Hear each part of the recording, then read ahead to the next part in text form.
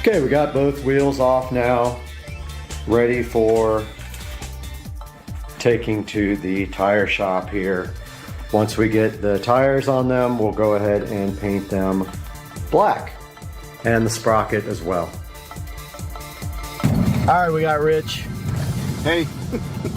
Taking us to bring the tires and wheels to Tire Outlet, and then we're gonna go get lunch and maybe even a liquid refreshment. That's a very good possibility. And we got the wheels and tires in the back here. I don't know where we're going to lunch yet. Probably somewhere over close to Tire Outlet if they can get the tires ready for us quickly. And then we'll grab some food. What do you think? I think that's a good plan. It's a deal? Yeah. All right, let's do it. All right, we just got back from the tire shop and we got these beautiful brand new Sunf. So funny. Wheels and tires that now need prepping and painting. And so I am going to try to figure out how to do that at this point. I don't have any index cards to stuff right there, but I definitely want to do it while they are on and mounted. And they came with this lovely Sunf thing, which sucks, so I'll have to take that off later. But yeah, I'm going to try to figure out some way to do this without index cards. Alright, we're waiting for Dukes of Duval to come over, and we need to start refinishing these wheels. So all that we need to do right here, right now, is start sanding these wheels. And I don't even know how.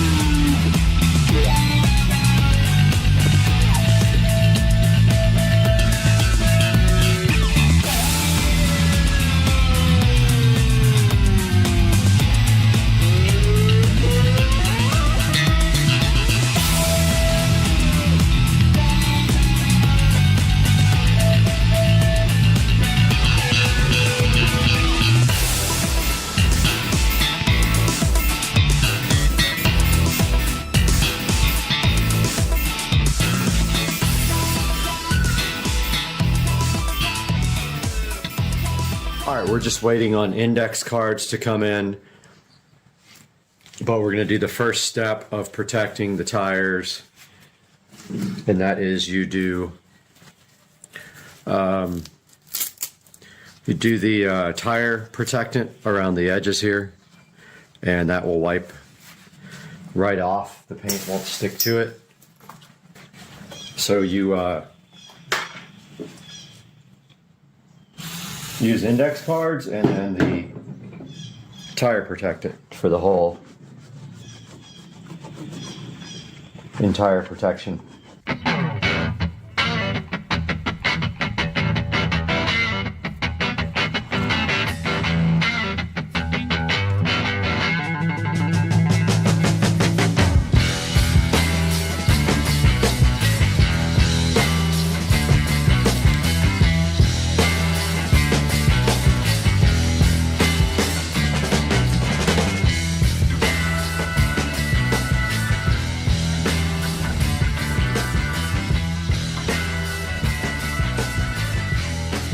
So the index card trick is not going to work on these wheels, and I'm bummed out. I don't know what to do. I got to figure it out now.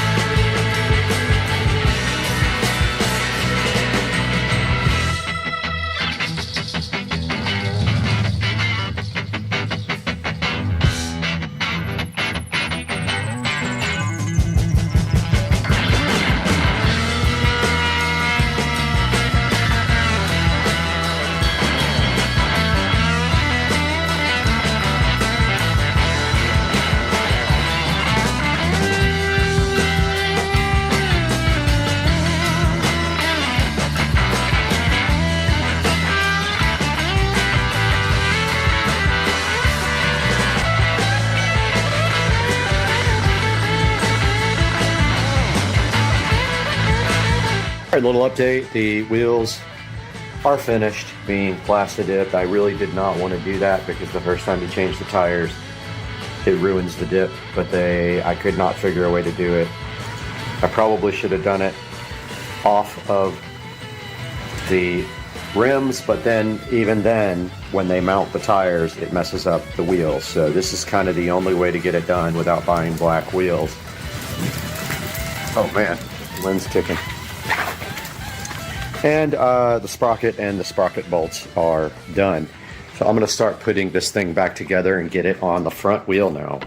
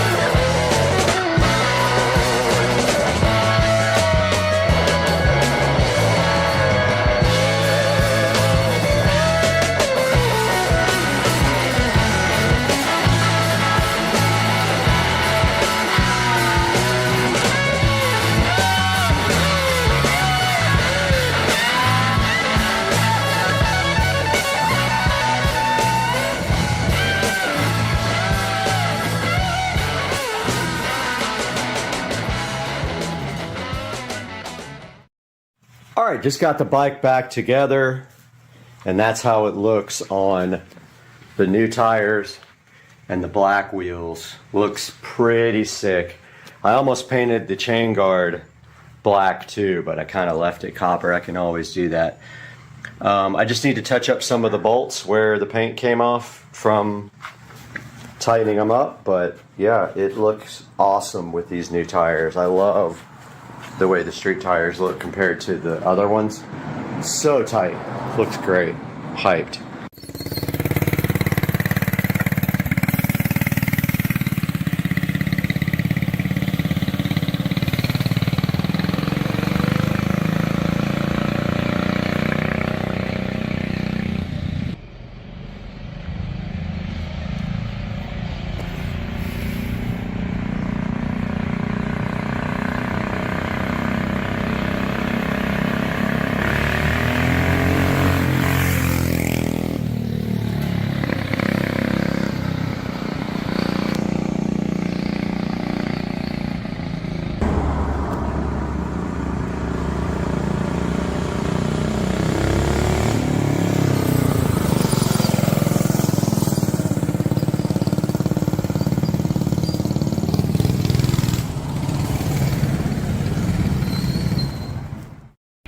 All right, we got the 85-inch peel satisfaction. You got 10 seconds. Let's go.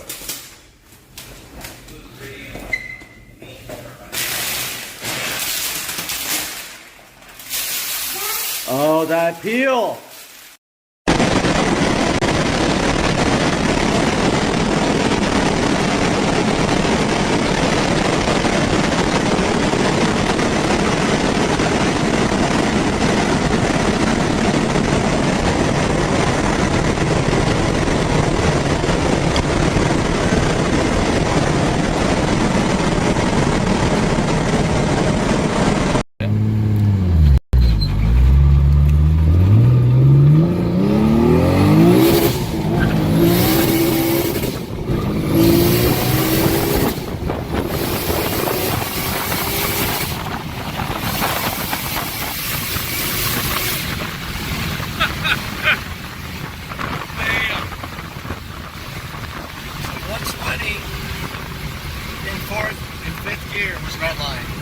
So I got a whole nother gear after 120. Yeah, and that's a long one too. Your 6 gear is pretty long, isn't it? Yeah, so I'm actually not that worried about that now. I think I can get 150 out of it. Yeah. So if that's the case, I'll keep this. Yeah. Alright, you can stop.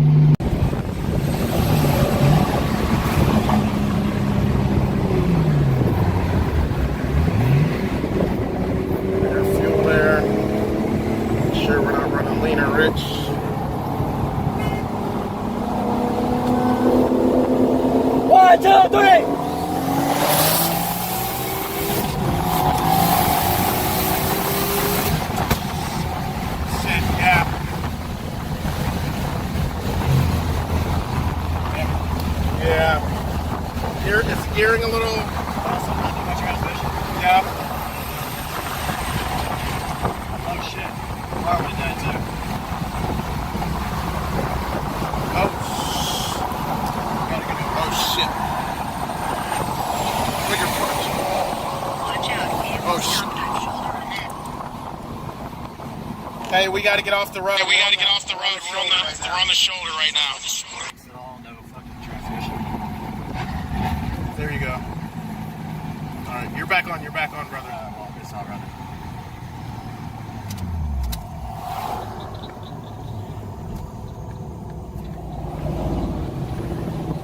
Fuck, I don't know what happened, dude.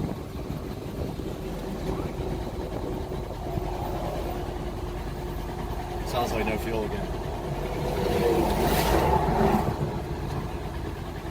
Yeah, it's not getting fuel.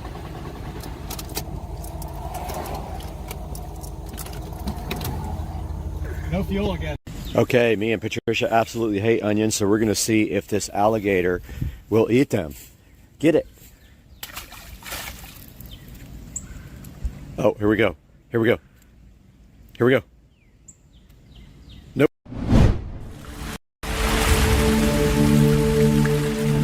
Welcome back to the channel, guys, and today we have a very special product right in front of me. ThinkCar reached out to Supercar Street Racing to see if we'd be interested in showing you guys their ThinkScan 689BT OBD2 scanner. Now, this is not a regular OBD2 scanner that you would find, those cheap ones that are like 20 bucks that you plug in. This one is special. It is a bi-directional diagnostic tool. This thing also does ECU coding, which a lot of those scanners will not do.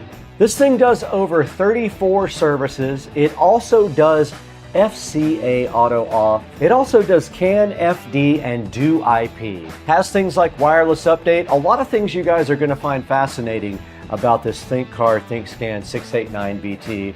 Let's get into it today on Supercar Street Racing.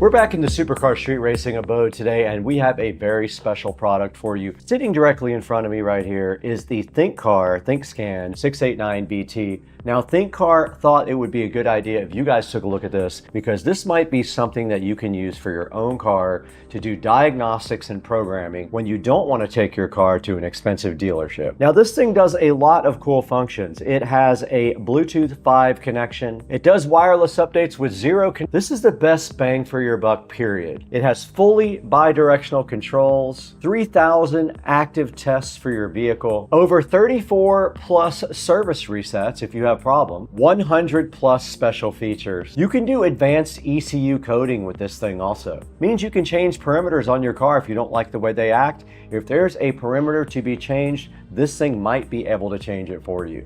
This thing does full system diagnostics, does live data capabilities, and also does auto scan and auto VIN. Now, this is also the global version. What that means for you is that you get over 10,000 cars and 140 plus car brands all included with the ThinkScan. There's no IP address restrictions, so no geo-blocking of this device no matter where you are. It works in 28 plus languages also, so no matter what your language, it looks like you'll be supported by the ThinkScan. This thing also has online vehicle compatibility with M-GPT. Now, this bi-directional control feature is pretty cool. What that is going to allow you to do is use the ThinkScan to activate things in the car, such as lights, such as windows, anything that can be tested and activated that this thing knows about. You should be able to use the ThinkScan right here to go ahead and test it. Now, advanced ECU coding means this. You should be able to write a VIN number to the ECU, renew ECU's coordination, improve your fuel efficiency. You could relearn your transmission if you need to do that as well. This can help you reduce power losses and improve the durability of your mechanical parts in your car. Now, there's also a bunch of maintenance services like hard resets. You can reset your power balance, your fuel trim, your VIN relearn, your turbo reset, your seat calibration, your crankshaft, things like that, your gearbox, your clutch, can all be done with these maintenance services on the hot resets. Now, this thing has a no cable restricted 10-meter wireless diagnostic range. It can auto detect your VIN in seconds and perform all of the scanning functions for your car that you need. This guy covers all kinds of European and American cars, all kinds of ISO and SAE ratings, and it's compatible with CAN OBD2 protocols. Now, getting into the technical specs of this guy, it is a Android 10 based tablet. It does have a 8-inch touchscreen, which is better than those other little plug-in scanners. It has 4 gigabytes of RAM and 64 gigabytes of storage, and it does wireless updates. If you're worried about ever getting updates, this guy should update from the factory. Now, the great part about this device is if you have a problem with your car, they will charge you at most dealerships to take that in and go ahead and figure out what's wrong with it. This might give you a good insight as to what is wrong with your vehicle before you even have to take it into the dealership. One-touch diagnosis means all you have to do is press one button, and this guy should go ahead and scan your car and tell you what issues you have. We'll test that out a little later on Rich's truck, but for right now, I think the best thing to do is get this thing unboxed.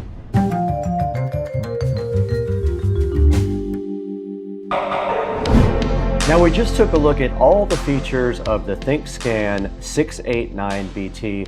I'd like to go ahead and get this out of the box with you guys and take a look and see what's inside. So to do that, we have our patented SCSR knife here to go ahead and slice open this nice hologram of the ThinkCar. And this thing is sharp. Looks like it's open now. Got to be smarter than the box. Very tight fit there on the ThinkCar, but it did come right out of the box now. Packaging was thick, and right inside of the box you do see an immediate cool thing. There is a nice carrying case there for your ThinkCar, which is something they did not have to do for you, but they totally did. There's a nice kind of cool thick carrying case for the ThinkCar ThinkScan 689 Bluetooth. Got a little handle right here on top as well, which is awesome. And then when you just do open it like this, there is a piece of foam at the very top. The actual ThinkCar is in the box here. It looks like it is an Android tablet-based device. Let's get that out for now. Interestingly enough, there's a Cat 5 cable or Cat 6 cable with the instructions right here. Inside of the box also a USB Type A to USB Type C adapter that might be for charging. This is a USB Type A to Ethernet adapter here. I'm assuming that goes onto the tablet, and then this Ethernet adapter goes between there and the tablet if you need to use wired. There is also a nice charge adapter here, and it looks like it is set up for Euro. It came with 3 different adapters. I'm not familiar with the other 2 styles, but it did have a US adapter on it right here. So if we just slide that directly on somehow. So yeah, this is the OBD2 connector. It has a OBD2 plug on that side, and on this side it does have a Ethernet and also another female OBD2 port right there. There's a packing list here also that tells you everything that came with the ThinkCar. Now this is definitely a USB Type-C charging port at the very top here, and it says that the other connector is a USB Type-A expansion module. There's a lock screen and power button right here on the top as well. It also does have some sort of desktop mount here. So if you just pull this out, it can sit directly on the desktop like this. And you do notice on the back that it does have the detachable Bluetooth wireless connector built right on the back, and they do even have a magnet there, which is very cool. The magnet sticks it right to the back, so you don't have to worry about it. Now, this thing does recommend the first thing that you do is connect this product to Wi-Fi and go ahead and update it. So in a few minutes, we'll get this thing on a charger and do that. So this guy does come with a USB Type A to USB Type C adapter to go ahead and charge it. So it's not a very long cable, and it looks like any particular charger would work. I'm going to go ahead and plug in directly behind me here and get this thing on power and let it go ahead and charge up. And it is lighting up the screen right now. The screen is lit up on the ThinkCar. It's at 92%. It won't take long to go ahead and get it charged up to 100. Now, I did look through the manual. There is not a lot about using the Ethernet and this type of connector. I'm assuming that is an alternative to using the Bluetooth connector that is on the back. It looks like right here, you would just literally go from here on the Ethernet connector to this dongle and then connect that to this when you're having Bluetooth issues. But there is no documentation about that in this particular instruction manual here. All right, you can see the battery is still at 92%. That's probably fine for going ahead and starting to look at this in a more in-depth way. So for this next part of the video, let's go ahead and get this thing powered on and see if we can get it updated.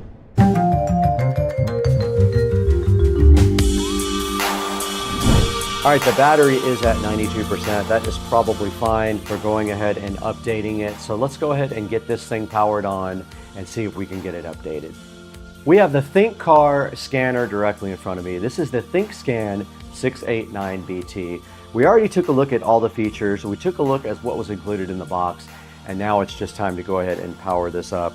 Now there is a little peel off satisfaction thing here. Thank you for your purchase. just peels directly off. And now let's hold this on and let it power on. Now this is Android based, so it's going to look an awful lot like an Android tablet, because it definitely is. Now I do have a question as to whether I can sideload apps on here. That would be another thing. It is powering up now. You can see the nice animation there on the Think Car. We do have a welcome screen. It says welcome. And now on the screen, it's giving us some hints and tricks. I'm going to go ahead now and hit the upgrade feature, our Wi-Fi system here at home. And it looks like it is connected. Let's go ahead and go back and then go to upgrade. Vehicle diagnostic software, download the latest copy. Let's hit enter. And it is asking me to upgrade all these different types of vehicles. I'm going to go ahead and hit upgrade. It says it's loading, and you can see it downloading various car types here. There's a percentage graph there of what it is doing. Let's let that upgrade. At the moment, it is upgrading all kinds of different vehicle models now, and the battery is at 94%, which is great. And now here's how you use the little stand. It does just sit on the desk, so fresh like that. Okay, now it is actually installing the new app version. You can see right there, it downloaded, installed it. Now it is rebooting with the newer version on it. Now I'm in the other part of updating the application. First part is the APK, and the other part is other, is what it's called. And there are some things here to update. I'm going to update the Diag-based service, and now it says it is on the latest version. Now I've updated everything on the Think Car Think Scan. This thing is ready to rock. The only thing we have to do now is go ahead and connect it to Rich's car, hopefully with this Bluetooth adapter right here, and go ahead and do some scanning and some playing around with all the features of the Think Scan.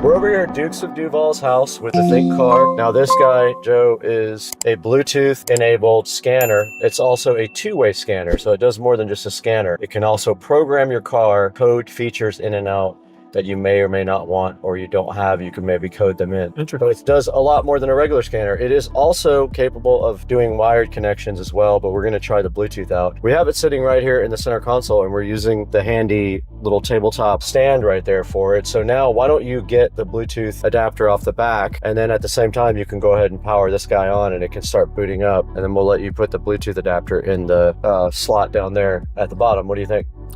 Yeah. Brad, did you choose me because you know that, like Trace Atkins, every light in my truck is on? Every light's on.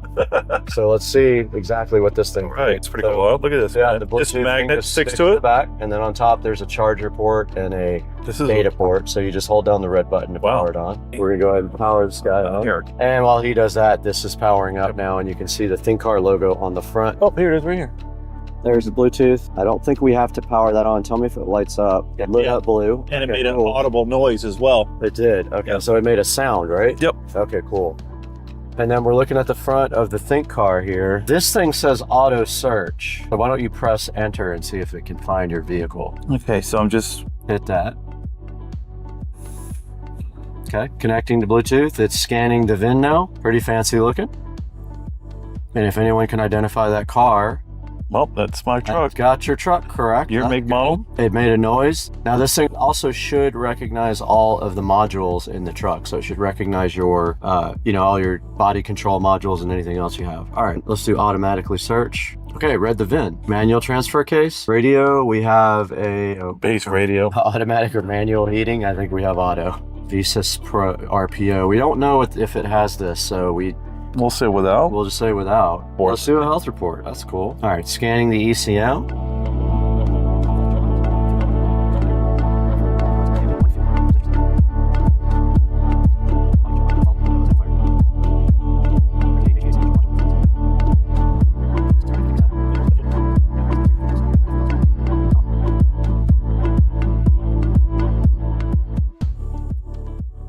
And so it knows the truck and it knows what modules are in it. Our first one was engine oil pressure, sensor circuit high voltage. Okay, so here is the reasoning behind the code. Doesn't really have a lot about that code. And then you can actually just Google search it as well, which is kind of cool. It's got Chrome built in, and then it searches for this code. All right, yep. Go back to the other one. Let's see what else we got. We got a this, cam set. this one's interesting. Oh, And then we have a fuel trim lean. Bank 1's lean. wow. We got a fuel trim lean bank 2. And then we already saw those, so we know about those. HVAC temperature control feedback circuit, airflow control circuit open. So this is some of the stuff that you can do with it. That's interesting. The oil You can do the oil light, service reset light. brake pad replacement. Yep. All this stuff can be reset. Oh, interesting. Tire type calibration. Okay, so that's some of the stuff you can do outside of the troubleshooting. Oh, a lot of extra things up here to do if you're working on the car. So if your car supports it, Yeah. they're the ones that you can use for regular maintenance. Engine. Yep. Airbag. That's interesting. Battery matching. So if you need all this stuff, it is available if your car supports it. Man, this thing just has a lot. Definitely has a lot of features. Injector You can code. code your new injectors. A lot of things that my truck doesn't have, but this just, it just has so many different things. All right, so there it says cleared TTCs right there, right? Yeah.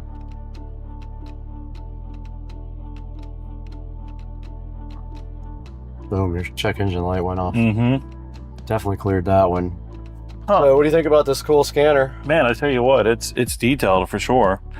I hooked up a scanner before, and it definitely didn't provide as much detail. No, not even close. So interesting. Those other things, I got to look into those. Yeah, it probably has more support on newer cars that have a lot more electronic modules and things like that. That's a good look at the Think car.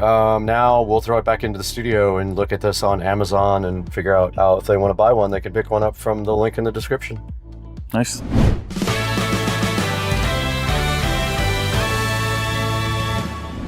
Hey guys, welcome back to Supercar Street Racing. We're in Studio B right now. We're also broadcasting live on YouTube while we edit. But today we have this very cool Think car, Think Scan 689BT. This guy was given to us to go ahead and evaluate and check out all its cool features. It does so many cool things.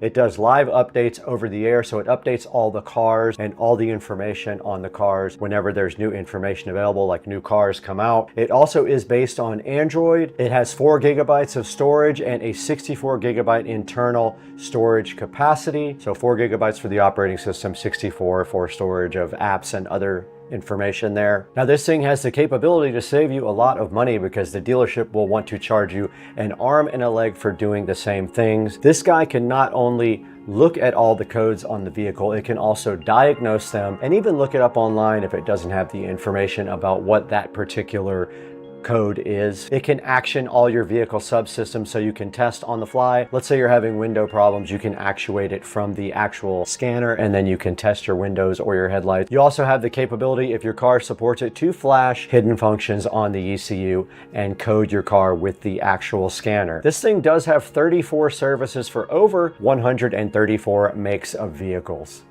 It has some cool new features like clutch and turbo reset, which were just added, which is very cool for automotive enthusiasts.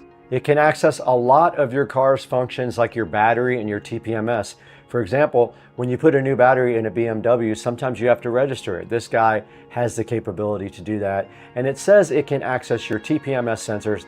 I did not personally test that part. Now it also does everything wirelessly over Bluetooth. It comes with a magnetic Bluetooth adapter for the back of the unit, but you can also hook it up via the Ethernet cable and a hard cable that they provide you in the actual kit in the little case that they give you. Here's a little look at all of the cool features of the Think car, Think Scan. It has a lot of extra things. This is a global version. It will not lock you out via geo-blocking, so you can use this anywhere. It's a global version. This thing has bi-directional control, so you can activate things from the actual scanner. It does things like ECU coding. You can possibly write a VIN to the ECU, improve your fuel efficiency, transmission service resets. Check out all the hot resets you can do here. Oil, EPS, ETS, brake, gear, SAS, injectors, and BMS all can be reset from within the scanner. And it does automated VIN checking and diagnosis based on your actual car. It covers all kinds of vehicles from 96 to 2024, compatible with OBD2, EOBD, and CAN protocols. Check out all the cars it does support right there. And there's a good look at the height and width. It is a nice little tablet. It feels pretty heavy and sturdy, like it won't won't break easily, and I do like that. And you saw on Joe's car, we pulled all the codes on his car. We were able to go online and search for them all. And then we were able to reset the codes as well, which is awesome.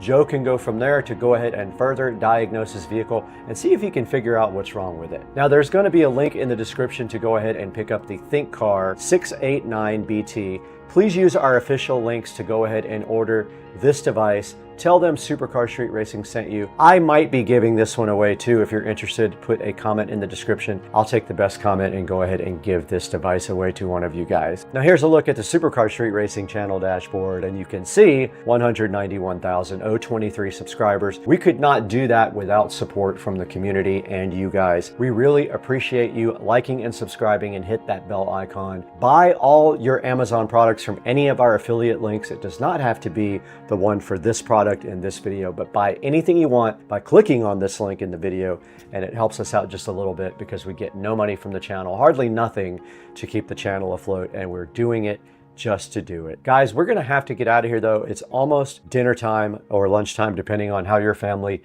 specifies it. Let's get out of here, right out that door. Hey, what's going on, everybody? It is Friday, and we got a little project going on today for the SL.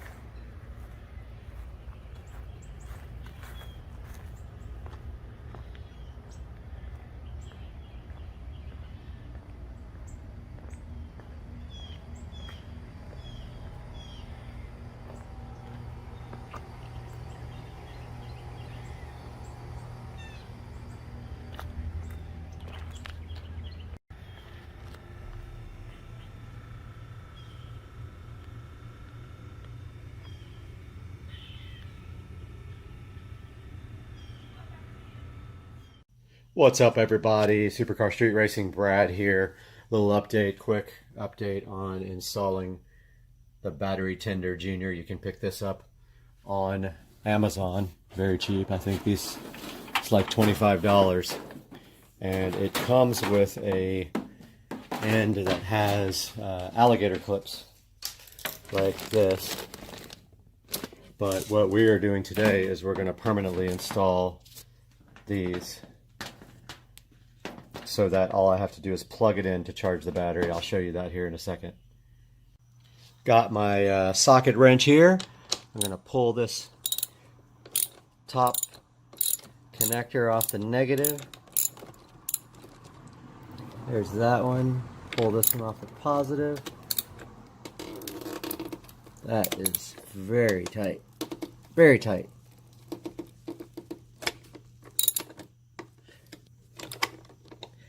That almost stripped. I'm going to go find the correct size.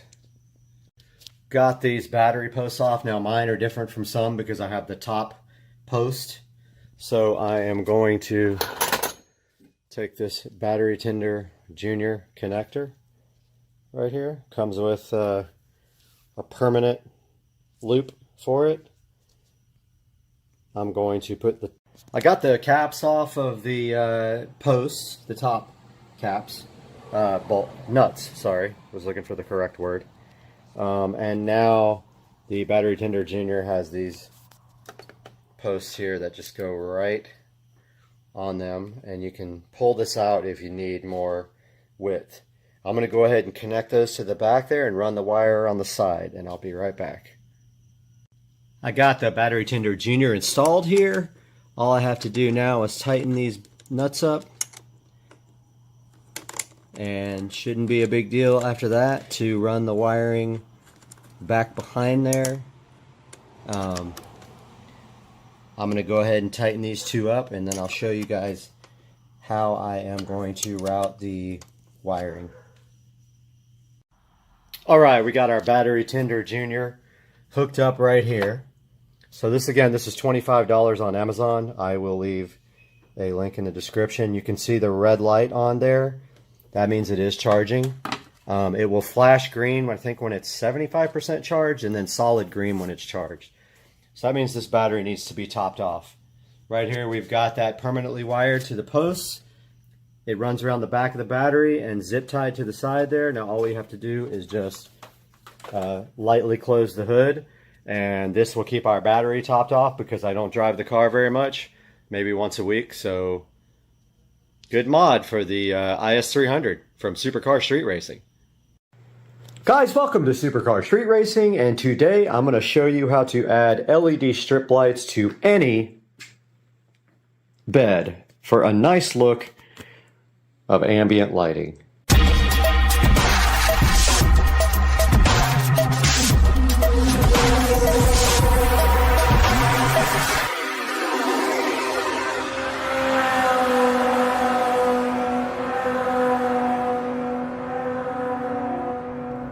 Hey guys, today we got the Govee Wi-Fi LED RGB strip light here, and what we are going to be doing right here and right now is adding this light to underneath the new Wayfair bed.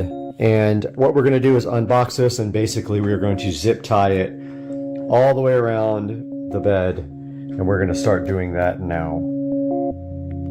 Okay, we got the Govee RGB LED strip light right here, and it does come with a bunch of clips which we're not going to use. It comes with two LED strips, and basically one runs off of one connector here and the other one runs off the other connector. So we're going to put it down at the end, and then it is going to go around in a circle. One is going to go each way, and that is how we are going to prepare to put this LED strip under the bed.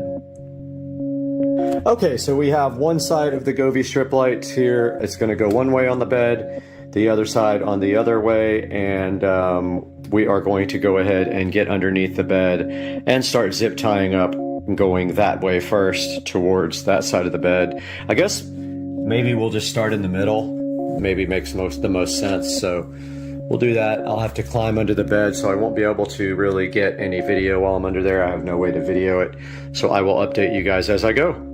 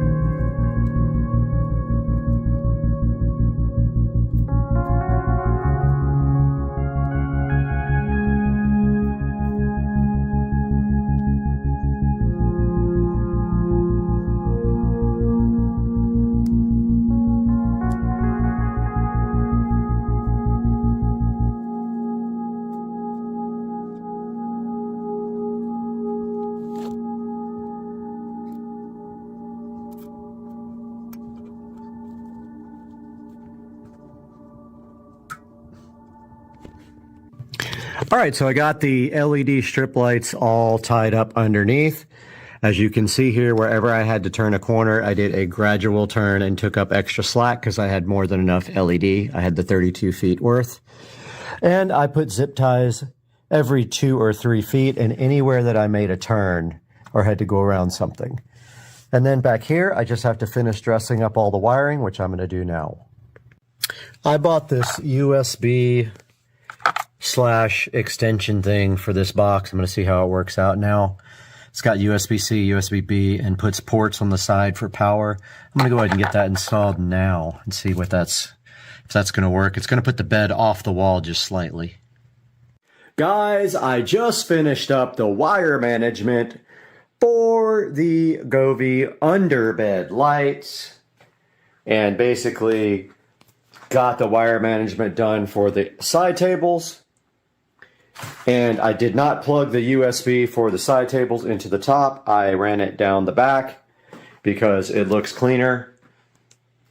And you can see here that we have the finished side tables.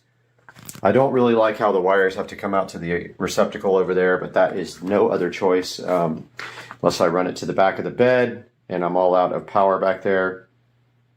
Also, the bed can't push all the way up against the wall because of the power back there. So I want to get a couple more pillows back here or maybe a headboard. I don't know what I'm going to do yet. But as you can see, we got our lamps back in here that were belonging in here.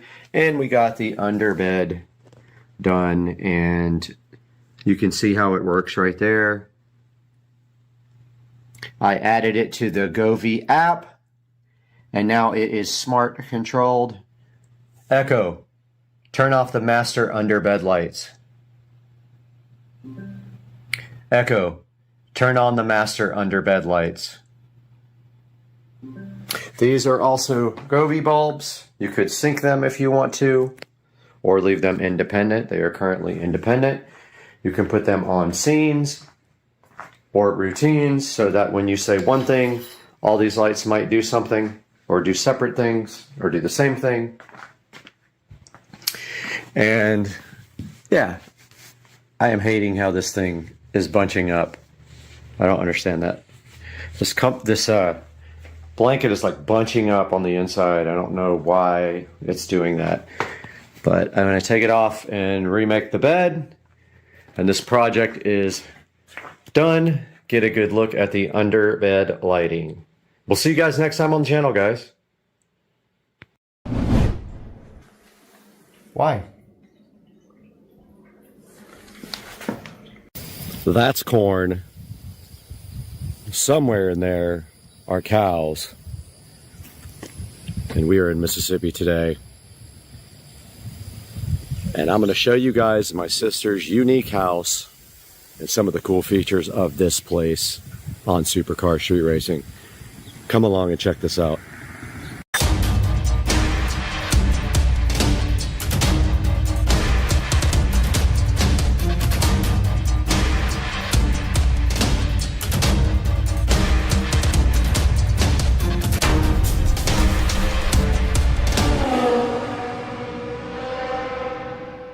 Now you can tell already stepping on the porch of my sister's house that she has some unique things out here. Very unique taste in art and furniture, and she collects some really cool things. But I've spent some time on this porch playing guitar with the corn right across the street and the beautiful plants. And you can see here, this is just the beginning of some of the coolest things you'll probably see at a house.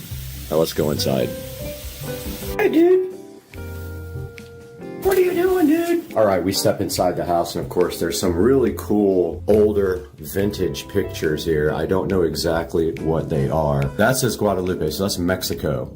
So yeah, some really interesting old photography here. And then of course we are from New Orleans, so down here we have some very cool Mardi Gras stuff there, and we have Bo the cat. And then moving up here, there's some very cool antique lamps here. A very old antique, it looks like an armoire, or I guess you would call it a dresser, more like, and not an armoire. And then on top of that, some vintage photography, and I don't know the significance of this, probably isn't one. The cat is trying to open the door. You're not getting out, dude. Some interesting palm leaves here, a candle, and then some shawls adorning this. And some more old photography back here, but a very cool old dresser here as you enter the front door, and some older looking ornate lights. And then on my right here, some pretty cool artwork. As you can see, it's multi-leveled. Might be hard to tell on camera, but this is levels of paper or some kind of material. This is one of my friend's artwork, Andre. So he painted this of a local artist. Okay, so my sister is really into Day of the Dead stuff. So you're gonna see a lot of skulls and things related to Day of the Dead. And up here, we do have a cool picture.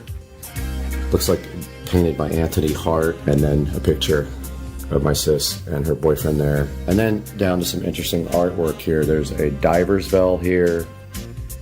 There is some kind of old, I think that's a trombone. There's an old cigar, a Puerto Rico tiny ukulele there, and then knickknacks on the top. And to the left of that, a old vintage microphone with some Mardi Gras beads, and an old, looks like a Mardi Gras trumpet, honestly, is what I think it is. And then a cool old piece of furniture underneath this. Looks like it's just like some sort of chest, and that is part of the living room there. Now let's move over. And this guitar is Paul Thorne. It has tickets on it and it's autographed, and that is pretty cool. If you guys haven't heard Paul Thorne, go ahead and check him out. And there is his Catfish Alley poster, and then a picture of him and my sister, and some other Paul Thorne stuff here, and then cool little poster here, artwork by Paul Thorne. It is signed by him. And then a lanyard from his concert, and some other cool rock and roll related. Maybe he played in Clarksdale at the Deep Blues Festival. And then down here, there's some Eddie Hodges stuff. Looks like an Eddie Hodges record autographed, and a old resonator guitar, which I have played this several times. It's kind of interesting to play. Some kind of, looks like a ray, manta ray or stingray skeleton there. And then we've got an interesting little table right here as well. On this table, there's a bunch of knickknacks, a bunch of automobile-related stuff, some airplanes and stuff like that, some more Day of the Dead, picture of my sister's boyfriend with the president, and just a lot of cool little knickknacks. And then some art up top, looks like Mary art. Down below, a dog and a suitcase and some old antique, looks like antique buckets and an antique suitcase right there, suitcase. And then some walking sticks over here to round out this wall of coolness. Okay, over here on the side by the antique fireplace, you can see some more cross-related art. She really likes crosses and the Day of the Dead stuff. And an antique piece of furniture down there. An old antique chair, so a vase, an old phone here. Some really cool artwork, some more religious artwork. More cat interference. And then up here we've got a nice big painting, and on top of the mantle a bunch of cool crosses and candles. And then down here in front of the fireplace, a bunch of cool little candles on a metal antique table. Very cool. Some more religious artwork there. Another cross here, which is pretty cool. You guys can see that. And more candles. And some more art in the corner here. There's a corner shelf with some interesting things on it. Few little knickknacks here and there, some more crosses on the wall. And then over here in the window there is a case full of antique cars, a Buddha here, another old piece of furniture with a cool candelabra thing in front of it, and another really old antique chair there with a chandelier above the window. And then this ornate piece of iron here with some things hanging on it, and this couch with these nice pillows. You can see this really old cool suitcase here, an antique book on top, and then here is a signed Meatloaf autographed microphone, a cool Eminem dude with a saxophone, and then an Elvis. And you know, we just visited the birthplace of Elvis yesterday, and there's Elvis with his microphone chilling on top of this old piece of furniture here. And then another old table with some things inside the top, and a skull on top with a Mardi Gras hat of some kind, it looks like. Side, there is a pretty cool piece of artwork up here, a bunch of candles, a bunch of old dishes, antique dishes, all the way down this, I guess you call it an armoire or a cabinet of some kind. And then on this side, some really cool, colorful curtains, another Day of the Dead type skull, old bowling pins too, which is very cool. And then in the corner, on the corner shelf, miscellaneous, looks like a glass skull from the skull vodka. Really, really cool artwork here. Really cool antique tables. Another pretty cool hanging mirror with some, and she's also a cat lover, if you couldn't tell. The cat's staring at Patricia. And then this, another cool little skull. And these hanging cat ornaments are awesome. Look, these are cool. And then rounding out her cool living room, she has some more neat artwork right here. And then, of course, more cats right there. And an awesome shelf. I like this piece of art here. It says odd on it, and it's got the little Barbie doll head. More religious stuff there. And then all the way down the shelf here, some interesting books. And a really old vintage guitar here with some signatures on it. Okay, in the kitchen here you can see some really cool antique stuff here. A dulcimer, or a dulcimer, some artwork up there, a neat old phone, and then of course a bunch of skulls and random. There's a llama here for your mama, and then grouper legs. We're in the foyer area, and this whole foyer has a lot of cool things in it related to rock and roll and some cool artwork, bunch of wine bottles, really old wine bottles, and then up there, signed guitars. They are Charlie Daniels, ZZ Top, Glenn Campbell, Eddie Hodges, B.B. King, and the Greg Allman signed guitar, all up above the door here, along with some old glass vases, old wagon wheel. Up there, there's a Christopher Cross signed guitar and some Elton John artwork down here on the side. But yeah, just a really cool collection of signed guitars. Top of the steps here, some more. But yeah, just a really cool collection of signed guitars. And more music related stuff. And that is a Vince Gill signed guitar right there. And let's take it on upstairs where there's some really interesting artwork.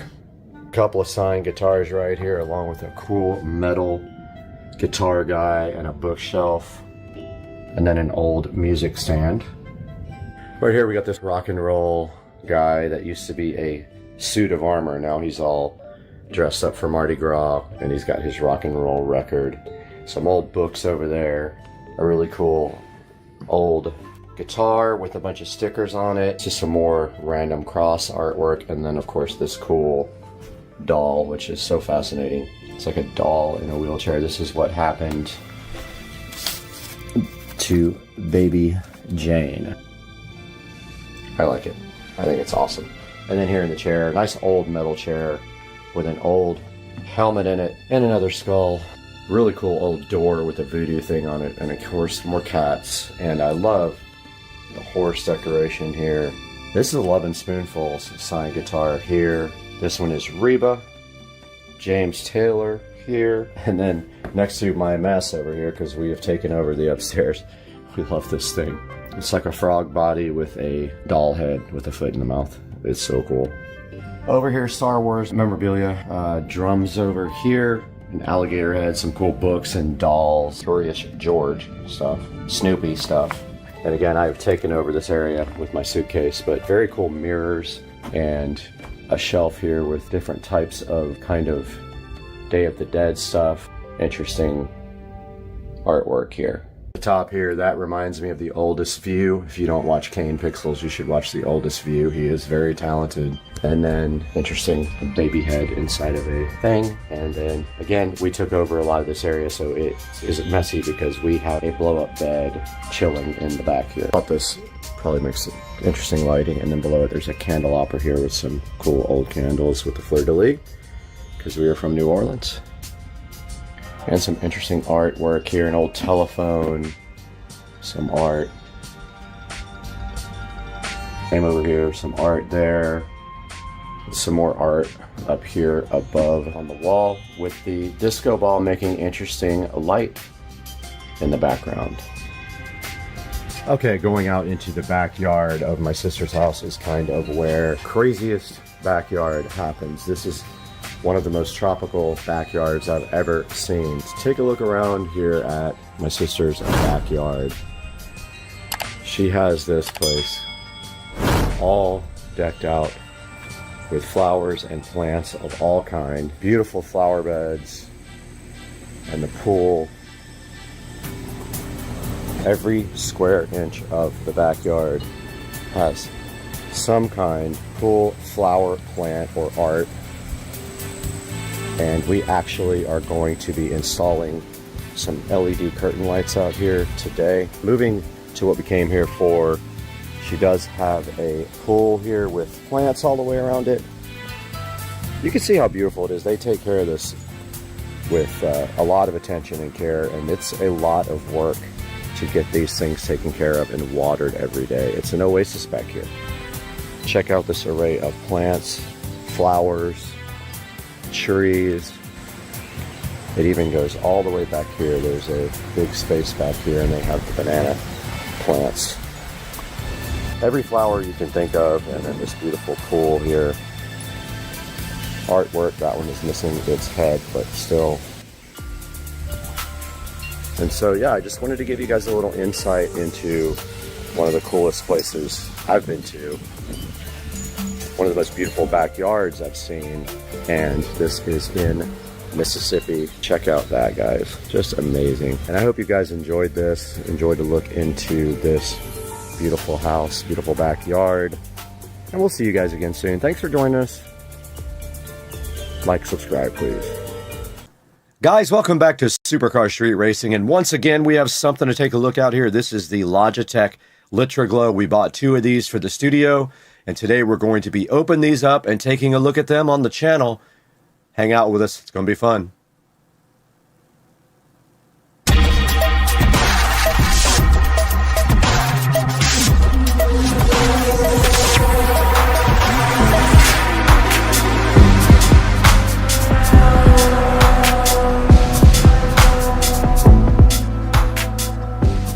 Guys, welcome back to Supercar Street Racing once again, and today in front of us we have the Litra Glow light, and this is a light designed for creators like myself to light up your face, and it literally mounts directly to the monitor there.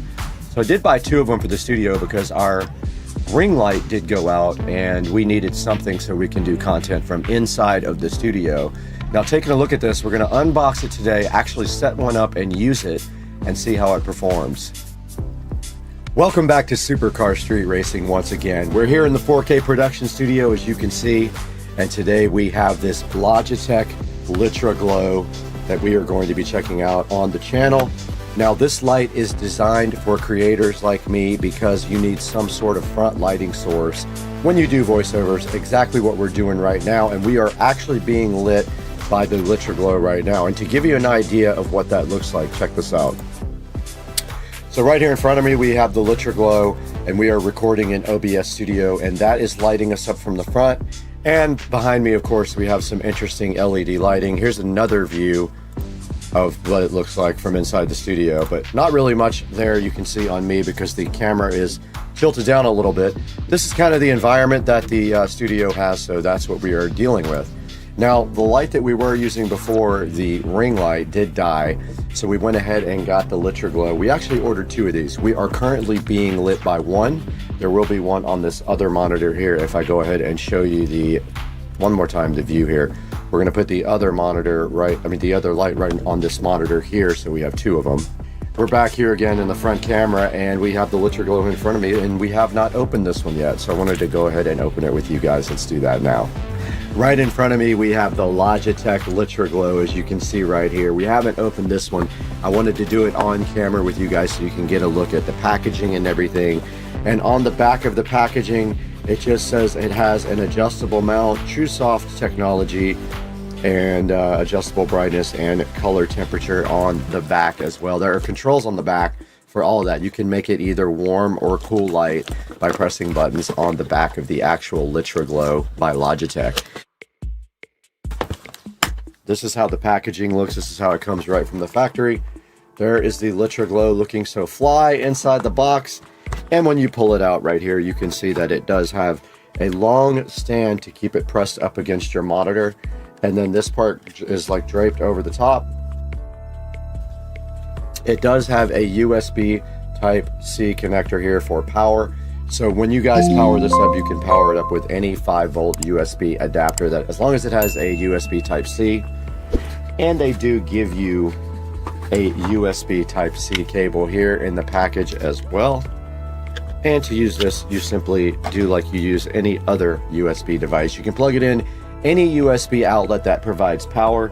And then on the back of the light here, there is the USB Type-C. You just plug that in. And this is a look at the Logitech Litra Glow and how it attaches to the monitors.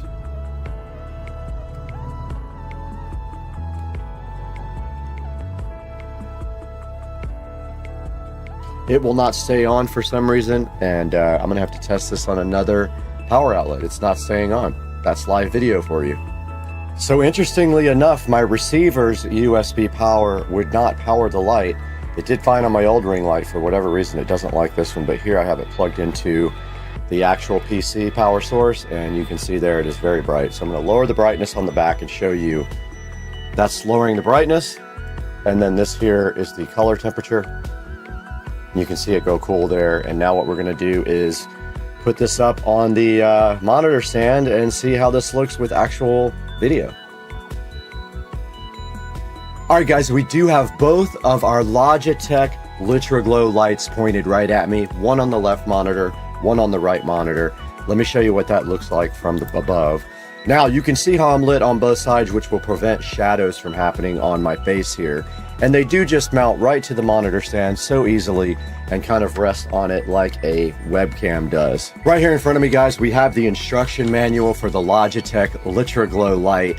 And in the instruction manual, it simply has pictures such as an IKEA product would, and it literally just shows you putting the light onto the monitor, and then that you can tilt the actual top of the light forward or backwards as well. And then also it says that it can spin on its axis as well. You can put the light wherever you really want to and turn it in any direction, so it could be on either end of your monitors. Now, giving you a better view of what it looks like here, you can see right here we've got one almost on the end of this monitor and one over here on this monitor. We actually need to rerun the USB cable because it is kind of tight back there, and it is showing. Guys, right next to me here, we have the Litra Glow from Logitech. Premium LED streaming light with TrueSoft, an adjustable monitor mount, and it does adjustable color temperature as well. And if we see right here, it has 4.5 star reviews, so not a bad rating out of 2,200 ratings. Some of the 1-star reviews say ruined by a few critical flaws, and it's not a camera. I don't know why they put camera. It is not one. Soft and very bright, but lacks appropriate controls. I don't know. All you need is brightness and color temperature, in my opinion. There apparently is a software for it, so if you want to use that, it's called G-Hub, and somebody was just talking about it right there. You don't have to use the software. And it says right here that it makes you have natural skin tones, a radiant look, and it is a full spectrum LED light, and we knew that already. And it's safe for all-day streaming. It doesn't get hot or anything like that like big, large lights do. Says it's got a freedom of light placements because basically it's really easy to place anywhere on the monitor that you want. Now they're fully customizable, it says, with your keyboard and mouse, which I have not looked at that software. Maybe we can take a look at that. And it is plug and play. It just literally plugs in for streamers and content creators with absolutely no drama whatsoever. So right here in front of me, you can see the Logitech G-Hub software that you can download and install. And this lets you be able to program the light and control it from the keyboard. However, I did notice in one review, someone was saying that to really control this the proper way, you need the Logitech keyboard, and you can't really do function keys or whatever on a normal Windows keyboard. So just be aware, it's not easily controlled unless you also have the Logitech keyboard in front of you. All right, so you can see right here, there are a lot of other options for lights if you so wish to. There is one here for $17.99 from Letwing. There is a Nexaglow right here as well for $37.99. And there are plenty of other choices available on Amazon that have okay reviews. All right, guys, right in front of me here, you do see the Logitech G Hub download available from Logitech. Let's go ahead and download that for Windows. And we do have it. Let's go ahead and install that right now. So you just click install. It says please wait while we install the G Hub. Now we want to see what kind of functionality we're going to get with our lights when we have the G Hub software installed on the PC. Alright, we got the G Hub software open in front of me right now, and you can see that you have 3 different options here. Now if you click this edit button, you can name them, and you can see I've renamed them right and left. It will not let me drag them into the appropriate positions like you can a monitor though, unfortunately. But if we go here and double click the right one, you can see that we can change the color temperature, and it did change to a yellowish hue right there. We can also change the brightness. You can see it can go from no brightness to quite a bit of brightness. And then on this side here, we can go to the other one, change the brightness. And those are about the same color temperature. You can see I'm oversaturated here, so we don't need that much light. Let's go back and lower the brightness a little bit. That's better, but still a lot. The camera seems to be oversaturating the brightness levels when I crank up these. Now you have this activation with camera here. You can turn on the lights whenever you get your camera turned on. And it does say camera Depth Tech webcam. We can choose which camera we want this thing to bring the lights on when we turn it on. And then you can change the tile view, or you can change to a list view here.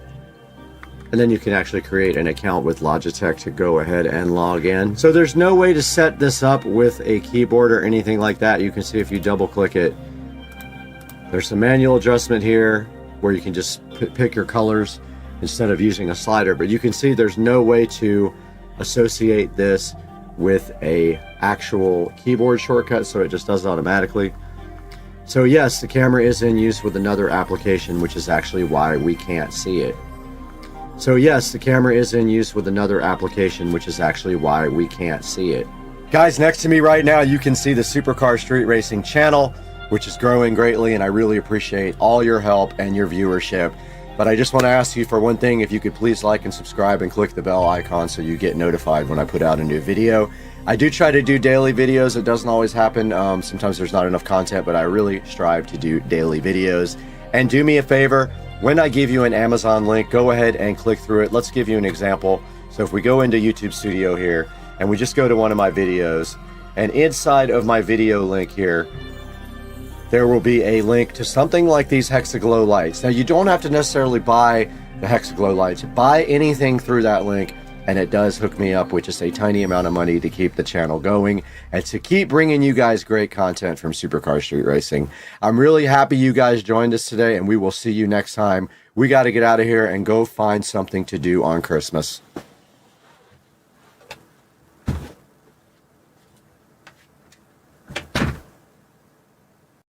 What's going on, everybody? Supercar Street Racing here, Friday, coming to you from my backyard. So my house back there, and just hanging out on my dock here. And I'm going to talk a little bit about interior trim and what you can do to refinish your interior trim. Now, of course, there's a lot of things you can do, spend a lot of money on, and you can make it anything you want. However, I'm going to show you a way to redo your interior trim with minimal effort to matte black finish. And for those of you who have wood trim and you don't like that, you can easily make it matte black. So I'm going to show you that now. And let's take a walk over here. My boat over here behind me. And it's a little tour of my backyard. There's my pool. And here's my patio area. Gonna head over to the garage right now and show you guys what we're gonna do today. All right, guys, we're headed to the garage now. Take a look at what we're gonna do today. But first, we have some matte black Plastidip here. What we're gonna do is throw it right here in the sink, like this.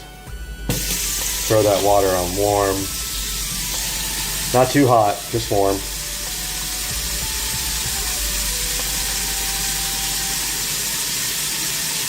Still getting warm here, so. What we're doing here is we're going to warm up the can of Pasta Dip so that it sprays better, more uniform. Very important. Let that sit there for about 5 minutes and get warm while we walk out into the garage. Also got some Bondo spot putty here. Now what this is for filling little cracks, hairline cracks, scratches, pinholes, and then you can sand it after that. Take a walk out here in the garage and turn this garage light on. And there's the Mercedes here and the Honda just chilling right there. So here is the factory Mercedes center console. So what we're going to be doing today is sanding. We're going to clean this really good after we sand it. Same with the door panels and the shifter. And then we're going to be plasti dipping these in a matte black and reselling them. That's coming up next. Got my supplies here for, I'm gonna rough up this. It's kind of smooth, so roughing it up will help with any issues with the plasti dip sticking, excuse me. There is also a scratch right here that I don't know if I'm going to be able to fill, but I am going to try right there. I'm gonna fill that and sand it after I get this nice and clean. So the first thing I'm gonna do is go inside and get my cleaner, so after I get done sanding, I can clean this off. Here's some cleaner with bleach. Take that outside. All right, so right now I'm gonna take my sanding block here and I'm going to start hitting this pretty good with the sanding block, and I'll get back to you after that. Got the whole thing sanded down. Basically it's clear coat that sands down and it looks kind of powdery.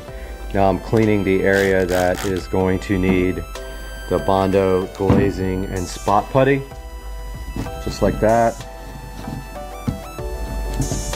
Get it nice and clean. It takes about 25 minutes to dry.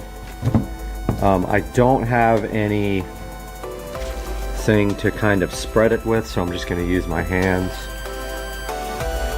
So I'm going to open it up, puncture the cap with this top part.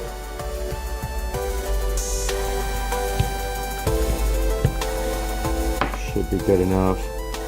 I don't need much here.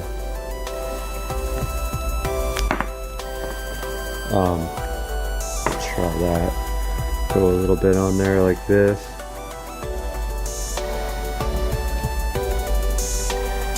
So that's how it came out. Gonna maybe with my finger kind of fill in that crack.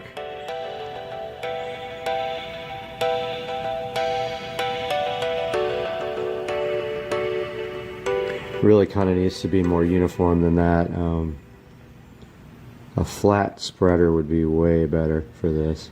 I just don't think I have one, or maybe a piece of cardboard. But that's the way it goes on. 25 to 30 minutes from now, that will be dry. So I'm going to leave that here and I'll update you in that time. Got the factory shift knob here. It does have some wood on it.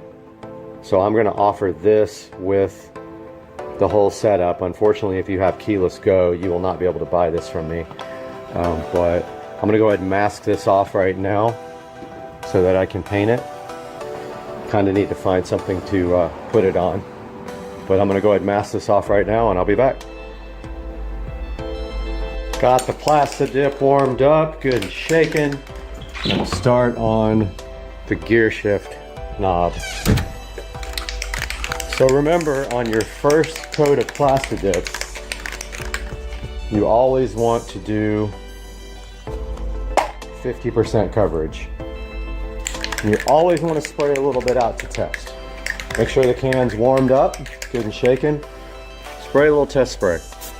What that does is clear the nozzle out. You want to do that every time and clear that nozzle out of dry plastic dip. So here is the masked off, sanded shift knob. I'm going to go ahead and do a 50% coat.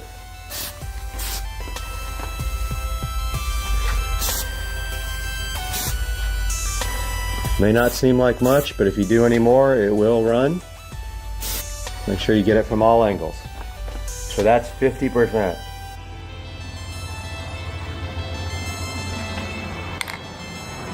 Still waiting on the spot putty to dry. I touched it a minute ago and it is still soft to the touch. It said 20 to 25 minutes, but it's kind of cool out here. I have not sanded that piece yet because I spot puttied a little chip right there. So the only thing really I can do is the ashtray top, and I can do that side of the door trim. So I'm going to do that now. Take all this stuff and get it out of the way.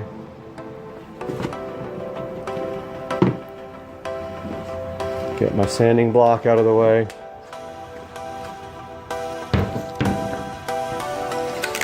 Go ahead and do a 50% coat on my ashtray, which I have sanded and clean. Remember, all sides.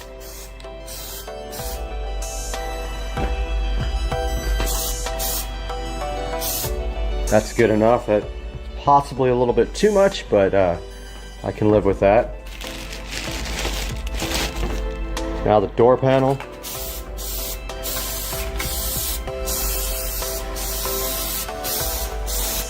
Remember the sides, 50% coating. You should be able to see through the first coat. All right, there's that first door panel. These are going to get 4 or 5 coats. So now, 15 minutes between these 3 pieces for their next coat. By the time that's ready, I'll be ready to sand down these 2. Timer just went off, 15 minutes have gone by.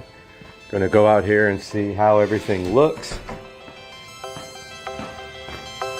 Looks pretty good. There's the ashtray. And the door piece. And the shifter. Go ahead and put round 2 on the shifter. So for the second coat, you wanna go a little bit heavier. Make sure to spray a test coat first. That's good enough for the second coat. This is a heavier coat, but you still want to be careful about runs and drips. Make sure you go all the way around. On a flat piece, you don't have to worry so much about runs, but still, that's good enough for the second coat. And then there's the second coat on this one.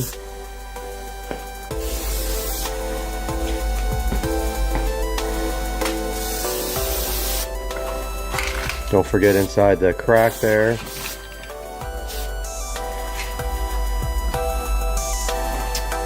Now, while that is drying for 15 minutes, let's put our timer on.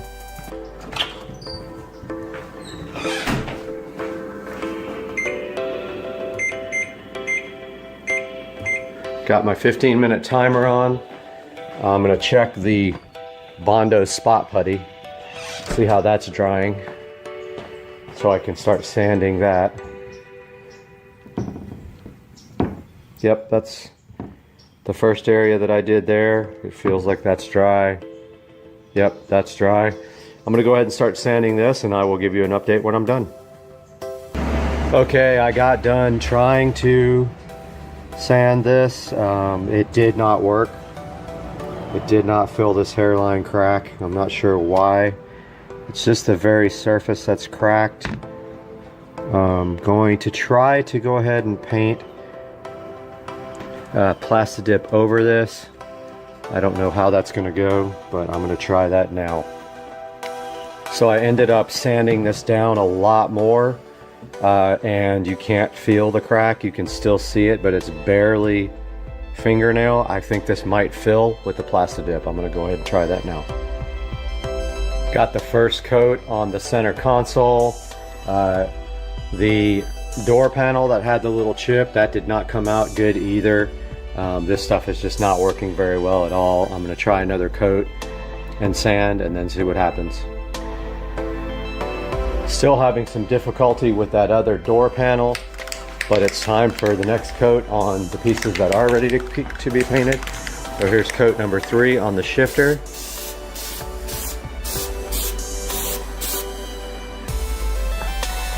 On the ashtray.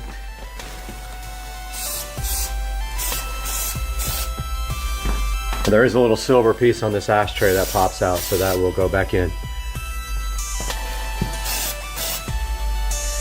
And third coat on this door panel.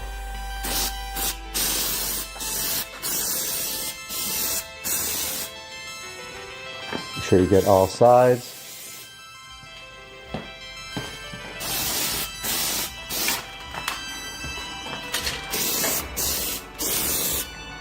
So these are thick coats. Don't forget. This one I tried to touch up a little bit more. This stuff is just not working well at all for this application. I'm not sure what I'm going to do unless I just try to build up a really large amount of Plastidip on there to fill it in. Time for the next coat on the center console. Go ahead and get that. See how it's splattered out? You always want to do that test coat. Make sure you're getting all angles. This is a good heavy coat. Looks like that crack is filling in pretty good. I might get lucky on that. However, I'm just noticing that I've been missing this part that's really hard to get to here. And I may have sprayed too much right there.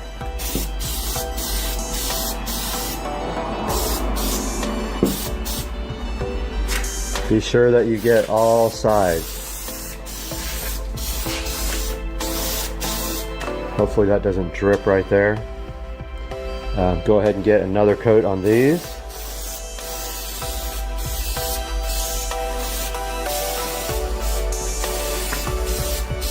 Sorry about that. I had the camera off of it for that. It's kind of hard to shoot and record. Paint and record at the same time. And this is coat 4 for all the rest. Now, the thing about Plastidip is for this shifter, wherever you tape something off and you have these lines, you can either attempt to peel that off, or the best way to do it is if you've taped off an edge, you want to peel that when it's wet. So when I do the last coat, I'm going to peel the tape off while the Plastidip's still wet. If you do it when it's dry, it will take the rest of the dip off. It will attempt to actually peel.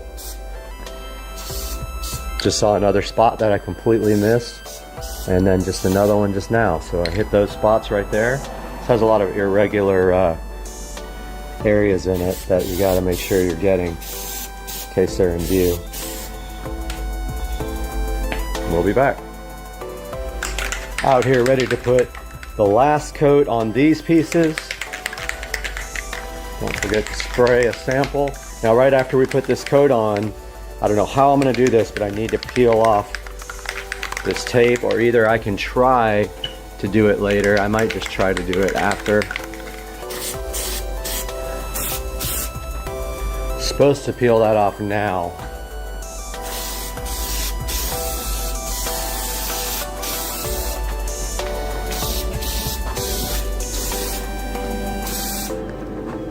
Got this final coat going on this center console.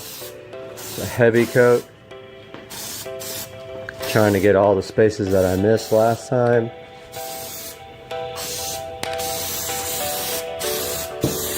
Also assure that nothing scratches I'm just taking a look at all these areas up here that are hard to see.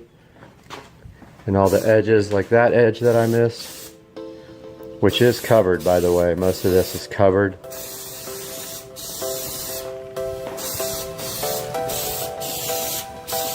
It's a good thick coat. Now the final coat on this. Nice thick coat. A lot easier to do a thick coat on a flat object that it can't run as much. And then on the ashtray,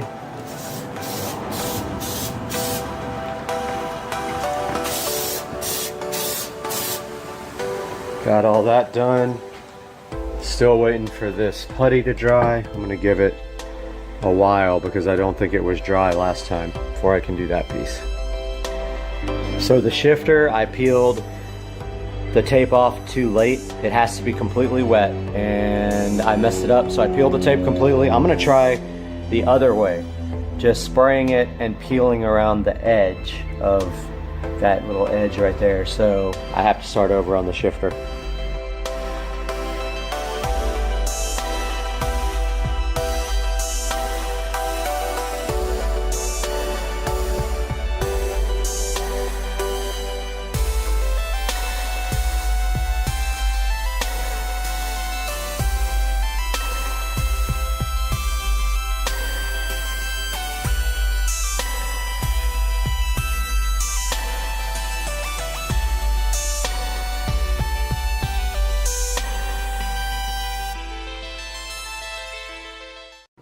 What's going on, everybody? It is Monday and I am so frustrated right now with UPS. My wheels and tires were supposed to be at the shop on Friday. 3 of the 4 wheels and tires were delivered. The other wheel and tire has been saying out for delivery for 2 days now. I am at my wit's end with these guys. I've called them 10 times. Nobody can tell me where my package is. Today we've got an unboxing. As you can see by the title, this is the G paddles. This is to convert your button style shifter that was on the AMG, the early AMGs, to paddles. Let's take a look at this.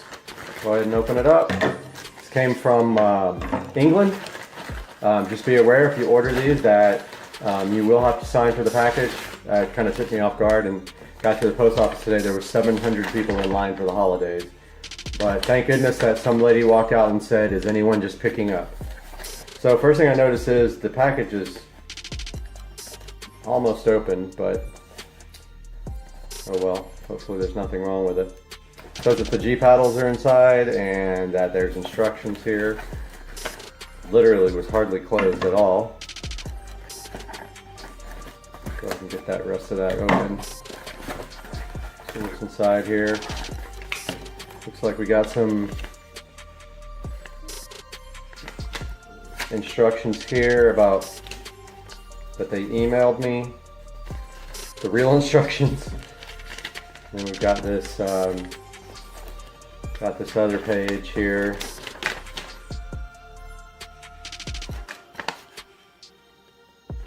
So there's one thing you got to know about this. The factory button holder, which you will see when we install this, is very delicate. They do not make that button holder anymore. If you damage it, you need a new steering wheel. There are ways to get this thing out though, involving heating that unit, that button holder up so that it's more pliable. If you don't, you're gonna break this little tab off. Picture it like this. Basically, this is not dirty looking at all, is it? There is a little button holder. The stock button is has 2 tabs on the side like this that fit inside these little round things. Okay, to get that button out, you have to pop those little tabs out. But when you do, most people break off this little circle that covers it. It's almost I don't even know how to describe it, but the pin goes inside this little half circle that allows it to turn. Most people break that off right there because they just are in too much of a hurry and they don't heat the housing. So inside here we've got this nifty little, I guess it's an air freshener, British flag air freshener. And then inside here we've got G paddles. So they are silver. You can get other colors, but I mean, if you really want other colors, just paint them. That's G paddle number 1. So there's the mechanism. So if you see what I'm saying here, these 2 pins, right there, they fit in 2 little circles that are pivot points. And this part presses the actual button. And this part would be this left side, I believe. So when you pull it towards you, it pushes the button. So that part inside the holder, button holder, that's the part that goes around this pin is what people usually break off. So here is button number 2. I will put the instructions for this with this video. There's button number 2. So it's going to probably be like that, I'm guessing, but the opposite of the way it's facing you. That side would face you. There's the 2 together.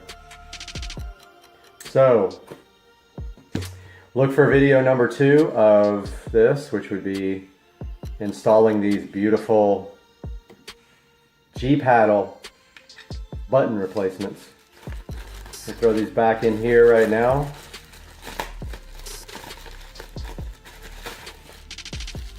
And any day now you can look forward to a video of brand new wheels and tires. I won't tell you anything about the wheels except that they are matte black. And I was kind of trying to save that, but I gave it away in another video. So look for that video coming up soon, and we'll see you guys in the next day or 2. This tiny little guitar is chilling next to this thing that looks like a guitar, but it's actually a mouse pad. We got a guitar right here. We got a thing that looks like a guitar, and we got the Peel Satisfaction. Oh, you love the Peel Sat. It's so good. And we just got blooped on while we were trying to do a short, and it messed everything up.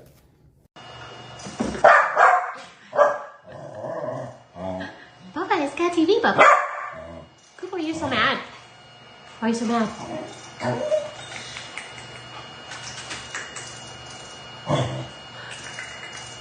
Get it, Bubba.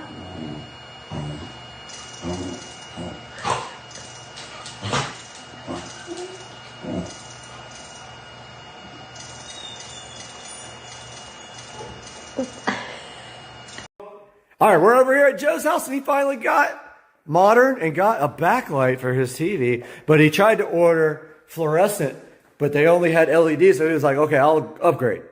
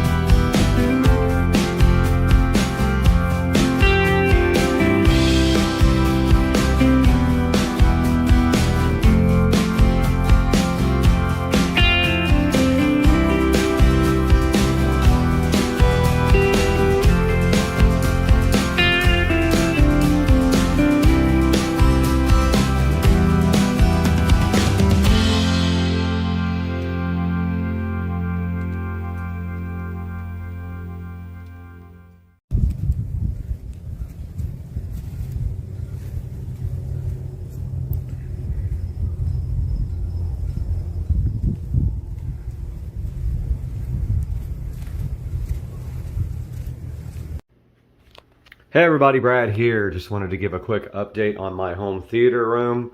As you can see here, I have my home theater room in pieces.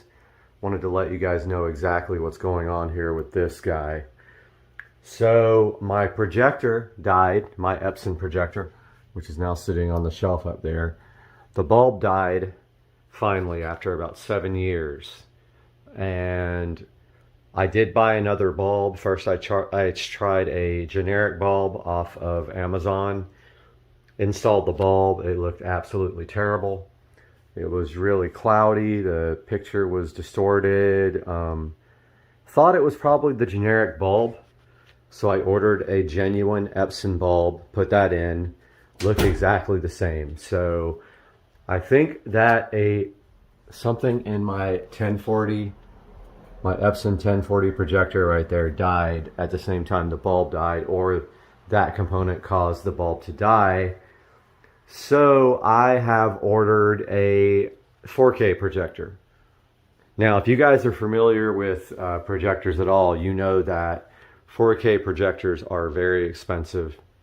Most of them use this method called pixel shifting. So what it does is it projects a 1080p image, then it doubles it and moves it over and projects the second image so fast that your eye can't see, effectively making 4K out of an original 4K image. I ordered an Anker, A-N-K-E-R, Cosmos Max 4K. It is LED powered, not laser. The most acceptable laser projectors that do 4K are about $3 grand. I've spent $1,000, actually $1,100 on a renewed Anker Cosmos Max. Will be here in 2 days. I decided to take this time to go ahead and finish my theater room. Now, as you can see here, we have a lot of ambient light just because the walls are a lighter color. Now, when I built the room, I built it from scratch from a guest bedroom. I created this wall myself. I sanded down the wall and I used Lowe's Home Cinema Screen paint. I framed up the wall using a projector calculator. I made the frame on my miter saw. So I created the frame on my miter saw and it came out awesome. Looks great. Right away I can see some issues with my wall boxes a little crooked right there, which are usually covered up anyway. You don't see them. The equipment's pushed right back against them. I designed this for this entertainment center to flow right down here. I ran power and HDMI. HDMI goes from in the wall there all the way up over to the projector shelf up there where the projector sits. I'm not 100% sure I'm going to be using the shelf unless it works out when I get the new projector and it projects correctly. And last time I ended up just strapping it to the bottom because the Epson projector had really no way to project. I couldn't adjust the keystone good enough where it could go down enough to hit this. It was literally projecting onto the ceiling. Only thing I'm worried about is this fan being in the way. I've added that since, and I don't know if the projector being on top of this shelf is going to hit the fan, but if it does, I'm gonna have to remove my moon men. Right there, my little astronauts. I think at the very worst, that's what I would have to do because it is a slight downward projection to get to the screen from the center of the lens up there. You can see up there I did a wall box, a double wall box with power and one of those little brush inserts so you can run a cord through it and bugs and stuff can't get through it. The shelf is a glass floating shelf. As you can see, I had the projector strapped to the underside there and upside down. This time I'm going to turn the Anker Cosmos Max upside down and lay it on top of the shelf because it has a LED star constellation on the bottom. You'll be able to kind of see through the frosted glass there. Now, another thing was my other projector was quite a bit brighter. It has a standard 200 watt bulb. This Epson Home Cinema 1040 right there. The new one is LED. It's quite a bit dimmer, maybe half the brightness. Now I ran this projector up here on eco mode the whole entire time I had it because it was so bright. You could actually have the window open here and still easily project on the screen and see the picture. The new projector, LED, going to be less bright, so I'm making strides to get this room brightness down quite a bit. First thing is the whole entire room is going to be that color. So it's all going to be that dark shade of green. I forgot what the name of it is. It's a dark, like brownish green. I'm going to do the ceiling as well. So I need to take this vent out. I need to remove my rear surround speakers there and get this room prepped and go ahead and paint the whole entire room.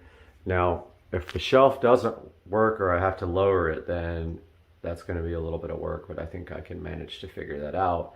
I'm going to leave my shelf here that has my artwork on it. It's just all movies and TV stuff that sits on that shelf. It's been there forever, even before this was a home theater room. So I want to show you guys this hilarious mistake I made when I first put the surround speakers in. It's so visible up there where you can see where I cut the hole, and I was right on top of a stud and I had to move it and fill the hole. Unfortunately, you can totally see what I did there. It's not noticeable unless you really look. But yeah, so I am waiting for my projector to get here Wednesday. Meanwhile, I've got work to do in this room. I already have everything taped off. These closet doors are going to be permanently removed.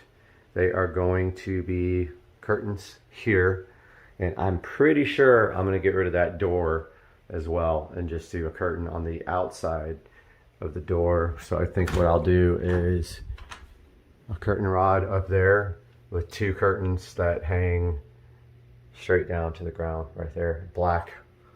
I think that's what I'll do. Not sure yet, but I think on the inside here you'd be able to see a lot of ambient light from the other room, and my concern there is that. So maybe I'll do 2 sets, one on the inside, one on the outside, like 2 on the outside, 2 on the inside, for a total of 4 curtains that you walk through. That'll also help with the sound deadening. So I'm not sure yet. But yeah, just a little update. I still got to take the Echo Show out of the wall here. I got to remove these speakers, this vent, pull the bell off the fan and slide it down a little bit so I can paint underneath that, if I can even get that down without removing the, might not be able to get that down without removing the fan blades, which is going to suck. So I'm going to start working on that now, and I'll update you guys in another video. Have a good day. All right, it's my birthday in the Tesla Model S Plaid. Let's punch it. Oh my. Oh, this thing's pretty fast. What are we about to do? We're going to attempt to tow a boat with a golf cart. All right, let's do it. I think it has the power to do it. All right, let's go. And I have a receiver and a hitch. Let's give it What, a try. 5.1 or stereo? Huh? What type of receiver? Yamaha or Onkyo? Yeah, Onkyo, for sure. All right, let's do it. But I think I have a new plan that makes more sense.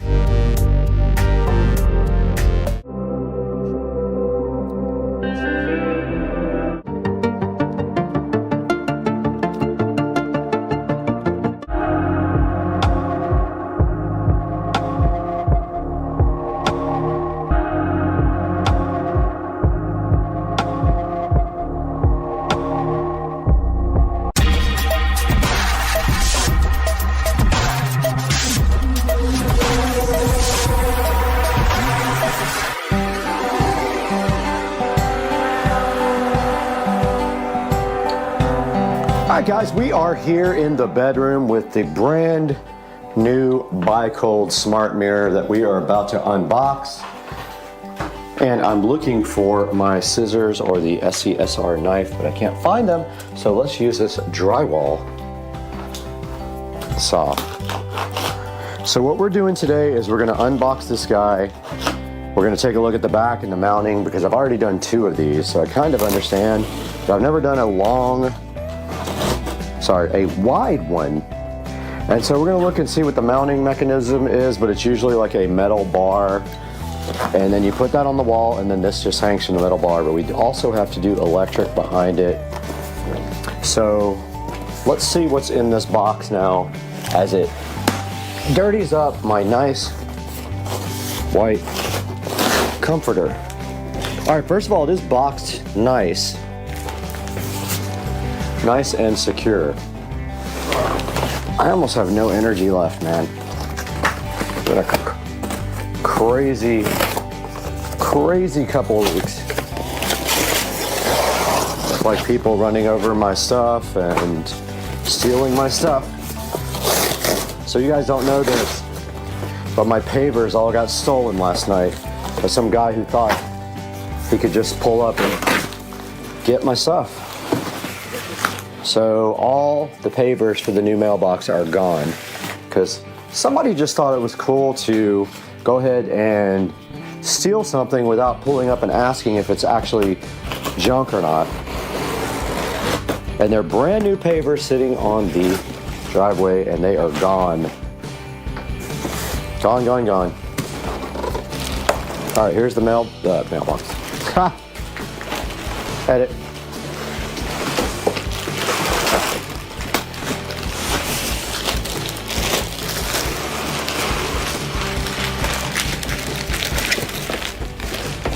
There is the smart mirror.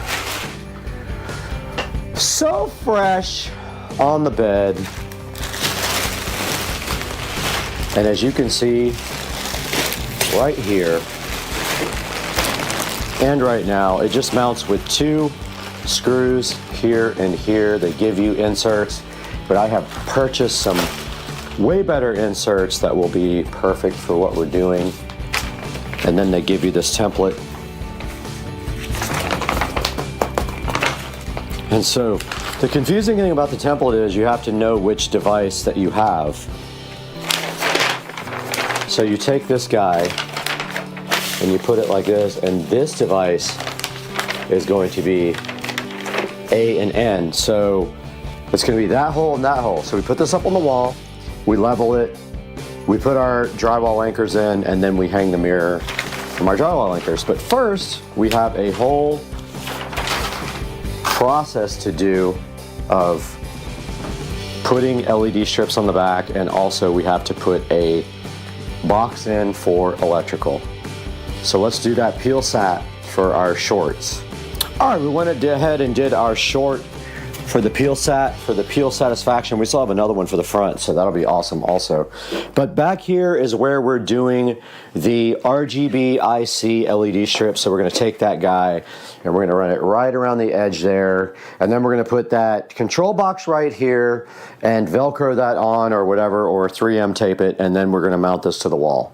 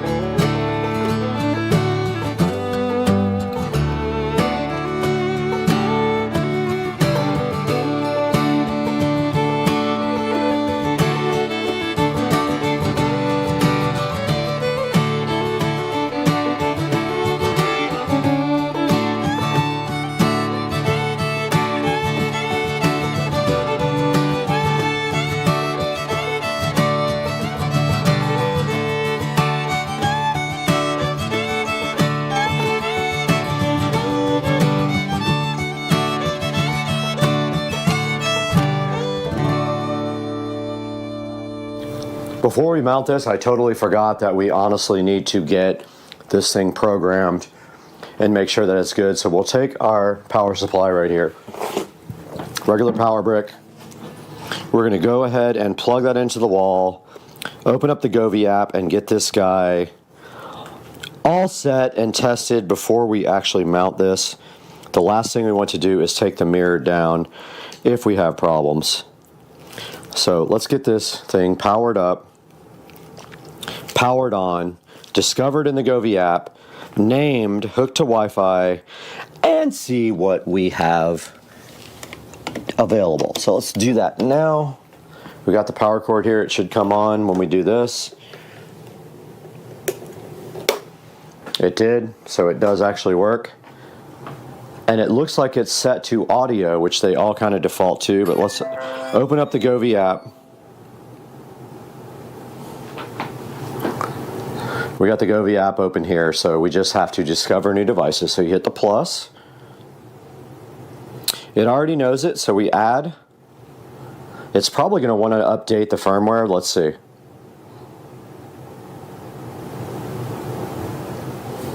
Oh, please short press the on-off button. So in order to pair this, you have to do this, that, the power button.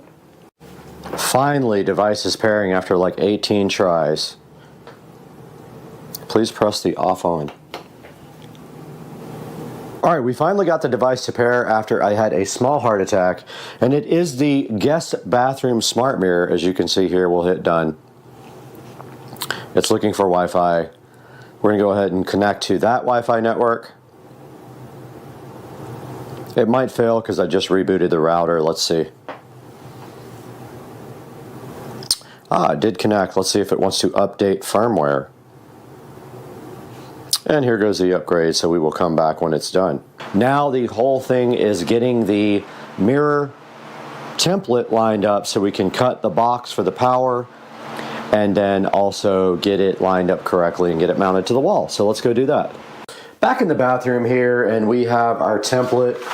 Sorry if it's echoey, but basically I have also reskimmed this and just sanded that, so they need paint before we do anything. But I guess that's kind of the next step. We wait for this to dry, wait for that to dry, paint both. And then this needs to go centered. I think C is the center. And we know the light's going to be like right over the stud, so we're going to do that right like that and level this template out, put it up on the wall, and then put our marks for our drywall inserts there. That's the next step.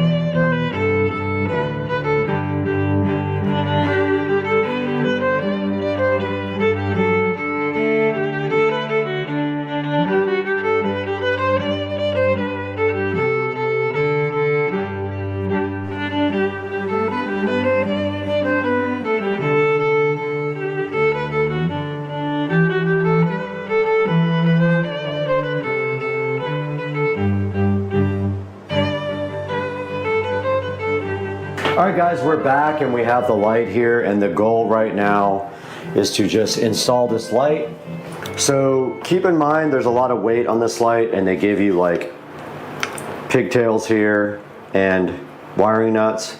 And so when you do this, you're going to want to make sure that the weight is not so much that it's going to pull the light out when it's connected. So just keep that in mind when you install this light.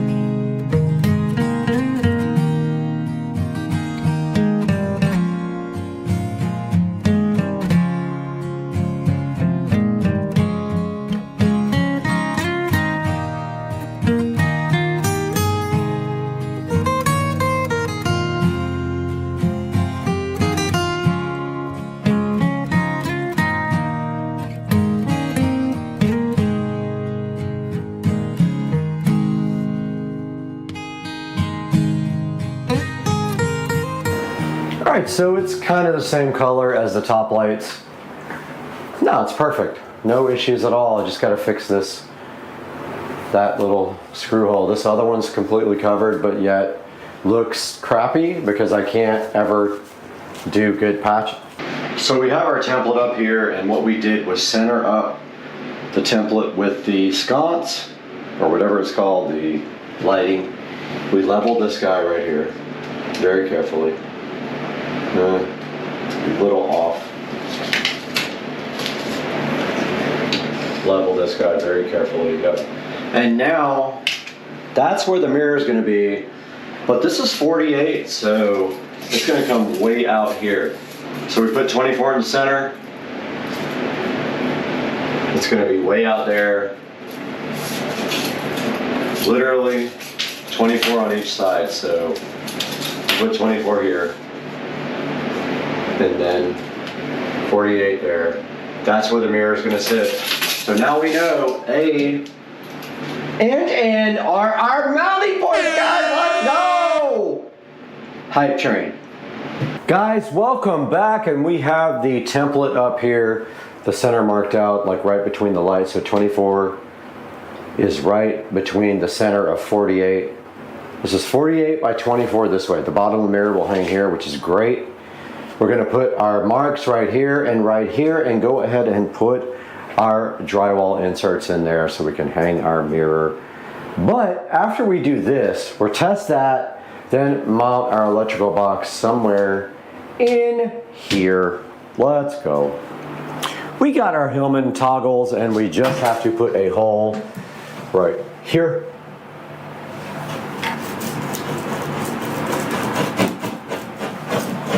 Large enough for this to go through, but not too large for this thing.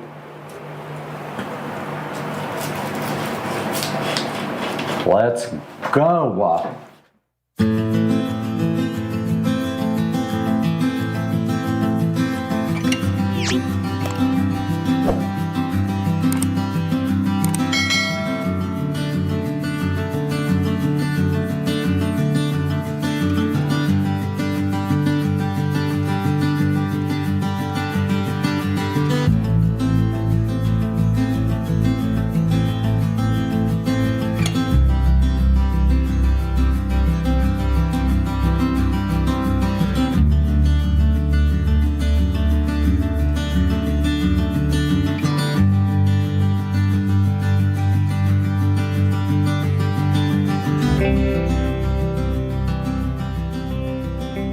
Guys, we're all prepped for our mirror.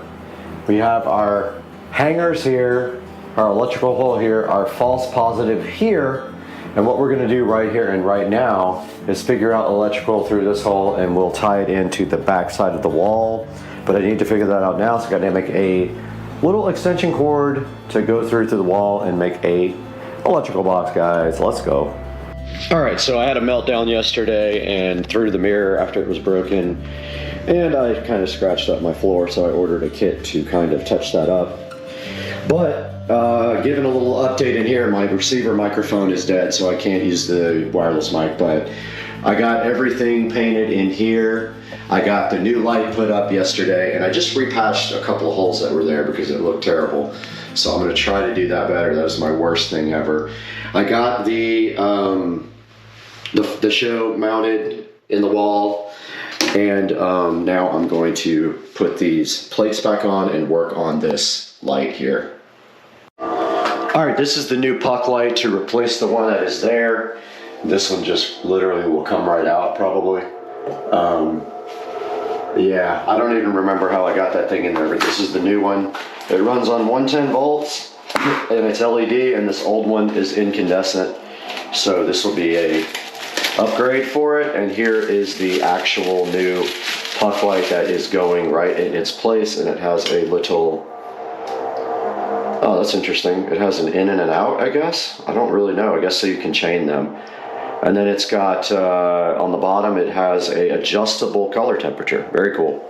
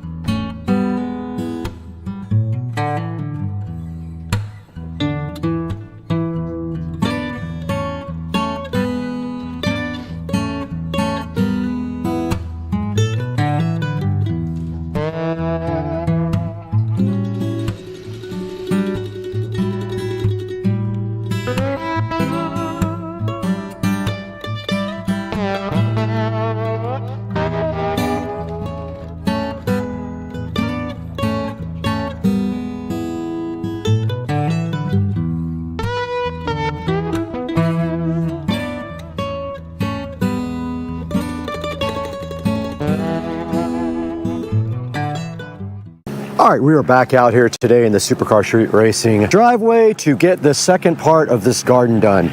Now we have a mission today. We have to get a lot of this stuff out of the garden, get it bagged up and out on the street, and then also get this other light working, which I don't know what happened to it. It probably got cut when they were digging. We got all that to do today, so let's get busy and get to work ASAP.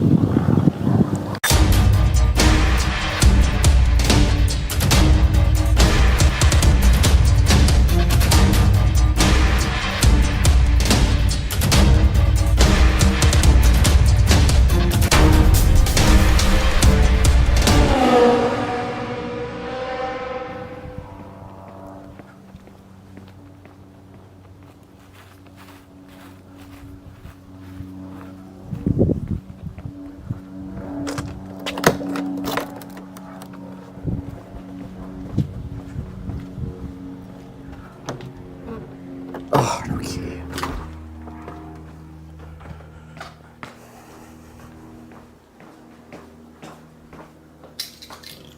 Now.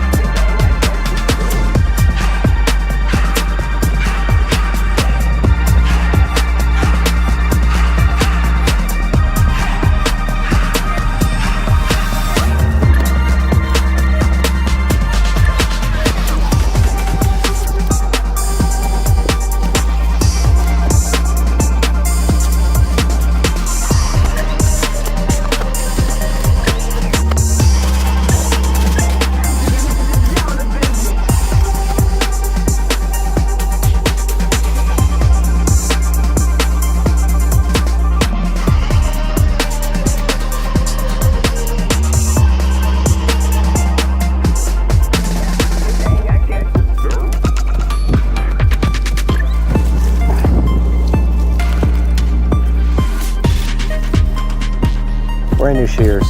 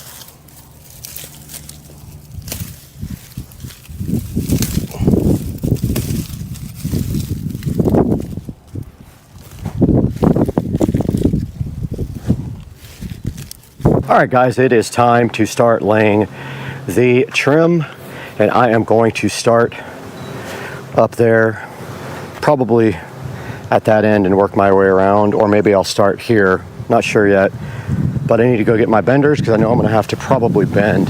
But let's see what we got here.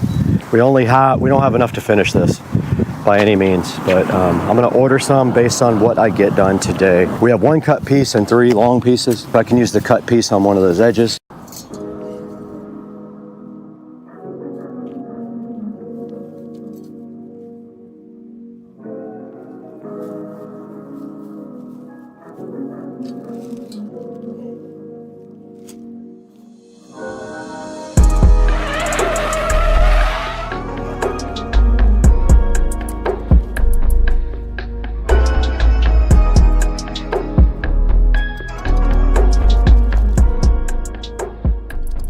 All right, I got my new shipment of edging in, so I'm gonna go ahead and continue this whole process here. I actually need to get a marker to know where to mark this edging off to cut it. I'm just gonna come straight across here.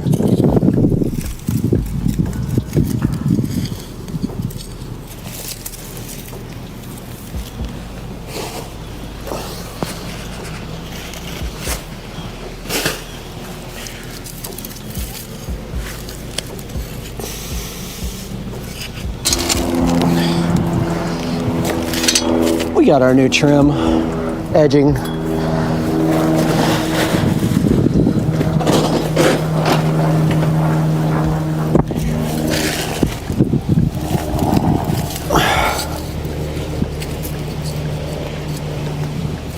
All we have to do now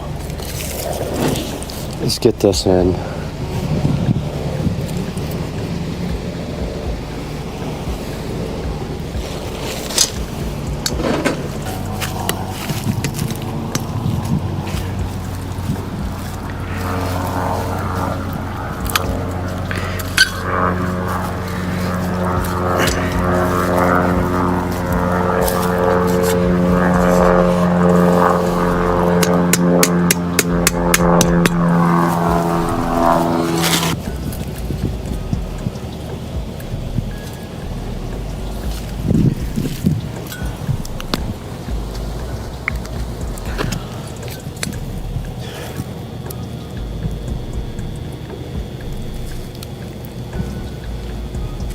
If we cut on the far side, we should be good.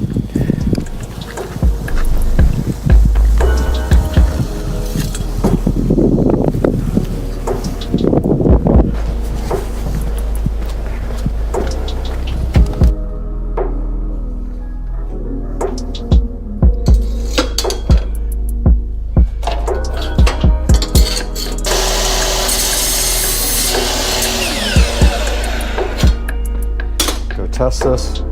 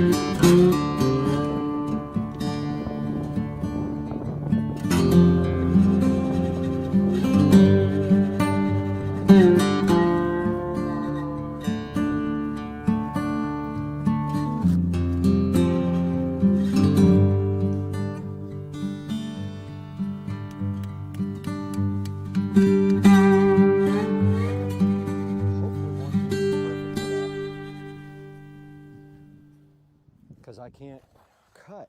Can't.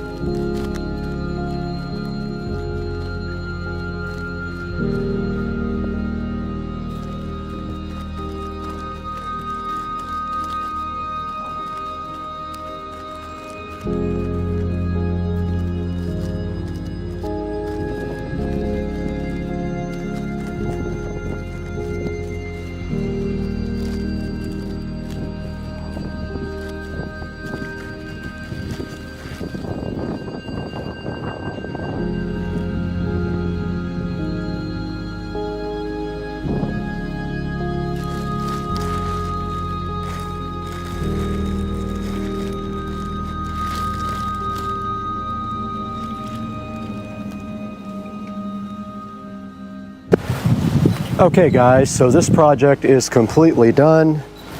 I have successfully re-landscaped this garden and remulched it. And you guys can see here it came out nice. All you have to do is put this pot back in place and clean up. And we are good to go. And I hope you guys really enjoyed this video. And I hope you can do your own garden too and save thousands of dollars like I did. And we will see you guys on the next one.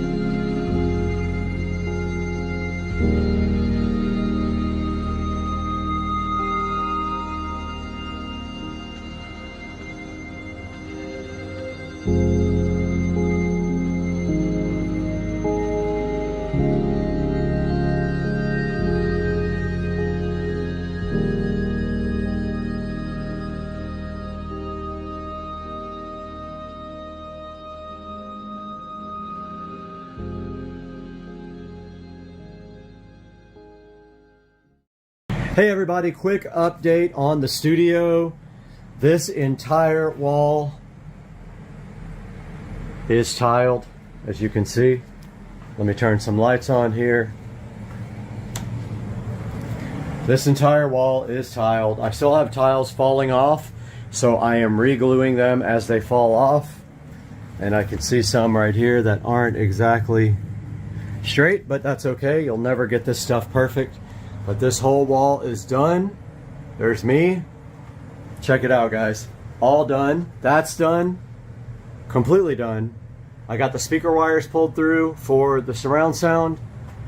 And then I got the second television mounted right there. Looks great. And so now I just have to do above that door, continue to this side, and then I got to do the ceiling and that back wall. So I have probably a day's worth of work ahead of me. Actually, this half of the wall, the most difficult part was cutting around all these fixtures and stuff. Yeah, so everything's painted now. I just got to do this front wall, which is where the 250-inch screens are going, and I need to get all the acoustic tile up. And that's going to do it for today. I'll update you guys again tomorrow.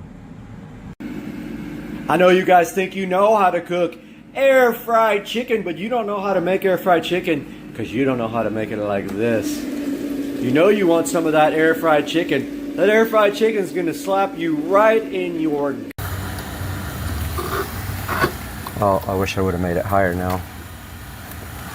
It's right on top of the spigot.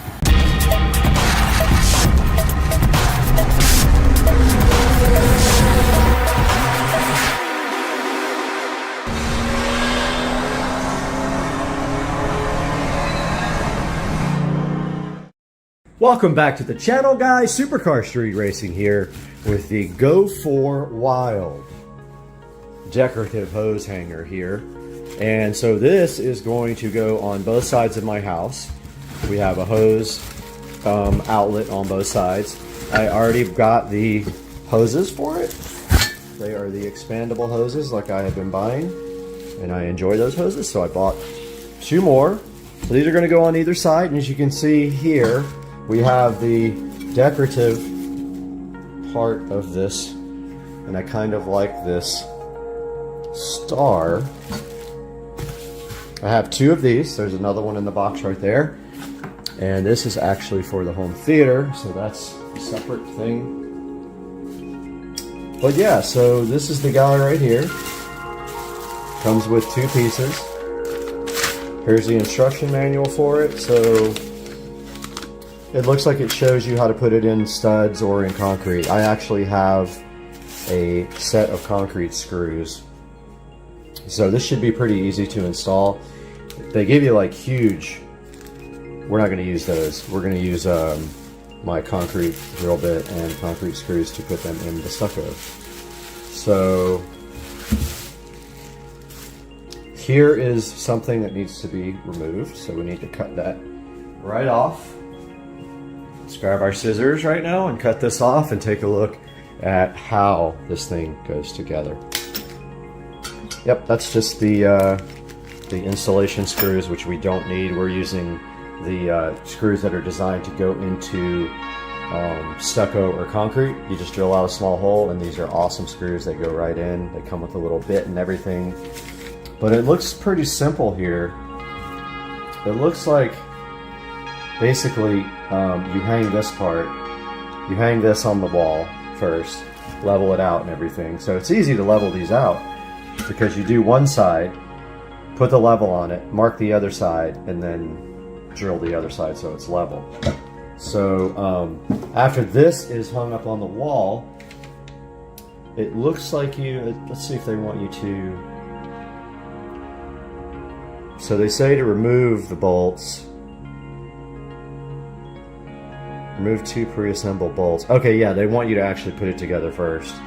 So you actually take these 2 screws out, and then you attach it to here. And I guess it doesn't matter either way. I mean, it's the same thing. These are pretty cool. They're pretty sturdy feeling, pretty heavy. It says they can handle 150-foot hose. We're going to find out. But let's grab the tripod and put this thing together. And we are back with the, what is it called? Go For Wild decorative hose hanger here. So they ask you to remove the 2 screws out of the side here. Oh, there, Allen. Wasn't expecting Allen's key, any of his keys. Wonder if they give you a Allen wrench. I bet they do. They do. Pretty funny. They decide to use Allen's and they have to supply you with a wrench rather than just using, you know, a standard screw. It kind of doesn't make sense. So, you have 2 of these guys, but it looks like you just insert like that. Pretty simple. And then right here, 1 screw goes in like this.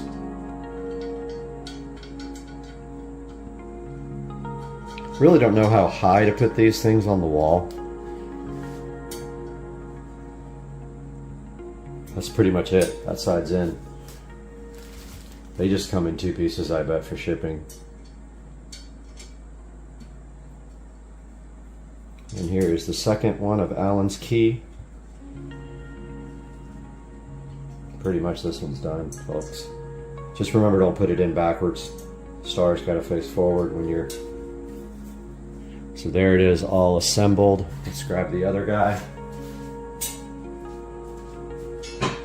Number 2 out of the box. There we have numero dos. Man, they give you some beefy screws. I guess thinking that the hoses are heavy, they give you pretty beefy screws, but you're going into concrete, so. Here's number 2.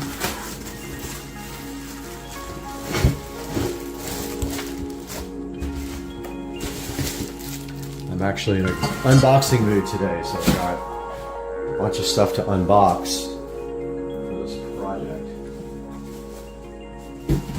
Waiting on speaker wire to finish the 65-inch 4K bedroom project. So that should be here today, in which case I can get up in the attic tomorrow morning when it's cooler and pull the wires and run them down through the cap. So that's coming.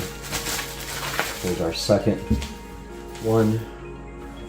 And our second hardware here, which we don't need. We'll keep the Allen wrenches as a gift. Allen's key, as the stereo channel likes to call it. Steve Willison. Easy assembly process right here.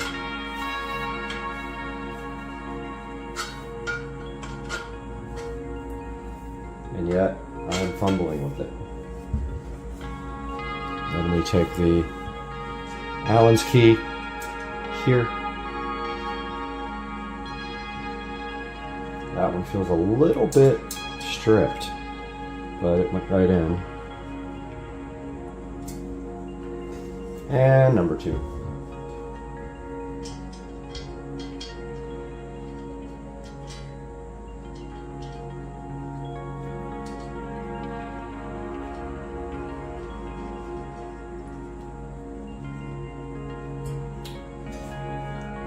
This one is complete. Now I'm going to show you guys the hardware we're going to use to install this on the walls outside. Back again, guys. These are the Wedget concrete screws. These are awesome, awesome, awesome for stucco concrete. They come with this bit, this drill bit. So what you do is drill a hole at least the length of the fastener. Otherwise, these will bottom out and you won't be able to get them in. So you go drill it at least that long, and then all you do is it comes with this bit. Comes with that bit. You just use this bit in your drill and drive that thing right into the wall. Super, super easy. They're called Wedget concrete screws. If you guys need to put anything in not drywall, into concrete or stucco or masonry, these things are freaking awesome. I use them everywhere. That's what we're going to use to install these guys. All right, guys, so we're going to go ahead and get this installed. I brought my level out here, and what we're doing is going to mark center of the hose, level this out like this. Make sure it's right in the center of the pipe. Levels right there. So that's the center. That's what I'm going to work off of to get this guy installed. So my mark is here.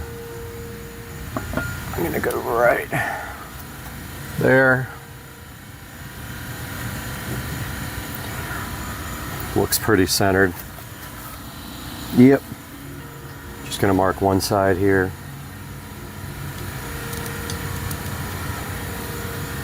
That's where our first bit is going to go, our first screw. So we got our wedget concrete screws here. They come with this drill bit, masonry bit. We're going to go at least the depth of the screw, which is 1 inch, I believe. Yep.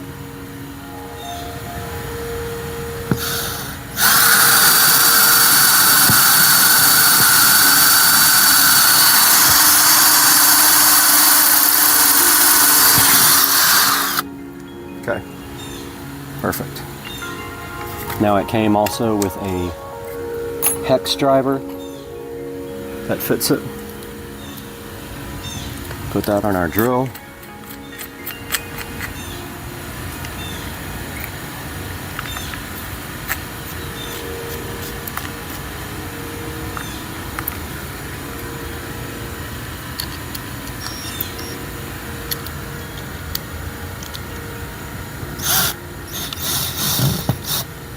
And there is the first one. I screwed it in too much.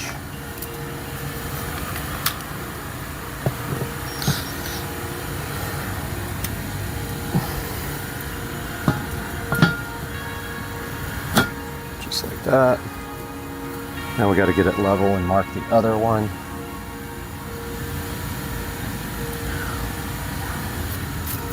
Which I brought the small level for that.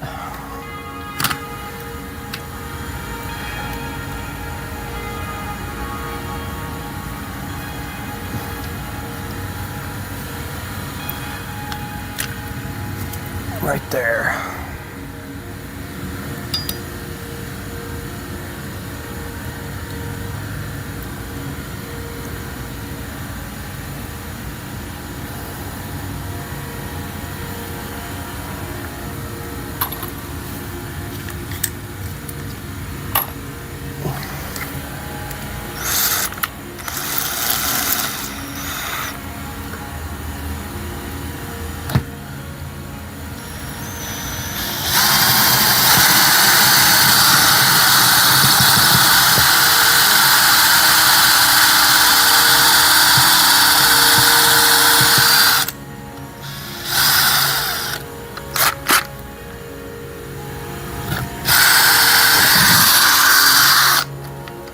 And we'll get the other screw in there now.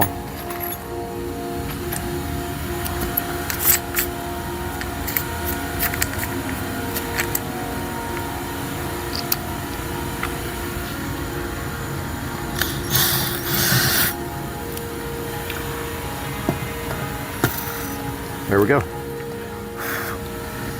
Good to go. Now we'll get out our brand new hose.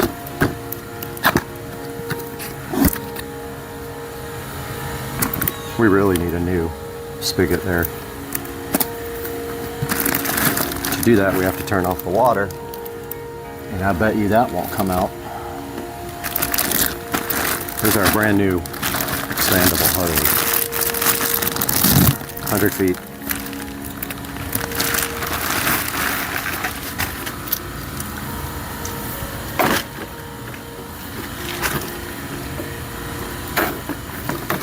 Go ahead and hook that up. I'm going to replace this spigot for sure. I just don't know when. And let's get it wrapped.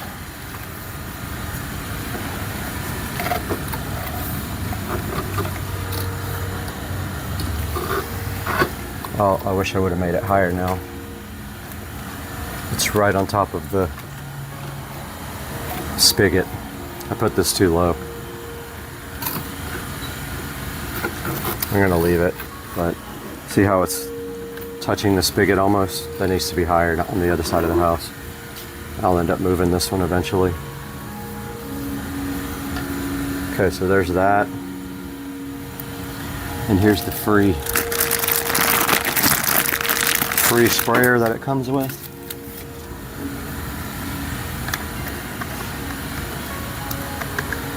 Yeah, I'm gonna make that higher on the other side.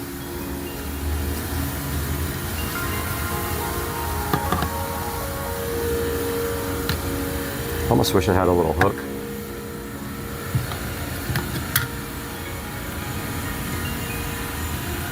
Yeah, that's not good.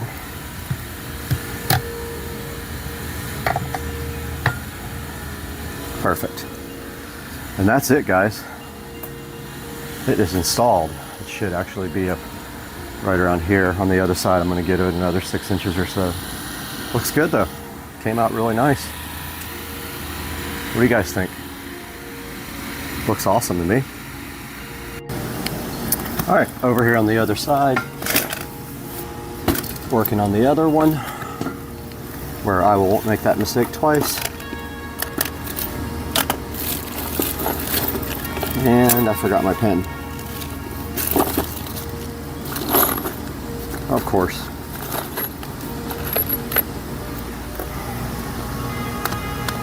Center of this is right here. Right there. Center again here.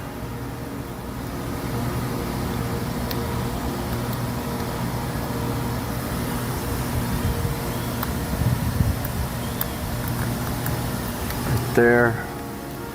Kind of where that dirt is.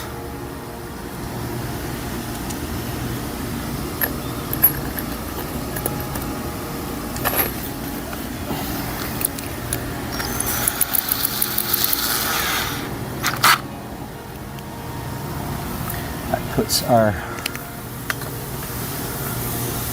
center right about there. I like it up higher over here, so I'll make that mistake twice. So we're gonna go right there.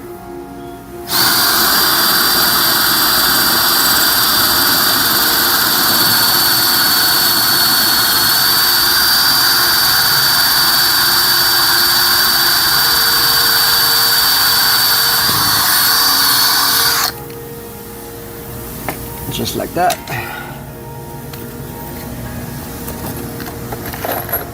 Let's get our screws out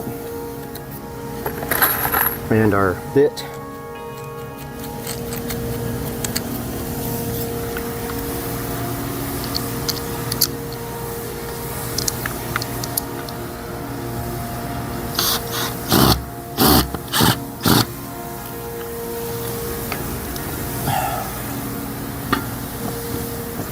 Perfect.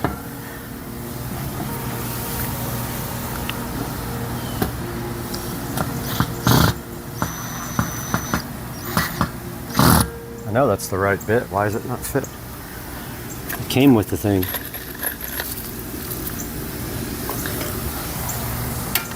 Get it leveled.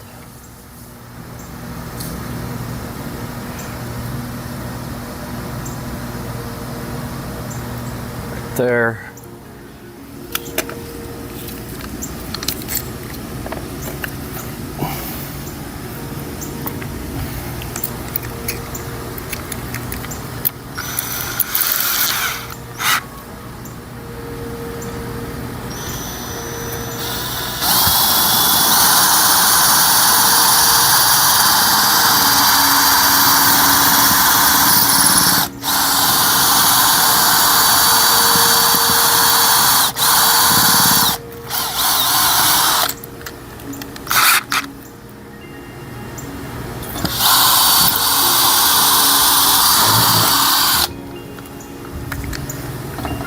Oh, we marked it up a little bit.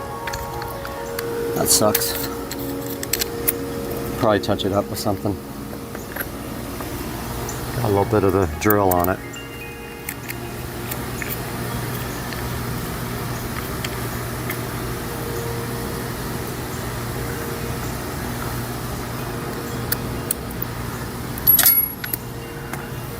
Dropped it. All right, driving the concrete screw in now.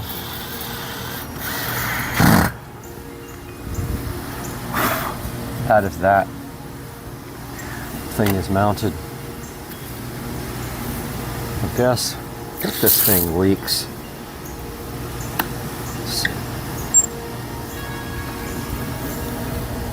Yep.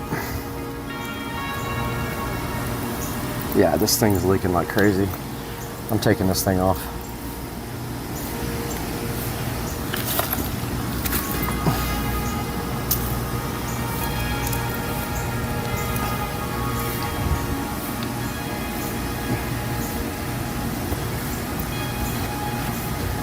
Have to end up getting a new one if I want another Y adapter on here. This actually is already wired over to the spigot over in the garden, so yeah, all right. Let's get our hose out.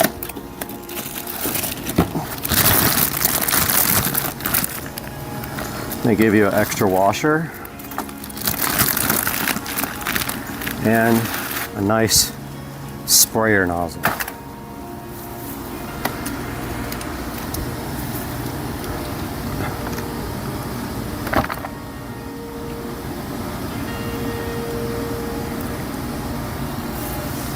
All right. Yeah, that's much better. That other one's too low.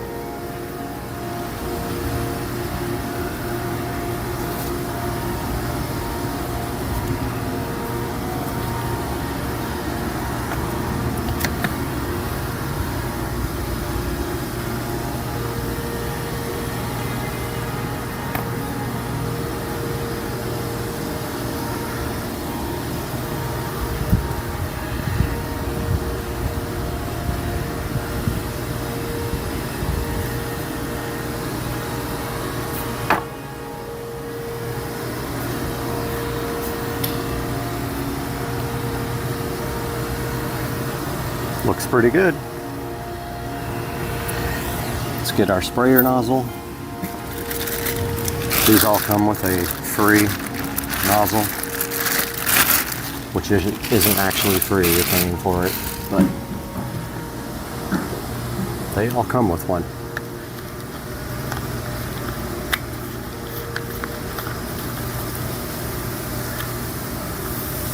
Cool. Awesome. Looks so good. I like it better up higher. Very nice, guys. Hope you enjoyed the video. There'll be links in the description. Please like and subscribe for me.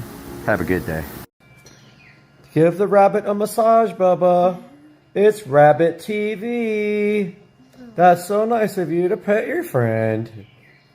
You're definitely not trying to eat his face off. I know.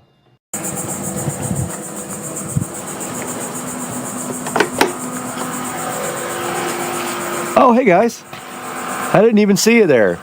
So this is pretty cool, huh? Check out this brand new gate and this brand new fence that we just got installed here.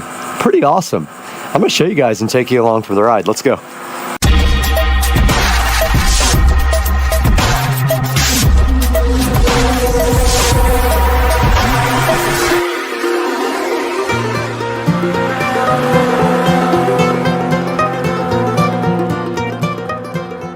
Guys, welcome back to Supercar Street Racing on a beautiful Monday morning, and we were saved from that big hurricane. It is not going to get us, and we have something new outside, which you guys probably already saw, and this is for that, and we are going to be looking at this and unboxing this product today on the channel.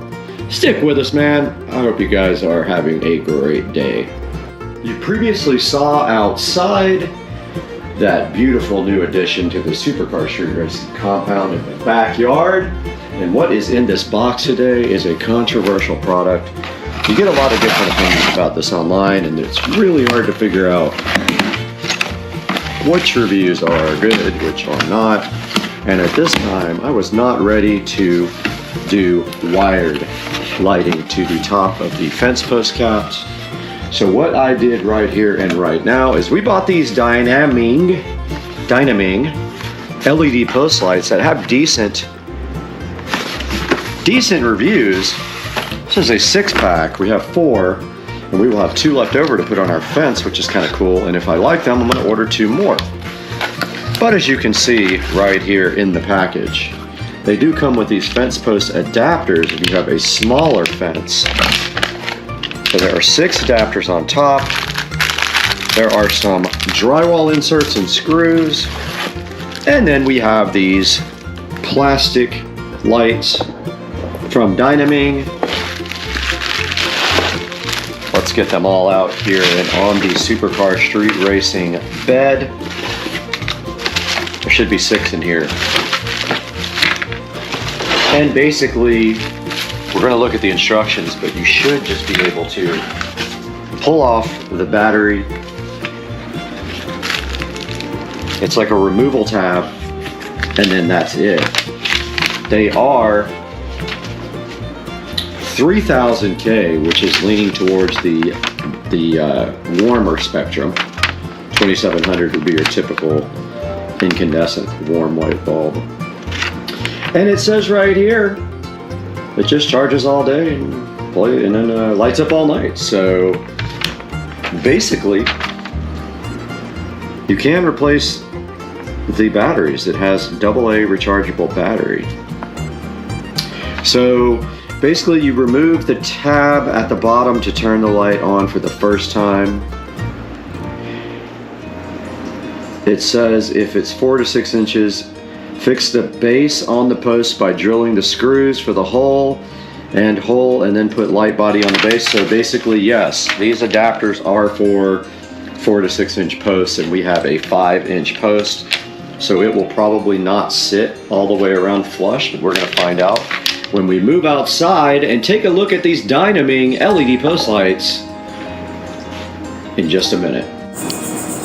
So this is the outside of the Supercar Street Racing Studios, and you can see that I added nice lighting up there. That is the studio itself, and we're having trouble getting someone to be able to install a door on this guy, but I'm gonna keep on trying. But as you can see right here, this past week, we got the new fence installed around the pool equipment and the air conditioning, and it's very exciting for a couple of reasons. One, it actually covers up the ugly pool equipment and it covers up the ugly AC system, but also it knocks the sound down quite a bit, and I can already tell a difference with the pool pump being on because you can barely hear it from outside here. Also gave me a nice place to put the grill. The grill just sits right up against the side of it right there. And we did get all this stuff installed last week, and it costs, I want to say, around, I don't know, $1,500, which is not bad. And now we have some nice LED solar fence posts to put on here, which should be awesome looking. So let's go grab those right now and take a look at how we have to install them on the fence. And if you take a look at any kind of fence like this, basically they come in different fence post sizes, and you just remove the cap right here. And the new LED fence post caps just go right in place of those. They started to glue these on, and I was like, do not glue them. And they said, oh, they'll come right off. But as you can see, it doesn't come right off. So we'll have to pry that one off. We only have 4. Unfortunately, there's no post over here. This is connected directly to the building there. So we will not be putting anything there, but that's okay. The main thing is the little door will be lit up, and over here it'll be lit up really nice. So let's grab those things right after my 9:30 meeting and take a look at them. All right, we are back outside in the Supercar Street Racing backyard where it is absolutely beautiful today. And right in front of us right here, you can see we have these brand new solar fence post lights that we're going to be testing out. And I want to remind you guys that I did order these with the Assurian protection plan. Make sure when you buy anything like this, you have this plan, because these things will not last. They tend to say that they're waterproof, and they absolutely are not waterproof, and they won't last. But up here, all we have to do is remove this fence post cap here, and you can see the lights come with two different type of adapters. That one is way too big, but they provided this 5-inch, and you can either put a screw on either side. Now, do we want the screw facing this way or this way? It really doesn't matter. You're going to see it either way, but I think that way you won't see it when you're at the pool. And then you simply just take this light and you pull this tab out, just like this. You pull it out and it literally lets the battery touch, and it has a rechargeable AA battery right there. And now you can see that it has screws on the side that just go directly into that. So we put screws there, we put screws there, and that is the extent of what we need to do now.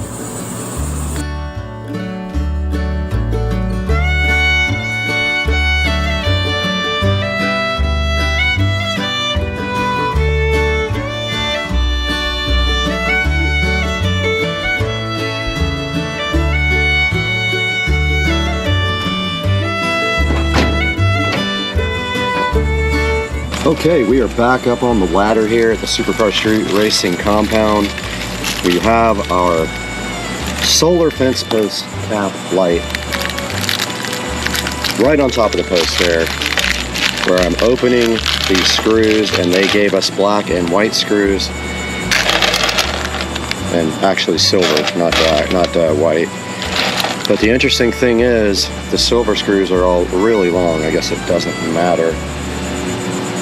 The black ones, I guess, are designed to go through the sides, but that really is going to show.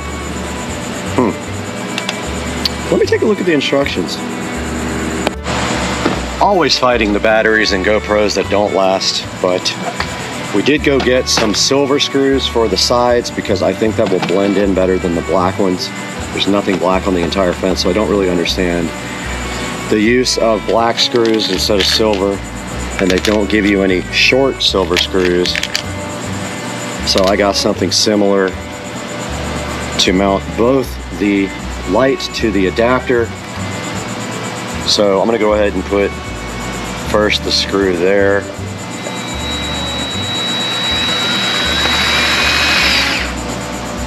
I don't know if we need two,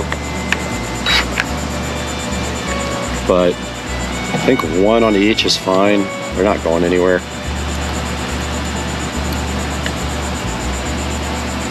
So I'm going to go ahead and put the side one in. This is actually what holds it to the fence post.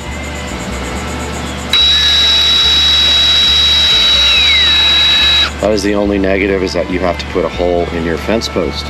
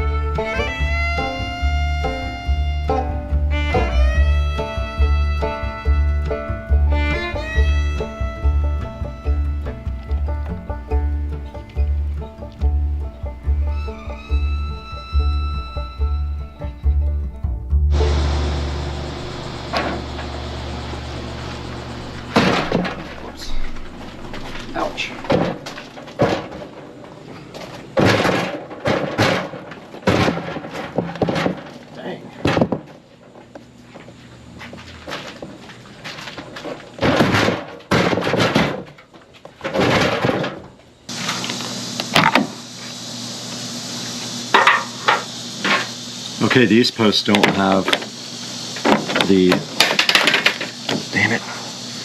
Well, I dropped the light. Maybe it don't work anymore. But this is going to be very difficult to get in. I may not be able to get this.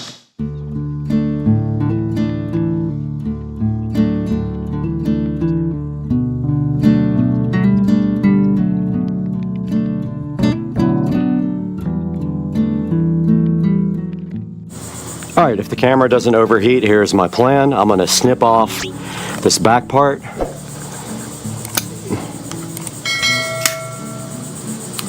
If I can, without breaking everything. Of course, I broke it. I broke that part, so that's gonna have to go to the back now. It keeps cracking. I don't know if this is gonna work.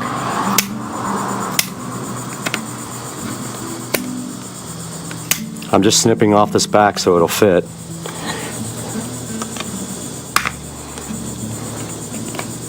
I don't know how long this is going to last. The camera keeps overheating, but I put some white silicone sealer there. And it still doesn't go all the way, and I cracked this side.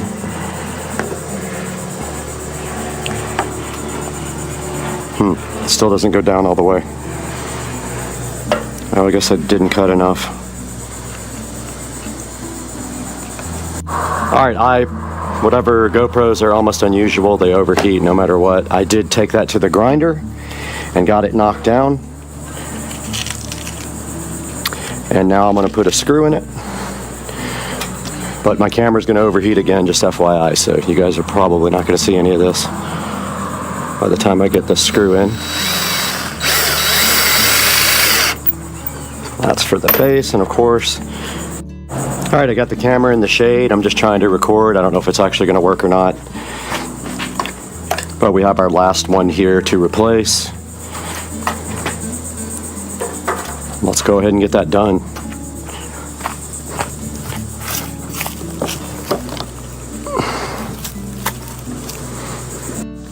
Guys, we successfully completed our fence post solar cap project, as you can see right here and right now. And there are the new fence post caps all installed. We got 4 installed right here, which you saw most of that. And then if we walk right down here to our other fence posts, which is the gate, we got 1 installed there and 1 installed right there. We had to do some work on this cap. We had to trim the back of it because it's right up against the house. I did seal that up with silicone sealer though. And now I am in the cleanup process, and so I will be picking up all the tools and the ladder and moving the ladder to the back for a different project.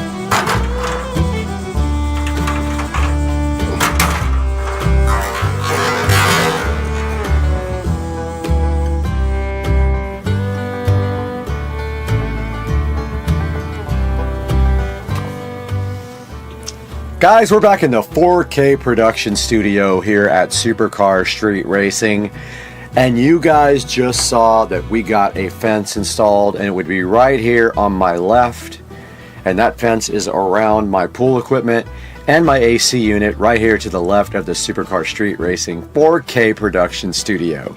And now we're taking a look at what we did on top of this fence, and the fence already cost about $1,500. We wanted to top it off with some nice solar LED fence posts. I did look pretty tough and pretty hard for some that had decent reviews, were actually warm white in color, and also that maybe would last. Now, a lot of these don't last at all, so you're pretty much going to need to buy an Assurian protection plan with it when you buy these lights. They are going to fail eventually. They last anywhere from 4 to 6 months to a year. These ones actually had decent reviews and said that they will stay lit up all night long. We're going to see that. It doesn't actually matter if it does. As long as they light till at least midnight or 1 a.m., I'm totally fine with that.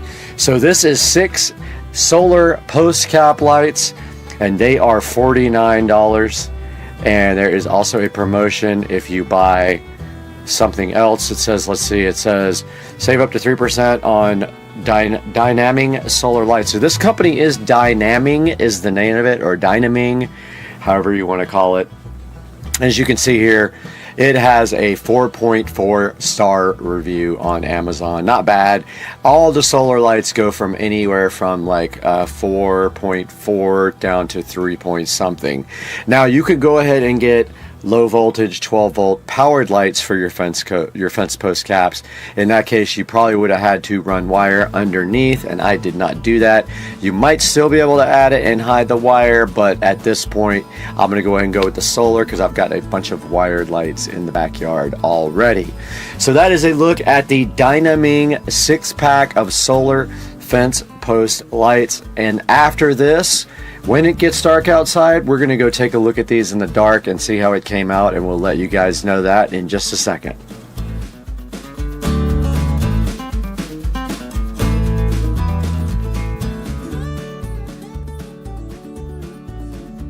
Lightning and thunder.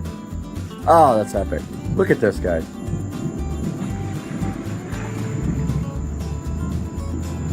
And tonight we are checking out the fence post lighting on the supercar street racing fence, and look at this. This is so perfect. I love these. Now I kind of want them on all of my fence posts, if not every other one. These are freaking great. So here you go, guys. This is the conclusion of our fence post project, and they came out so awesome. And we put 2 over here on the other side, right there. Check that out, guys. If nothing else, we're gonna get these on every other fence post in the supercar street racing compound. And we are just having the best night in Florida with the lightning and thunder. And as always, we appreciate you guys hanging out with us on the channel. Check that out. So epic. And we'll see you guys next time. Thank you for joining us on Supercar Street Racing. We love you. Cheers.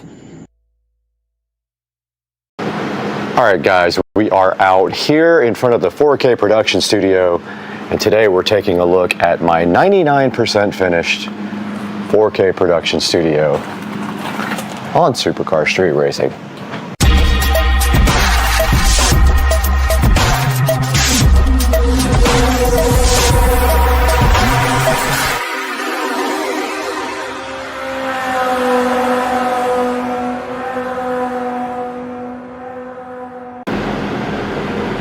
All right, we are out front of the 4K production studio, and I wanted to shoot this before daylight because I wanted to show you guys the outside first.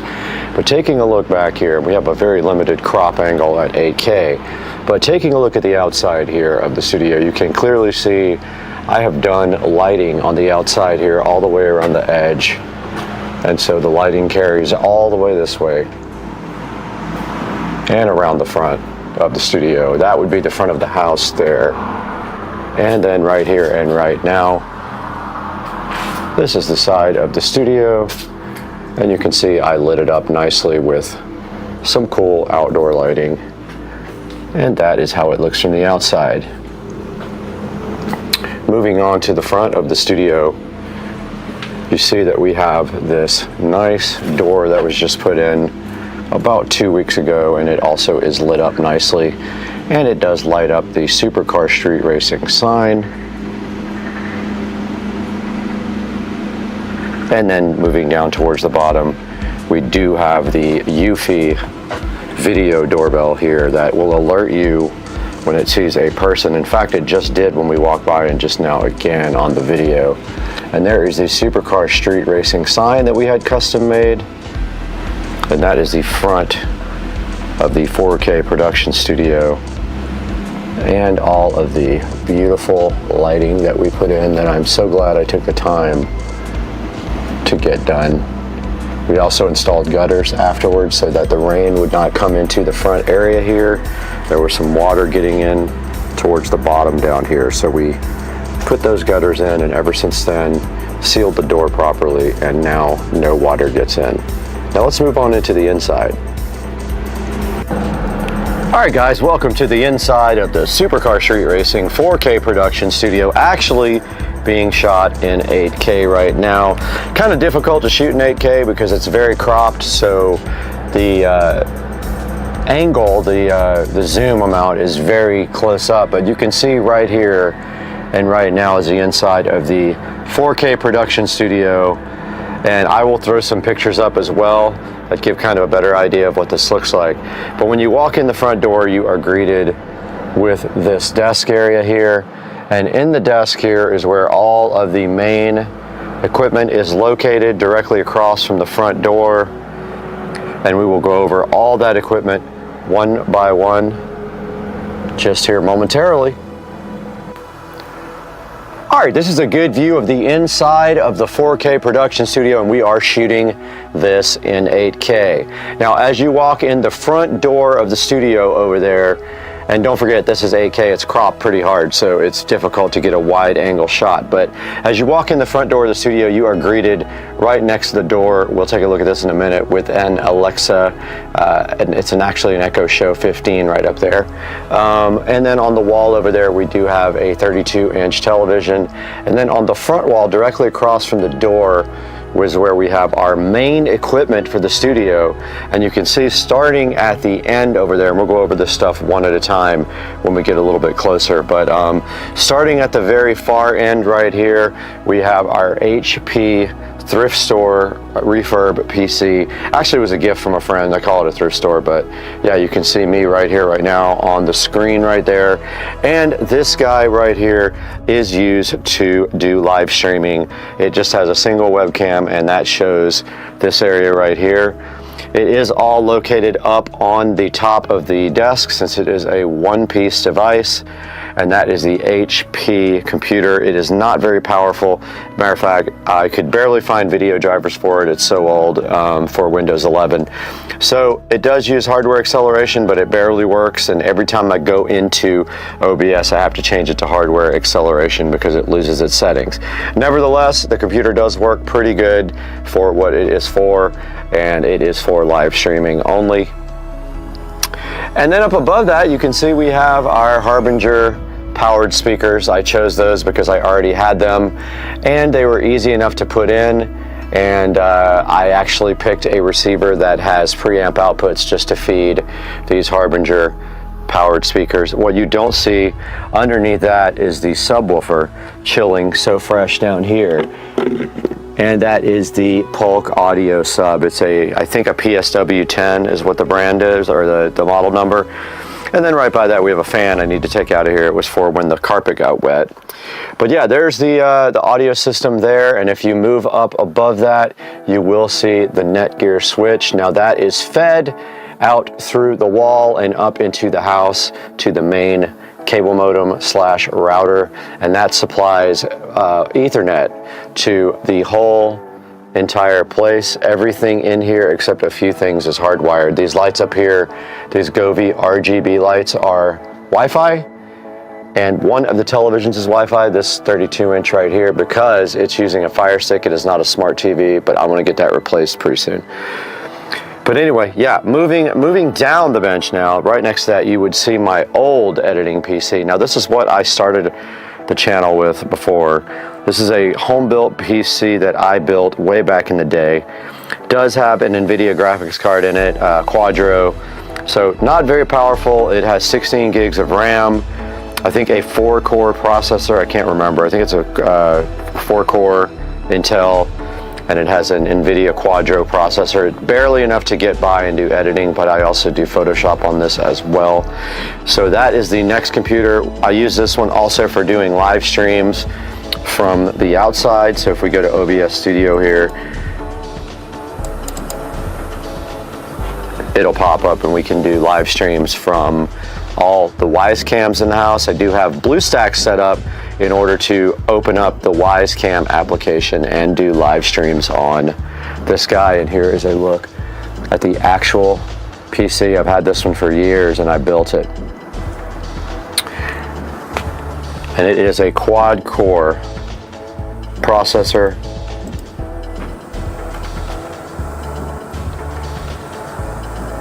I'm trying to get the system settings up if I could type. And looking at this one, it is a, what is it exactly? I can't recall. So it's a Z77N Wi-Fi with a i7 3770K 4-core. So that is the second PC in the editing suite in Supercar Street Racing Studios.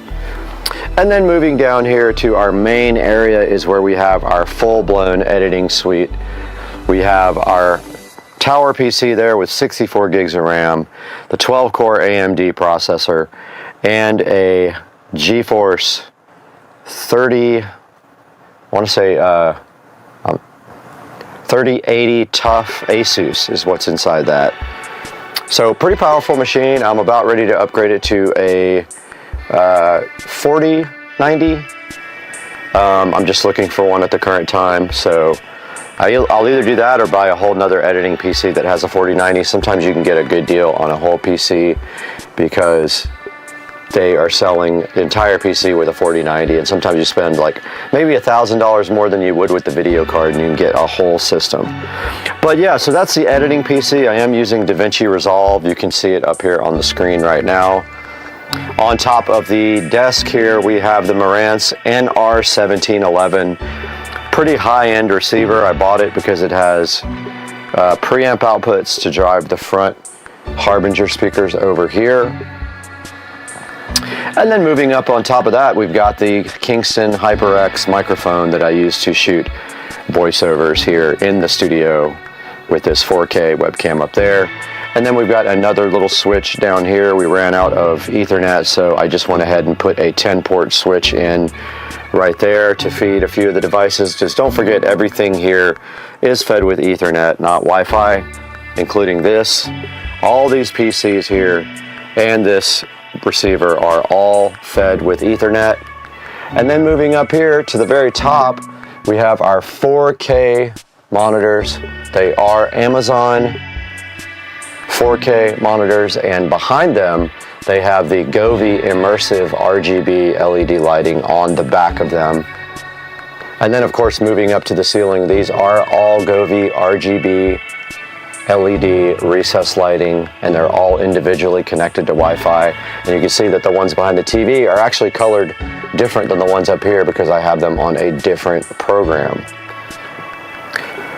So that is a look at the front of the editing studio here in the Supercar Street Racing Studios, and all the wiring is inside of the walls. I did all that, and then underneath you can see that we have all the wiring tied up really nicely, as much as I possibly could, and all that goes into a home theater wall plate and then up into the walls. All the Ethernet is in the walls. Everything else is tied up underneath the desk, and we do have RGB IC LED strips underneath the desk, which when you pull back a little bit, kinds of look like this. So you can see how it lights up the underneath of the desk. Now moving to the right of that is the lounge area of the studio, and I will step back so you can see how that turned out. So there's the lounge area. We do have a full-size futon here and a coffee table. And then over to the left of that, we have the side table that has a little bit of storage, really the only storage in here. And it does have the top LED lighting on it. It's got the mushroom LED sign, and then the smart, it's got a lamp with a Govee smart RGB bulb in it. And that desk, or that side table, does have power on top of it. And then just above that, we've got our Harbinger powered speaker, and we've got our Starfield projector, which I don't really use very much. It's pretty loud, so if I'm shooting in here, I don't use that. But I want to get a new one. They have way better ones now. That one is pretty old. Moving back to the front and to the top, I forgot to show you. It's hard to see, but we do have complete surround sound in here. We have 7.2 audio. So we have 2 front speakers, the Harbingers. We have the center channel. We have the side. And then we have the rear. We do have 7.2 surround sound in here if we need it. I went ahead and overbought the sound so that I would have 7.2 surround if I ever needed it. And stepping back so you get a better view, because this is very cropped. We do have a fully foldable out futon. We just have to pull it out a little bit. I've never folded it out, but yeah, I've slept on that thing plenty of times when the housekeeper's here, and it's pretty comfortable. And when you do that, this TV up here, which we'll show you here momentarily, can be moved. These TVs are on articulatable mounts in the back, so yeah. Down here in the lounge area, that's our doorbell chime. And you can see every single television is equipped with a HDMI port that goes down to the bottom, so you can then use that. If you had a little desk, you could work on this monitor up here, no problem. We do have Ethernet down here as well if you need to hook up to a laptop and in the lounge area. And then we have also power on the walls at the top in case you wanted to do RGB lighting there. I have not done it yet. And up in the corner there, you can see one of the Supercar Street Racing live cams on, and you get a better shot of the 7.2 audio there. Now, the only problem I've had is some of these tiles tend to come loose, so I do have some glue somewhere here, and I will have to eventually glue that one back on. So every couple of weeks I come in and re-glue the tiles, and eventually they stick pretty good, but that one you can see is coming off. That's just the way they are with it. Gets hot and cold in here. And then moving up to that TV, it is articulating, so you can actually move it this way, and you can sit in the lounge area and watch TV on that one. Nothing much more on the back, just some more RGB lighting in the ceiling.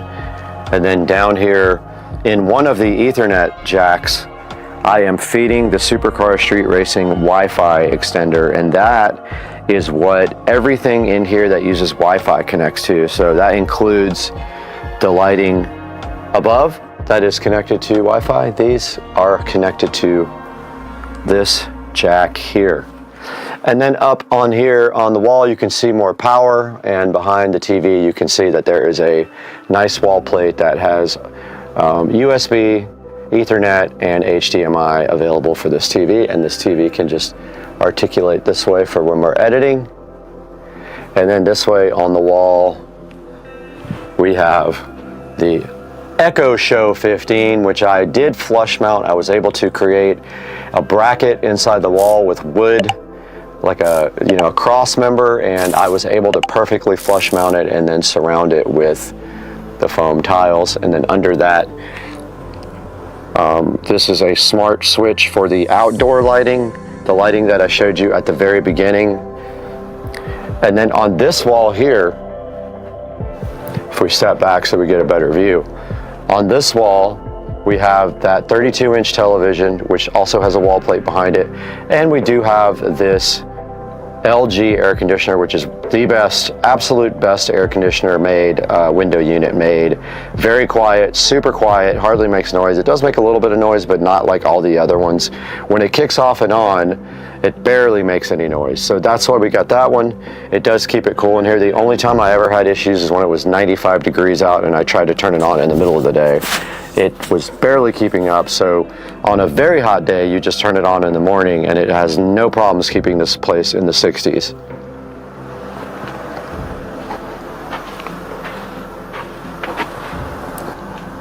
All right, guys, so that is going to wrap up a tour of the Supercar Street Racing production studios. It is 99.9% done. The only thing not done is I have power up here ready for RGB ceiling lights, and I want some that are not flush mounted. I want the ones that are externally mounted there. So I'm still looking for what I'm gonna buy. But that is gonna wrap up the tour, guys. I hope that you enjoyed seeing the 4K production studio in its glory.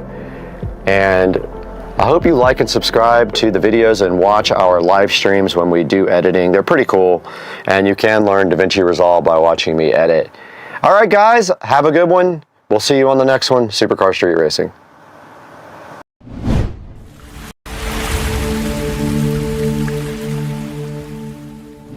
Hey guys, welcome back to Supercar Street Racing. Brad here, good to have you back. And I wanted to just quickly say thank you for subscriber count, about 134,000 today. Today, we need to concentrate on something else, and that is getting my deck outside over the water redone and getting some furniture on it. So today we're gonna look at that on Supercar Street Racing. Hang out with us, it's gonna be a cool show.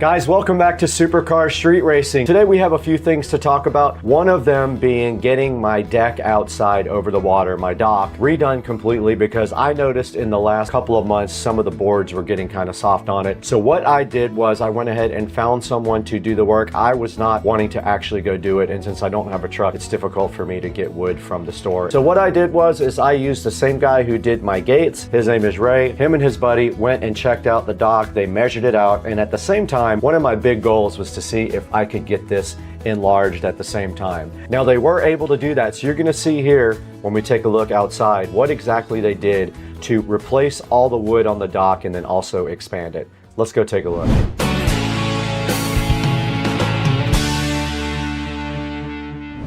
All right, guys, we are out here on the new deck. As you can see right here, the carpenters could come in and they replaced my deck with actual 2x4s and then 2x8s. This is 10 feet now going this way. They actually expanded the dock as well. This is 8 feet going this way, and I just bought furniture for this.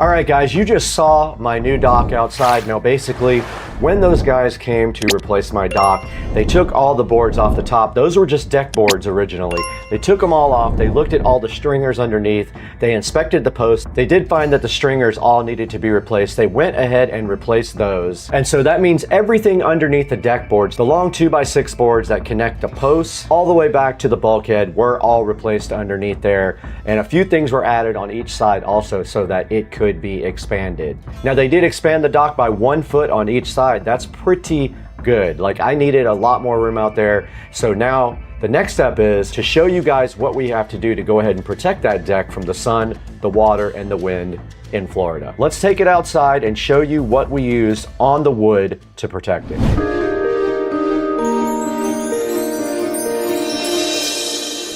My job today, and you can see right here, I've already done 2 coats. I'm gonna go ahead and sweep all this off and go ahead and put a 3rd coat of poly. That's my one mission today, get the 3rd and final coat of poly on the deck. And here come the dog, and they will bark until the owner comes out.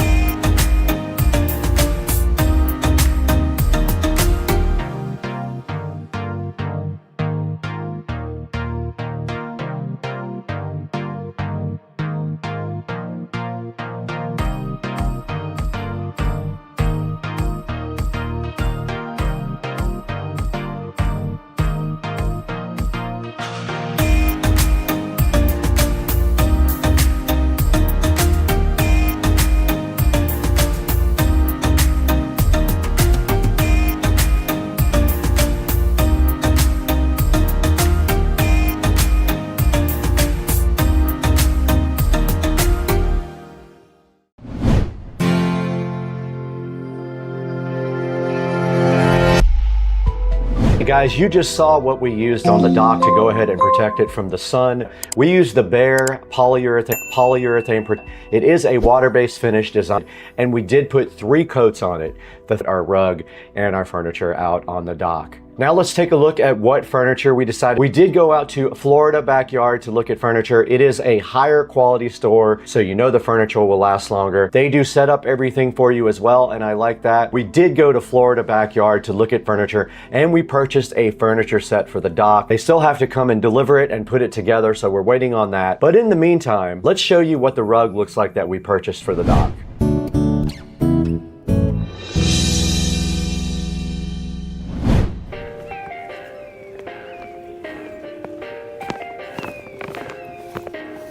Look at that dude, sitting in the grass. What's up, dude? Perfect. He's coming over. Still kind of wet. I'm gonna let it dry out for like another hour. He's hissing at me. What you hissing about, dude? Yeah, this is still wet. I'm gonna let that dry. All right, we got our new rug right here. I haven't measured it or anything. I just went by eye. That's gonna go right out here on the dock, but I'm letting the dock dry out for like another hour before I put it down. I'll do it right after lunch, right after I eat, because they're gonna be here between 12 and 2 o'clock. That's the new rug right there. Okay, now that everything has dried out sufficiently, it's nice and warm out here. Let's go out here and see if we can get this rug put in place. There is a fence post. There's an entire fence in the pond right here. That's awesome.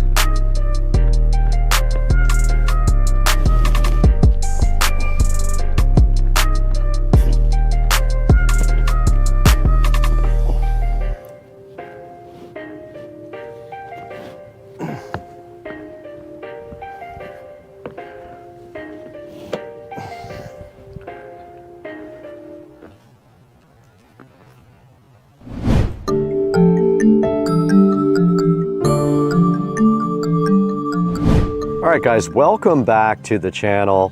Don't you hiss at me. Now, we got this stuff from Florida Backyard. We replaced the old furniture, we replaced the dock, and we replaced this outdoor rug right here. I'm gonna step back because this lens is very close, but you can see right here, we got the chair, we got the love seat, and we got 2 18-inch tables, and they are looking so fly and so fresh. I love them. Came out so good. But guys, I'm gonna put a link in the description. I got the upgraded material on the cushions as well. I did do the polyurethane coating on the dock as well. I did 3 coats. This guy's mad.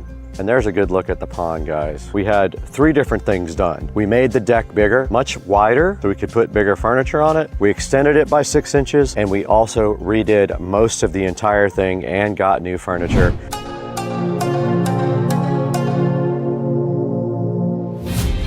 Hey guys, and welcome back to Supercar Street Racing once again. We're here in Studio B, and right in front of me you can see the Pollywood Lakeside Deep seating set. Now, Pollywood has a bunch of different choices for you on colors and also different choices for you on the cushions themselves. You can see right here, this is gray with textured linen is that color. I did go ahead and get the white on mine, and my cushions were actually made by Florida Backyard. They made those for me, and I got the upgraded fabric so that I could get a good waterproof, bleach-proof fabric. You can see right here, this set is only $1,049. I paid around $2,300 for my set with the upgraded fabric. So expect to pay about $2,300 for what I have, which is like a 4-piece set with 2 small tables, a love seat, and a chair. And they look awesome and they'll last forever. When the fabric gets dirty or moldy, you literally can spray it with bleach and hose it off, and it does not affect the color on the fabric. We would have to pull everything off the dock though and get that rug out from under it, so we didn't ruin that first. But it's good to know that you can clean those without having to actually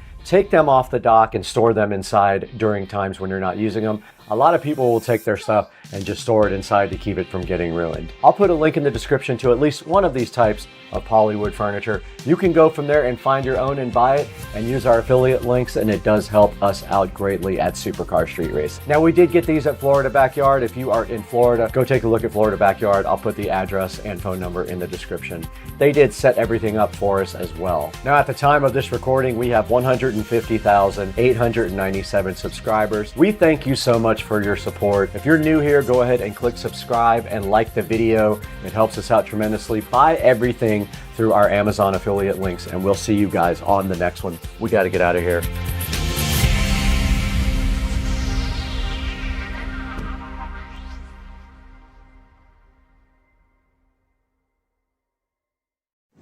Guys, welcome back to Supercar Street Racing today, and I've got my elderberry and echinacea tea here, and my Smith & Wesson knife here, which means I'm stuck right in the middle of confusion on my mood today when I open this product.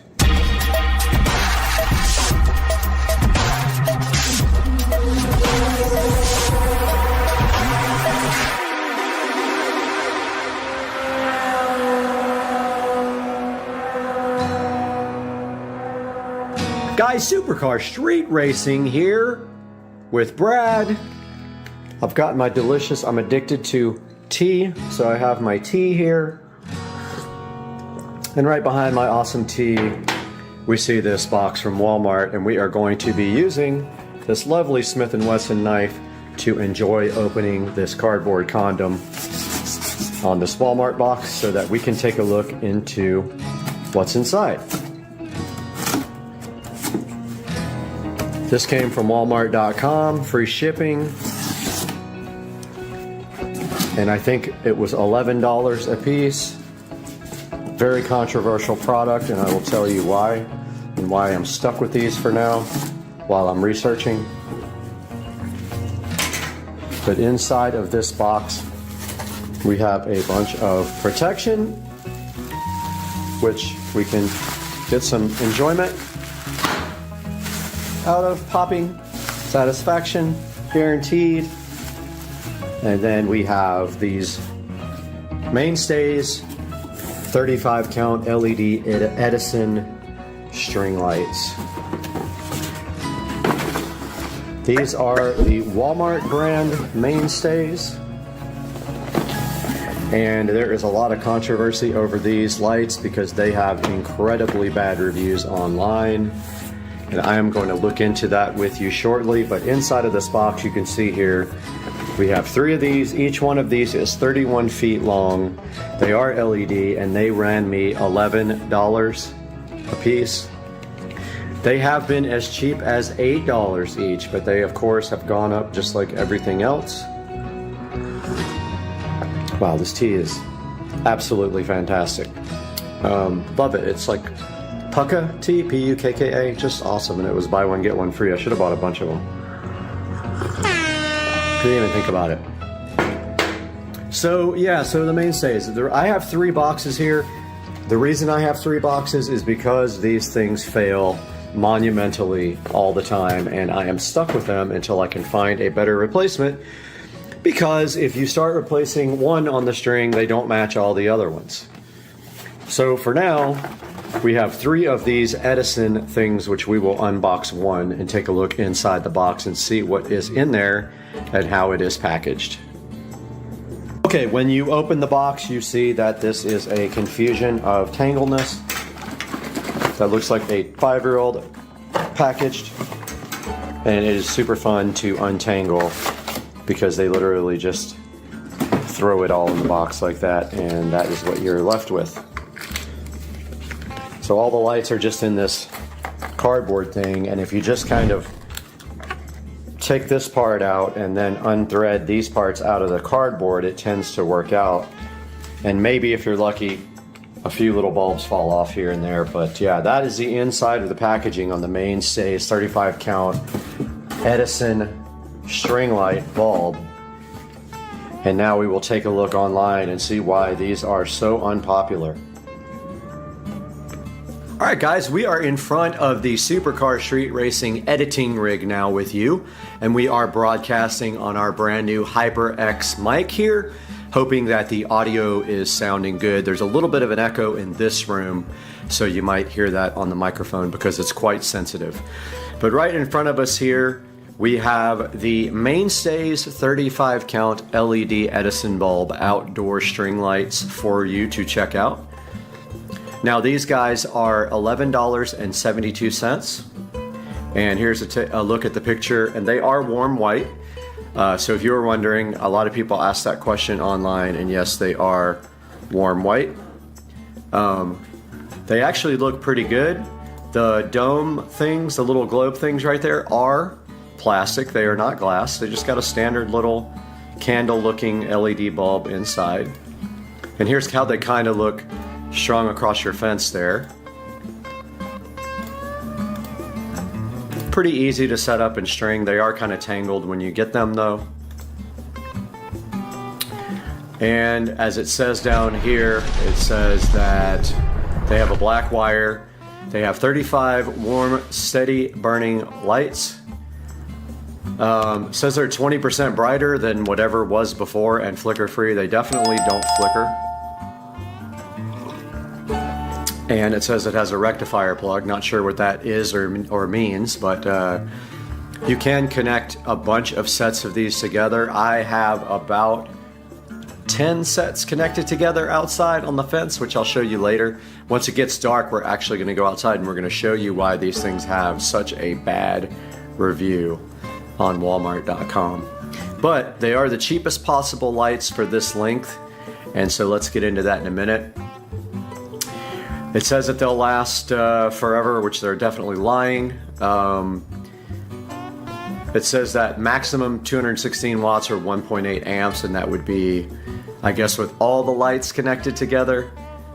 And then it says 30 maximum, and they do put out a 2700 Kelvin color temperature, which is towards the warm side. When you get up to the 5000, you're in the more blue side, and 6000-ish is getting towards the white side. So it's perfect for outdoor use, but I will tell you now that these things will not last very long. They are disposable, just like I wrote in my review, which I will show you. And that's about it as far as the actual description of the product. Let me get some more of my delicious tea here. If you go look around for other brands and other in the same length, you will see the price even triple, but they might be worth it because these guys do not last very long. Let's go into the reviews here because these guys have a 3.4 review. Look right here, 3.4 out of 400 reviews. Very, very poor. Now they will let you return them, so you should keep a box handy because you will be returning these within 90 days. I've not done it, but my plan this time is to return these if they fail. Tea is so yummy. I know I already said that 100 times, but hey, it's good stuff. Taking a look at the reviews here, let's look at some of the good reviews first. Got some 5-star reviews here. Lights up the nightlife. Plastic versus glass. I love these so much, couldn't put them outside. And bright. Cord is long. Wish the light was a little more yellow. They're pretty warm. They're not cool. They're definitely not 5000K. They're in the 3000-ish range. A lot of good reviews, but let's step down to the 2-star reviews now. Lights going out already, lasted a couple of weeks. Well, that's why you have returns, which I've never used. I haven't been smart enough to do that, but I'm about to start now because I'm going to return some of these because I have failed ones already that I bought. Another 2-star review. These don't even last 1 month. Defective, did not last. Lights went out after 2 weeks. Cute lights, but not the best quality. Do not last. Short-term use only. Not happy. Don't let it rain on them. That is true. Not weatherproof. Also true. Let's go down to the 1 stars. All 3 of these are going back, by the way. I will show you why when we step outside later into the backyard. Stop working after 1 week. Good until it rains a few times and then the lights go off. You get what you pay for. Terrible quality. Half the lights stopped working in 2 days after we got them. You get what you pay for. Cute but not waterproof. Now you notice the seller has not responded to any of these because they do not care about this because they are selling them. A lot of them. Here is my review. Look at this. Somebody gave me a thumbs down. Well, thanks for the thumbs down, buddy. I call these disposable lights. Buy a warranty. The lights will last anywhere from a day to a month and then die. Always get a protection plan if you can. Think of them as costing 5 times as much because they die immediately, either several bulbs or all the bulbs. And you can thumbs down me all you want, but that is the absolute truth, and I don't know why you would thumbs down a true review. Bite me. Anyway, more tea. I purchased 12 of these, and within 3 weeks of purchase, all 12 did not work. Every one went little by little until 3 weeks. And there is page after page of these. There's 8 pages of 1-star reviews. When you get to the last pages, they don't say anything. They just give a 1 star. But within raining 2 days, mine's should not have an S, but mine aren't working at all. I bought 2 of them, and less than a month are damaged. These lights cast a nice soft light. Bought 3 sets for outdoors in less than a month. 10 lights out of 1 strand, 5 lights out of another, and 1 strand dim to useless. Now what you will see will happen actually is bulbs will start failing on the actual string. It comes with extra bulbs. I've tried to replace the bulbs. It doesn't work. They just don't come back on. It doesn't restore the whole string. Or even the bulb that you replace. Sometimes you can replace all the bulbs and they still don't work. This thing says utter trash, garbage. So you get the point here. They have gone up in price, and they were $8 at one point, where I bought like 15 sets and have used them all because I had to put a bunch out there for the beginning. And so when I see you guys next, we will go ahead and go outside and start the process of replacing the ones that I need to replace and starting a return on these guys. This return policy can be returned to the store or by mail. Items picked up and delivered from a store can only be returned to a store, but we can return online items in a store for free, and that's what we will do. We will get Rich to bring us and get our money back for these.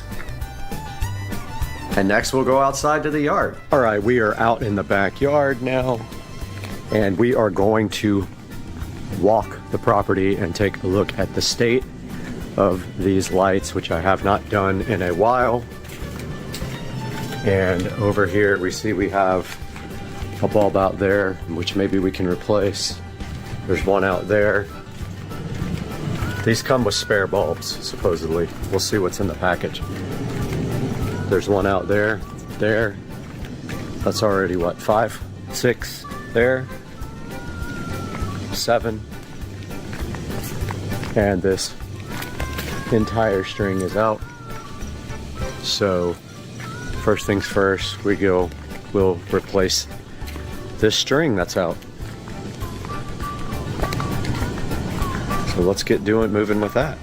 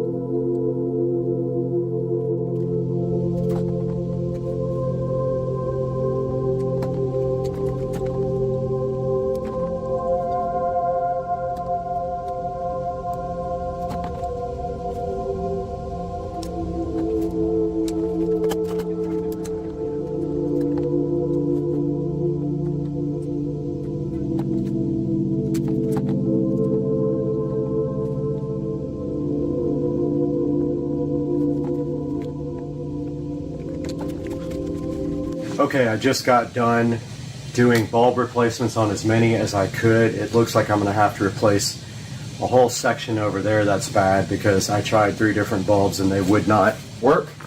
Now I'm going to package all these up here and get them returned to Walmart.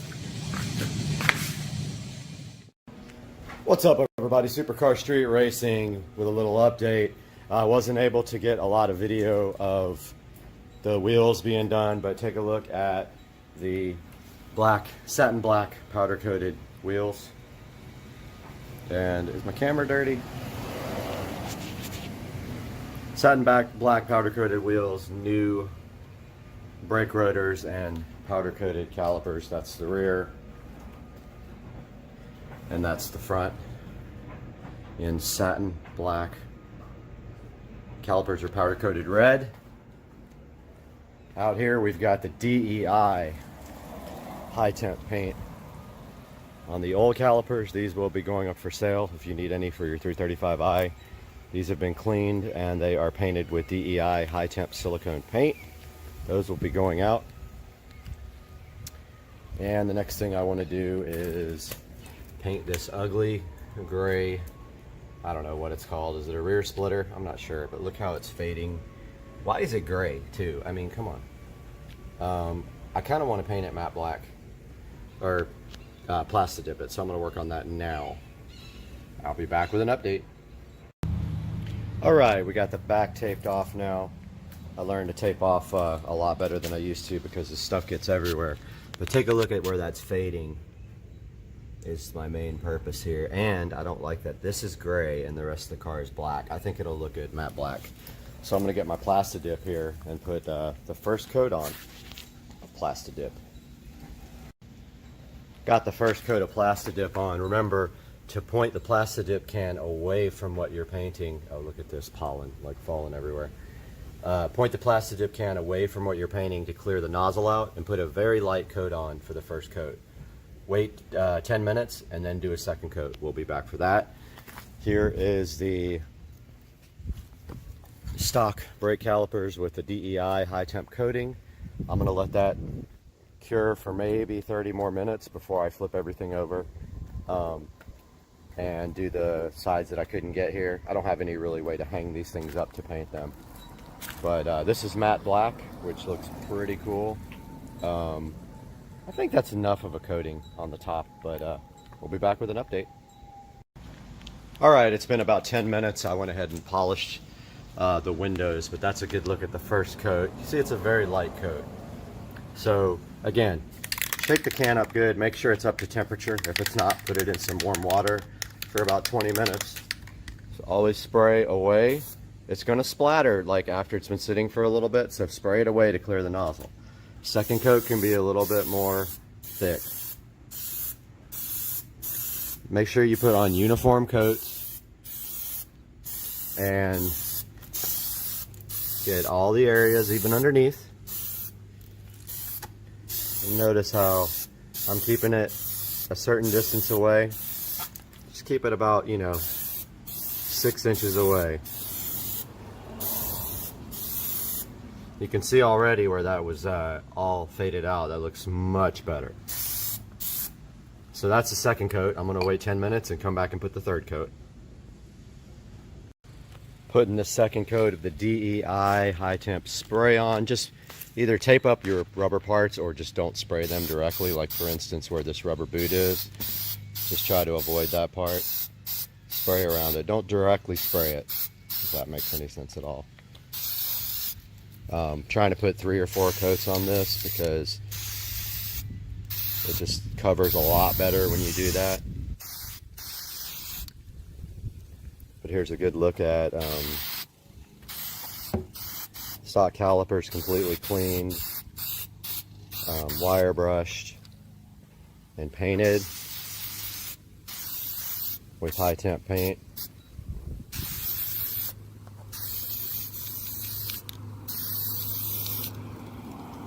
See, I won't spray directly on the boot. Just like light if you're gonna get close to it. It'll make it crack and be stiff.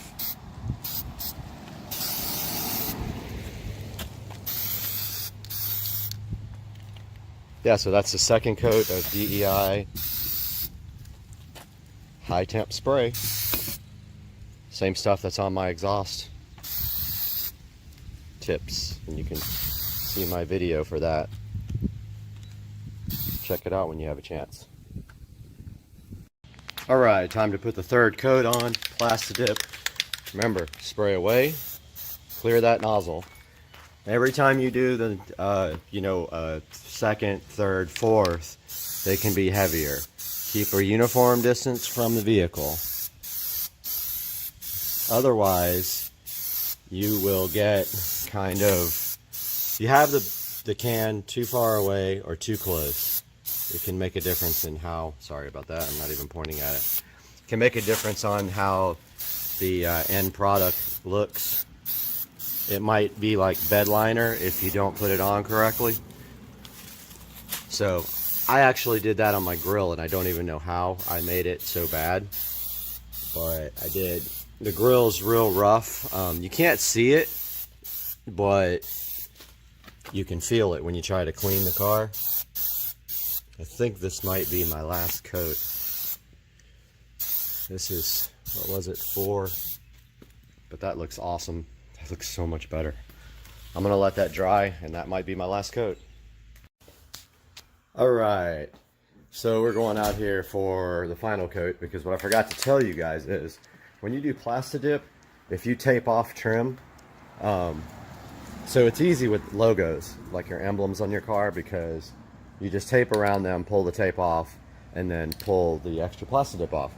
But when you're doing trim or something like this, where you have tape right up against the Plastidip edge, you have to take the tape off while the Plastidip is wet, so we have to do one more coat. So here we go. And I forgot to point the can away, but it didn't splatter, thank goodness. So this is going to be the last coat, and I'm going to pull the tape right when I'm done. See how the tape is right there on the edge? You want to do that while it's still wet. So here's the last coat. I'm going to start pulling tape. I need both hands for that.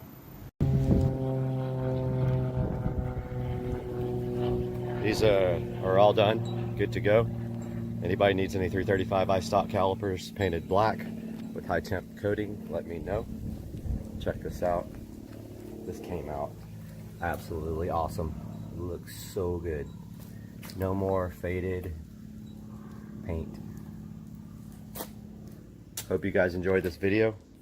Make sure you like and subscribe.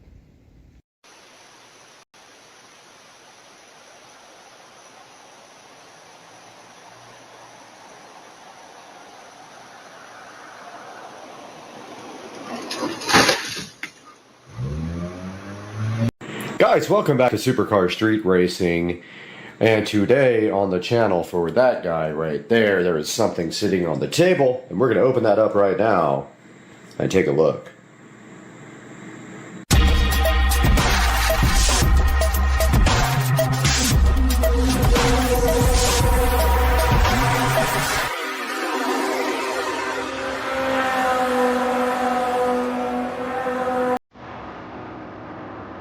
Guys, welcome back to the channel, and as you know, we have this beautiful 2023 Tesla Model S Plaid sitting under the cover in the garage here, and today, right here, right now, we have something for it, which is actually going to improve the look 1,000,000,000%. Let's get this open with one hand, and inside we see we have the wheel cap cover kit and some sort of red thing. And this is from a company called Zengu. Now, I really didn't have a clue if these were actually going to match or fit. I took a chance and ordered it since it was Amazon, and I'm guessing that that is a tool to actually remove them if you have to, would be my guess. The center caps are pretty easy. Hopefully they go on and stay on. But let's get this unpackaged and take a look at putting it on the 2023 Tesla Model S Plaid.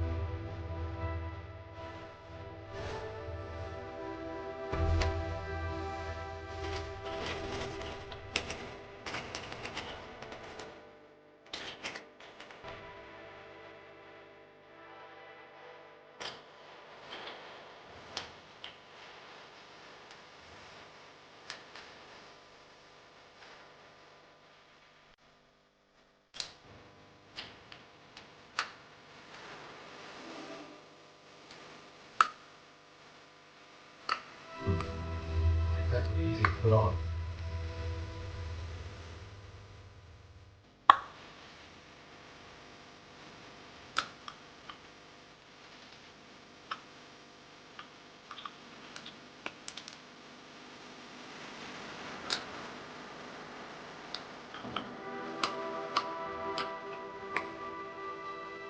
Hard to put on.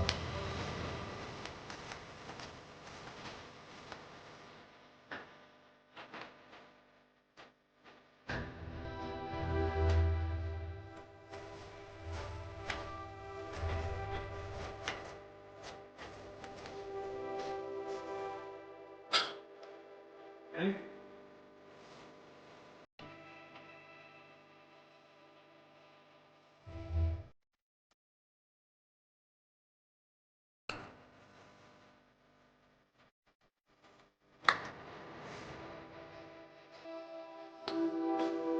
Cover off, that's for sure.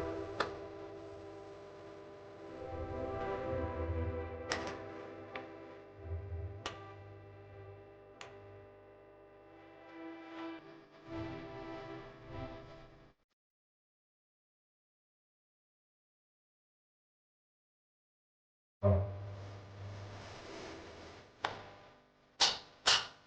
Oh, yes. Yes. So good.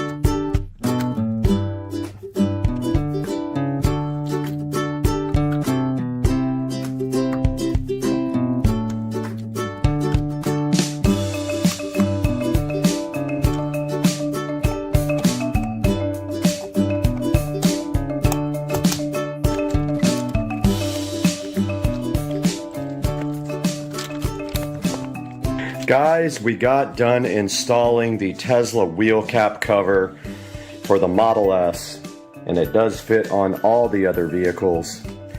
And there you can see it finishes off the look of the Tempest wheels, but you cannot use the aero covers now with those on, so I will not be using the aero covers anymore. but the look is way better. My only complaint about this package of wheels and tires is they are higher profile tires. So the wheels look a little small in the car. It definitely could use 20s or 21s. And now let's go inside and take a look at these actually online, because there's many choices. Okay, they did give us a couple of spare caps here, and this is the removal tool that they give you for that. So I am going to go ahead and put this in a bag here, right here. Put these two caps in the bag, and then I will place this unit into the Model S Plaid in the trunk, in a compartment, where we will have them if we ever go to a wheel and tire shop, so they don't struggle trying to take off the caps. But they do give you two spare caps and a little red removal tool right there, which is pretty cool to get extras. Alright guys, welcome back to Supercar Street Racing. We are live, and you are down there, and we are in the beautiful Supercar Street Racing studio here, and we are going to be showing you now these wheel covers. So let's go, and it's actually called a wheel cap kit for the Model S Plaid. So if we go to Amazon, we go Model S wheel cap kit here, and we will see that there is a number of available options here that you guys can pick from on this wheel cap kit. Now the one that I bought matches the gunmetal almost perfectly. It might be just slightly off, but it actually looks really good on the wheel. Now when you see here, this guy right here, they're all pretty much the same, except for the fact that some of them come with black center caps and some come with gray center caps. I did order the ones with the gray center caps, and let's get that called up right now on the screen. So this is the Zongyu, crazy cool name, right? The names on here are hilarious. This is the Zongyu dark gray, and you guys are right there. This is the Zongyu dark gray and silver wheel center hubcap kit, and it says it is compatible with both the Model 3, the Model S, the Model X, and you get 4 center cap hubcaps, and you get 20 lug nut covers. So they give you 2 extra actually, and they are $18, and there is a 5% coupon, and I got them literally in one day, but you can get them here, right now on same day. So make sure you go, please guys, go into any of my videos when you buy something on Amazon and click any of the links. You don't have to click the product that you want that is on my actual link. You just need to click any of my links when you buy anything from Amazon, and it will help me on the channel by generating the tiny bit of revenue, since we don't make hardly anything. So this will be linked in the description, and then once you get there, you can choose from the gray. This one has red with the red Tesla logo. That's black, and then that is matte black. Matte black looks cool on black wheels. My wheels are the 19-inch Tempest, and they are gunmetal, and then the center cap, or the lug caps here, are all black plastic, which looks absolutely great. If you want to go ahead and get black lug nuts, you can do that. You can order black lug nuts for the car if you want to do that, but these look better than the stock lug nuts, because the stock ones are keyed and they just don't look that great, and they're silver. There are other options available for this same deal. If we scroll down here, there is a crazy amount of options. This is one option that does not have the lug cover, or the lug nut covers. It just has the center caps. There are 20 or 30 different options here. This one comes with a little box. They all come with this little handy removal tool. Some of them have like chrome Tesla emblems in the middle. You saw my video that these are great. Says they give you customer support as well, so maybe if you need help with this, they will assist you. And that is basically it. There's so many different options that I would go with ones with good reviews, and you will be safe. And you're especially safe if you use the ones I bought, because they are great.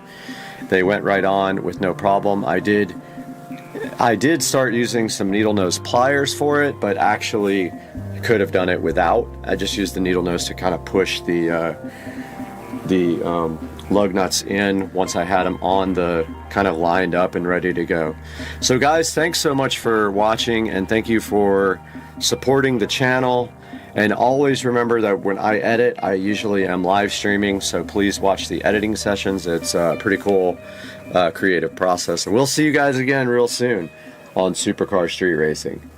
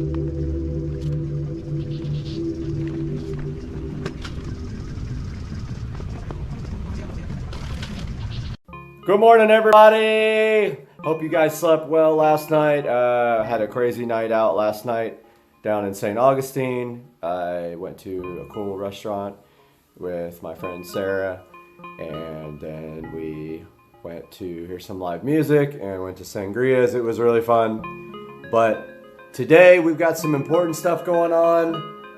The driver texted me last night to tell me the new car will be here this morning. So that means I have to go find the money to pay for the transport. And I'm also working today, so I have to kind of get that in there. But the car will be here this morning. My plan is to video the car coming off the trailer, and then you guys will know exactly what's going on with my car situation. Stay tuned, that's all coming up here shortly, in the blink of an eye for you though. Wanted to take a look at the garage right now, show you guys what I did out here. In anticipation of getting the new car, the other day I came through the garage and I completely cleaned out and reorganized the garage. Got all my car prep stuff here with all my microfiber towels. Redid the car parts bin here that has oil and the battery charger and some other stuff in it. And then threw away a bunch of stuff that I didn't need. Scratching my head to try to figure out what happened to my high temperature coating spray, which I can't find anywhere, which I used for the exhaust on the SL65. I usually keep all my spray paint products literally right here, and it is gone. Unless I'm blind as a bat, it is just not here. So I don't know what happened to that stuff. I only used like a little bit of the bottle. But you can see I redid all my paint cans here. Only thing I have to do is get this garbage can back in the back. I keep the garbage cans behind my house when I have two cars. Here's the Accord, my daily driver. My toolbox over here, which I had previously organized and labeled. I keep all my tools here.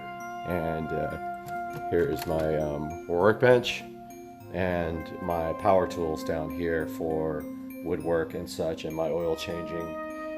I do have ramps, jack stands. I will be doing a lot of work on the car myself. So I have all that, and I do have an actual hydraulic jack right there. So this is kind of an idea of what the garage looks like now after a nice cleaning, and hopefully this will be enough space for the car. Right here is where it's going. What's up, everybody? Just got a text from the truck, and they are about 2 hours away from me right now. So the ETA is looking like 10:30-ish. Still have to Uber or Lyft over to the place where they're dropping it off. I'm gonna get it dropped off pretty close by at a parking lot. So we'll see you then when I get an update. Headed to the ATM right now. Got to get out $550, unfortunately, to pay for this car to be shipped. So I'm headed up to Bank of America right now. I'm gonna get out some cash, and then the trucker's 2 hours away, probably about an hour and 45 minutes away now. So we'll have another update here shortly.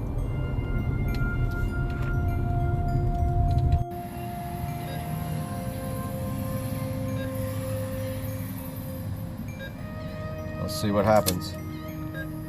I don't know if it'll let me get this much. Oh, it's gonna let me.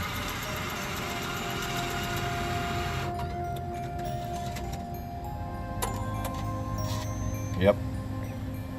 Out here waiting for the Lyft driver to come around that corner. Just checking out the yard. And grass is doing really good this year so far. It's a lot of work though. That dude should be coming around the corner like any second now. He's gonna drive me up to Winn-Dixie. I figured that would be the easiest spot to unload the car. Nice big parking lot, and I didn't want to take a chance on unloading it on the street here with all the traffic coming. And plus that would give me a minute to drive it to get used to it. And dude should be coming. There he is right there. Out here at Winn-Dixie parking lot waiting for the driver to get here. And just kind of walking towards the road. Figured he would probably pull in right here. This is a really good place to unload. Maybe right along this wall right here, kind of, or the curb. When we do our drives from Mandarin to here for the drift shop, we always line up right here and wait for everybody to kind of regroup. So I figure he will be exiting the freeway momentarily and heading this way. Try to get some video of him coming down the road when he does. All right, I think I see it coming. Yep, that's the one. There it goes, he passed it. I know what you guys are thinking. Mustang. I know you saw that. He went right past it.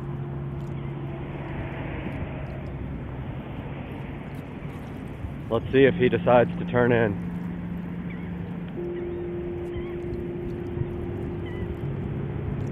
Coming back around this way.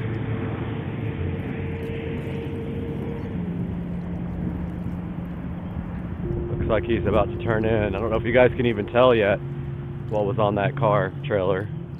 There is a orange car on the back. Could that be mine? It's turning in.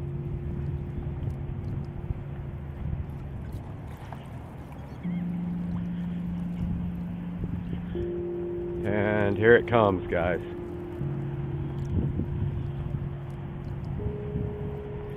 There it is. You guys can probably clearly see it now.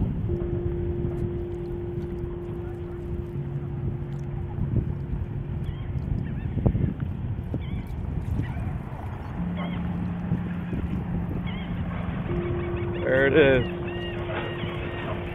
There they are. How's it going? I figured like back there would be easy. Yeah, all back there, there's plenty of room. There's the car. It's not that one. Wow. Really does have great paint. So here goes the, somebody else is getting a Mustang, not me. Pretty nice Mustang.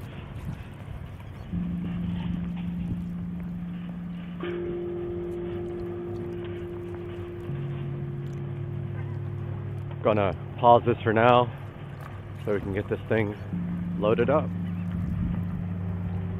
Unloaded. Getting the car unloaded right now. Mustang out first. 427 Mustang Roush.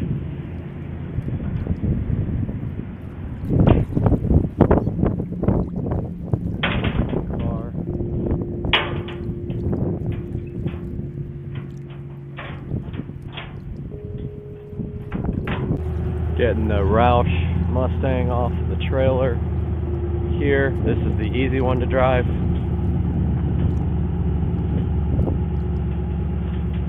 Because it has a regular clutch, I'm sure. But the IS has a twin disc. Directing them off the trailer. They got the boards to prevent any scraping. Straight back. Straight back. Let it roll straight back. Come on. Come on down all the way.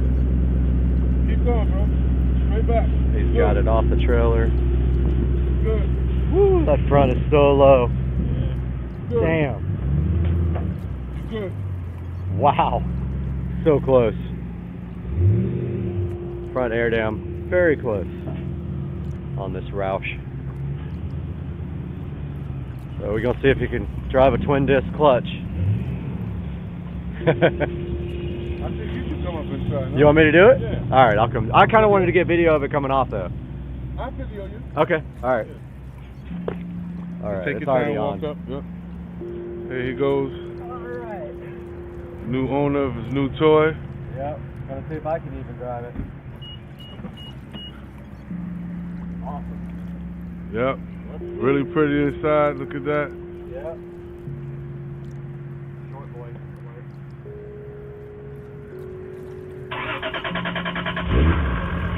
Wow, she cranked up really nice.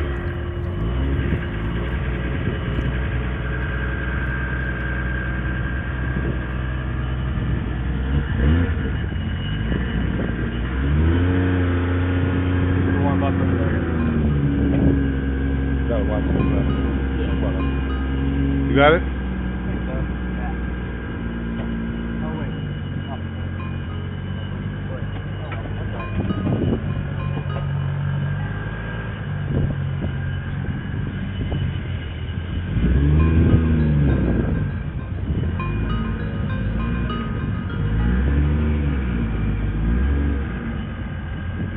Slow. It's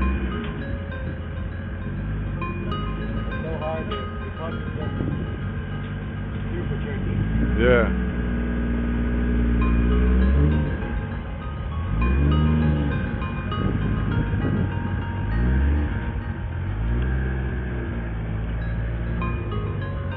Take your time. Have a little dip. Come on. Come on. Yes, sir.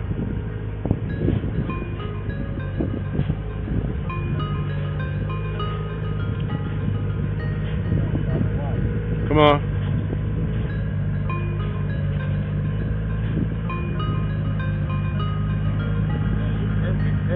Come on, keep it coming. Keep it rolling.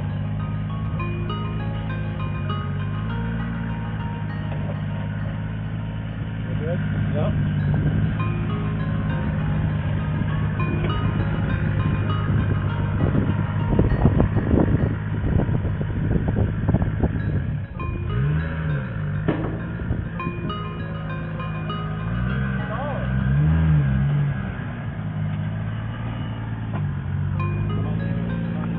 Yeah. Does it take brake fuel or? It will take E85. You know about Okay, yeah. the E85 stuff? Yep. About to try to drive this car without stalling it already. It's a little difficult to drive, but managed to get away without stalling so far. It's really off on though, as you can see right there. I'm still getting used to it. Wow, this guy just pulled right in front of me. Girl. So another thing, 6 gears really close to the emergency brake. You can really, it's hard to tell when it's in gear. This is going to take some getting used to.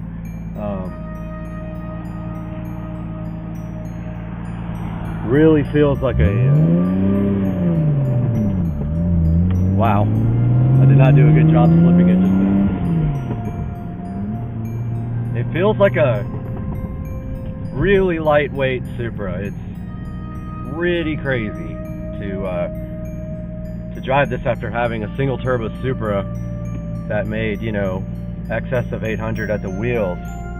Now this does have the V160 swap, and I did remember I accidentally popped the hood, so I need to pull over and put that hood back down before it flies open. That's really hard to slip at first.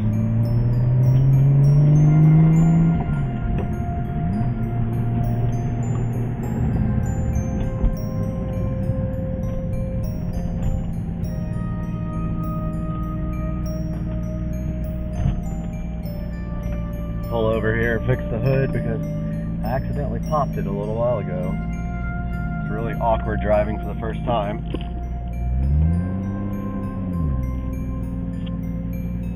Got the car back home sitting in the driveway. Don't know if you guys can see that very well, but here's a good look at the engine bay. This is a fully built 2JZ GTE VVTi motor with AEM V2. Pretty much no expense was spared on this car. It's just has an incredible amount of work done to it. The paint's in pretty good condition. I wouldn't call it perfect. It has scratches here and there, and what looks to be maybe some runs, but it's nothing major. It's in good shape, and I don't know if you can see the flake in the camera, but it does have metal flake. I'm about to polish it up right now, and then take it over to the DMV and get it registered up. So there's going to be some more information about the car at the end of this video, but for now, here's a good look at my 2003 IS300 with a full Toyota Supra swap. It has the 2JZ GTE VVTi engine, fully built top and bottom end, including cams, fully built head. It's running a Precision 6266 turbo, and it makes approximately about 530 wheel horsepower on medium boost on 93 octane fuel, presumably tuned moderately, but this turbo is capable of about 750 to the wheels on E85. So that is the plan, to take the car up to Tracy over at Tuners Inc., throw another fuel pump in. It is only a single fuel pump, and we are going to run E85 in it.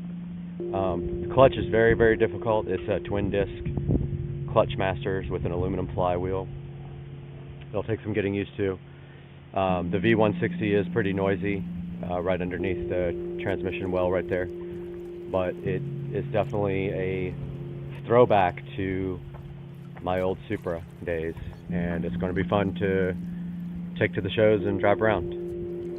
So stay tuned for the next one, and you're going to see so much with this car, you're not even going to believe it.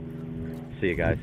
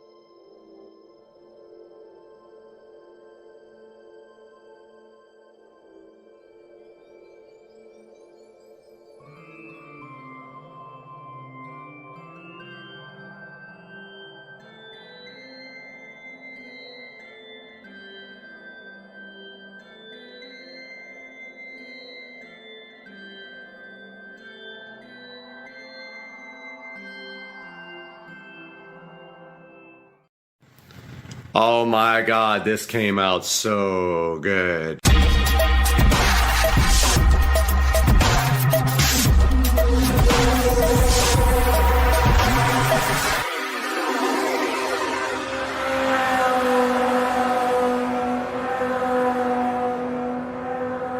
We've got our drill ready here, and all we have to do is make sure we pick a brand new bit from our brand new kit that is big enough for the mini jack to go through cleanly, because I don't feel like soldering it and unsoldering it and all that. So it's gonna have to be big enough for the entire jack to go through, and the biggest bit I have here is a 3/8, and that looks like that might be it. So we're gonna go right down the side here and just gently drill through without breaking this nice. And of course,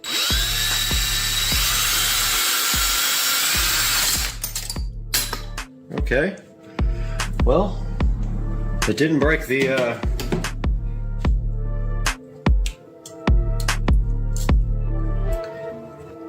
didn't break, it just wasn't tight.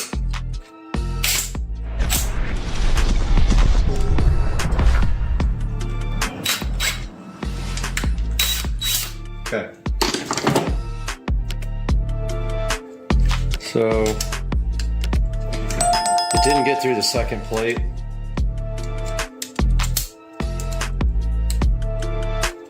We've got a little bit of stuff left on there, keeping it from flat. Okay, let's try that again. Okay. Might not be big enough. That's what she said.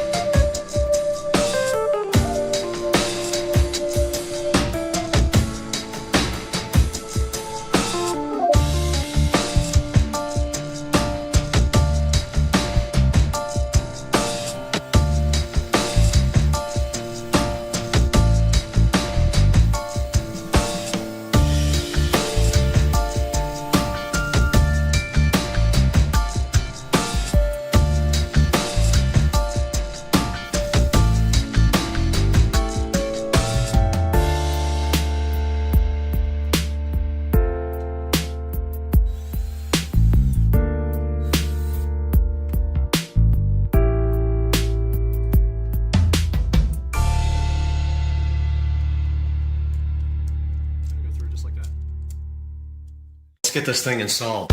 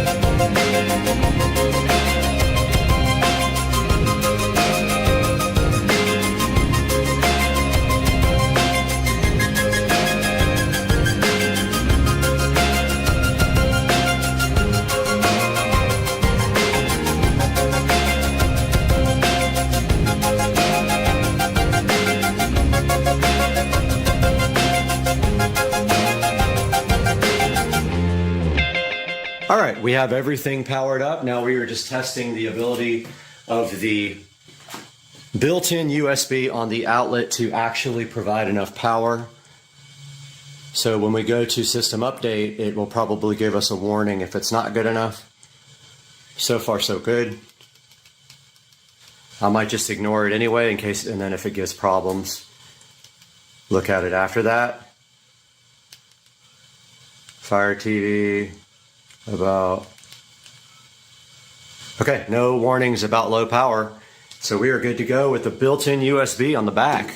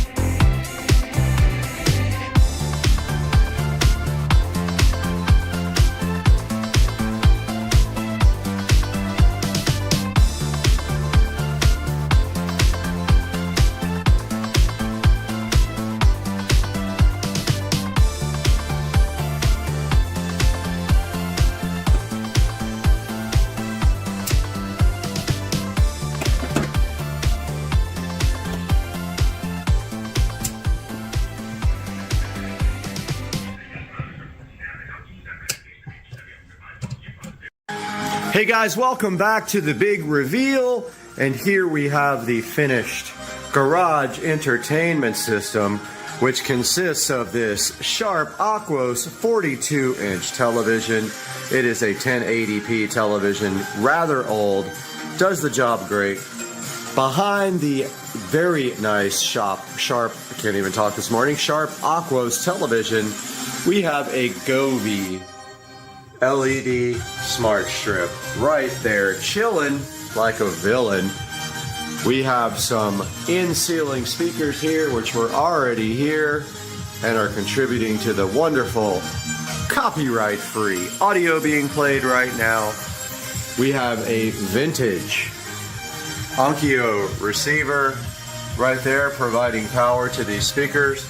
And then we have a JBL Arc series. I believe it is it's either a 8 or a 10. I think it's a 10-inch subwoofer Arc 10 chilling up here on top of the cabinets. And then behind the television here, we have run power. We have run a mini to RCA all the way over to our receiver up there. We did it beautifully with the wall plate and made the wire come out of the wall plate by drilling the side. The wall plate also has USB. The USB is powering the Fire Stick that you are seeing. And there is a look at the RGB LED. We do have an articulating mount that can come out and angle towards everyone in the garage. And that will complete our project. Please leave comments and let me know if you like the work I do, if you think it's clean. I'm a very, very OCD person, so everything is nice. Oh, I have not finished the very top yet, but the wiring up into the attic goes through a nice little sleeve right there of tubing. And yeah, guys, that is the audio project and video project in the garage, where we're going to be doing a lot of projects, and that light is on auto. So I hope you enjoyed it. Please like and subscribe and share this with everybody, and I love you guys. Have a good day. Now, checking out the LZ Invitational on Supercar Street Racing, and we have some crazy cars here. And this is the Clean Culture Car Show. There's the track, and here's all the cars, and it is absolutely packed today. And this section here is just the car show, and then over there on the other side is where all the YouTubers are. You want to take pictures? And we will head that direction right now and check out some of these cars. Nice Viper there. And then here we got Eat Sleep Race and the Fast Kids Club, and then EPA Auto House there. And then check out the nice ride. Little AE86 action Corolla. Single turbo there, and here we are walking down live through Englishtown, and of course we have quite a few pretty gnarly cars here. Subaru, Toyota Supra, BMW S2000 with a single there. Audi incoming. And then over here, RX-7, little FD action. Single turbo FD, other single turbo FD. And then over here we have the official headquarters of Drift HQ. And this is the line to buy Drift HQ merch.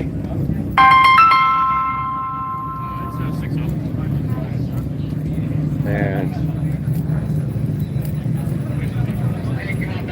there's the Drift HQ headquarters. Right there, that's Drift HQ. There's the line to buy Drift HQ merch. Right next to that, we have Motion Auto. Right hand drive. R34, I believe. Where are you guys at right now? What? Not like 5, 6. Over here, there's Jimmy Oaks. There's Trevor, Motion Auto. And of course, Chris Rudnick over here.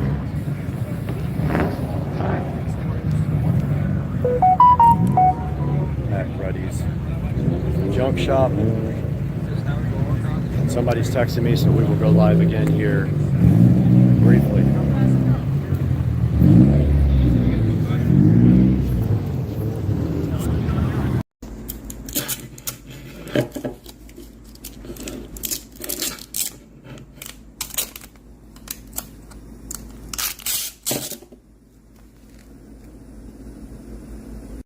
Go.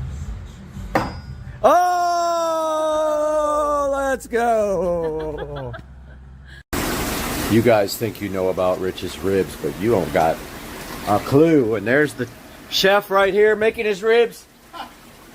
And it's an hour, and you don't know how to do it either, right? Hour and 10 minutes. Hour and 10 minutes. All right, 335i, 0 to 60 and more with a tune.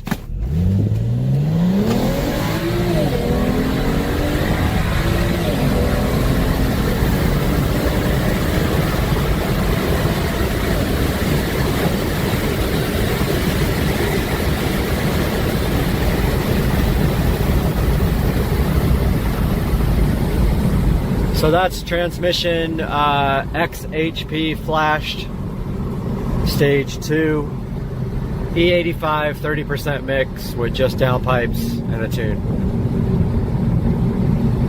Get me. Bubba. Gang. Why are you enjoying the wood? What is so good about it? Bubba. He is in the wood. Why? That's corn. Somewhere in there are cows. And we are in Mississippi today. And I'm going to show you guys my sister's unique house and some of the cool features of this place on Supercar Street Racing. Come along and check this out.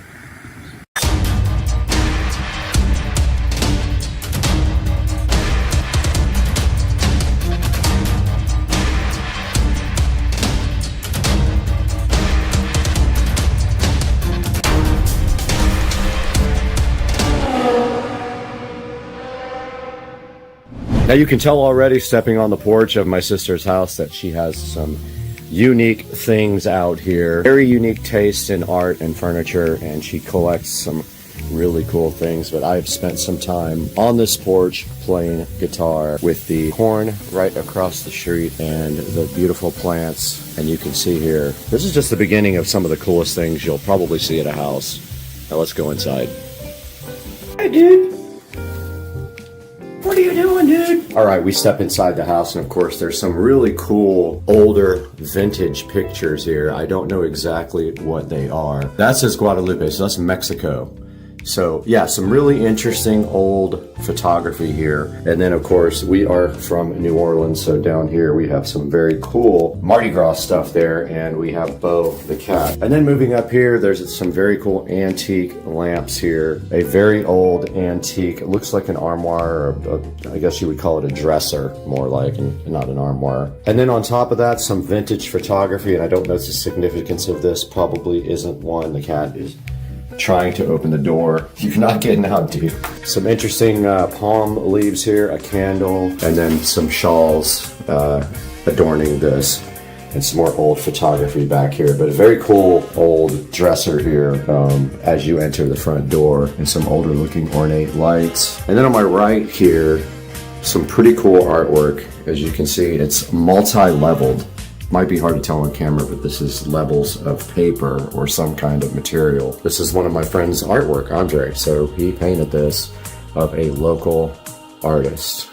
Okay, so my sister is really into Day of the Dead stuff, so you're gonna see a lot of skulls and things related to Day of the Dead. And up here, we do have a cool picture. Looks like painted by Anthony Hart, and then a picture of my sis and her boyfriend there. And then down to some interesting artwork here. There's a diver's bell here. There is some kind of old, I think that's a trombone. There's an old cigar, a Puerto Rico tiny ukulele there, and then knickknacks on the top. And to the left of that, a old vintage microphone with some Mardi Gras beads, and an old, looks like a Mardi Gras trumpet, honestly, is what I think it is. And then a cool old piece of furniture underneath this. Looks like it's just like some sort of chest, and that is part of the living room there. Now let's move over. And this guitar is Paul Thorne. It has tickets on it and it's autographed, and that is pretty cool. If you guys haven't heard Paul Thorne, go ahead and check him out. And there's his Catfish Alley poster, and then a picture of him and my sister, and some other Paul Thorne stuff here, and then cool little poster here, artwork by Paul Thorne. It is signed by him. And then a lanyard from his concert, and some other cool rock and roll related. Maybe he played in Clarksdale at the Deep Blues Festival. And then down here, there's some Eddie Hodges stuff. Looks like an Eddie Hodges record autographed, and a old resonator guitar, which I've played this several times. It's kind of interesting to play. Some kind of, looks like a ray, manta ray or stingray skeleton there. And then we've got an interesting little table right here as well. On this table, there's a bunch of knickknacks, a bunch of automobile-related stuff, some airplanes and stuff like that, some more Day of the Dead, picture of my sister's boyfriend with the president, and just a lot of cool little knickknacks. And then some art up top, looks like Mary art. Down below, a dog and a suitcase and some old antique, looks like antique buckets and an antique suitcase right there, suitcase. And then some walking sticks over here to round out this wall of coolness. Okay, over here on the side by the antique fireplace, you can see some more cross-related art. She really likes crosses and the Day of the Dead stuff. And an antique piece of furniture down there. An old antique chair, so a vase, an old phone here. Some really cool artwork, some more religious artwork. More cat interference. And then up here we've got a nice big painting, and on top of the mantle a bunch of cool crosses and candles. And then down here in front of the fireplace, a bunch of cool little candles on a metal antique table. Very cool. Some more religious artwork there. Another cross here, which is pretty cool. You guys can see that. And more candles. And some more art in the corner here. There's a corner shelf with some interesting things on it. Few little knickknacks here and there, some more crosses on the wall. And then over here in the window there is a case full of antique cars, a Buddha here, another old piece of furniture with a cool candelabra thing in front of it, and another really old antique chair there with a chandelier above the window. And then this ornate piece of iron here with some things hanging on it, and this couch with these nice pillows. You can see this really old cool suitcase here, an antique book on top, and then here is a signed Meatloaf autographed microphone, a cool Eminem dude with a saxophone, and then an Elvis. And you know, we just visited the birthplace of Elvis yesterday, and there's Elvis with his microphone chilling on top of this old piece of furniture here. And then another old table with some things inside the top,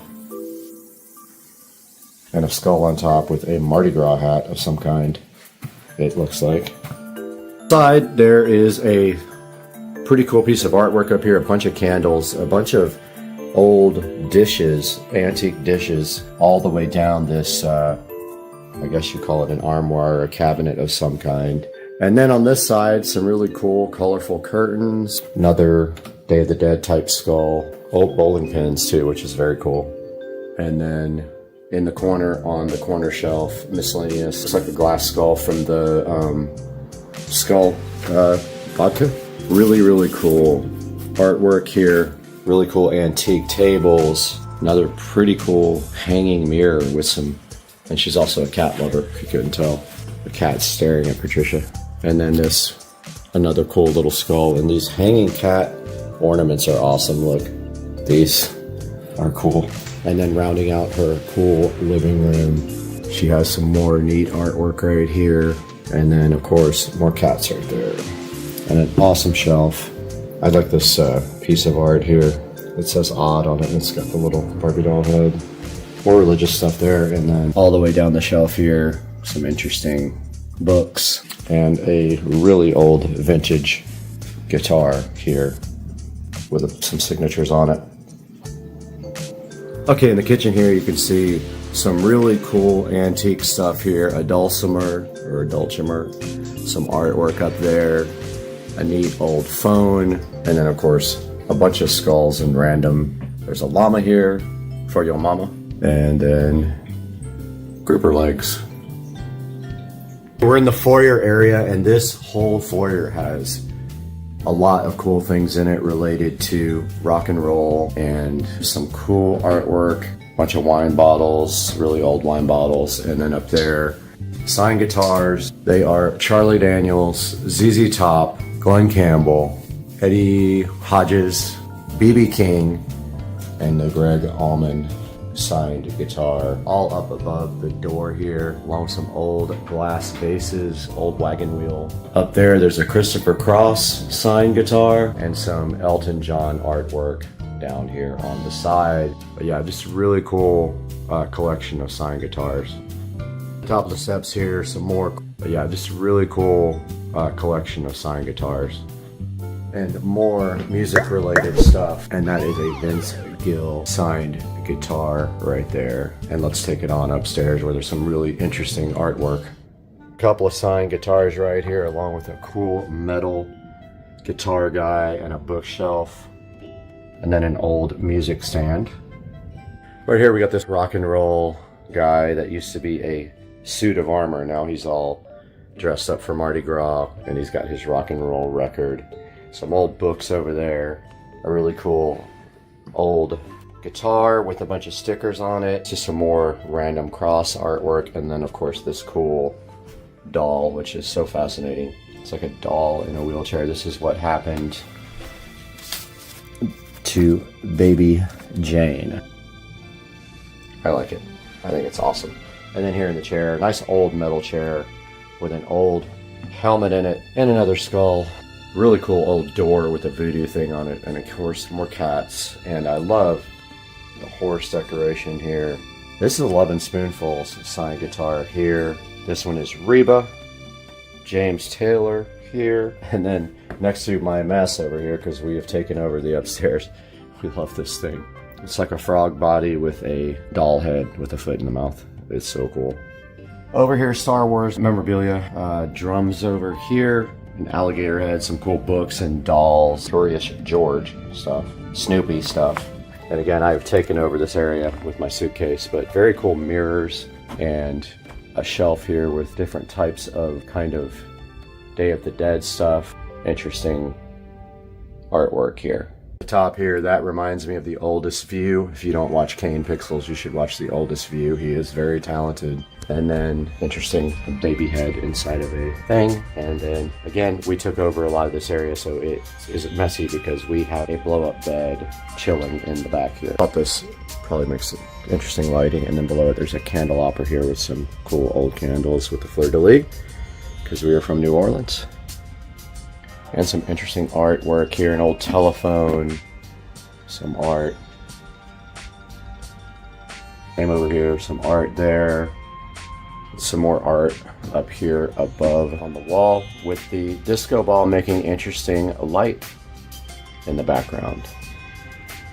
Okay, going out into the backyard of my sister's house is kind of where craziest backyard happens. This is one of the most tropical backyards I've ever seen. Let's take a look around here at my sister's backyard.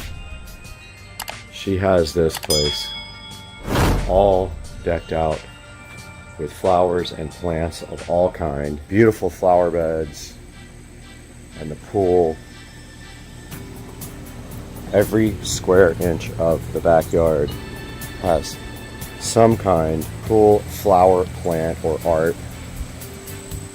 And we actually are going to be installing some LED curtain lights out here today. Moving to what we came here for, she does have a pool here with plants all the way around it.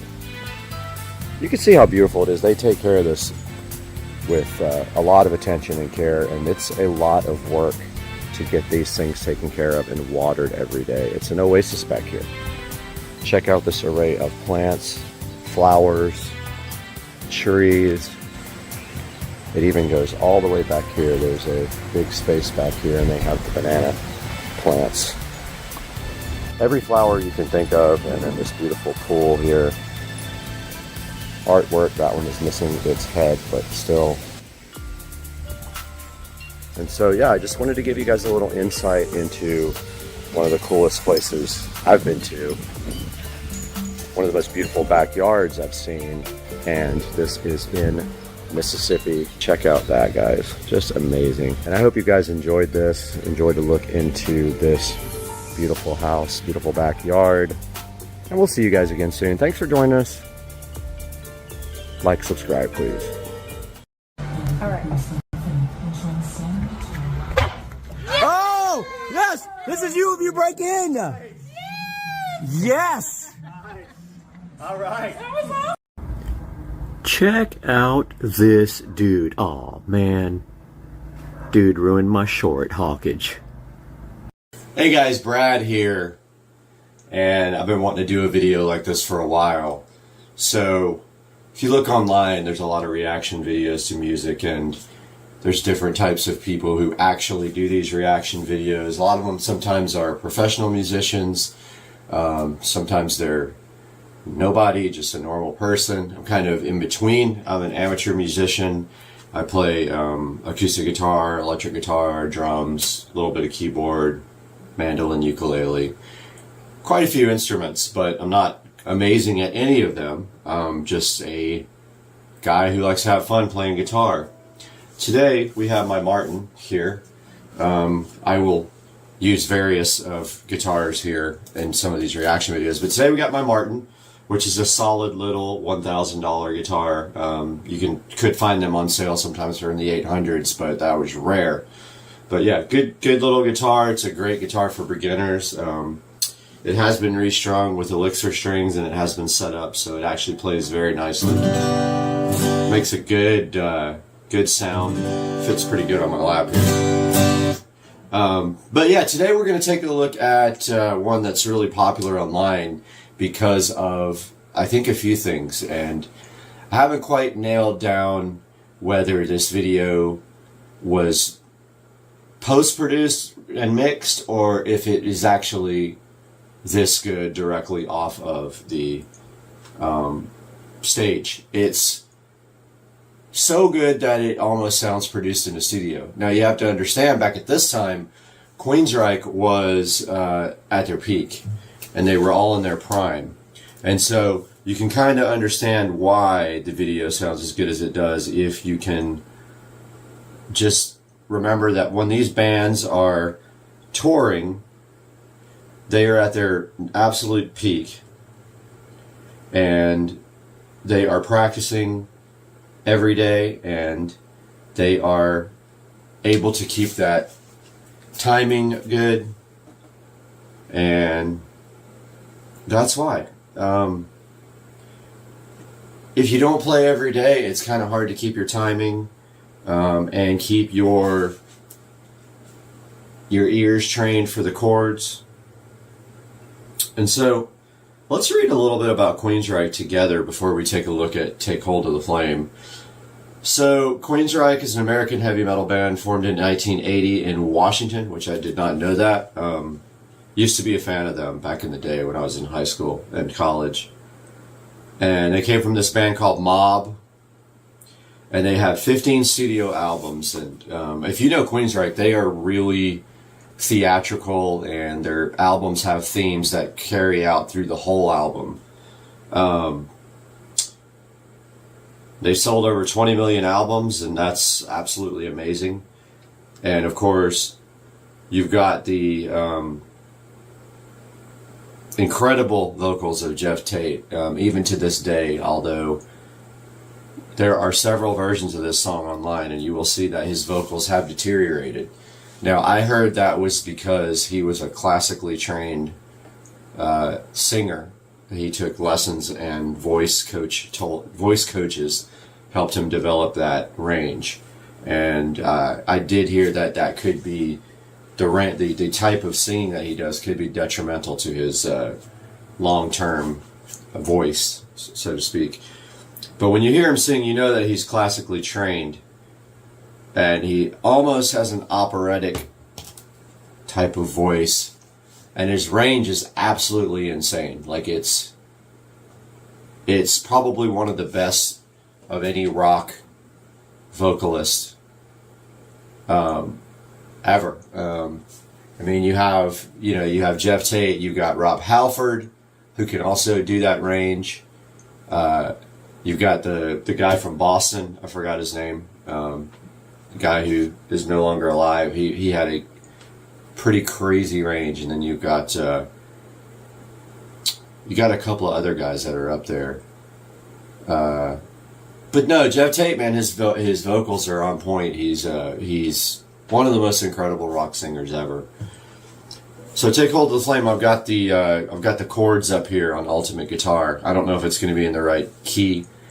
Sometimes these videos are shot, obviously they change the key when they perform live sometimes. And not to mention, due to video speeds, frame rates and things like that, sometimes the tuning isn't right on a guitar, but we will try to see. And it's got normal chords here. It's in A minor.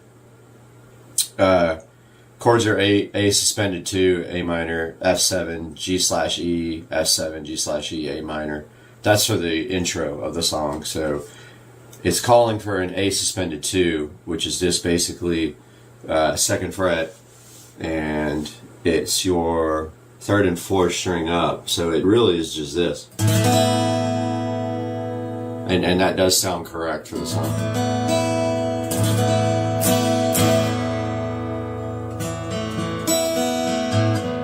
They probably fret it.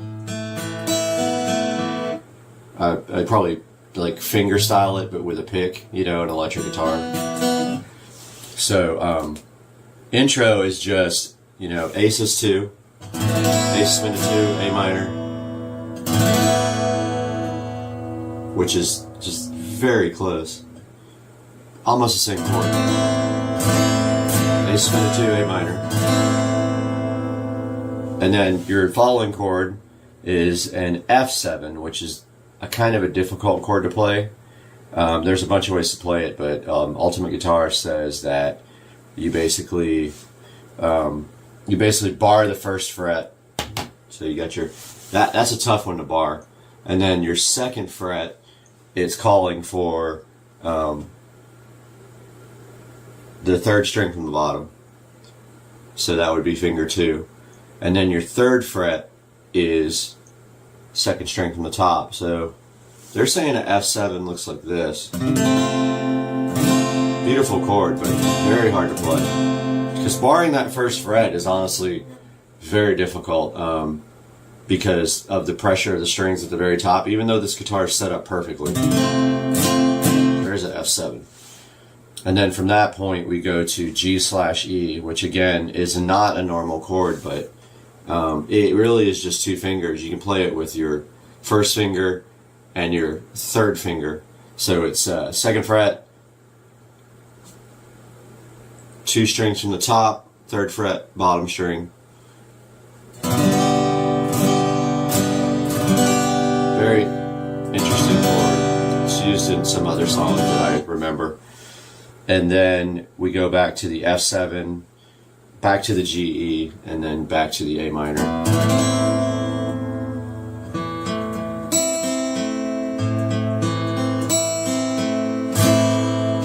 So so Take Hold of the Flame. Let's take a look and see what this is all about. Now just remember this is from a bootleg, and so this is the most popular one online. So let's take a look at Take Hold of the Flame. So, the song of hope is called Take Hold of the Flame.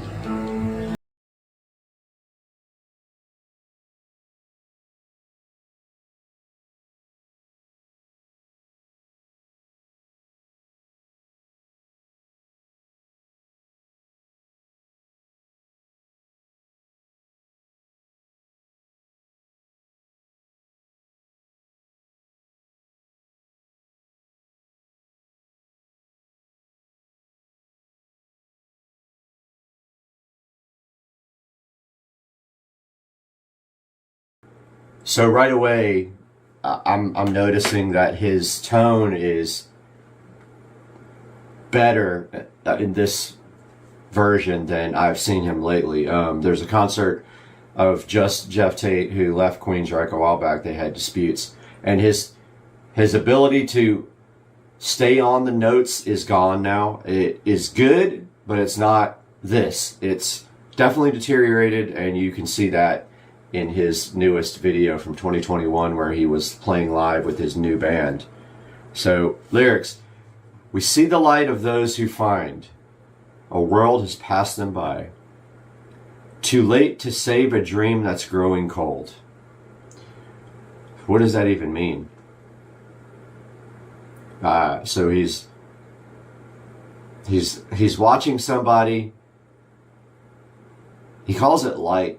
He's watching somebody's light.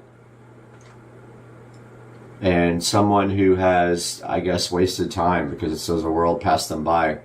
Too late to save a dream that's growing cold. So they've wasted their time in life, and he is viewing this from the outside. But yeah, it's like, it's A minor first, so it's like, see the light of those who find. And then it's world is F. World has passed them by. Too late to save a dream that's growing cold. And of course, I'm not a great singer, so, you know, criticizing Jeff Tate is probably dangerous territory because I can't sing myself, so I can get by, but I'm not. So it's just...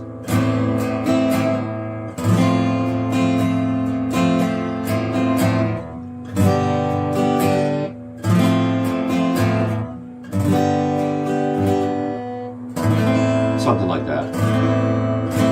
Listen to it again.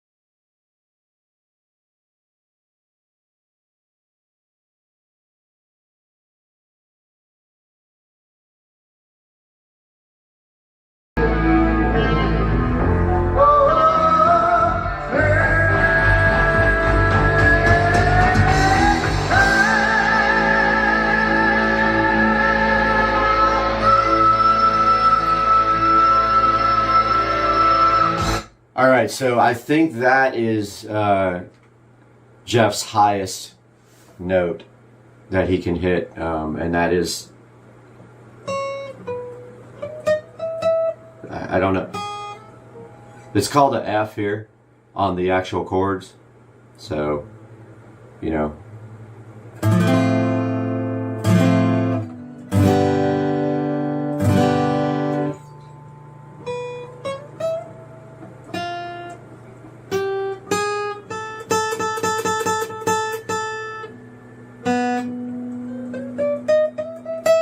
So there it is. I don't know what note that is. That's up there. As you can see, that's way, way, way up the scale here. Well, I heard somebody say I think it was an A5. I'm not sure. I'm not great with the actual notes, so that's his limit though. I believe his vocal limit is right there. But he nails it, and it's dead on. There's no vibrato. It's just a straight sing.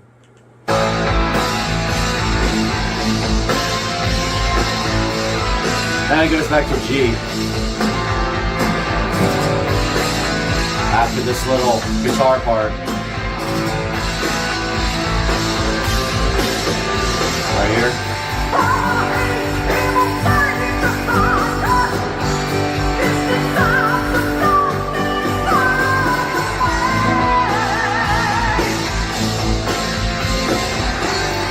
From a haze came a rage of thunder, distant signs of darkness on the way. That's just literally a G. It's like, from a haze came a rage of thunder, distant signs of darkness on the way.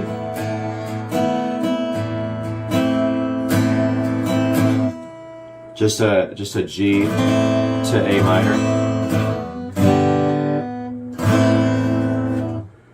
All right, let's see what's next. Fading cries, screams of pain and hunger. Another one, just G to A minor.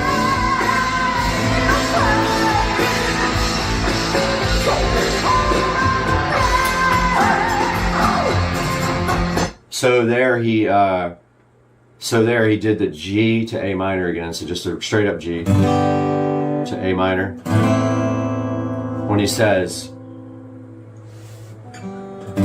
fading cries, screams of pain and hunger, but in the night the light will guide your way. And now he's about to sing the hook here, take hold of the flame, and that's where he goes to an F. Now F you can play two ways. You can bar it, or you can just do the standard way of playing it. So he's gonna move to this hook now. Let's check it out.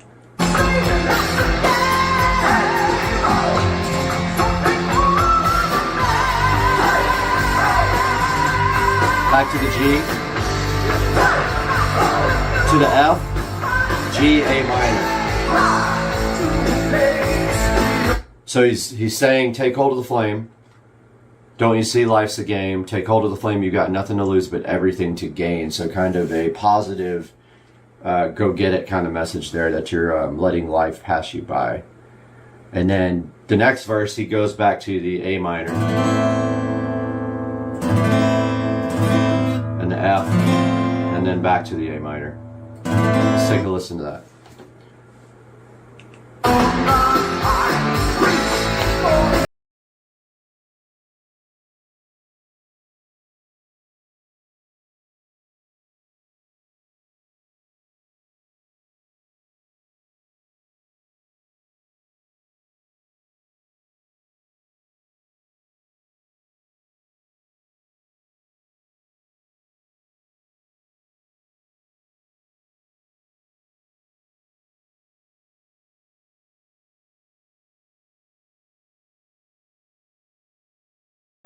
Presence on stage, which he has an amazing ability to entertain the audience.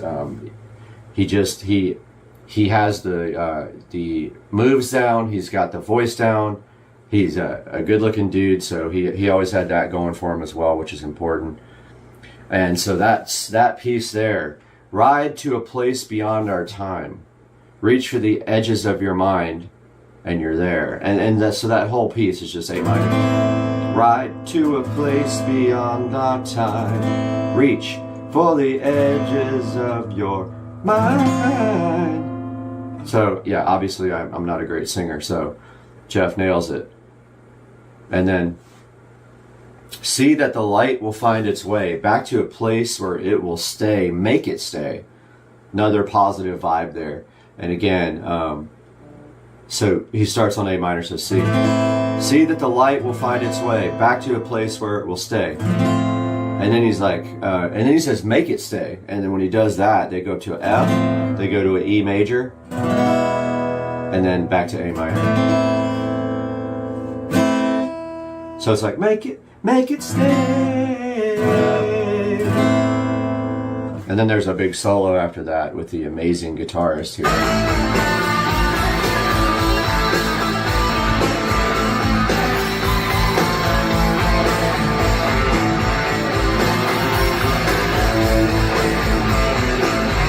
everything, the timing and everything is perfect in the song. You can tell that they played this every day on tour. It doesn't sound live, honestly. So he's going to go back to the F here.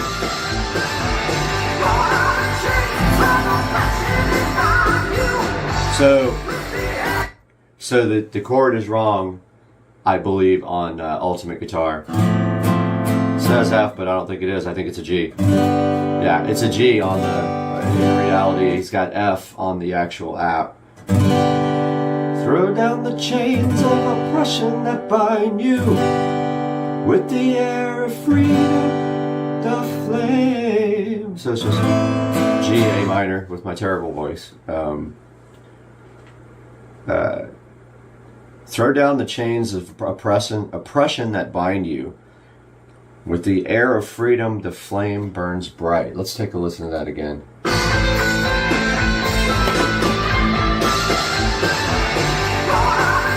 That's a G, it's marked as an F, that's wrong.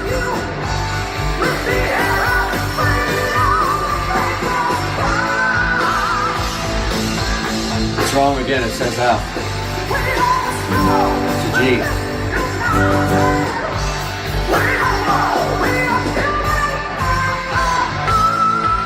I think that's an A5. I have to look it up.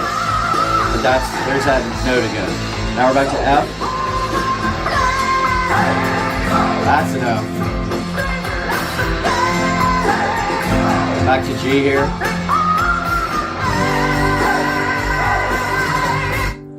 Again, just such an incredible use of his voice. He is going down to, you know, G chord here, and then he's hitting that super high. And so just we are strong, the youth united, we are one, we are children of the light. It's interesting. Their lyrics are always so well thought out, and so you know, it's a rock opera. Their albums have themes like Operation Mindcrime. This blows my mind, this performance. Let's take a listen to it again. So he's at F, and then he's back to G here.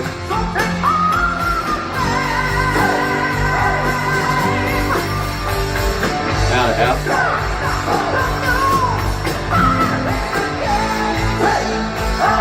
Yeah, there's some obvious errors in this chord. In this tab, there's the F's are actually G's on these. So he says you got nothing to lose, but everything to gain. So there's really not an F there at all. It's G the whole time. He's like, take hold of the flame. I see he's marked it as an F, but it's a G. Take hold of the flame. That might be an F at the beginning. Let's listen to it again.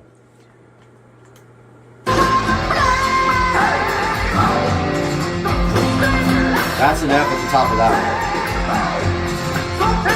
Then it's a G. Stays a G.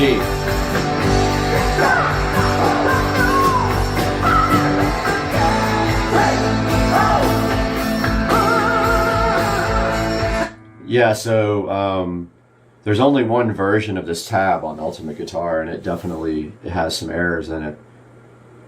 But overall, it's fairly accurate. But just be aware that some of the Fs are actually Gs. So if you go to play this and it sounds like a G, and it says F,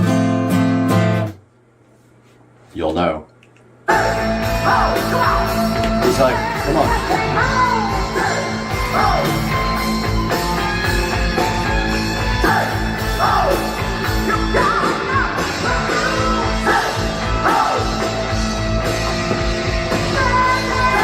Again, the stage presence. So this is 1984, mind you. So this was Queensryche in their prime. Literally, they were becoming really famous at this point. So they were probably playing every day.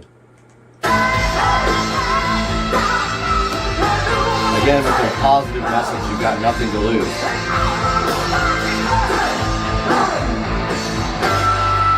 There's that note again.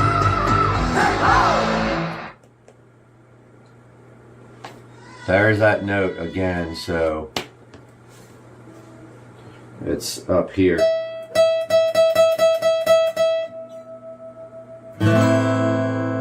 I think it's an A5 is what I want to say. I don't know tabs, but yeah, so Queensryche, Take Hold of the Flame.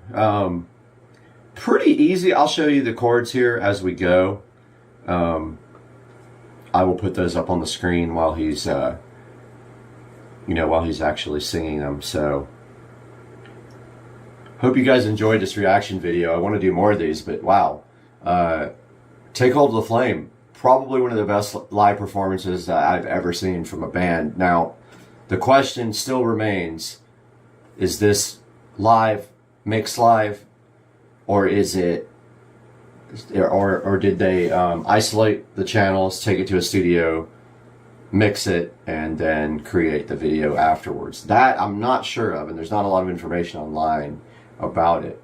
But I encourage you to take a look at Take Hold of the Flame then, and then find one of the newer concerts from Queensryche, and then listen to Jeff Tate from last year when he was performing live with his band. And let me know what you guys think of Take Hold of the Flame by Queensryche.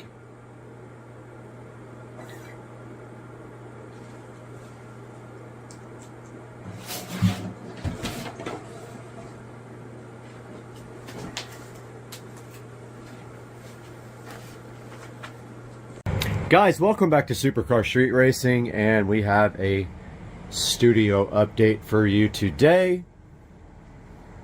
And I have been working hard in here, but also had some other things going on outside of this. So I took most of the day yesterday to go buy a beater car, which I will put on the channel soon. But what I have done in here is I have continued the acoustic foam tile work, and I have the acoustic foam tiles laid in on the ceiling all the way as close as I could get to here. But Joe and I are going to go tonight and get the foam board so I can finish the front wall. But I got the acoustic foam tile done literally to past halfway through the room, and then I ran out, so I ordered some now. I need about, I think, 80 more to do the rest of this. And what else did we get? That's pretty much it. I've been working on foam tile for days. It's very time consuming to put these in, and I have to cut around these lights as well, so I've been doing that, and cut around the in-ceiling speakers. And I ordered the amplifier. I ordered the receiver for the front, for not the front, for the whole room. It is a Marantz 7.2 Slimline TX no, NR1711, I think. Just NR1711. It'll be here tomorrow, so we'll be able to test out this surround sound here.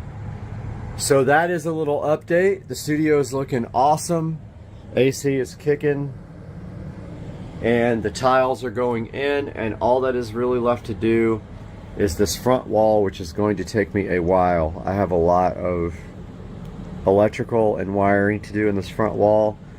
The actual cutting of the foam will be easy. It's the actual putting the boxes in and planning all that, because there's 2 boxes up here, there's several boxes here, there's 3 or 4 down here, there's more boxes there and down there. So yeah, it's gonna be a big, probably an all-day thing. But yeah, wanted to get you guys caught up on the Supercar Street Racing studio. We'll talk to you guys soon.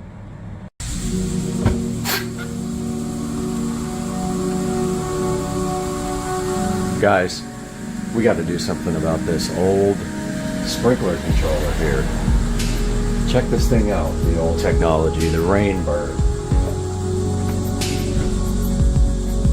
We're going to do something about this today.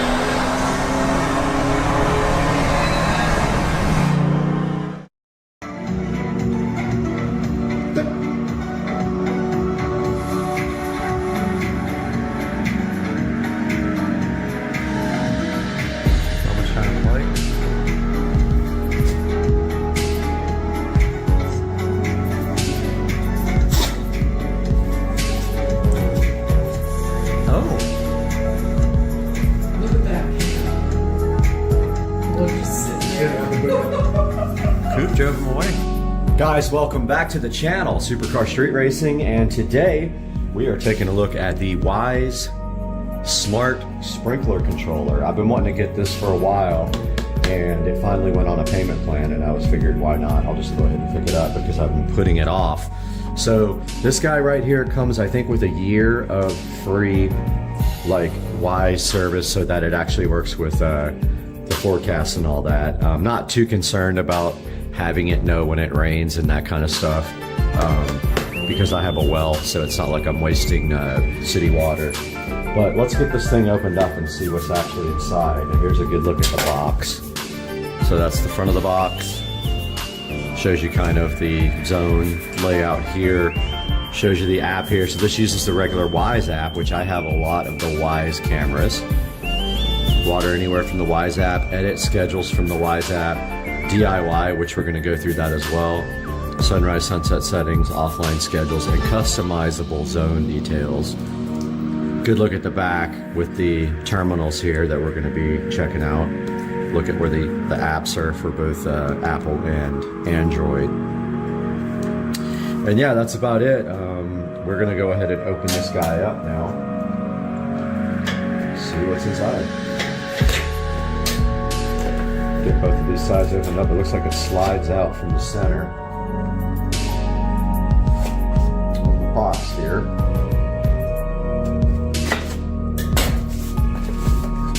Yep, it does slide out from the center, and then inside the box we have this lovely green box, which is also the color of grass. If you didn't know. Take a look at the green box. Got the presentation here. There is the Wise sprinkler controller with this nice peel back. How fulfilling was that? And then take a look how sleek this is compared to the old Rainbird. And then on the back here we have real easy push terminals for doing wiring. So that is the actual control box. Here is the mounting plate for the Wise Smart Sprinkler System. Looks like it goes this way and clips on somehow like this. Apparently, yeah, you just kind of mount this to the wall. We'll show you all this when we do the installation, and then this pushes on to that. I also ordered another smart landscape lighting transformer, so that's going to go next to this guy inside of the garage and do if you're facing the house, it'll be the left half of the landscape lighting. If you're looking away from the house, it's the right half. Here's the beefy, chunky power brick, pretty heavy, probably 3 or 4 pounds power brick. The standard, I forgot what these are called, connector. We've got some drywall inserts, which we won't need. We're putting it on pegboard. And it looks like we have, I don't know, Velcro maybe? Some kind of wire management. We have a little free year worth of sprinkler. A little quick setup guide here for our new guy. And it looks like we have a little sheet here for putting decals on your wires when you disconnect them, so you don't get confused. There's actually a quick setup guide inside of the app, so we're going to start that process next, and we will start recording on our tablet and our phone at the same time. Phone does the video, tablet's going to be doing the app, and we will see that next on the channel. Alright guys, we are here outside in the garage with the old school Rainbird controller. We've also got some recording going on our tablet, and so you guys can see this installation progress. And clearing the bench off here a little bit, make some room for the install procedure. And let's go into the tablet now. Click the plus. Let's add device, home, Wise sprinkler, mounting. Okay, first steps. I think we got everything we need here to do this. Drill bits, screws, anchors, power adapter, all here. And I've unplugged the power to my existing controller. I have not unplugged the power to my existing controller because it is, it's behind so much stuff that I can't get out. Okay, we're gonna have to pause here while I figure this out. All right, it took me a minute to clear some stuff away, and I got the power undone on the existing Rainbird controller. Here it is. So we are back in the app now, and it says I've unplugged the power. I have, so I'm going to click begin. Take a picture of your current wiring. Not a bad idea. Let's do that here. Allow.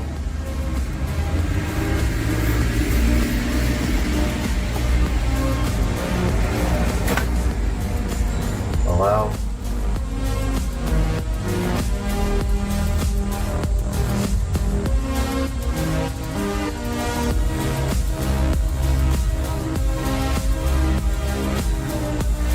Share a photo with live? Sure, why not?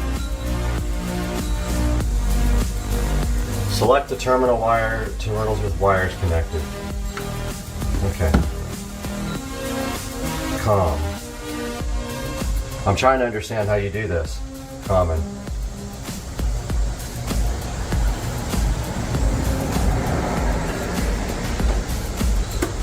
My eyesight is so bad, I need to get my flashlight.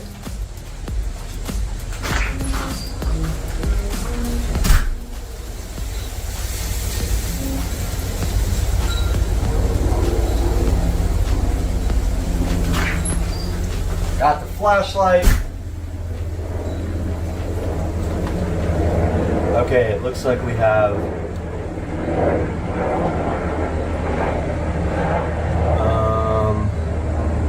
COM and 1, 2, and 3, and we have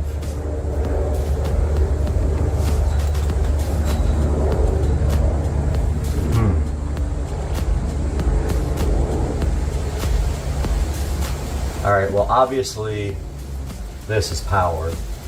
So red and blue are power. Master valve or pump. Master valve is not connected. C or COM is connected. And we have 1, 2, and 3 connected for 3 zones.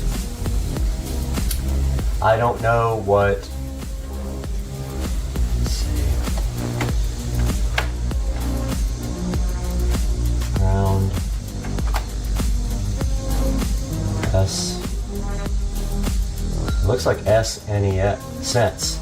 Looks like I got a sensor too, which I don't use that anymore. So I'm going to take the tablet here and get some better pictures.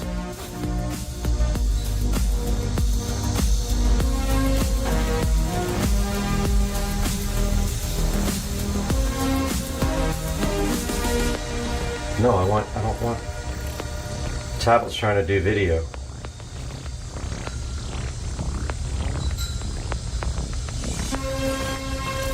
No. I just took a bunch of pictures with my phone, and I think that's good enough. Continue to mounting guide. Label your wires with the included stickers. So we need to take off these gloves, get our screwdriver out.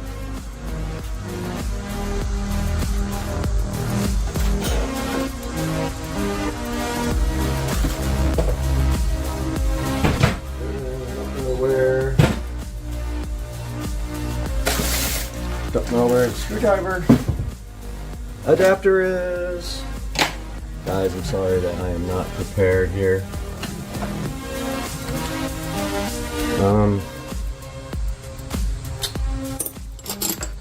don't know where the screwdriver end is.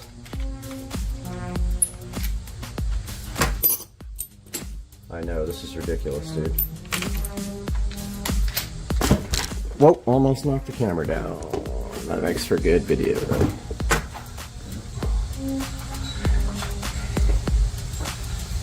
Okay, so we got one is yellow.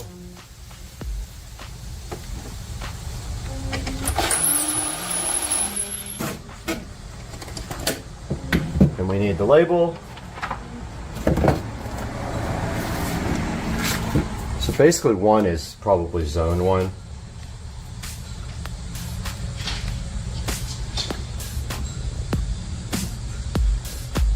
There's one label.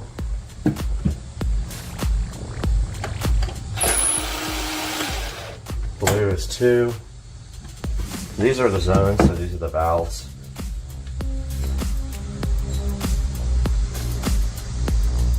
And there's number 2.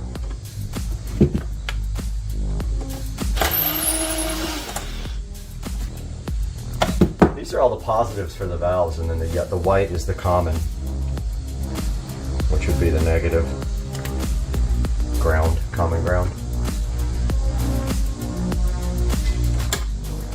There's 1, 2, 3, and white is C.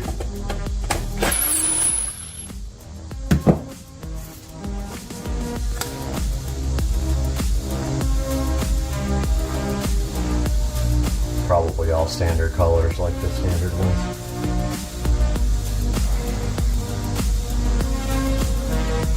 And the rest is just, this is the sensor, the rain sensor, which we're not using anymore. And then this stuff is power.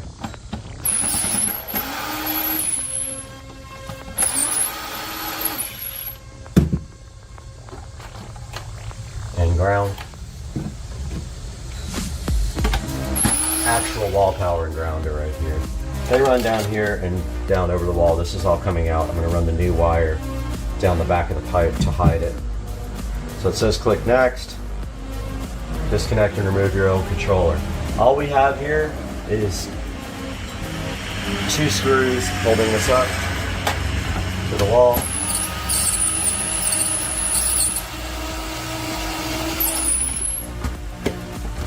And the pipe goes through the bottom. That one is in a stud.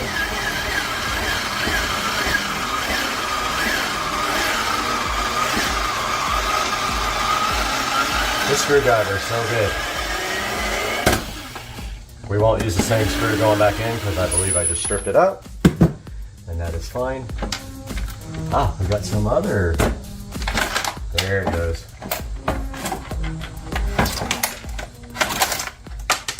That is that, my friends. The old controller is removed. New controller.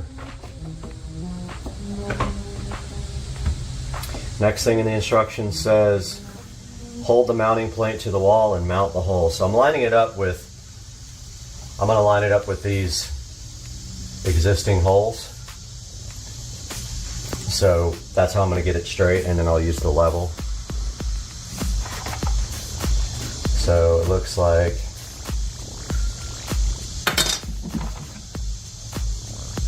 we're probably going to want to put it about right there.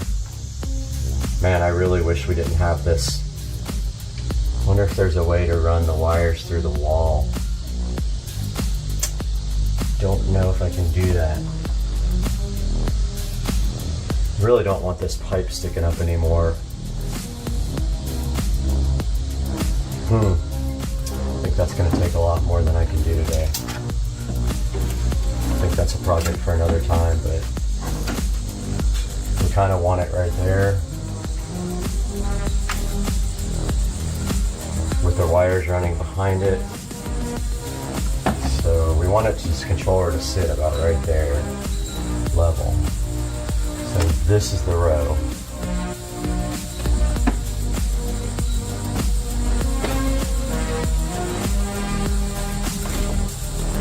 Let's see what that looks like. Here's the mounting plate.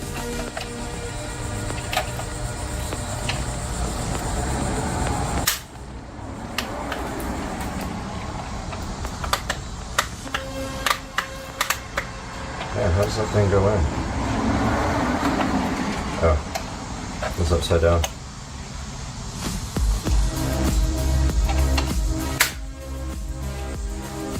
So we need it to sit about right there.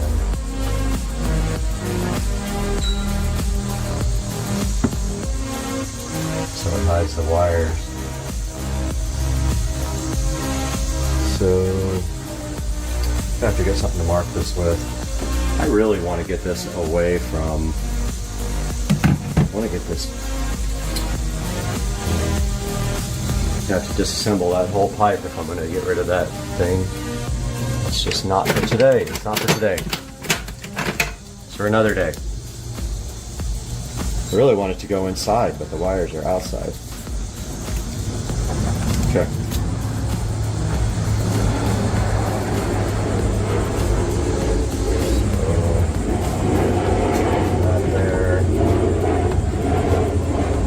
There puts it about midway there.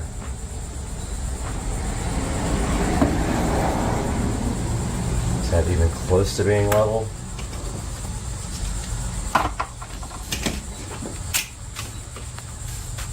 Level is right there. Levels right there.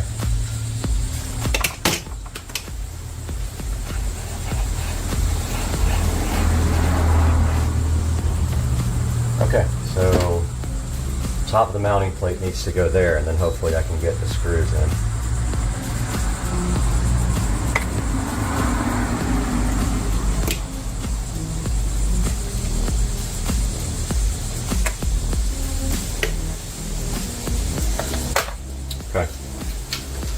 So it's got it's got a word on it that shows you which way it goes up, and this is kind of what we're going for.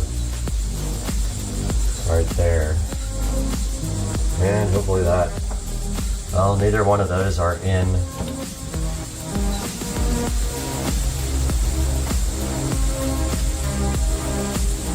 I didn't mark the center either.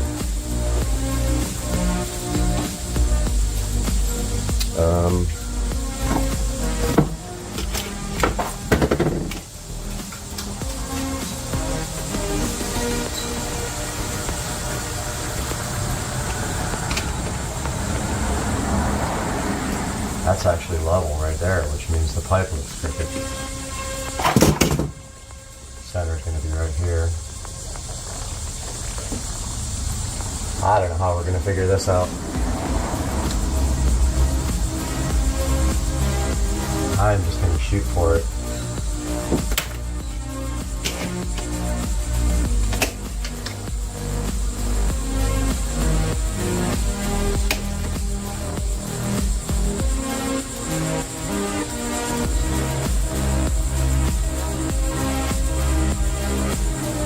I'm leveling it out right now, and then I'm going to put a screw. Right there. Oh, it went right in the hole. Such a bummer. I really don't want to use this pipe. I mean, I don't want to do it this way, guys. We'll have a meeting in 5 minutes. Little update. Big update. 45 minutes later, 2 hours later, finally got the stupid wire pulled. Must have pulled that wire 40 times to get it through. And now I lost the mounting plate. I gotta find the mounting plate now. I found the mounting plate. We're gonna mount the mounting plate right above where I pulled the power wire up through with these guys, and so this should be it, and then these three should be not used. So we can probably clip these three. We only use 3 valves and 1 common. and power. But I will just tuck those back in the wall just in case. Just like that. There's our 3. So now we gotta get our mounting plate done. And for that, guys, you don't even know what I went through for the last hour and a half. Like, it is the worst. And it's probably 95 degrees out here. But now, we can take this out because we don't need it anymore. And we need to mount our mounting plate in such a place where our wires can go up through it and connect. And if we lose this, it's going to fall on the wall and I'm going to be super mad. But I think right there is good. And so we will get one done and then level it with the other one. And we are going to do this the best we can, people. Hopefully that screw will work. Not the one that came with it, but whatever, dude.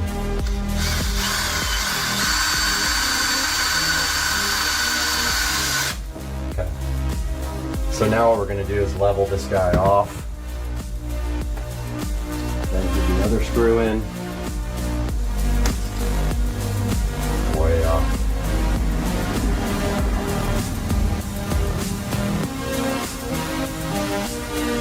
That's level.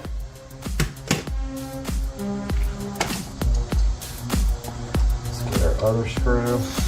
Hopefully these screws will work. They do kind of have like bulging out. Okay, we were on the tablet about to mount and wire up the Wise sprinkler controller. The instructions here tell you how to mount the wall plate. We did that already. We already did this part with the anchors. We already screwed it in. Now we have to connect the wires. And they're push buttons. So there's 2 C terminals here, which I see one. Get it? C? Okay. So basically the white is the C. So we just, either one of these, we just push back. And then clearly marked 1, 2, 3. 1 is yellow. You push the little retainer clip back. 2 is blue. Push it back. All the way. Oh, wrong one. Too much vodka. And 3. And then the last thing is the power wire.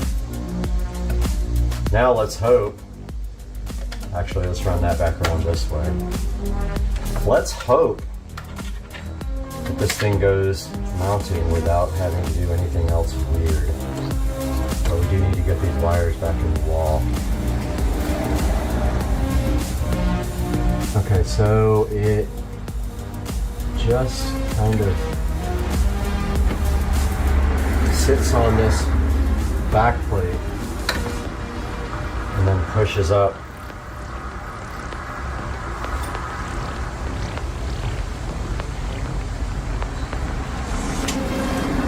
Tucking the power cable under.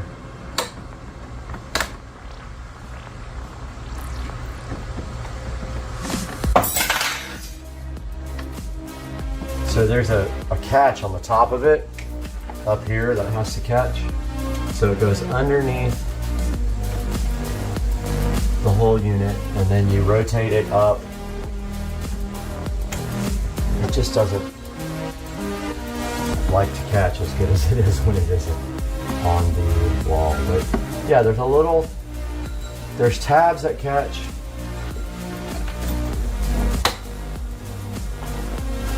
And then you're just supposed to literally like, wow, it looks like it's going to be like facing upwards. That's really weird. Alright, I'm kind of fighting with this right now. Wow. It's angled upwards. Wonderful. That is not good. Alright, so we gotta fix that right away. It's angled to look up at you. That doesn't work for us. So what we're gonna have to do is shim these guys way out. Hopefully that'll still mount. I don't know why they do that. Why do they do that? That looks absolutely terrible. That's gotta go like way down.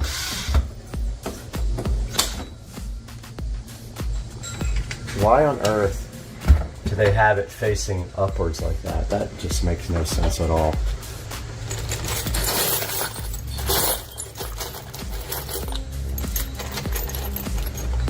I'm going to try to find something to put behind this. What's happening is the plate. We really need to, well, no, that won't work either. But we need this plate to be way out here like this in order for it to mount correctly and display correctly. And I honestly don't know how we're going to do that. But there's a washer there.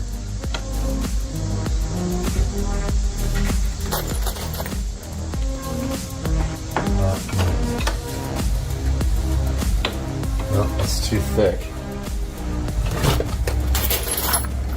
That is just insane, guys. That's not a great way to mount this thing.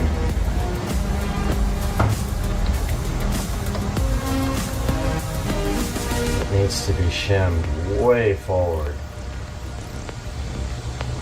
Like, way forward. Why would they do that? It's like it's angled up at you. I know you guys see what I'm saying here, right? This stupid thing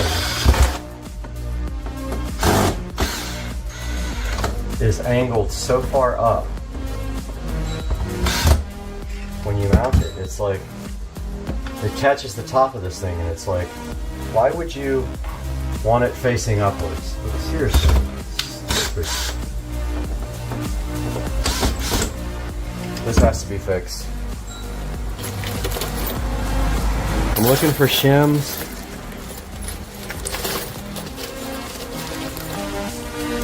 I found like 2 or 3 washers that I can use.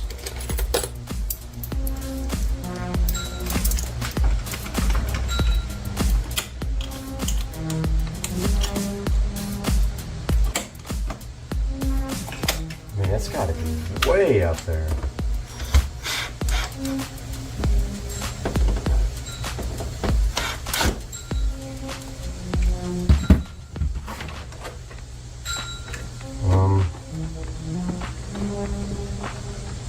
Let's see what that does. Why would they want it like so? And the display already looks scratched and I didn't touch anything. I have not touched this display whatsoever.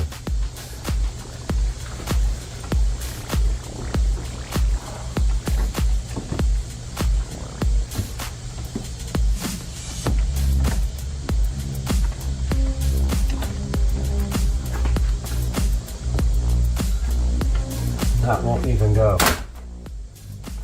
Yeah, that won't count.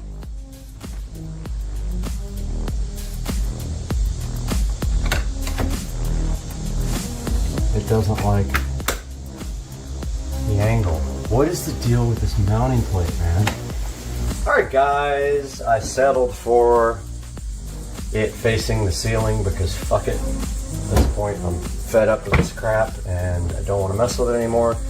And I have a scratch display and I just don't care, and I've shimmed it and shimmed it and shimmed it and it's not going to get any better. It faces upwards. If you guys buy this, no, you better mount it down here, which I would have.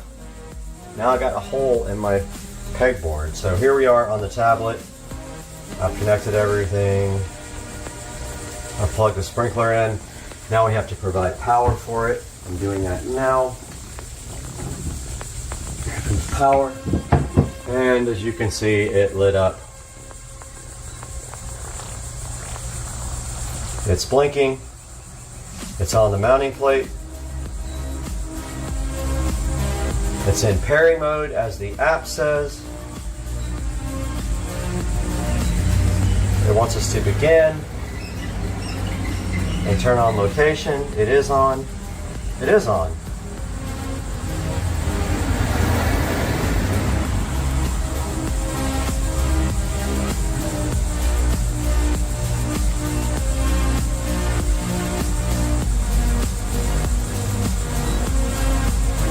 Okay, it's on. What do you mean turn on location, you dumbass? It's on.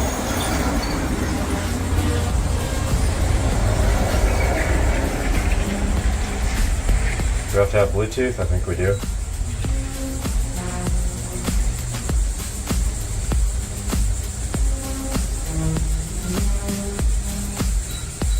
It's not gonna find it. I'm gonna have to use my phone.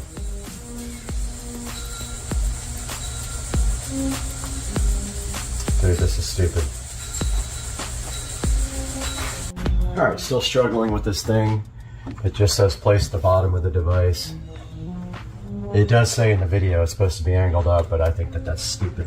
I don't understand why the hell they would do that.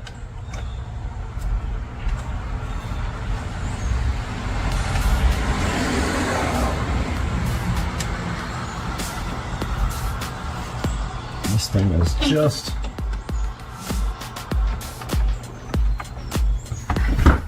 Ooh.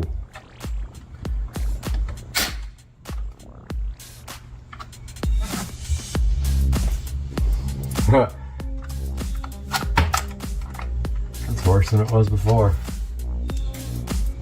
It's not gonna get any better. Well, I'm disappointed in that design. I'm not understanding, unless it's supposed to be way down here, which I would have mounted it lower. Yeah. It sticks out, man. It sticks out. All you can do is like put some stuff behind there to keep it from flexing back, but that's the way it's gonna be, guys. It's angled upward. All right, guys, taking a look at the Wise sprinkler app now. While this other footage copies over to the computer for editing, we can see here we got our sprinkler at the top. We can hit that guy. Now, if you look at the very top, those are our 3 zones. And if we go inside the actual zone, it has some details about the schedule and the soil moisture, and I'm not sure how accurate that is without an actual sensor for that, but there's the front. And what is cool is you can actually take a picture of the zone, which I have not done yet. I think I am going to go do that right now and then come back and continue this video. Alright guys, so I was not successful in taking pictures of the zones. There's something about the tablet that the app doesn't really like the way the camera is, so I will have to probably do it on my phone. But as you can see there, I tried to take a picture of it and it's absolutely goofy looking. You can go into each zone here and look at this. Look at the current status of the zone. Looks like there's a little indicator here that shows you how far through the cycle it got. This is the mailbox side of the house and how much it watered. Shows you the weather forecast here. You get a year of free Sprinkler Plus service with Wise for this guy. And then if you go up in here, you can see right there, Sprinkler Plus is activated. I think it's like $10 a year after that or something. It's not super expensive. There's the name. You can get notifications for it that are pushed to the phone. If you look at schedules here, I'm on the default schedule and the name is default. Zones, all zones are on. I have them all set to 30 minutes and to end by sunrise. So here are the days of the week that they're watering. and you can tell it to skip on temperature, wind, rain, and saturation. This is supposed to use weather to, like the weather forecast, so that it doesn't water when there's rain expected. You can share this with other people in your house or other households. So there's how you set your skips. If it gets below 32 degrees, it's not going to water. If it's going to be more than 0.125 inches of rain or 100% saturation. Here's the device info. It is connected to my wireless repeater. Obviously great signal strength. The repeater's up in the front of the house close to the garage. It shows you the firmware revision, and it actually updated the firmware when I got it. So yeah, this is a look at the Wise sprinkler. Integrates well with the rest of my Wise devices here. And so far so good, and I will update you guys as I use this more and get some more information for you. Have a good one, guys. Right here in front of me, I do have the second part of the equation of the Kimimoto generous donation to the channel. We're going to get this thing opened up, and this is going to help us fix something on the golf cart that has been broken for a minute. So let's get this thing opened up now.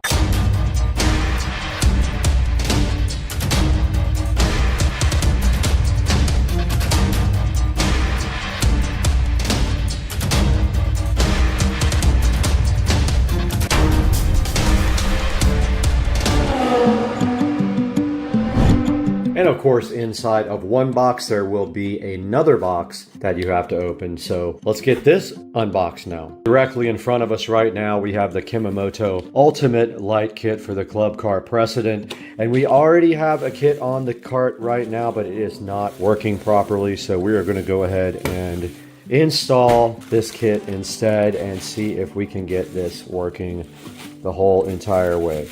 So we have everything in here that we need to go ahead and install a light kit on the Club Car Precedent. All we have to do is get out there and get it done, and there is a horn. So my horn doesn't work right now, and my blinkers don't work right now. But here is everything in the kit. We already have a brake switch like this. This is the LED headlight portion of the kit here. This is part of the stock controls. And this is also a stock thing right here. So yeah, we're going to be installing this guy and removing a lot of the other kit, if not all of it, to see if we can get our blinkers working again. And our taillights don't work either, I don't think, but we got to check that. Definitely our horn doesn't work anymore, and our blinkers don't work anymore. Our headlights do work, but we got to get this thing out and installed on the Club Car Precedent, so let's do that. All right, we are back out here in the garage at Supercar Street Racing, and this is a day I've actually been dreading. We have the golf cart ready to get torn apart to fix the lights, but we want to thank Kimimoto, who provided this light kit here for us to go ahead and repair the golf cart. The blinkers do not work at all, and some of the lights on the front here on the kit are flashing and blinking. Don't know what's going on with the blinkers, or not sure if the control box has died or what, but as you can see, we are ready to start working. We have the correct star bit on our drill here to pull off this dashboard, and we should be able to pull it out enough to work. It is kind of a pain, but we do have to replace this stalk, this little wire protector, and then rewire the lights in. Hopefully we can use the same taillights. I do not want to get into that mess of redoing the taillights because they do work. The brake lights work as well, but the blinkers do not work. So I'm thinking maybe the control box died. So we know one thing, when we do have the switch on, the lights only work when the switch is on, so it is wired to ignition somehow. Once we get this dash out, we'll be able to see exactly what I did, and we can just unhook this kit and hook the kit up that we just got. So it's a lot of work. We're gonna have to get going pretty soon. So let's get busy, let's get to work, and let's get this dash off.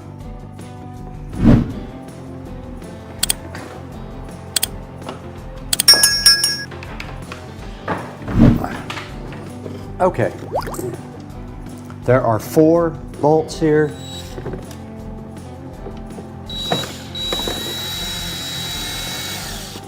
I'm gonna try to put these somewhere where I don't lose them. I don't have any more of these, so I'm gonna grab a plastic bag to put these in, or a Tupperware container. Got a nice Tupperware container here now. This should just lift right out, no problem. And this just does come off as well. This is where the wiring goes. This pops off for the stock.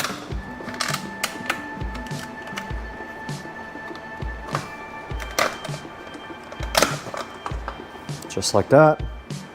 This pops right off. There's the wiring underneath. We have all new of that. Basically, this just comes right off now, this top ring.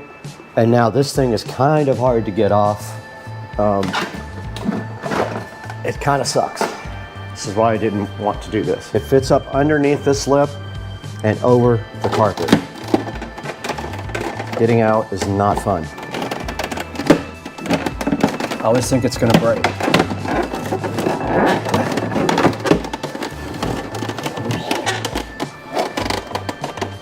And that is it. That's how you remove the dash panel.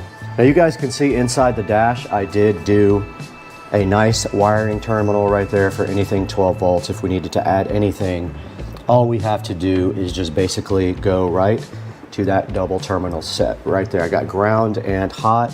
So what we're gonna do now is we gotta get this old kit out and watch closely where it is wired to. The wiring is right here.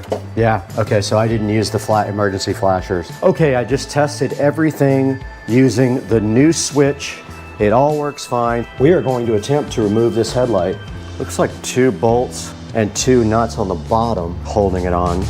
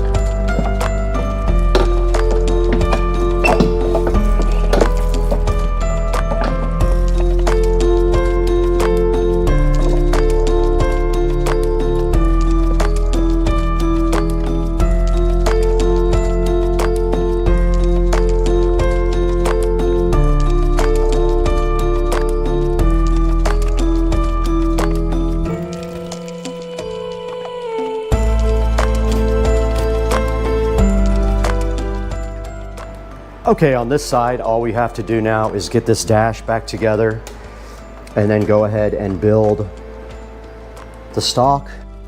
Of course, the camera keeps overheating, which is par for the course, but I have everything going back together now. Stock's gonna go back on. So I push the wires through there, the connectors, then just goes on like this. It looks like you have to loosen this side some more. So they give you very long screws, and you just put the other screw in like that and tighten it back down. There's little clamps that go over your steering column, so you just want to make them even. Same tightness on both sides. Make sure you tighten it good because this will move when you go to grab the blinker. But it is plastic, so don't strip it out. Okay, I got my new wiring cover here. Just goes on the bottom of your steering column and covers up all the wires.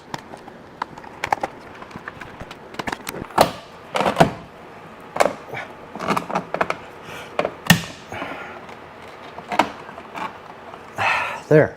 Guys, I wanted to take a minute and thank our sponsors for today's video. Now, we have two sponsors on the side, besides from the main sponsor that provided for the actual video. But today we are also sponsored by Enviroscent here. And Enviroscent was so kind to send us one of their safe scents. And they did send us lemon leaf and thyme. And you can see right here, it's pretty cool. So this is the thing that plugs into the wall. They give you this with the package.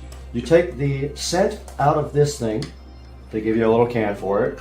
And then this just slides directly into the Enviroscent. It does have arrows to show you which way, and it should just slide right in like that. And then it just plugs right into the wall. It gives you 45 days of freshness. Now, Enviroscent is safe for you and your pets. Everything in the Enviroscent is liquid-free and non-toxic.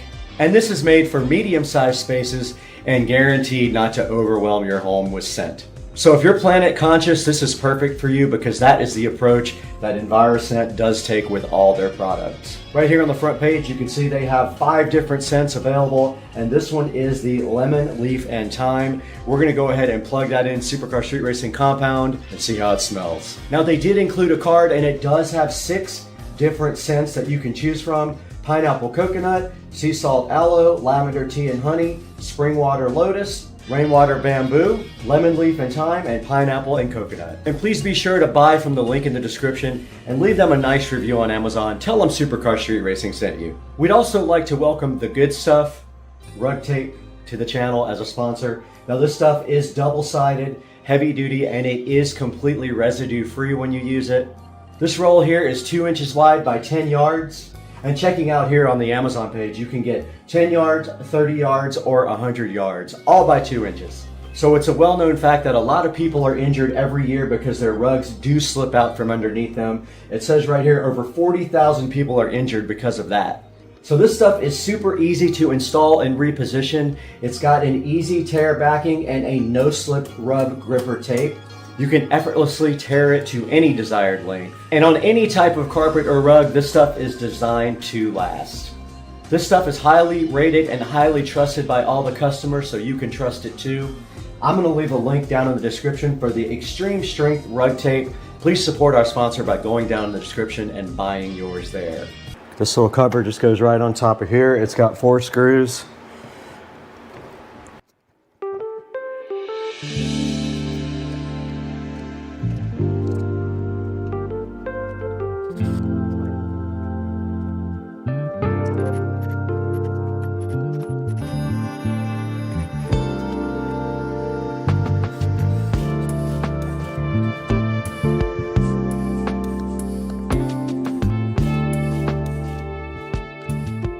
All right, guys, we're back out here with the golf cart. Now, we didn't show you a lot of the install process. We did get the Kimimoto kit installed. It is not that difficult. All you have to do is follow the diagrams in the instructions and you can get this installed. We did go ahead and replace all the wiring in the golf cart after all, but the camera kept overheating, so we did not get good shots of that. We have just shots of the front being replaced. And then, of course, we did go ahead and put the new stock mount on here. We did not use the switch that mounts on the dash, but you can see right here, our lights do work fine. We do have good headlights. And if we look at the blinkers, we have a blinker right there, and we have a blinker right there, and a blinker right there, and the other one does work as well. We kept our old taillights because they are smoked. There are plenty of videos to install this kit online, so I'm not making a video of front to back install. It is not difficult. You can see right here the new stock. We do have a brake light now. The brake pad goes right over your old existing brake pedal. And of course, we have a horn installed as well. And so that is the Kimimoto kit. Look at the lights for now. We're done in here. We just got to clean up.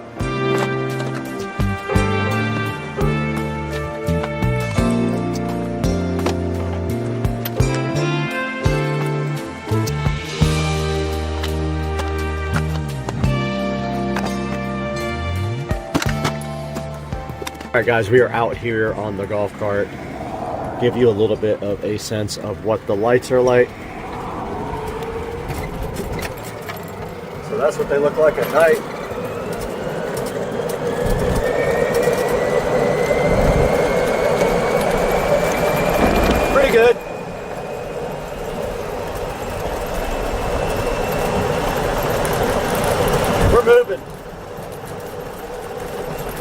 the back way. So this is the light kit at night. Does a good job of lighting up the road.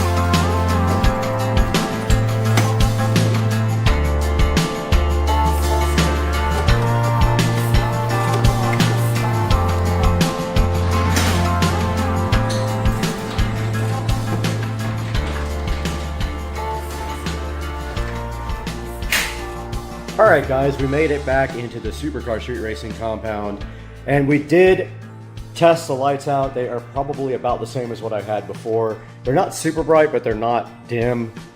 I would say they're just adequate, so I think they're fine for any golf cart. I would actually like to get a couple of lights here and here to complement those, or maybe a light bar right here pointing down, or up here pointing down at the top. So we'll see what we can figure out, but this is gonna end the video, guys. Thank you for supporting Kimamoto. They are always generous with the channel. Please pick up their light kit. It's available on Amazon. I'll put a link in the description.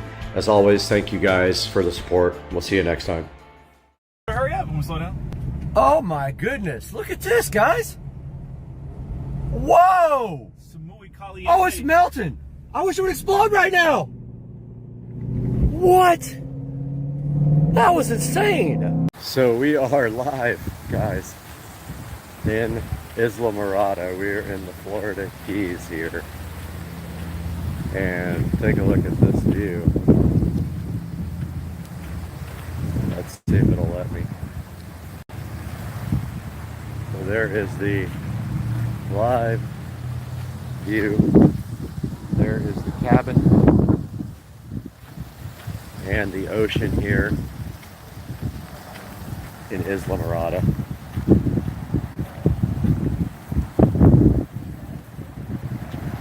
On Super Bowl Sunday.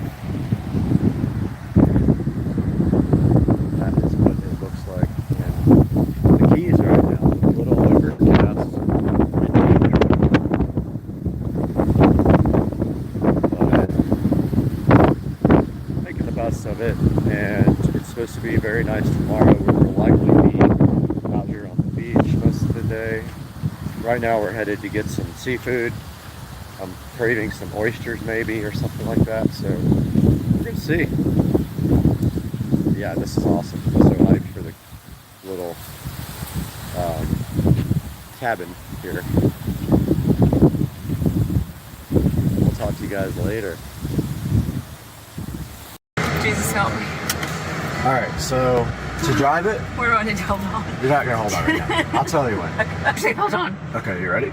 No. Just keep your heads back. Yeah. Okay, you sure? Pressed again. No.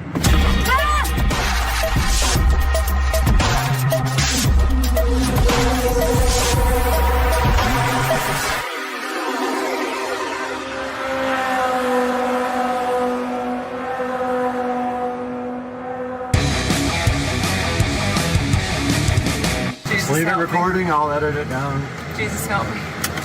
Alright, so I'll tell you when. To drive it, you just slide that forward, that's reverse. And you notice right here, you see how it's red? So it's showing you that there's something, Oh, on the side. proximity, yeah. Good, don't even Proximity, and if we go here, so we have, you know, if you use the, 360. Yeah. And now everything after this, literally everything in the car is controlled with the touchscreen. Wow. And these controls here. So I have like cruise control and all that here, but now it sees the road. Okay. And You just gotta slow out of here because the car's a little low now. But Oh, it's got an automatic. I hate this. It's automatically connected to the garage door, so it should close automatically. Let's see if it does. It didn't close last time, which was annoying. So it's not closing. Right there it says it's open, so I just hit close. Oh, okay. So the whole thing's internet connected all the time, so it has, you know, internet radio or whatever. Okay. And then it has like autopilot, so if I hit this, It's so smooth. okay, it won't do it here in the streets too. It only do autopilot on bigger streets, it won't let you do it on this back road. It keeps saying no. Oh, okay. Too much around. And so like here's the battery percentage, it's at 90%. Okay. And if you try to go somewhere far, like if we try to go to your house, Yeah. it'll plan the route out so we get chargers and all that on the way. Oh, It'll show you like how long you have to charge, and it'll only do the minimum to get you there. How long does it have to charge when you stop? So at a supercharger, it depends on how low your battery is, but it will fully charge the car in an hour and a half. So usually they're You have to just supercharged. sit there? Yeah, but they put their superchargers usually at restaurants or like places okay. where you can chill. But it adds a lot of time to your trip. If you have a long Totally, it trip. completely does. So you plan your trip around. Do you have to pay for the charging? So yes, you do. Some people got free supercharging when they bought their cars. I don't have that, but I don't travel, so it doesn't really matter. I charge it at home, and I charge it off peak, so I charge it at night. Okay. So I charge from 10 p.m. to 6 a.m. usually because it's cheaper, and it costs about $9 to charge the car. Oh. Okay, so there's no gas in this car. There's no motor, there's no engine. It's just All batteries. So all I batteries. gotta see up underneath. Tesla there. doesn't make a car with a gasoline engine. I've got to see under the hood just to see There's, what I'm. it's a frunk. There's nothing in it. You know, he just took over #1 spot in the world again as richest man. How do you do that? I mean, again. He just bought Twitter for like 52 billion and went down. It went down. Right. How do you do that? I don't get it. I have no idea. Oh my god. I mean, So that's regen, so I'm not on the brake. So you see how it wanted to stop itself? And it wasn't jerky. No, it kind of just smoothly, and it applies the brake lights when it does that, so people behind you know. Look how I didn't even notice the steering wheel. Oh my god. yeah, it's like an airplane. It is It's a yoke, exactly. yeah. When you said a yoke, I was like an airplane. Okay, I may have to drive it. So yeah, you can Just definitely real drive slow. it. But you can drive it in chill mode where it doesn't have like all the power and all. Okay. That's stopping. Wow. Okay, so do you have a brake down there? Is everything okay? I do, but you don't have to use it. You get used to that when you drive it. You just don't use the brake unless you really have to. But like, it has settings for acceleration right here, so you can go from like chill or sport or plaid. Plaid is like the good one. Put your seatbelt on. Okay, you ready? No. Just keep your heads back. Yeah. Okay, you sure? Pressed again. No. Ah! Oh fuck! Oh. Don't curse. I can't put that on. I gotta bleep that. Oh! You can just put some asterisks in there. Oh! It felt like we were fixing to come off the ground. I think we did a little bit. I think we literally came. Oh, fuck. Oh, fuck. We can do it again. Oh, God. One more. No. Okay, You get your head back. You'll get whiplash. it's fine. Ah! Okay, Brad, stop. Seriously, stop. Stop. Stop. Stop. Ah. All right, my foot's off it. So Okay. it's just regen now. Is that cool? All right, so you just experienced your first electric car ever? First electric car Ever. debatably on the planet. Yes. What do you think about it? I think it's amazing, but You're still in shock? it's, yeah. And I'm hyperventilating. I can't Wow. breathe. But it's in a good way. But like, what do you think about the rest of the car? Is it? The car Is it nice? is super amazing, and I wish I could afford Buy one? because I would have one. Well, you could get a Model 3. You could get like the It's so $40,000 one.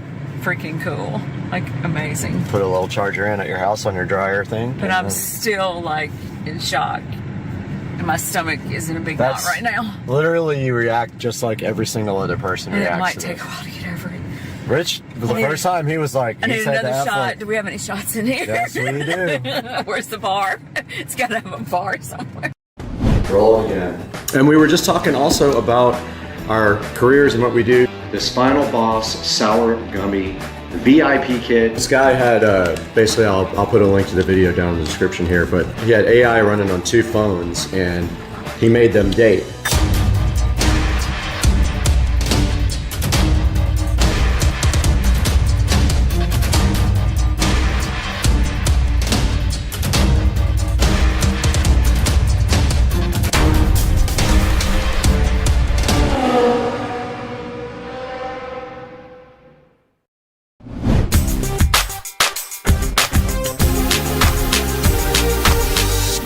Hey guys, welcome to the podcast. I never thought that we would finally get together and do a podcast, but we have the crew here today in Supercar Street Racing living room. On my left here, we got Jared. You guys all know Jared from the videos on the channel where he built that Lego play button that's sitting right behind. And actually, that probably should have been in the shot somewhere. And then we got Todd. This is my neighbor, Todd. We met the other day. He is a supporter of the channel and noticed that we live in the same neighborhood, which is crazy. So Todd's over here. You guys all know Joe. He's on the channel all the time. So we're doing this podcast. We want to come to you guys and show you this Final Boss Sour Gummy VIP kit that is sponsored.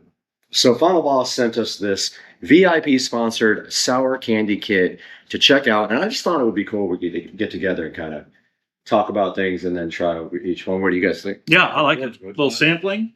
So the first thing that we kind of wanted to just touch on was like one of the commonalities that we have. We don't have this with Jared, but we have all golf cart stuff going on. So you want to talk a little bit about how you got into golf carts maybe and what makes you stay into that area? Yeah, it's an interesting story. So funny enough, I used to be Brad's next door neighbor. I live right next door. And at the time, my ex-wife and I were just together. We were engaged. And I had a friend of mine that had a golf cart, a little gas golf cart that he wanted to sell. And it was a really good deal. And I remember coming home and telling her about wanting this golf cart. And the answer was very quickly like, we don't need a golf cart. Well, me being, who I am, I just went ahead and bought it and brought it home. Yeah. And that did not sit very well with her at all. But what was funny about that is when I got the golf cart, it didn't take long for her to warm up to the idea of having a golf cart. So I found her all the time riding around the golf cart, So that was how I got into golf carts. A lot has happened since then. That was probably 15 years ago, I think, when I got my first golf cart. And I've just been a fan of it. When I first got that golf cart, being in this neighborhood, there was only a very small handful of people that had a golf cart. And then it just took off. And then all of a sudden, everyone. And I think that was just a combination of a couple of people in the neighborhood, recognizing other people having them. Yeah. And then Florida just blowing up with golf carts. So it all happened at once. And man, it's really interesting because I was just at the trick-or-treating with the kids the other day. And there was a little carnival around the corner that all the kids like to go to. And there must have been 40 plus golf carts just parked out there, hanging out, having a good time. Big golf cart. It's a mainstream thing in this neighborhood. And it's a lot of fun. So it's fun to see all the golf carts and all the stuff that people have hooked up to their golf carts, and of course talking to people about it, and telling them my story and the golf cart that I have. So that's kind of how I got into it. Well, before we go ahead and talk to Todd and Jared about their favorite hobbies, because I'm the same way. I like golf carts, cars, all that stuff, and I know a couple people over here like cars too. So why don't we dig into the first gummy and tell us exactly what it is? There's a little. And we'll put a picture up on the screen right now of what the diagram is right here. But I guess the premise here is that all of the gummies are bosses in video games. Yeah. They'd be the final boss at the end of a video game. So what's the first one you want to try here? Well, what are you interested in? I looked over this real quick, and it's definitely geared towards children and like gaming. What they have here is 3 different flavors. So they have strawberry, blueberry, and cranberry, and then they have levels of sourness that go up as you go along. So what I figure is we could start on any particular flavor on level 1 and just work our way over. So in here they give you 2 packs for each particular flavor. Okay. So we can start with the first one that just happens to be Final Boss, and this one is sour cranberry. And that is the I gotta read this from the front. Arachnothorn, I think is what it's called. So yeah, that'll be the first one. What do you say? You want to give it a try? Yeah, let's break it open and see what these guys think about it. All right. I'm curious. I've never had super sour candy at all. No, I don't know about y'all, but I love sour candy. Do you like it? I'm a big fan of sour candy. Is there multiple in each? Yeah, there is. I haven't checked it, but I felt it. I think there's probably like 8 or so in each packet. So after we get done Make with sure you this, touch all of them. we're gonna go ahead and give these to the well, this kids. is interesting. It looks like a cranberry, like a little cranberry too. So that's interesting. Let's just emphasizing these are not 420 set. Exactly. Well, you have a cranberry running around here somewhere that I tried. Oh, it's real. You'll find it They really later. do look like, they look like real cranberries. And it tastes is like real. and it tastes like a real cranberry. It's made out of real fruit, is what it says. Well, yeah, we forgot to mention. So that. let me It actually turn this is around made real out fast of and I'll real- put it back. High in antioxidants, That's good. epic sour. It says no artificial ingredients and uses real fruit. So that's good. I It's actually like that. really good. Yeah. Jared, what did you think? I like 3. You already ate You like struggling? They're great sour. You think so? I keep leaking. That's level 1. That's That's interesting. only level 1. Yeah, you're in trouble. It's got some sourness to it, but I guess everybody's taste buds are a little bit different. Yeah. It's sour, but not that sour to me. But No. for him, like it's interesting that he finds it to be very sour. Yeah, The flavor though it's really good though. is super good. Yeah. I'm a fan of that What one. a great source of fiber. So between each one, we're going to wash it down with a little. A little bit. Yeah, we Taste of forgot to talk bourbon. about that. What Yeah. are we sipping right here, Joe? Yeah, I think you poured us a little Angel's Envy, right? We got some Angel's Envy here. Very good. And we have a bottle of Buffalo Trace, and we have some Eagle Rare. We have a little bit of Eagle Rare left in the bottle, which we'll probably save for the last when we destroy ourselves with the most sour candy inside the box. Yeah. Now, also, there's 2 other ones that aren't even released yet that are going to be the highest level of sour, and they have not been released, and they're on the box right there as mystery items. Yep, they got a level 4 coming, and then the final boss. So it'd be interesting to see if we get an updated package with different flavors. So That would be interesting. Hey, first one, I thought it was delicious. I did too. Yep. Fan of it. It's really good. Yeah. Todd, tell us about your favorite hobby. Is it golf carts or cars or something else? Probably golf carts at the time, cigars as well. Oh, okay. He would get along with Rich across the street. Absolutely. He loves cigars. Yeah. To kind of follow along with what Joe said, got into golf carts probably because of FOMO. Mm-hmm. The neighborhood blew up, people all over the place with golf carts, and I got my own. Kept it for a while, did a lot of modifications to it, and then ended up getting rid of it and kind of missed it. So then I went back and bought another. So it's start the process over again, do some modifications to the new one. But it's a lot of fun then. Yeah, And it's how I met you, Super you fun. both now too, because that's how I found your channel, Brad, that looked for a specific modification that you had done to your cart.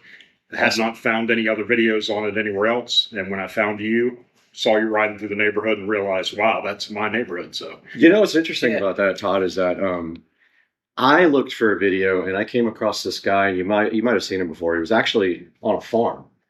And I think he got the Mosasaur battery free as well. okay. But it was such a bad video. There was nothing about installing it. He literally just threw it in the cart and said, okay, that's the video. So Right. I thought it would be, better if we did something. Jared, I know you like cars, man. I know you like cars and you've had cars in your past. What's your favorite hobby now besides your family and your son? Besides them, building Legos is my go-to. So that's true. That's your Yeah. big thing. Yeah, big Star Wars fan, and then that brought me into Lego, and then throughout that, I developed cities, and now I have my own city. He has a closet in his house with the entire countryside. Yeah, my wife was nice enough to donate the closet. Yeah. Thanks, honey. I've always known he's been into Legos, and it was really cool to see the video where he helped put the button together. Yeah, he put the and play just to button. watch you completely start to take the bag, separate. You could tell this guy knows what he's doing. He's got the He experience. had everything all parted out. He knew what to do, and then immediately just started. Did you do that by eye, or did you look at the? I'm trying to remember. if you looked at the I read the directions, instructions on but it. you read it quickly and knew where everything was. I thought it was pretty cool. It was pretty easy build. But Yeah, it was enjoyable. It was a good way to spend a work day. Right, exactly. What happens is I get emails from YouTube saying that after I achieve a certain amount, they offer me a gift. Okay. So the bummer is, by the time I get to the email, even though it's 2 minutes after getting sent, most of the stuff's gone. Yeah. There was a neon light that I really wanted, a neon play button, but I ended up getting the Lego, which I loved it, and then I bought that little pedestal to spin it around with. That's the story of that. So, Definitely put that on the camera. yeah, absolutely. I don't know why I didn't put it up here before. Yeah, it should be spinning right here. So, Let's Jared, look. aside from the Legos, that's it. That's kind of your fascination. right Yeah, now, being right? a dad Being a dad. That's a tough thing. takes up most of the time. Oh yeah, yeah. And we've been stepdads to your son. Yeah, yes, Both yeah, of us. Uncle Brad.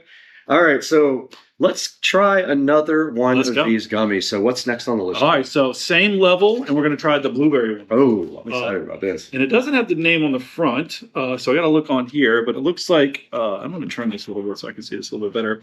Lordsworth is what we're doing. So Right. yeah, Lordsworth. It's a pig. big old pig. It looks It's a like. pig. Yeah, And then actually, there's a lobster as the next one, which is Are they from and- video games that we would know, or is it I something? don't think so. I mean, I could be wrong. I think it's Minecraft. is it? Is it See, I Minecraft? don't even know that. I'm assuming. We're It gonna. looks like Minecraft. We're gonna It's have to Google it. pixelated. All right, so these are Whoa. blueberries. Man, These it puckers you up though, doesn't it? That one's more sour than the cranberry one, for sure. For sure. Very much. And even though it's the But lowest good. level, so good. I love these. I think these are the actual fruit, right? Yeah. Yeah, it says made with So real made with real fruit. I fruit. don't know if it's real fruit, It's but not I a think concoction. see, it says It says made with real. uses real fruit. Uses Yeah. real fruit. Okay. Those actually look like dehydrated blueberries. It does. It does. So good too. Those are good. How would you rate that, Joe, on a scale of 1 to 10 Well- on sour level? Well, I would probably give it a 2.5, maybe We'll a see. 3. We'll see what We'll that see what scale rises, is. right? Yeah, but like great flavor, like really Jared, good. how sour? Those are sour. I don't know. It's sour too. Those are sour, man. This is Tom, gonna be a how roll sour with is that. that on a scale from 1 to 10. To be honest, I think I have a different, set of taste buds maybe, but it's probably about as sour as the first set. So it's It interesting. really didn't go up in scale for me. I wonder if Well, it's the same if scale. having that pandemic thing that we're not going to say the name of Yeah, right. is affecting anyone's taste that had it. Because I wonder if it was different before that. No, I don't No? think so. I don't have any side effects. Like talking about I- hot food, I eat tons of extraordinarily hot food before. Do it today, and nothing's changed. Okay.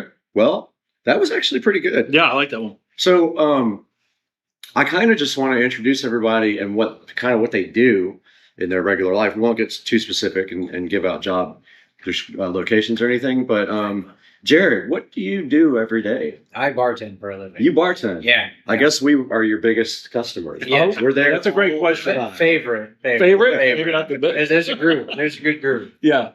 We go probably. We'll bring you next time we go. Yeah. We probably go if we can. We go every Saturday and Sunday. And sit Nice. with him and have breakfast at Broken Egg. Yeah. Have a lot of drinks, and Yeah. and the drinks keep flowing, and then we Yeah. don't drink and drive home. We Uber.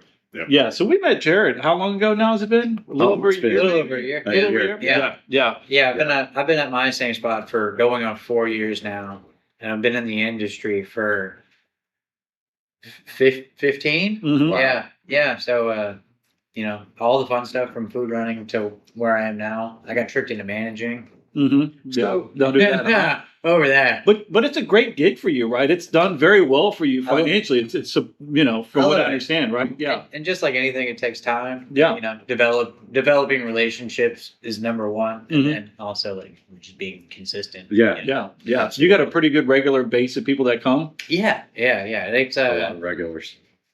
and you'll find them everywhere, which is great. And there's always good people that, Mhm. that help pass the time. Yeah. So you mentioned a little while ago that you, I know from talking to you that you're into vehicles. You like cars, right? And you used to I've crashed be them. more. You Yeah. crash a lot of I've crashed a lot. cars. You're into crashing them. Yeah. Okay, all right, that's fair. Yeah. But would you say that that's a passion of yours to own a fast car or drive fast or anything like that? No, I wouldn't call it a passion. Okay. It's who doesn't want to go fast, Mhm. right? You know? Yeah. I think it's a True. man thing. We Yeah, did it. that- We did it that- last night. Yeah. In the Tesla, Yeah. or the other night, whatever night it was. All right, so I'm going to go ahead now and move on to this next liquid, and it is Buffalo Trace. I'm going to go ahead and pour myself a little I'll Buffalo take a little Trace, bit. I just finished this one off, which by the way was really good. but Yeah. I'm going to kick it up a notch. No, Put it don't in do it? I'm going that. to put it in it. So So I want to see what this tastes like with a little bit of the blueberry. It's actually spider. I will just do a regular pour here. It's a cranberry. You sure That's you the wouldn't cranberry, like the first one. Is that the first one? sour? Yeah. right. Okay, so that's the pig. That's the blueberry. What's this next one we got? Yeah, so we already did this one. So, all right, on to the next one because I know we're going to be put for time here, so we don't try to keep on track here. This is the strawberry, and this one is Beaster. Okay, let's see what I love strawberry stuff, so this is going to be my favorite one, I think. Maybe not as we go up this scale to the death scale, but I think that I'm going to like this flavor. Let's start with strawberry next. So, sure. What's the name of this one? Beaster. Oh, Beaster. As soon as it hits your tongue, sour. Oh, these are huge, too. It's the coating. Oh, they're sticky. Yeah. Oh yeah, wow. Flavor's good, really good. I do have an app in here. They are sticky. So, guys, I just wanted to touch briefly. We talked about what Jared does. Todd, we have something interesting in common. We both do IT work. We do. Right? Oh, interesting. So you do developing? I do. I'm a ECTL developer, which basically just means you take data from any location, any database, do things with it, customize it for the customer, whoever that customer may be, and then land it somewhere where they can use it. That sounds very complicated to me. No. I'm not good at It takes some skill and takes some people skills to work with people to draw out what they need. Right. But outside of that, though, it's a good job. I feel like I would never be able to do that. I don't think I'm that talented. But I do firewall engineering for I rent policies and troubleshoot problems with connectivity into the network and out of the network. So that's what I do every day. What do you do? Yeah, so it's interesting because I kind of work a little bit in the world of both databases and with firewall security. I work in a large call center organization. It's a global one. My specifics is third-party collections, first-party work as well. Okay, yeah. So we call, on behalf of very large, what we call original creditors, which could be your large phone carrier services, automobile manufacturers, things of that nature. And we call up the consumers that, have gone delinquent, and we try to get them on the phone to hopefully get them to, repay their debt or get them back in good standing. And on a large scale, though, like on a massive scale, where we work with very big clients and responsible for billions upon billions of dollars in inventory that we house. Okay. So yeah. And you've been doing this for a long time. I have been for a really long time. Yeah. I think I'm coming up on 20 years. Prior to that, I used to be a captain, so I used to drive boats for which is also interesting. Yeah. A boat captain. Yeah, I was a boat captain, so I did that for. What a transition to go from the water and then into the call center, man. Yeah, that's a whole nother story for a whole nother podcast. Absolutely. I got stories to tell people that they wouldn't even believe. I worked for a very interesting individual in my last job. I don't think we can even talk about what happened. Probably not. No. Wolf of Wall Street would blush at the stories that I would probably tell people about. I heard about that. But yeah, so this guy owned a call center himself and had a very nice boat. So I worked for the company and drove that boat. And then his unfortunate passing, just got an opportunity to go into the office. And then before you know it, I'm sitting behind a desk and doing operations. So yeah, it's been a long ride. Yeah, it's been a long ride. Yeah. So let's go on to the next. And guys, we're on level 2 now. We have 3 total levels to do. All right, so we're going to keep zigzagging back and forth up. So these others were they were all level 1? All of them. We're moving up to level 2. So did you do strawberry first? No, I'm gonna zigzag back and forth. So we're going back to cranberry. Okay. And this one's called jaw slicer. So interesting. Jaw slicer. Jaw slicer. Why do I feel like it actually is?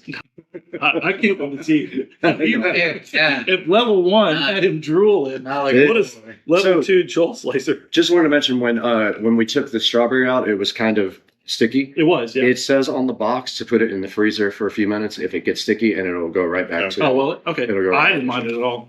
All right, so same look as the other one, right? I guess it just steps up in sourness, so should taste roughly the same. Just we're gonna be a little sticky.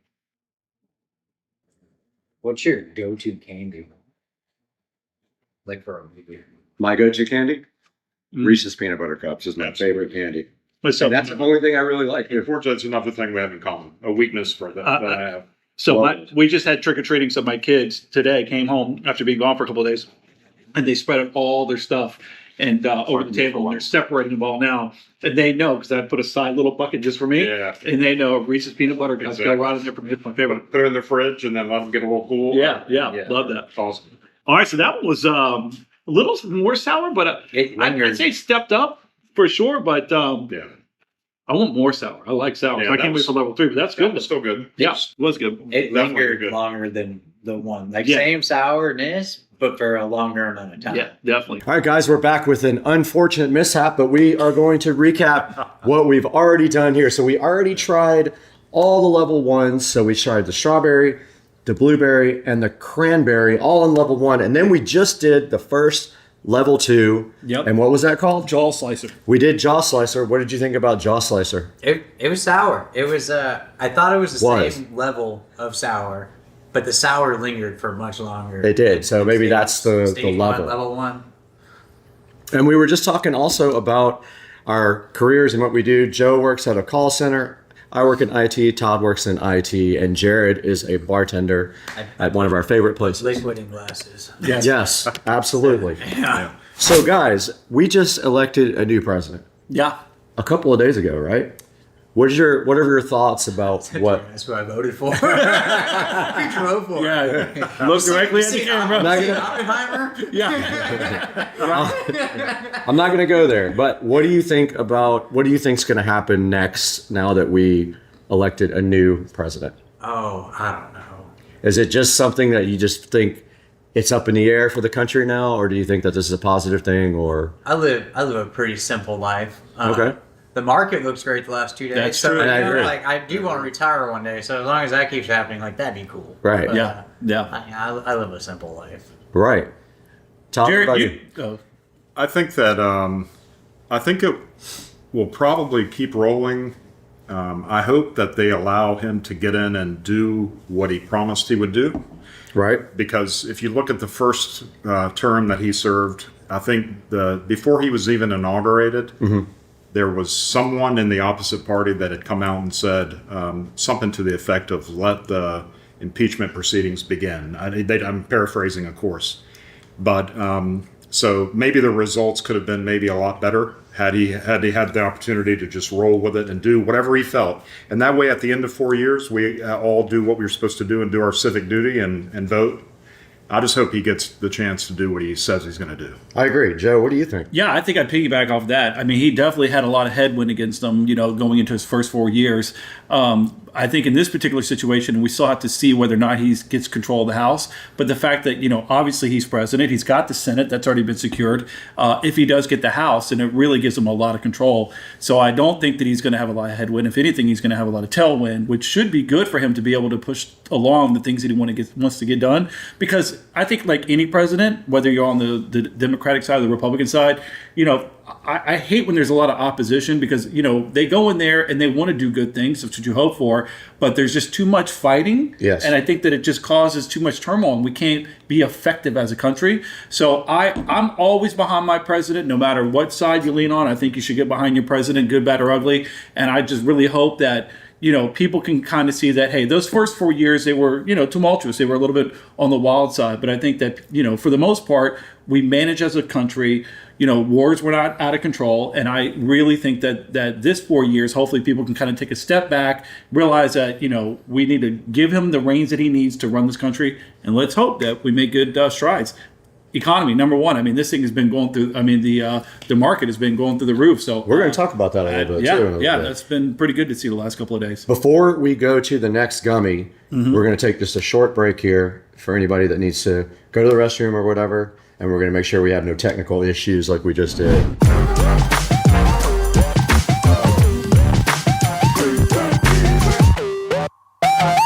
All right, so we're back. We just took a short break, and we are back with Jared, Todd, Brad, and Joe podcast, which had a little technical problem, but hopefully we're on the right track now. And we are on level 2, and we are at what gummy? We are going to try the blueberry level 2 Chelsea. And Chelsea looks like a shellfish. It does. It a lobster. Lobster or maybe a crawfish. Crayfish, depending on. Crawfish. Mudbug. Yeah.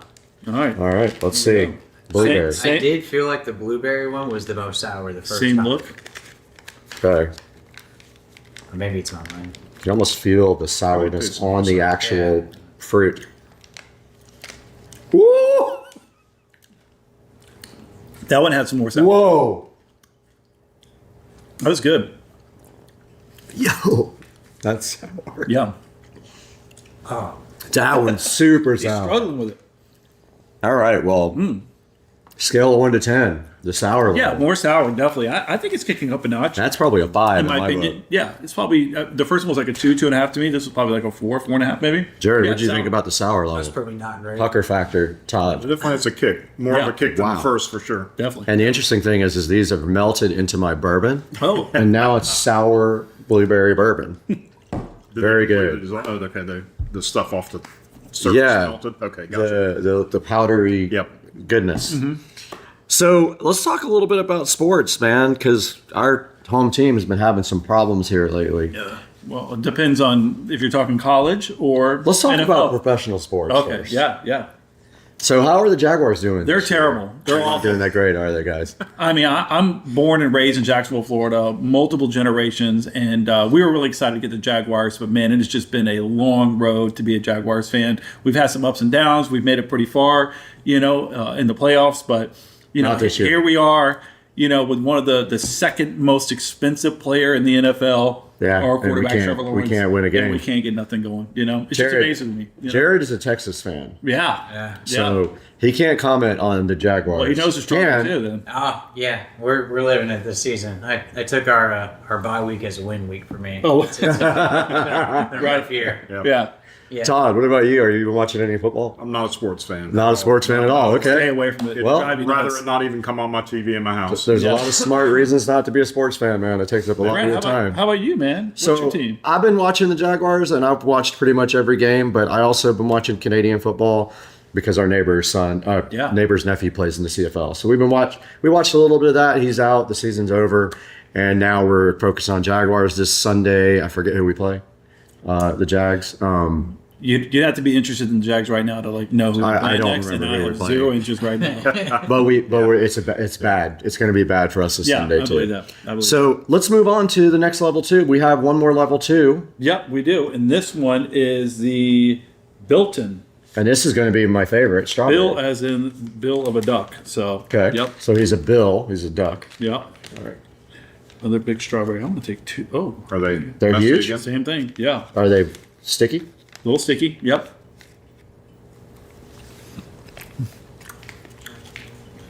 Yo, These look not great. so sour. Definitely more sour. Those are the best ones, man. Those are good. Those are the best so far. That's my favorite. I like that better than the strawberry from the other level. Jared, what do you got going on over here? He's got a whole pile over here. Is that for He's later? eating them the whole time. He's taking 4 out at a time. Yeah. He eats one and then he puts the rest in. Yeah, that was sticky.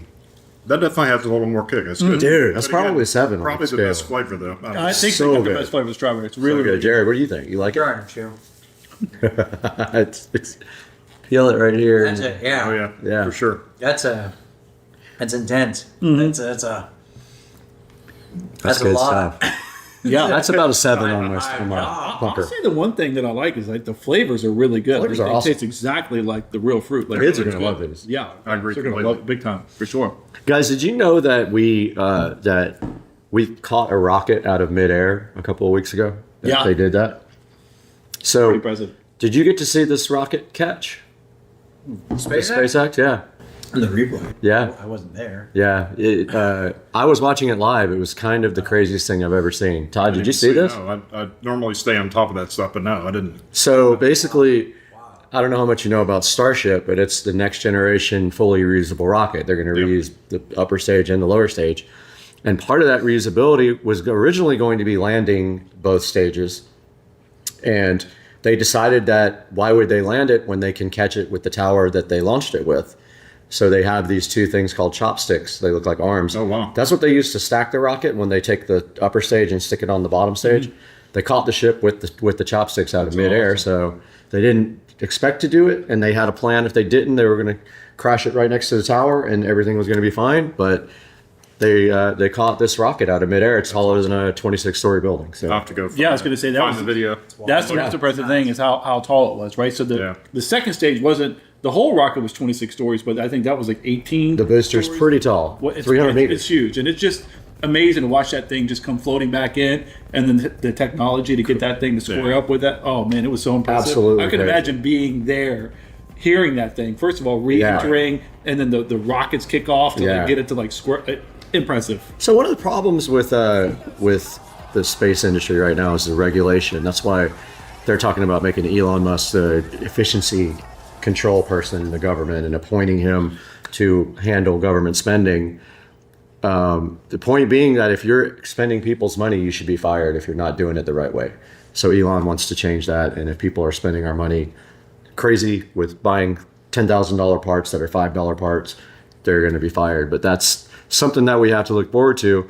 But also the government, the regulations and the process of getting a launch license is so insane that it's slowing down our ability to do these launches. Yeah, and not to get political, but that's one of the reasons, amongst other things, that Elon Musk was very volatile. Yeah. I mean, vocal, I should say, with Donald Trump in the election because of the whole issues that he had, and I forget the name of the department that oversees the licensing for them to be able to FAA, right? Yeah.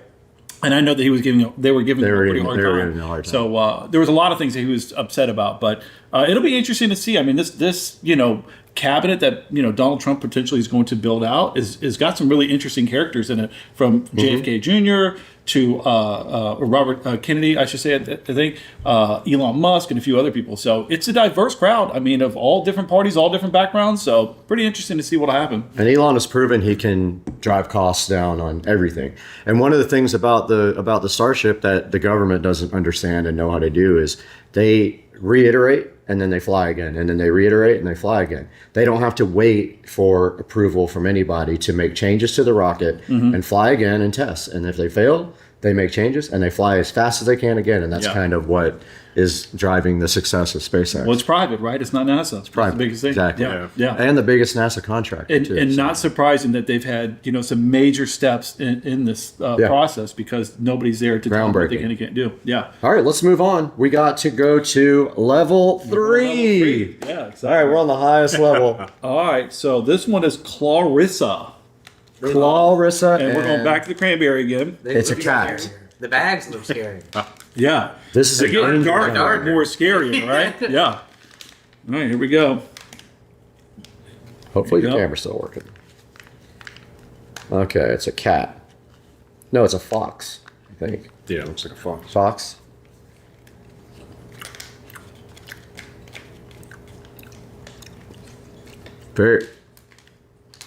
It's very sour. It's very sour. That's There's not a ton of flavor.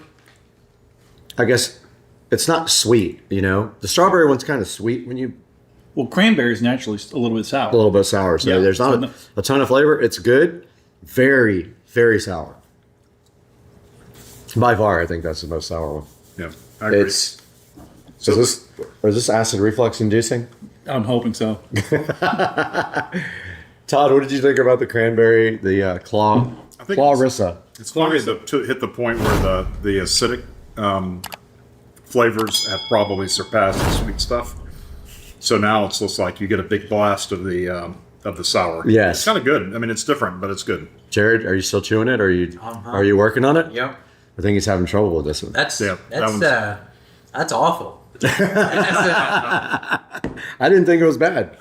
No, it's not bad. It's very sour. Very sour. It stings. Yeah. It does sting. It does sting in a good way. I love it. Sour candy is my favorite thing in the world. So, yeah, really, really good. Guys, we're going to take a short break again for the restroom, and we'll be right back.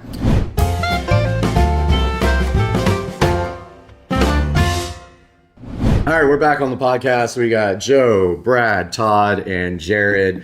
We are currently drinking Buffalo Trace. Todd is empty almost, which is a crime. Yeah.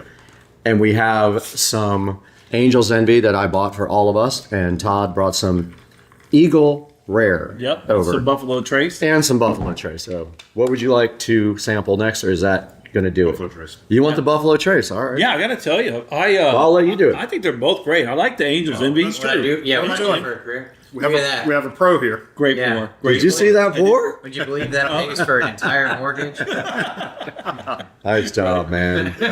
So we do we want to talk about something else, or do we want to move on? I mean, yeah. Well, I think we should start another topic, and then maybe we'll stop halfway What through. would you like to talk Start about? a topic. Let me start this one. Yeah, we'll start this off. All right, so I thought artificial intelligence might be good to talk about. Absolutely. What So- are your thoughts here on this, Todd? I've watched all the Terminator movies. Okay. Yeah. So you feel like that's I'm not saying I'm against it because I've found some things that I've used some of the artificial intelligence stuff for that are kind of interesting. okay. But I also think move forward with caution probably is a good thing. I think that's a good idea. Joe, what do you think? You use it every day. Yeah, in a couple of different ways. But, it's really interesting. I wrote something for our company a couple of years ago about artificial intelligence and my thoughts on it. And I'm really apprehensive, right? I think it could be the best thing that ever happened. It could be utopia, or it could be the demise of us as, a human race. Very scary to think. And you're already seeing things. Brad and I, we had chuckled the other day at a video that you sent me. Maybe you talk a little bit about it, about the two artificial, I don't know what you would call them, right? They were just this guy had basically, I'll put a link to the video down in the description here, but he had AI running on two phones, and he made them date. Really? So they go on a date and they have sex and all that stuff. Oh wow! Just like they talk to each other the whole time, and they like build a garden together. And then The Sims. yeah, and then in the next video, he told them that he wanted them to invent a new language that they could communicate more efficiently in, and they started making sounds instead of talking, and they were making clicks and pops and stuff to talk to each other. It's insane. I'm gonna have to watch the video then. Yeah. That sounds. Where's the right here, the sticky thing? Was it this one? Yeah, that's yours. All right, so we got to talk about this one, right? Yeah, it looks. Yeah, which one is this? Yeah, that was that was Connie. Okay. Looks like a rat or something. I'm not sure what it is. Looks like Splinter almost. Oh, it is a rat. I think it's a rat. Yeah, but good, sour though. So good. Yeah. I think the blueberry still has a good flavor. It's not the acidicness isn't overpowering yet on that. So you guys, I know you do a lot of day trading, right? So tell us a little bit about your current theories about doing day trading in this market when we just had two of the biggest days in the stock market. Yeah, all time. 2 great days. Sadly, I've been so busy with work that it's hard to find time to dabble in it. And I'm always a little bit nervous, especially right around the time that, the election's happening. So I kind of pull back a little bit because everything's a little volatile.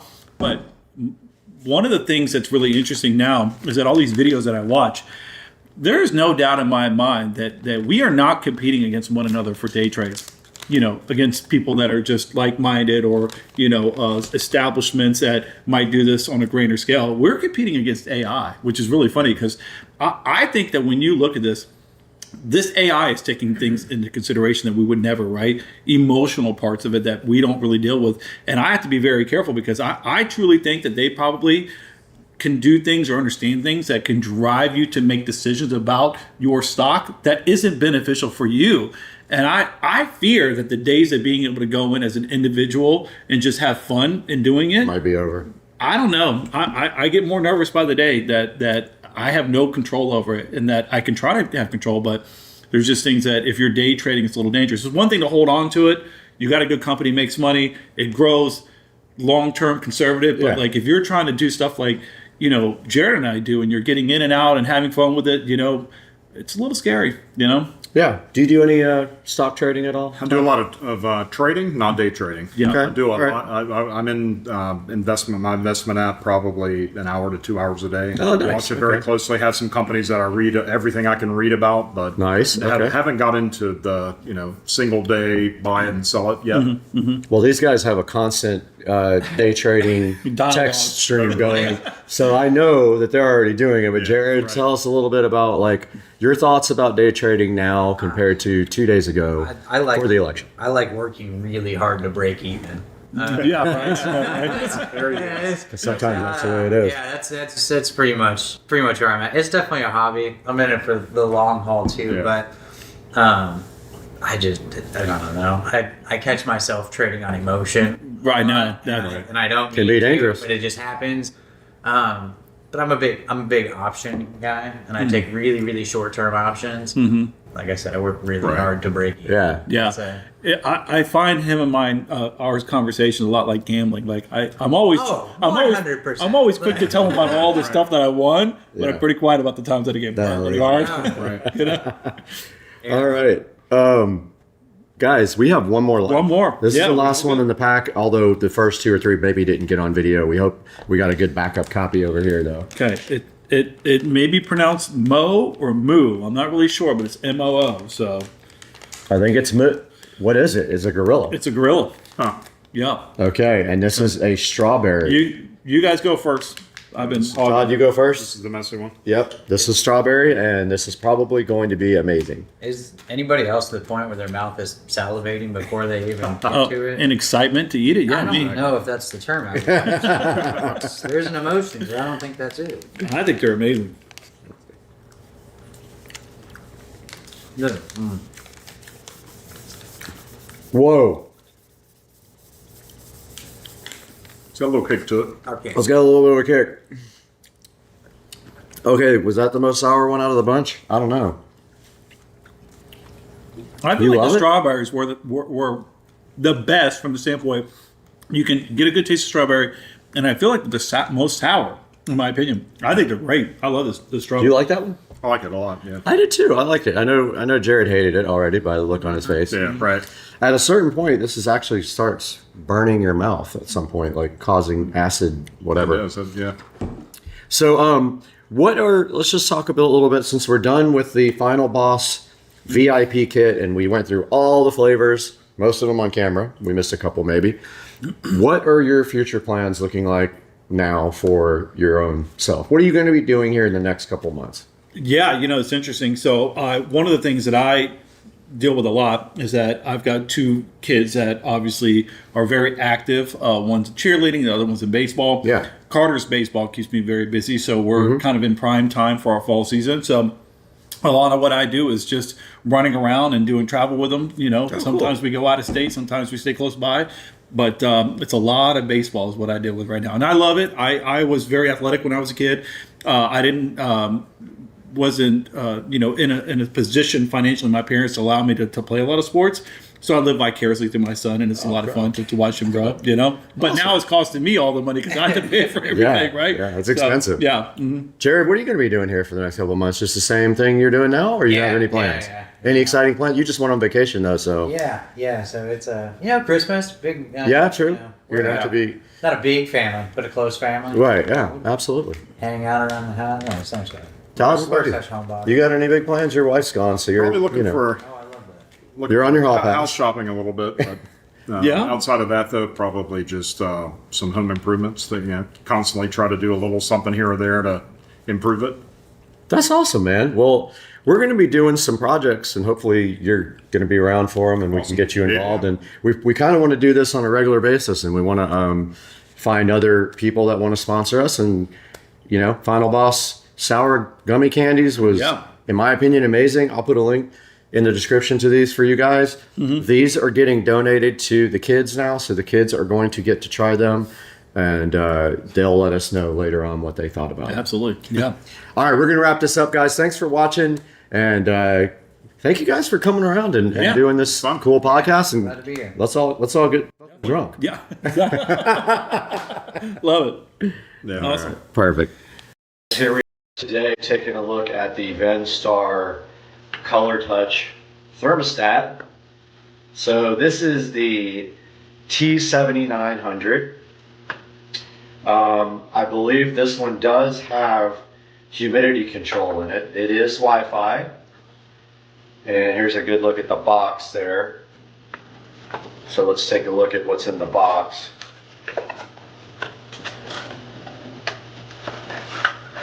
All right, inside the box we have the thermostat itself.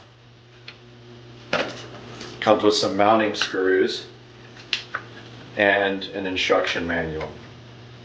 Here's the actual thermostat. I'll put some pictures up on the screen now. As you can see, it separates from the base like this. These pins are what actually holds it to the mounting base right here. Inside of the thermostat, you have your wiring diagrams here, and then there's a sticker right in the center that you punch out just the middle, so that it keeps the wall, the inside of the wall, the draft or the temperature from inside of the wall from affecting the actual readout on the thermostat. It does have a SD card slot on the side, which actually this one has an SD card in it, which is interesting. Don't know what's on it. But what that SD card does, that allows you to transfer pictures from your computer from the Color Touch Assistant program on Windows to the thermostat so that you can use the color display as a wallpaper. So this thermostat does have Wi-Fi. You don't have to use Wi-Fi with it, but if you do use Wi-Fi with this thermostat, you are able to use the Venstar Cloud skill to then set the temperature of the house, which I will show you guys. So I've installed several of these. I would say that it's pretty straightforward depending on which AC system you have. If you don't understand it completely, I would recommend getting a AC company out to put this in, because you need to know how many stages of heat and cool that your system has and what type of unit it is. Other than that, it's not too difficult. And so there's a good look at that guy right there. SD card slot. I'd make for a good video. Probably doesn't work anymore. But anyway, there's the back of it. So we're going to move on, and I'm going to show you guys now. Well, let me show you the box again first. Yeah, it just snaps right back into place there. And this is what's on the box. Venstar Color Touch T7900. They have a couple of different models. Supports up to 4 heat and 2 cool stages. And you can see this one has humidity control. Well, there are ones that do not have humidity control as well. You can find these on Amazon and eBay. I will definitely put a link in the description. And now we can take a look at some of the other features of the Venstar T7900. All right, taking a look at the Venstar T7900 thermostat actually installed on the wall. So basically, this thermostat is all electronic. It does have a color display. If you notice, it's a little bit, a little bit iffy. I think maybe it's a capacitance screen, and those are a little bit less sensitive to touch. But yeah, to turn on heat and cool, you literally just press the little star, and you see it's 68 in the house right now, so we can just turn on heat. And it's already set to heat to 70. Now notice it says heating there. And any minute now, the unit, since it's heat, it takes a minute to, actually spin up the unit. I believe that's to like preheat a furnace. And now you can hear the actual heat coming on here. Up here, it shows you the temperature and humidity outside. So right now it's 45 degrees in Jacksonville. Shows you the time and the date right there. You can actually name the thermostat. And I'm going to attempt to put some video up of the app here in a few minutes, but I got to get the screen recorder working. So yeah, so you can set it to an away mode where it can do certain things when you're away. Mode is just, again, the heating and the cooling. You can set it on schedules, and you can do that in the app. Now when you go to menu, there's also one place where you can set up your schedule. If we go to alerts, so you can set up alerts for your UV lamps and your air filter, so that it can warn you when they are old.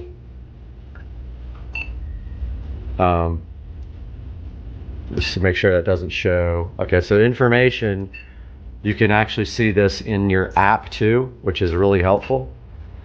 You can see that in the last, I think it said 7 days, it shows you your actual usage here. That's for cool, and then that's for heat.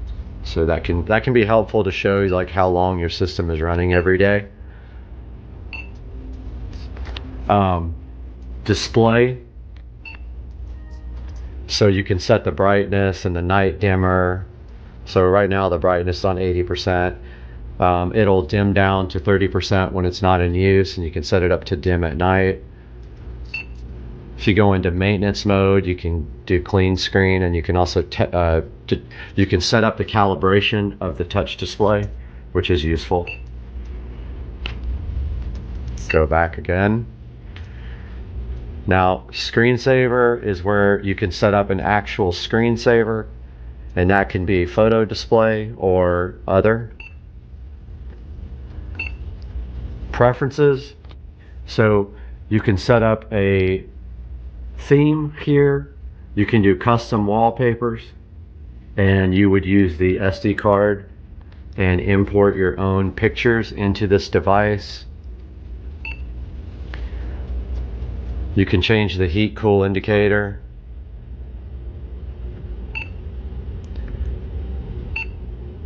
You can change the beep sound to either off or other.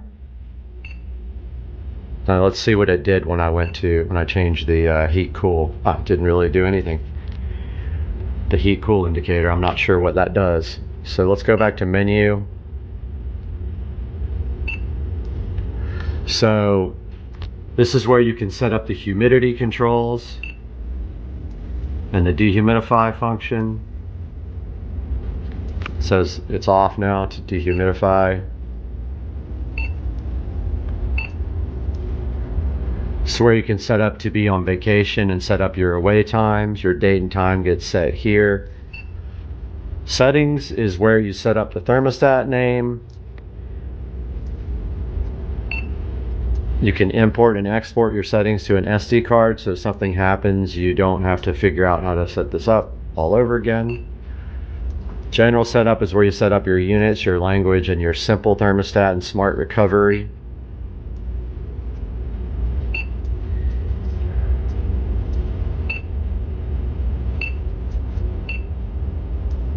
And then your installation settings is basically where you go in and you have to set up your number of heat and cool stages. Mine has 2 compressor stages with 1 auxiliary heat. All the rest of these are kind of like for installation. You can test the output, so if your guy doesn't know, your AC guy doesn't understand the wiring, you can actually test the outputs and he can measure. This is where you upgrade the firmware. You can see there's no firmware updates. They do release firmware updates every once in a rare while. You can factory reset it or restart the thermostat. And then one of the more important functions here is this is where you set up Wi-Fi. In the past, I've had issues with it not connecting to a Comcast router on channel 6, but they have since improved the Wi-Fi performance on these newer models, so I've had no issues now. Okay, so this is where you set up the Vendstar Skyport, and I will show you guys that. It is basically the cloud account for controlling the device via smart or with the app. So you have to put your information in here and log on to Skyport. And then there's some security features here. Not sure about smart fan. I guess you can just turn the fan itself on instead of the AC and run that, when you want to. And then emergency heat, you can actually toggle it off and on. So if we look on the front screen here, you see this little globe with a Wi-Fi symbol. That means we are connected to the Vendstar Skyport, and I'm going to show you guys a little bit of that right now. All right, taking a look at the Vendstar cloud here, you can see here my house, and then you can see Susie's house. You can send messages to the thermostat. You can select heat or cool, change the temperature. So right now I'm going to put it on 72, and you can see that it sent that command to the thermostat. Over here on the side, you can do schedules, send messages, set permissions for your profile, change your account settings and other things. And so this is a pretty useful application, and it is just like the one on the phone, but allows you to do more things. So I highly recommend this thermostat just because of this part right here. So it's real time, and you can use this from anywhere on the internet. It's nice. I want to show you guys how you use the skill for the Skyport Cloud. So if I say, Alexa, Alexa. Interesting. She won't wake up. Alexa. Thanks for the feedback. Awesome. Alexa. Huh, this thing is not working. I'm going to have to reboot it. All right, so I powered this thing off and back on. Let's see if it works. Alexa. Set Brad's house to 72 degrees. The heat set to 72. So there we go. So there is the smart home skill for the Venstar Skyport Cloud. You can also, you know, go up and down on the temperature from here. The only thing you can't do is it has to be switched on already. It doesn't understand how to switch the actual heat or cool on. It does whatever the current setting is on the thermostat, but you can use the app for that, which I will show you.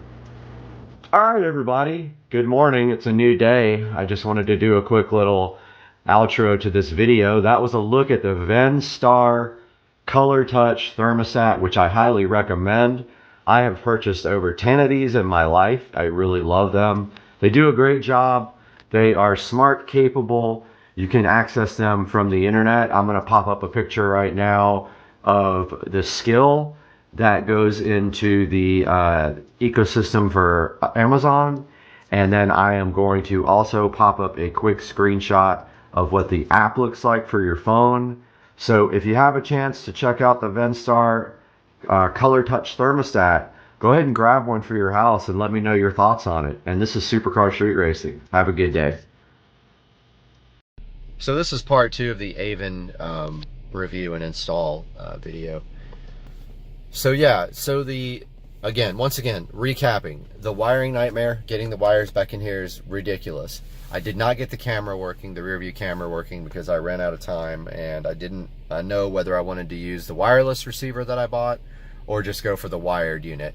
So I don't have a backup camera installed yet. I really want to get that working. It's sitting in a box at my house.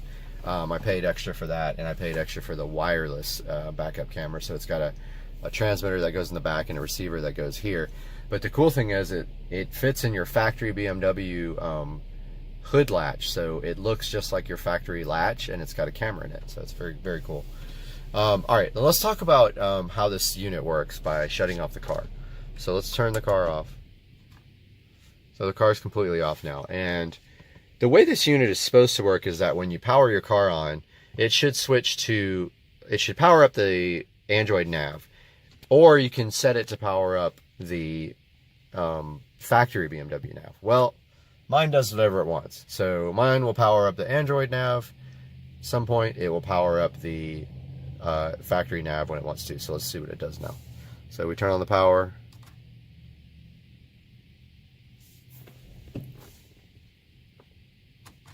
Yep, there's a good example, which I'm going to send Avon this video because they don't believe me. But it powered up the BMW navigation instead of the Android nav. And one time it'll fire up the Android nav. So what you do now to switch to the Android nav is you hold down this menu key for 3 seconds. 1, 2, 3, and it switches. Now what you didn't see is you didn't see the boot logo and everything for the Android. When you boot it up, it says BMW. It has a BMW splash screen that you can choose. And then it has the Android logo, and then it boots to this menu. Now this menu is changeable.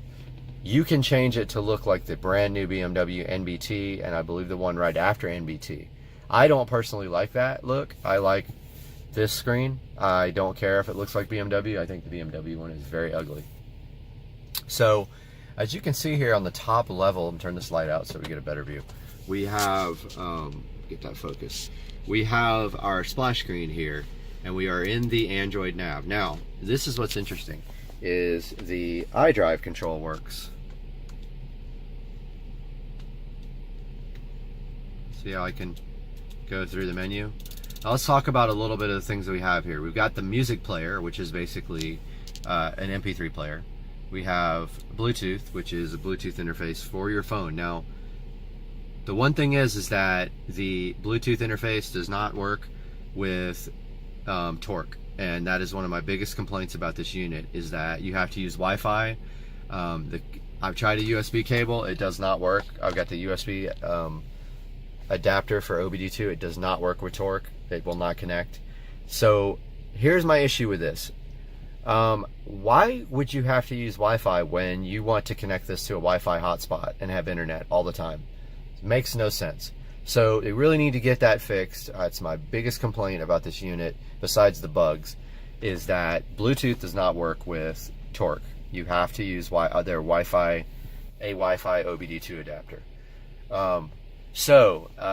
Back to this. You have navigation. Now the interesting thing about navigation is that you can set it to whatever navigation you want, and I have it set to Waze.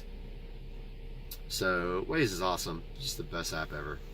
So if you hit nav, now I forgot to show you guys, this is a touchscreen. That's another thing. This is a touchscreen. So if we go to menu and we hit nav, it goes to nav. Now here's what's cool also. If you hit menu here, it goes back to the menu. If you hit nav here, it opens up your nav app, which is pretty damn cool. Let's go back to the menu though. And we can use the back arrow up here to do that as well. And here's a little Android app switching box, which means you can switch between the open apps. There's our Bluetooth is on and our Wi-Fi is turned on. Over here are some of my apps. I've got Gmail on, Malwarebytes, because I had some issues with malware. And so let's look at File Manager. File Manager's ES File Explorer is all it is. So you can work with your different file systems. By the way, this does have an SD card slot. This is going to end. We will move on to part 3 of the Avon video. Hey guys, Supercar Street Racing here with an off-topic rant. I just wanted to talk to you guys about the absolutely ridiculous state of waste pickup in Jacksonville, Florida. Duval County should be ashamed of themselves because they are ridiculous. This is what I come home to. All my neighbors as well. So they have a new contract for waste pickup.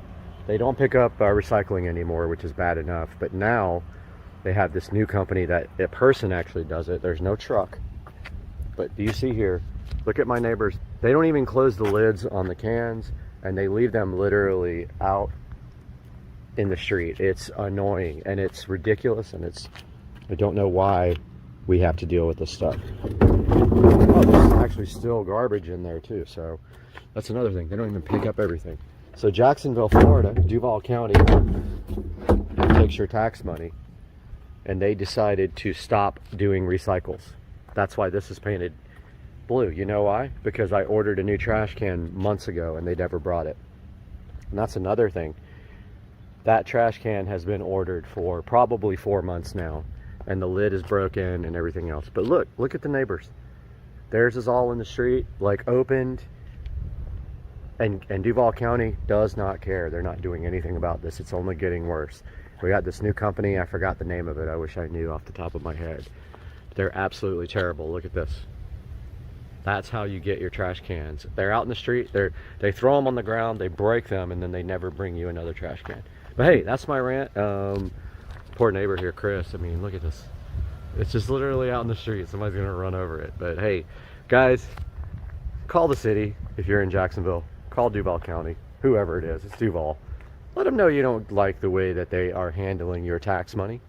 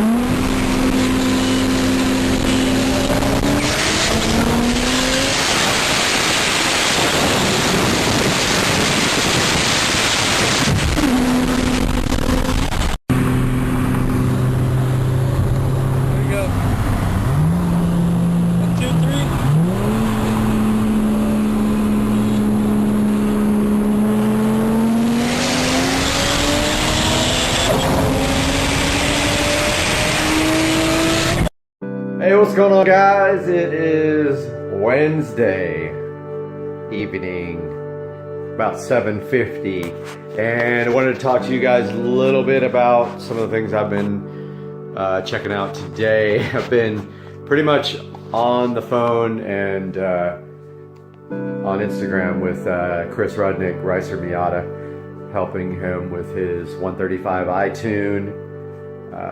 I was letting him know at the beginning to go with MHD initially. The cost and the ease of tuning is amazing compared to JB4. So I helped him with that. We talked a little bit today about what happened after he tuned it. Basically, the weakness in the N54 engine. So the 135i has, and the 335i actually, both have the N54 up until 2011. And then they switched to the N55 single turbo, and with the exception of the 335IS, which still had the N54 after 2011. So anyway, long story short, when you tune the N54 with anything that increases the boost pressure, there are going to be some issues that show up here. You're going to expose the weaknesses in your car. Some of the things that you're going to see are coil packs that are going to be inadequate and spark plugs that are going to be inadequate. The increased load on the ignition system and the fuel system and the increased boost pressure will expose those things. So Chris has a couple of misfires, one on cylinder 6, one on cylinder 3. And so first step is to get those spark plugs replaced, which is very cheap, and see if the misfire is still there. If it is, move on to the coil pack. 99% of the time that fixes every problem with misfires on the N54. So let's move on to what's going on with the SL65 and the BMW 335i. So the 335i, funny story related to the same thing. The 335i is actually having the same issue. However, I am running 60% ethanol, so a 60% mix of E85, 40% of 93. So it might be related to that. It might be that the fuel system can't handle the fuel pressures. E85 has a different specific gravity and puts extra load on the fuel system, and sometimes the fuel pressures cannot be delivered. So I don't have quite as bad of an issue as Chris does. I don't think. Mine's sporadic, but I still want to get in there and see maybe if I have a foul plug on cylinder 6 or a bad coil pack. Coil packs are cheap. I want to say they were $30 on Amazon, but I can't remember. SL65. I haven't driven it this week at all. I have detailed it, and in anticipation of going to a car meet, maybe one night this week, kind of like a drive, like a Cars and Coffee, but they have pretty much every night of the week there's something going on in Jacksonville. So I'm thinking I might hit that up. Secondly, I started ordering all the parts for the audio. Now the thing about the SL65 is the audio system is fiber optic.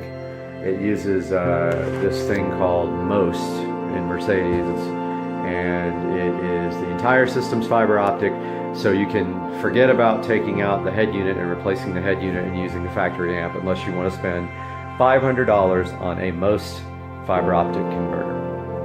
So that's not going to happen. So what we are going to do, however, is I have already bought a new head unit.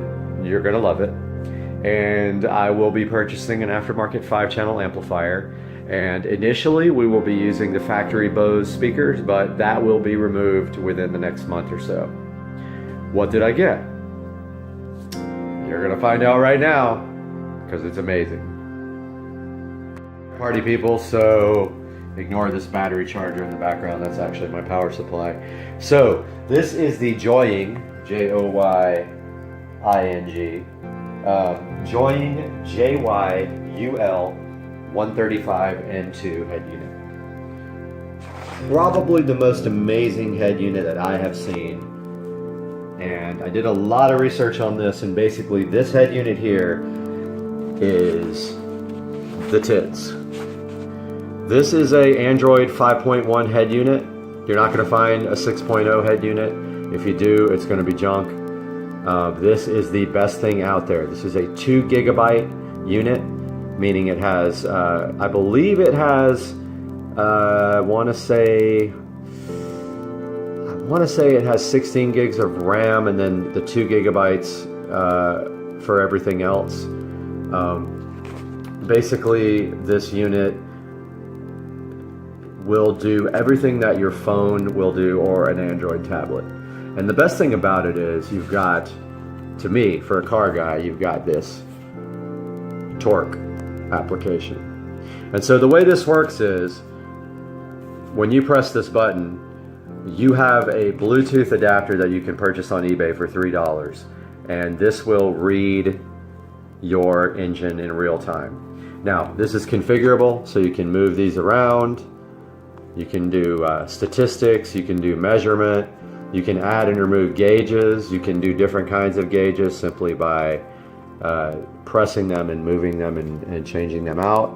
You also can download custom theme packs. This one is called Racing Meter Pro, and it has a bunch of different settings. Very, very cool. So that's the one thing I like about it. The other thing, of course, I like about it is that you can use anything you want to from the Android Play Store. You can use the built-in iGo navigation, or you can use Google Maps. Excuse me. It also will Bluetooth to your phone. It'll do screen mirroring to your phone. It is quite an amazing device. So, there's a little look at that and some of the things it can do. It does have a phone browser. It has built-in Wi-Fi. It has 2 USB ports. Here is one of them. It has 2 micro SD card slots there. Both of them are in use right now. I have 2 SD cards in there. It will, like I said, it will screen mirror your Android phone. It's just an amazing, amazing box. Right now it is connected to my Wi-Fi, and literally probably the best head unit I've ever seen created for a car.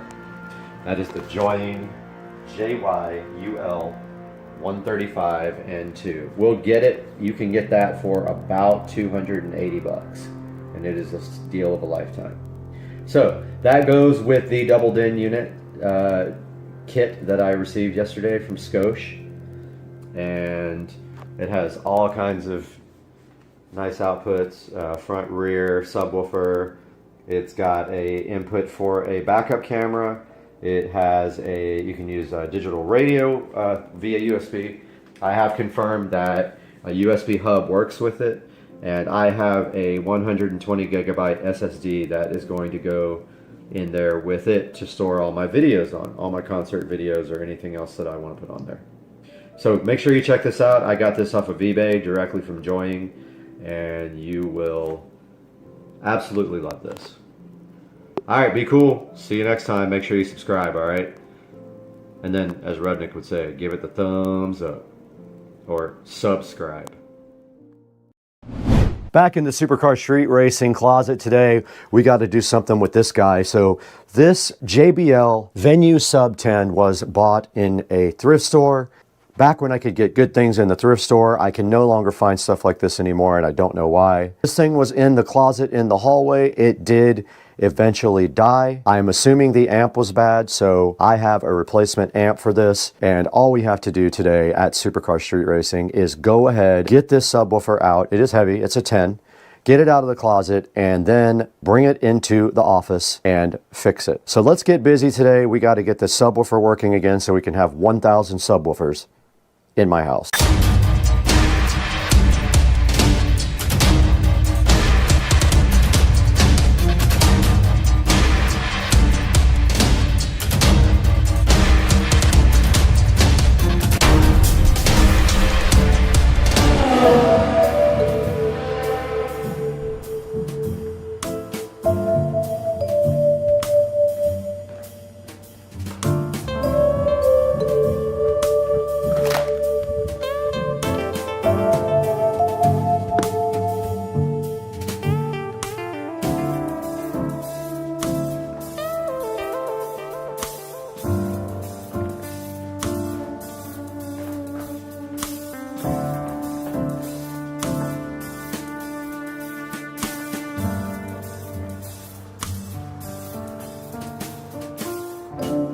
All right, we got the replacement amp for the JBL Venue Sub 10 right here. This fan is loud, so that's what you're hearing.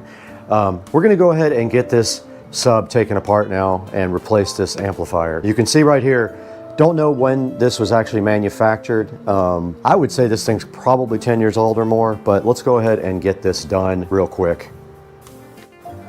Got the JBL Venue Sub 10 right here in front of us, looking so fresh and fly, and it is ready to come apart. I think these are the screws to take it out.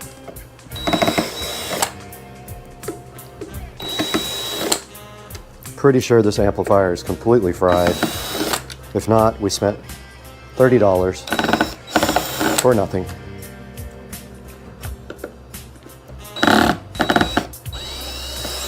I think this is a 250 watt.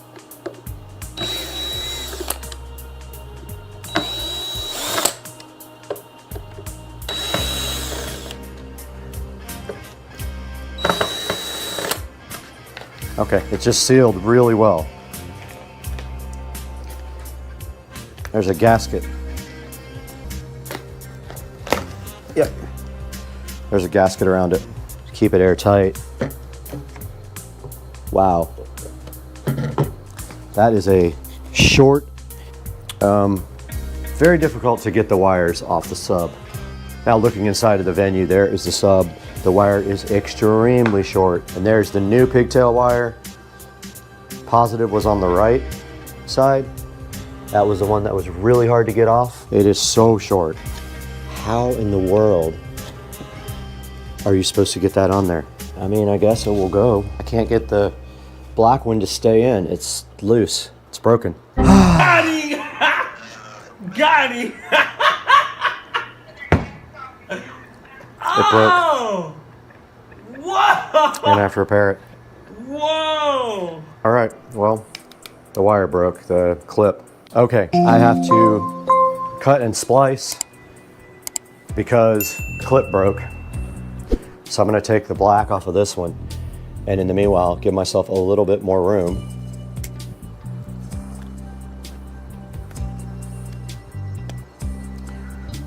Need my strippers. Got him! Got him! Got this wire strip back here. Just gotta cut this one off. Do the same. This clip is broken.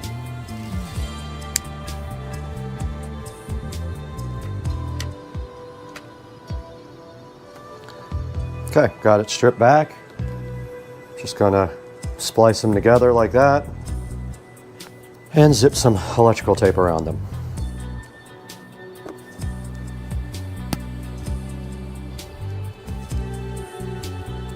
No biggie. And now I have more room to actually work. I'm gonna go ahead and plug this guy in.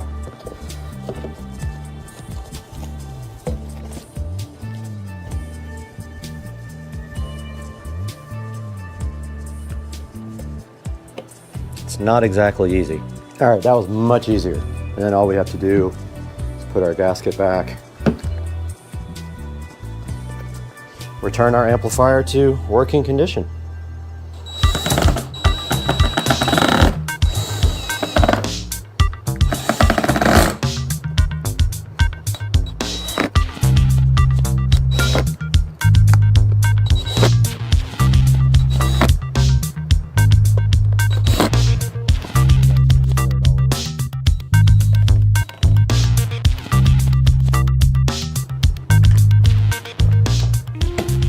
Back in the Supercar Street Racing closet now, and we are going to wire up this subwoofer.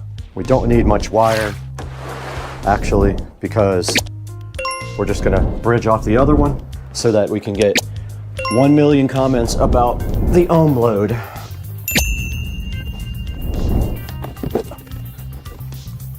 I need my wire strippers, this is crazy.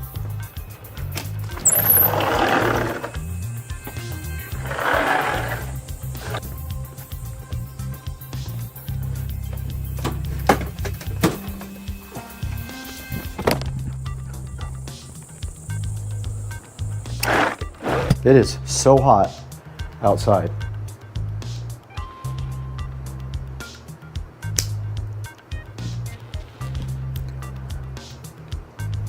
We got our wires all stripped back now, so all we have to do is connect this guy up.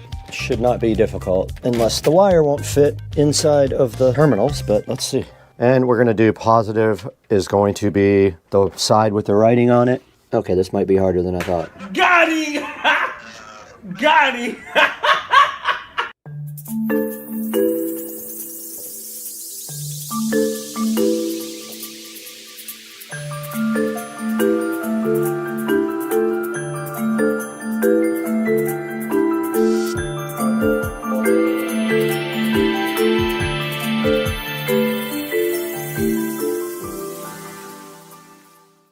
All right, we are all done with the project. You can tell that the JBL hits much lower than the Sony. You can just feel the frequency response is lower and its output is so much better. So yeah, this is all done. This project is finished. We have successfully replaced the amplifier in the JBL Venue sub. And that is all for now. We'll see you guys next time. Hey guys, welcome back to Supercar Street Racing once again, and we are here in the 4K production studio, as you can see right behind me. And today we're talking about something that I have a lot of experience with, and that is powered subwoofers. And you know that I have quite a few. I probably have about 10 of them. There is one here in the studio and quite a few more inside the Supercar Street Racing compound. So today what we did was our old JBL powered subwoofer that I did get at a thrift store died for some reason. It was in the closet, in the audio closet in the house. We did pick up a amplifier for it for all the haters, because they said when I replaced my amp in my Serwin Vega subwoofer, I wasn't really repairing it. So this time we repaired it again with a new JBL original plate amplifier, and it did get repaired correctly and looks and sounds really good again. Now, taking a look at some of the powered subwoofers on Amazon, which I will link in the description, you can see that there are quite a few clips on the very top, and they all have very good reviews. Like the R125W, you can see right here. This one has a lot of good solid reviews. It is a 12-inch woofer, and looks like it's sitting at about a 4.8, which is very difficult in a speaker to get reviews that high. Now, looking back on the front page, there are a few other ones up here, like Audio Engines S8, the Soundtown Oberon, which actually looks like a Pro because it has this big kind of pro-looking grill on the front, or grate if you want to call it.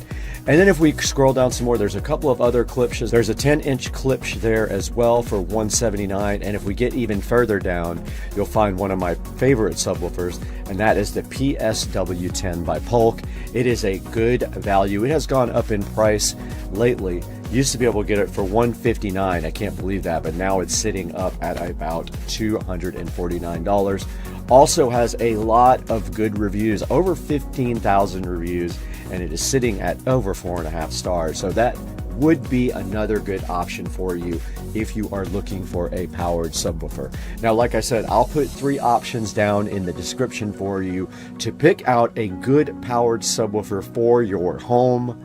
But check it out right here. We've got things like the ELAC for $149, which also has 1,039 really good reviews. Now, some that you may or may not have heard of, because I sure haven't. We have the Rel and we have the Edifer as other choices for subs. And then if we keep going down, there's some like the Kanto, which I also have not even heard of. So there are a lot of choices out there for a powered subwoofer. I love all my powered subwoofers, so you know what I have. You've seen some in my videos. You can always go back and watch some of those older videos. But for now, we are going to be calling it a day at Supercar Street Racing. We have to go shoot another video for the golf cart of some products that we just got in.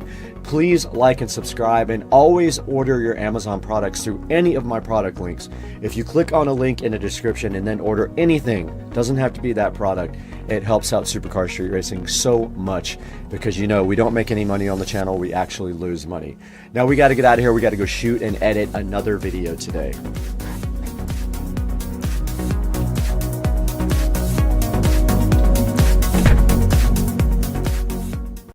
Tom? Hey, Mike, are you sure about that? Mo loves the business. He never said nothing to me about selling. Yeah, well, I'll make him an offer he can't refuse.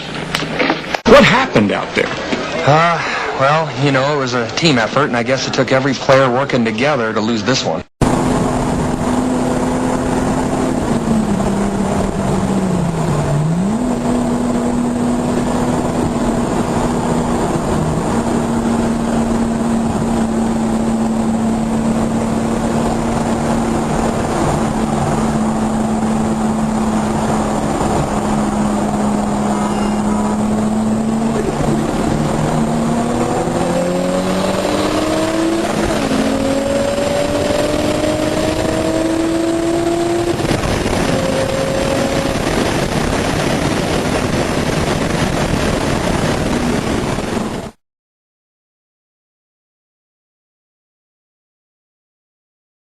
Hey everybody, Supercar Street Racing. Wanted to do a little additional video here fixing the issues I had with the instrument cluster.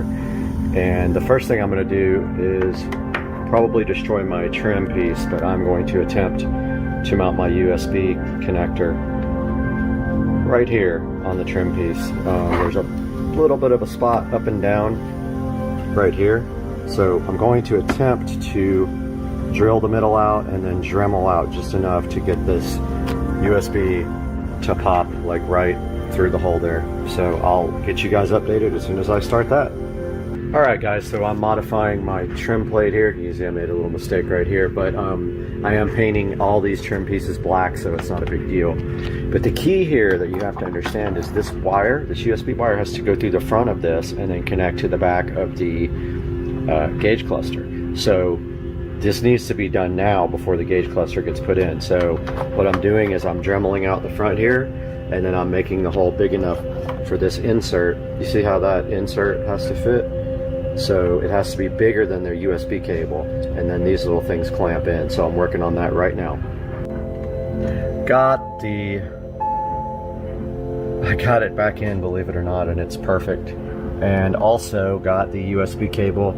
I found another extension, because you got to understand that cable has to be plugged in first before you put the trim piece in.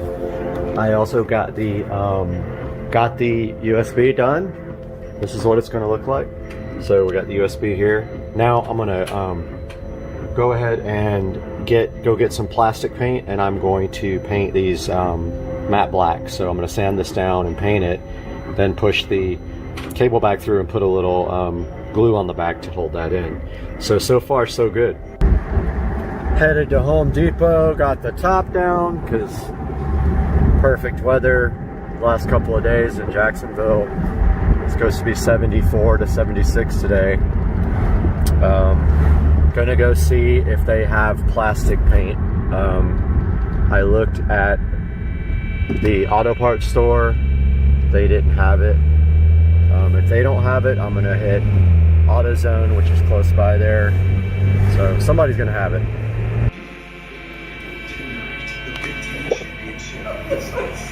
Foot makeout session. Oh my god. He could care less. He is like very. Alright guys, today we are going to be working on finishing this trim piece before we move on to all the other ones to paint. I went and picked up, I was going to do primer and all that, but I went and picked up this Krylon Fusion all-in-one paint. It has primer and paint, and I already had some Jasco deglosser, which I think I am going to just I'm going to sand them first lightly and then degloss that on top of that. So I'm going to work on first, though, I'm going to pull out this USB that I put in, and then I'm going to work on getting this vent out real quick. I'm not sure how to do that. Someone said you can work around the clips to get it out, so I'm going to give that a shot real quick. Once I figure it out, I'll update you guys on how.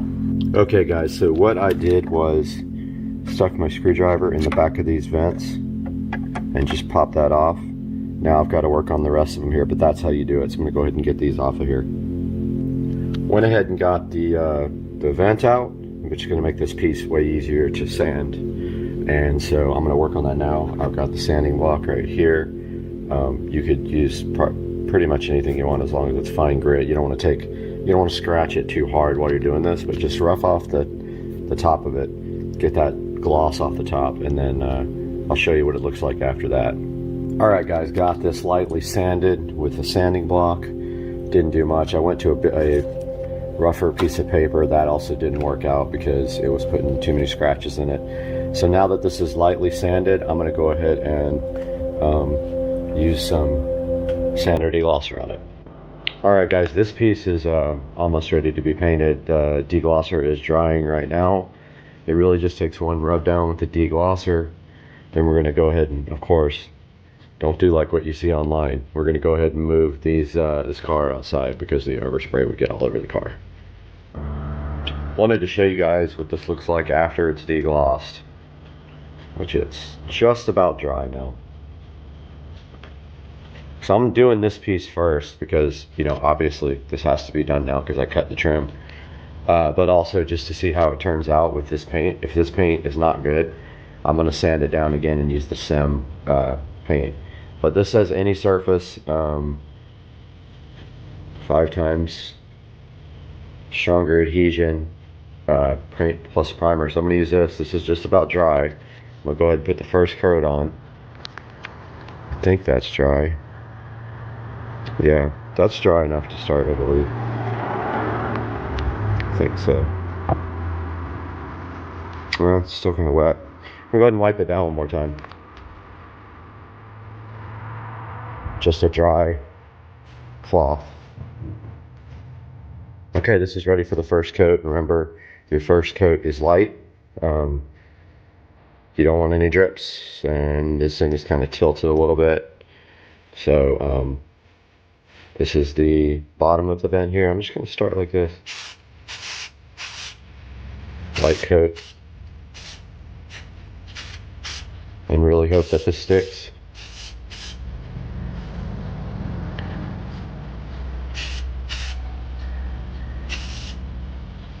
Notice I went all the way around. Okay. If you see any weird bubbles in the paint immediately, then you know that's not going to stick right away. But I don't. I'm going to go ahead and turn the fan on over here. Got my little box fan to promote drying a little bit faster. I think I'm going to try 3 coats, but I want to see how good that comes out. Alright guys, so I'm going to go ahead and start pulling off more trim while that one is drying.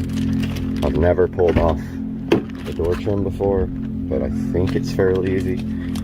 This guy here, the one that I'm really worried about is the center console, because I have no idea how to do that, but that's going to be involved because the iDrive thing as well. So I've got my trim removal tools here, which if you don't have those, you should really invest in some. I'm going to go ahead and do this off camera because I need both hands. Okay, the trim popped right off. I put my angled trim tool behind it, started at the end and popped it right off, no problem. Easiest thing ever. Like I said, center console is what worries me. I'm going to go ahead and sand this and degloss it and get back to you. Oh, by the way, this is the driver's side door trim. Got the second trim piece deglossed here. It says it takes about 10 minutes to dry, so while that's drying, I had sanded it lightly and degloss it. While that's drying, I am going to go ahead and get the other door piece off real quick. All right, we are waiting for this piece to dry. I'm thinking about 10 minutes between coats. It's still a little wet on this side. I hope that's what that is, and not something in the actual paint. Also, these are both sanded and deglossed. You can see this one's still wet here, waiting for that to dry. As soon as these two are dry from deglossing, you can see there, that's clearly wet. As soon as those are dry from deglossing, I'm going to hit coat number 2 on this guy too. I'm going to give this about maybe 5 more minutes to dry, and I have my fan over here going.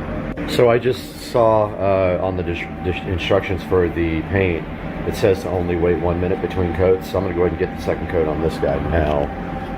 Shake the can up again. Also, if the can's really cold, you might want to heat it up with water first. But this can's in good shape. So really I'm concerned about this little spot here that's kind of showing up. But I'm going to go with coat number 2.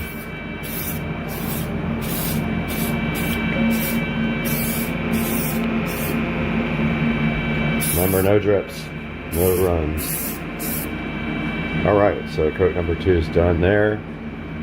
This guy looks like it might not still be dry. That guy's dry. It said not to wipe anything down after deglossing. It said to go directly to paint. So I don't know if that guy's still wet. Let me give it like maybe 2 more minutes to dry. Alright guys, little update. I really messed up one of these 2 pieces. I don't know if I didn't let the deglosser dry enough or if I should have wiped it down, but there was bubbles in the paint, so I actually stripped this guy down again as best I could. I resanded it and then I deglossed it and then I put a coat over it, but as you can see there's a couple little imperfections there. Hopefully they'll get covered. This guy had a few bubbles, but it looks like they're working themselves out with extra coats. But this guy in front here was really bad, like bubbled up throughout the whole thing. So yeah, that's where I am now. This guy already has like 3 coats. I'm gonna go 1 more and be done. All right, in the car, removing the center console trim, which I was dreading, but it's not that hard. You turn the car on, so all the lights are on. Pull up the emergency brake, put the car in drive, squeeze this handle, pull as hard as you can. It will come straight off, no problem, okay? Get a trim tool or 2, start here with a trim tool. And I had one here and one here after I got this a little bit loose, and she popped right up. Now as you can see, it comes right off. However, we've still got this is an E93, so it's a convertible, so we still got to disconnect the iDrive wire here and the convertible top wire here, which I'm going to do right now. Got the center console trim out here. As you can see, the back of the convertible top controller and the iDrive controller is just Torx. I'm going to go see if I have that bit right now. So BMW seems to use the same bit for everything, which is this guy here. I think it's a T20. So that's what fits here. I'm going to go ahead and remove these 2 and the center console trim here. Or sorry, the little sunglass pocket. Unfortunately, I don't have a drill because my drill died, but actually I have a tiny drill that I can then adapt with this guy here to drive this. I'm going to do that now. All right, I got the cruise control. I got the convertible top module controller out. I got the iDrive controller out. I got the sunglass holder out. Got lucky. I did have the Torx bits here. It's a surprise because it was smaller than the other one. So I'm going to go ahead and start working on the center console, getting it all prepped now. All right, got the center console trim scuffed up. Next step is to degloss that. I got several coats on this. There are some weird, like, little divots here and there. Gotta do 1 more coat on this guy here, just to try to fill that in. I'm gonna do 1 coat on all these again. So this guy has about 4 coats. These guys have about, actually this one probably has like 6. That one has like 4 each. So I'm gonna do 1 more now, and then degloss the center console trim piece here. Okay, God, that car looks good. Damn. I'm about to remove the trim for the center part of the dash here. I've done this before. There's a couple of little tricky things to it, but you basically just pop it off, and there's a few little plugs, and then we'll have to figure out how to get the vents out, and I'll be back to you once I get this piece out. All right, I got the center dash trim piece out here. Now I've got to work on, if I can, taking these vents out, because now keep in mind this has the starter button too, and whoops, and the this set of switches here. So this might take a little bit longer to get out, but it can be done. I've taken the starter button out and refurbished it before. I'm gonna work on that now. Oh, one other thing, guys. I'm gonna refurbish the center shifter trim. However, I don't have the Torx, that tiny little dude there, to get those out unless I can find maybe a flathead that can get those out. Got the center dash vent out here. You just have to pry the clips at the top and the bottom. It's kind of difficult to get out and take off these two nuts on the side, but I did get that out. So now I'm going to work on prepping the center dash vent holder. Got the center dash piece prepped, sanded. You can see it has a slight glaze over the top. It's also deglossed. It is ready to go. I'm about to put the first coat on this guy. Okay, I got the center shift boot prepped. It's not great.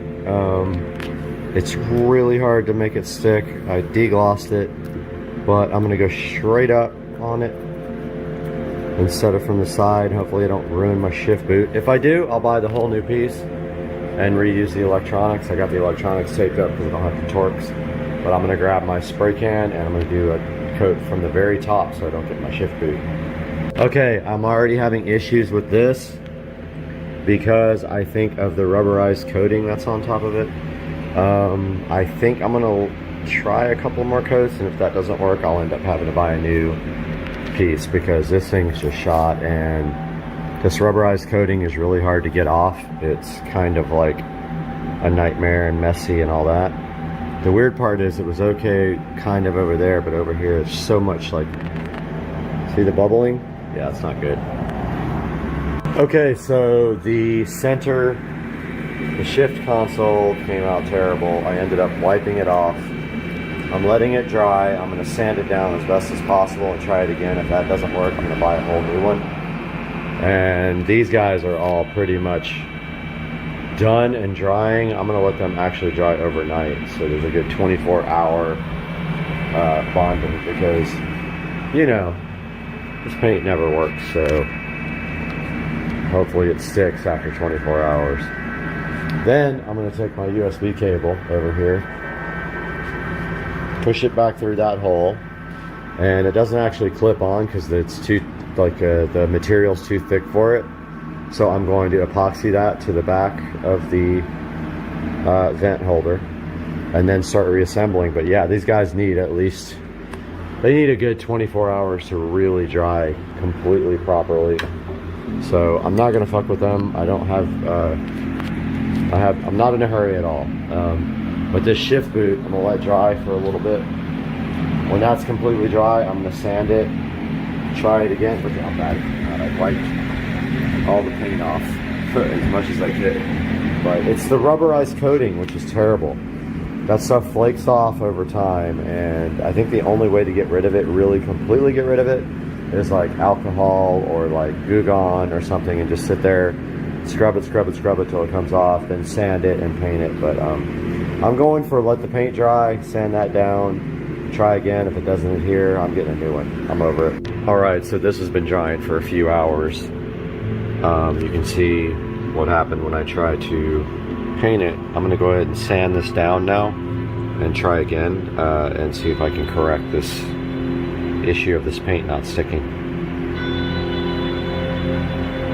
Okay, the shift boot actually just pops right out. I had no idea, so I wasted tons of time trying to mask that off. So I'm gonna go ahead and spray this now. All right, got the Novus plastic scratch repair kit here, straight out of the box from Amazon. So on the ID4 instrument cluster, I don't know if I did it or if it came like that, but there's a big scratch right in the center that's obvious in the daytime. I'm gonna give this stuff a try. It's a 3-step process and I've owned it before. It works really well. I can't remember what I used it on years and years ago, but it's a 3-step. If you have a very scratched up surface, you can start with number 3 here. So it's almost like when you're fixing your car where you would remove the clear coat, then buff it back to get that shine again. So I'm going to start with 2. If that doesn't work, I'm going to go with 3 first, then 2, then 1. And it comes with a nice little manual here telling you how to do it. Tells you make sure the plastic's clean and cool, use a liberal amount, blah blah blah. So I will update you guys now with what the process is going to be. I'm going to try to get a scratch out of the instrument cluster and hopefully I don't ruin it. Okay, I applied the number 2 polish. I don't know, it's really hard to see this until the glare is on it, but it did not work. There's still, you can noticeably feel it with your finger here. There it is. So I'm gonna try the number 3 now. Hopefully I don't damage the screen trying to take out the scratch. Alright, wanted to give you guys a little bit of update on the stuff after it had dried for about 3 hours. Came out pretty good. Finish is pretty awesome. I'm not going to put any more coats on these guys, but there you can see up close what the finish looks like, which is really good. Now I'm still having issues with the rubber, the one with the rubberized coating on it. That's the shift surround one. That one may end up having to get replaced, but not sure. I'm going to go look up how much a new one is.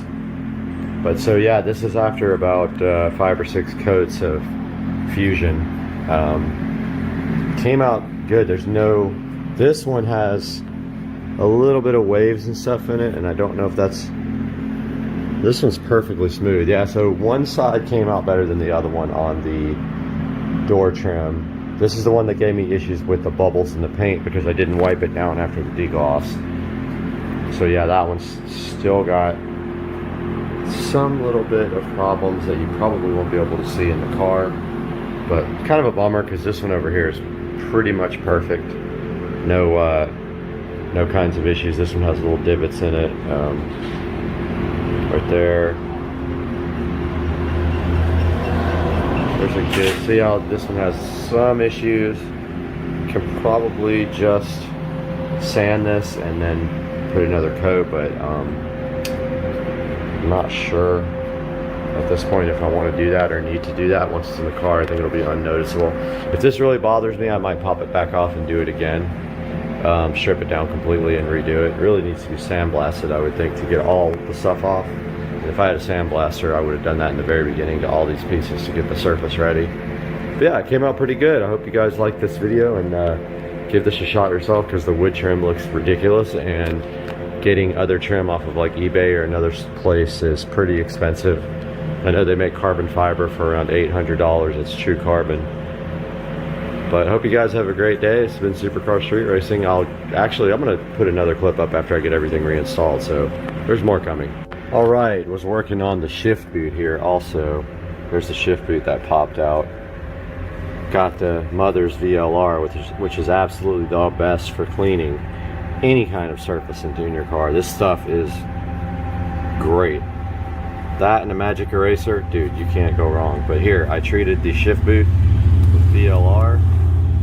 So now I've got the old magical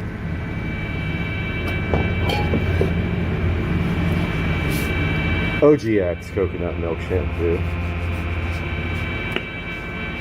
which works wonders for every kind of thing in your car. I did a video about this. If you guys haven't seen it, please look it up. Pour a little bit of that nastiness on there, buff that out, and I'll get back to you. Just got finished using the OGX coconut milk shampoo on the shift boot. It looks awesome. I know you guys should really go back and check out my video. I found this online, and that stuff has been a godsend for me for the leather. I'm gonna go back here, grab my chemical guys, quick leather detailer. On top of that, go ahead and buff that out, get back to you guys. All right, I'm done restoring the shift boot. That's 11 years worth of grime and dirt gone. Looks really good. Super impressed with the way that came out. And you're not going to get a better opportunity to clean the shift boot than when it's out of the car, because it's way easier to get to. You can put your hand in there and kind of push on it and get all the dirt and stuff off. So make sure when you do this project, you clean and restore everything you have possibility to do, including inside of the center console. Do a bunch of cleaning inside there, vacuum it out, and polish it up. Just because it's going to be there, and you might as well take the time to do that now. Now the next step is we need to epoxy our USB cable in here. So I'm going to prep the surface over here of my workbench to do that now. All right, got my USB cable ready, pushed to the back here. Wish it was thinner, but I don't think you can even make it thinner. There isn't a way to do that because it's kind of thick on the front. Doesn't look exactly what I planned, but I'll live with it. I'm gonna go ahead and mix up my JB weld. It's not gonna take much. Equal parts of this and this here. Stir it up, put it on the back here. Dries in 6 minutes. I'll get back to you guys once that is done. All right, guys. So I got the epoxy done on the back of the USB interface for the vent, and there it is. Now this stuff dries very fast, so 6 minutes. This is the quick weld. If you guys are interested in the product right here, in no time that'll be dry. I did notice that the surface, I just see like imperfections in this just now that I never saw before. Oh well. A few imperfections in the top of this thing that I don't like. I might put another coat on that, but surface is angled so the plug doesn't fit 100%, but I might put another coat of paint because this looks a little weird, and I don't know if I did that. Oh, oops, just got my hand in the epoxy here. Don't know if I did that when I did the epoxy or not. Okay, so little update. Really this one with the USB, I messed up big time. Paint was not even close to being dry after 3 or 4 hours, and everywhere I touched it made fingerprints. I'm hoping that by tomorrow this stuff fully cures and I don't have to worry about that. But this one, when I tried to respray it, it had runs and stuff and it didn't stick. So I'm gonna end up having to sand this piece down and start over. So I am in the process of letting that dry a little bit. I wiped off all the runs, hoping I can get this sanded down good enough to start the process over again. Got up this morning, this stuff dried all night long. Going to start rebuilding the car here pretty quickly, but I wanted to give you guys an update on this vent that had the USB connector that I messed up last night. I went ahead and sanded it down again because the texture on it was really bad right here.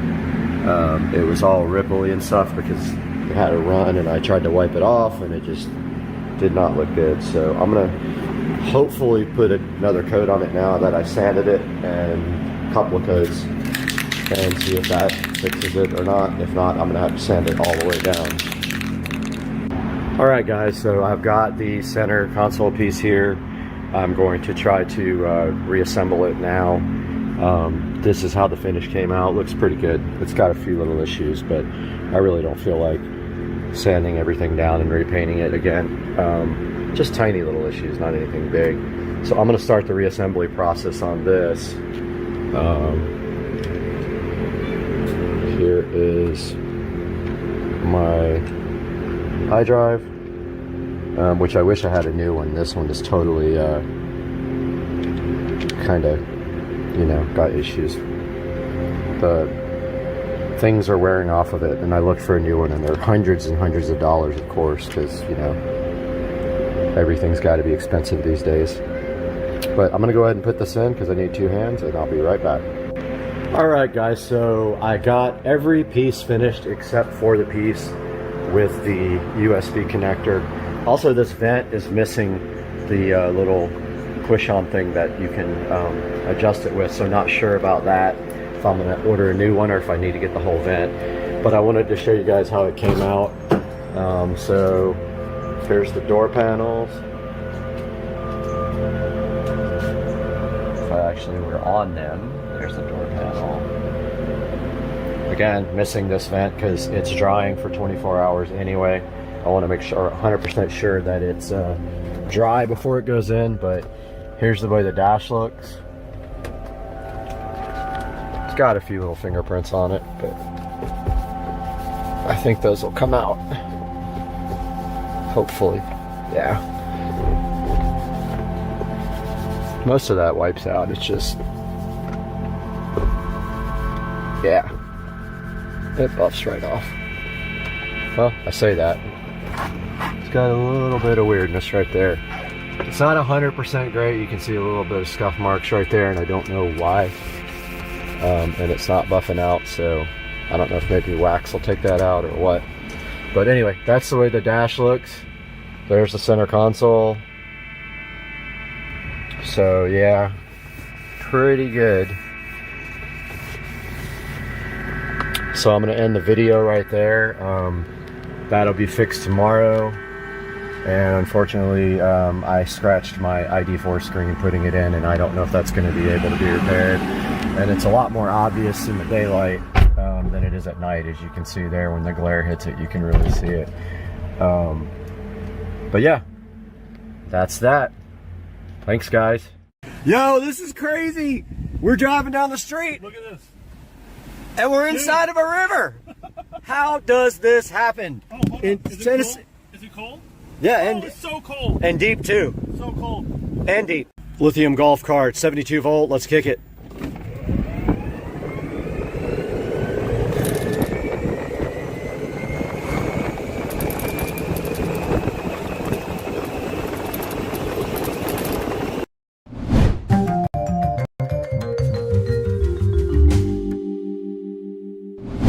Just take care of that.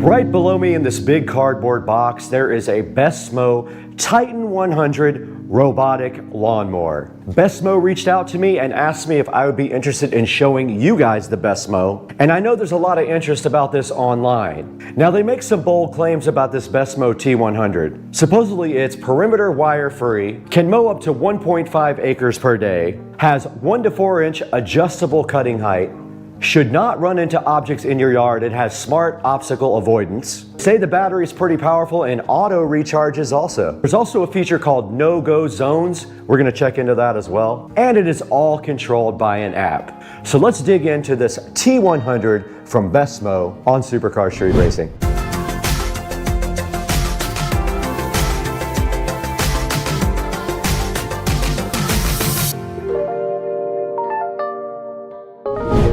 The Bestmo T100 is sitting right in front of me today on Supercar Street Racing. First of all, I wanted to thank you guys for 100,000 subscribers. That happened this morning. You can check out the live stream, and we were on live when we rolled over the 100,000 subscriber mark. But back to the lecture at hand. We got the T100 sitting right here in front of me, making some bold claims about being the most intelligent robotic lawnmower available. Now this guy uses AI to accomplish its mission. Artificial intelligence does object recognition in the T100 by Bestmo. Now they say this T100 can cut directly up to the edge of your lawn for perfect edging. It has custom schedules as well. You can program it to when you actually want it to go mow, so it can even take care of your grass when you're away. Now, one of the coolest things about this guy is you don't need boundary wires to keep the lawnmower inside a specific area. Bestmo claims this guy can go up to a 30-degree slope, meaning if your yard has a few little hills, this little guy should be able to power right up them. Now, the T100 can mow up to 1,000 plus square feet per hour. This thing has something called smart routes. You basically just drop it down and it starts mowing. You don't even have to worry about it. All right, directly in front of me, guys, we do have the Bestmo T100, the Titan, and it is ready to be unboxed right in front of me. I did notice that the box had a few dents in it, so let's hope that this guy is not damaged. But let's go ahead and crack into the Titan, the T100 from Bestmo, and see what is inside of the box. It is packaged very nice, first of all. And we got the patented SCSR knife here for the unboxing for you guys. And it is backwards for you guys, sorry about that, but here on the top you have a quick start guide here, and it does look like there is some assembly required, but not too much, I don't think. So right on the top there is a quick start guide that I will turn around for you guys. There's the quick start guide that comes with it. There is a app here that you can scan this QR code and download the app. Tells you what's inside the box right here. Says to install your charging pier where there is a good Wi-Fi signal, and it needs to be directly on flat ground. Then there's some initial instructions right here to go ahead and get your guy charging up in the beginning. Says if the Bestmo doesn't turn on, to go ahead and manually turn it on, and then follow the app for setup procedures on the Bestmo. Really cool, great packaging here. And then some more tips on the back. It shows you how to do the app-driven mapping mode here. There's also the drag mapping mode. Lets you drag along the edge of the lawn to complete the mapping. Here's how you do obstacle avoidance manually. It gives you nice instructions there that tell you how to do it. And then there is a customer support email right here and a phone number to go ahead and call if you need help with your Bestmo. Putting that one aside, there is a quick start guide right here underneath that. Tells you that before installation, you are going to need an impact drill. These look like drywall inserts here. Looks like this is the base station for it that has to be installed. There is a base station power adapter, a RTK base station. Looks like they got a misspelling here, antenna. I'll go ahead and let them know that. It says once you install your antenna system, do not move it unless you're directed to by Bestmo. Now there are some instructions here for installing your RTK antenna. Wants you to make sure there's no obstacles there. Make sure that your RTK antenna can receive stable Wi-Fi. They want you to go ahead and secure it to something for extreme weather conditions. They want you to also use a all year round area where there are no obstructions. And then it shows you some examples right here on how they expect you to install your RTK antenna. Now further inside of the box, there is a white plastic cover right here. Very nice packaging. You can see right here, very, very nice packaging. Let's put that aside. And then inside of the box, they even give you tools. There are 2 socket drivers here, you can see, 2 socket drivers. There are a couple of other tools. There is a Phillips screwdriver and then a hex head driver set right there as well for you. This looks like it is part of the RTK antenna. From what I am seeing, that is what I believe it is. This looks like it's for mounting the antenna. There's some mounting bolts right here as well, almost like mounting a satellite dish. You have this here, all this bracketry is for that, and then there is a power supply for that, it appears. There are some stakes here. Don't know what those are for yet. We will get into that. There is another power supply here. Looks like that might be for the charging station. There is a handle of some kind here. Now it looks like this is a blade installation fixture here. Now this guy right here is called your drag and mow tool. Very neat looking. It's got some gold anodized things on the end. And then right here there are some blades. It appears to be some blades. I don't know if they're extra or the original blades. We will have to get into that and find out. Now it looks like we have located the Bestmo inside of the box now, and also the charging station is sitting right here below it as well. So what we're going to do right now is get the Bestmo out of the box and get the charging station out of the box and take a look at everything outside of this box. And to charge it, it looks like it just slides up right on the end of the charger. And now here is the actual charging station. Pretty cool. That's the actual Bestmo charging station there. Made out of a heavy-duty plastic, it seems. Okay, let's get this box out of here. We don't need that where we're going.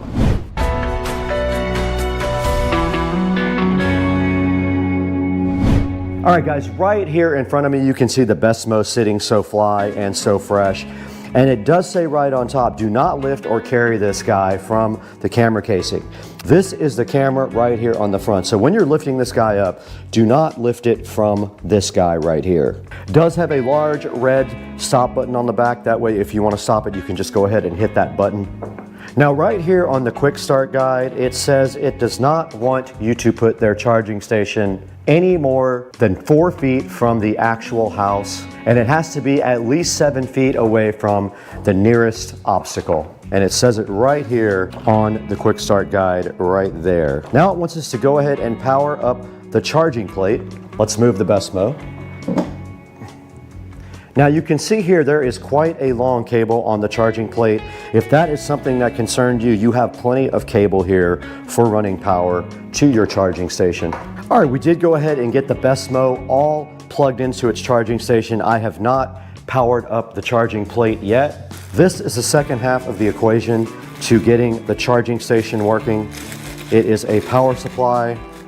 One end has a standard plug on it, the other end has a round connector with, it looks like a waterproof 2-pin connector on the other side.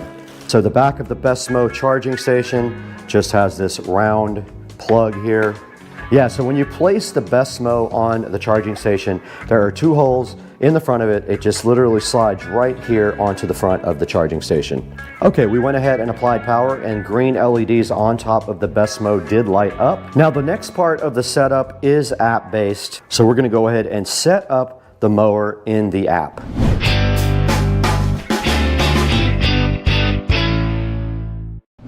Okay, we went ahead and scanned the app on the QR code for the quick start guide, and we can see here in front of me, we can see Bestmo right there in front of me. We're going to go ahead and click install, and it is downloading while this thing is charging. I'm going to go ahead and open up the Bestmo app now. It says allow notifications. I am going to do that. Now it wants us to go ahead and add a mower here. I'm clicking allow location while using the app.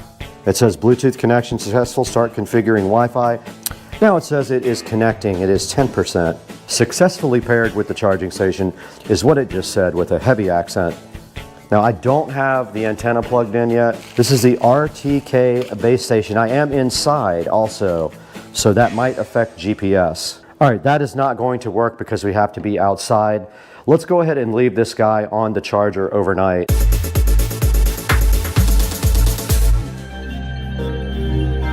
Now right here we have the RTK antenna.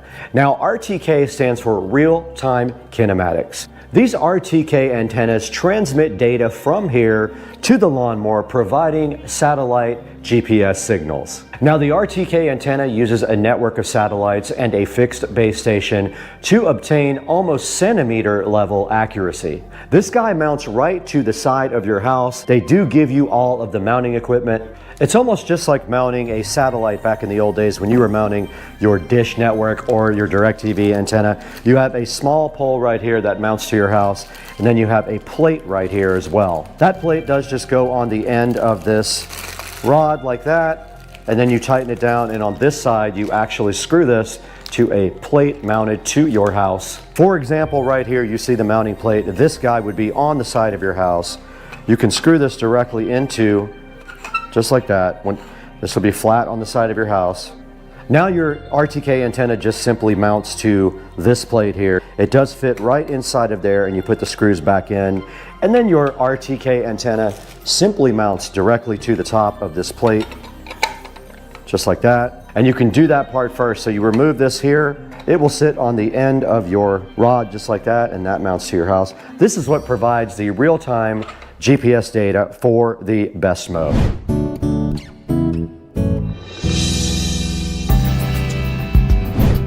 Guys, thanks for watching the video, and right in front of me here, BN Link has been so kind to send us one of their mechanical indoor timers. Now, BN Link has been a partner of Supercar Street Racing for over 6 months, and they reached out to me recently and said, hey, do you want to take a look at this cool, simple indoor mechanical timer? And of course, I said, yes, I will do that for you guys. So in front of me, we have that timer. Here it is right here. It does come in a 2-pack. There will be a link down in the description for this guy. It's very simple the way this guy works. On the front, there is a dial. You simply push in and pull up on the little pegs, just like this, to set a timer. The little pins just simply pop right up, in which case you can set an on and an off time, and it goes in 30-minute intervals. It's very simple to operate. On the front here, it has a plug to plug your device in, and on the back, it does simply plug directly into the wall. Now, this is made for indoor use only. Do not use this outside. It is not weatherproof or water rated, only for use inside. BNLink is awesome. I love working with those guys, so I was excited to show you guys this simple timer. Go ahead and look for a link down in the description. Order yours from our official affiliate links. Get your BNLink timer. And don't forget, also on the side here, there is this cool on switch, or you can switch it down to timer to actually use the timer. Order yours today, and thank you for supporting Supercar Street Racing and our vendors. Now back to the video.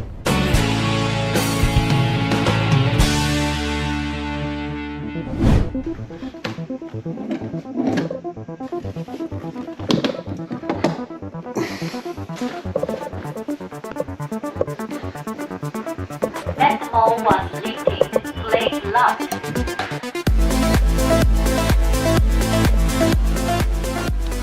All right, we have to get our antenna out and working today. Let's go ahead and get it out of the box now and get it outside. And this guy does just use a USB Type-C on the bottom right there. And here is the color wire they supplied. Let's bring all this outside.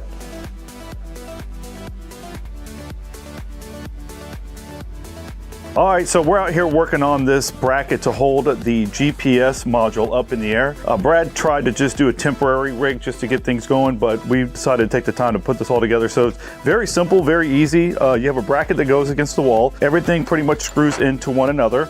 And then you have the ability to extend it out with this collar. And then of course you have the top mounting bracket, where we will attach the unit itself to. So what we did is just found a temporary hole. So we're just gonna take a camera off real fast, screw that up there just to hold it. Okay. And then obviously one of the things is you wanna be able to hide the wire. So you have the ability to run the wire through the entire pole. Cable management right through exactly, right to the top, get to the top. So that's what I'm doing now. But okay. I mean, it's about as easy as it gets. You have a few set screws that come in the box for both this top and then for this collar here that you put in. And then obviously you have a couple of screws to attach. Yep, we're gonna screw there, and it's very easy to put together. Very simple. I'm gonna get everything assembled first, and then I'll go up there and put it on there. So just to make sure everything's going through. So sounds good. Okay, he said make a full circle. Okay, you wanna get the big camera? All right, Joe has the Bestmo ready to map. He's gonna go ahead and connect to this little white zip tie, and he's going to drag it in a full circle around the yard. Go ahead, Joe, let's see what you got. Real quick, it comes with this telescoping holder right here that you can drag this thing around with. So you just open it up and then tighten it a little bit. So you just clip right on here.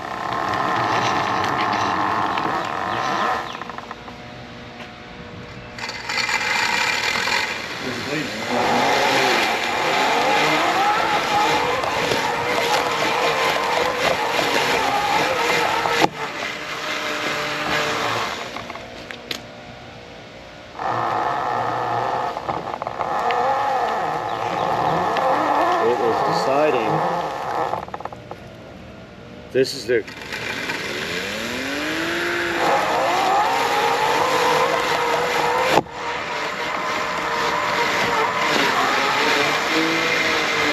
kind of getting nice.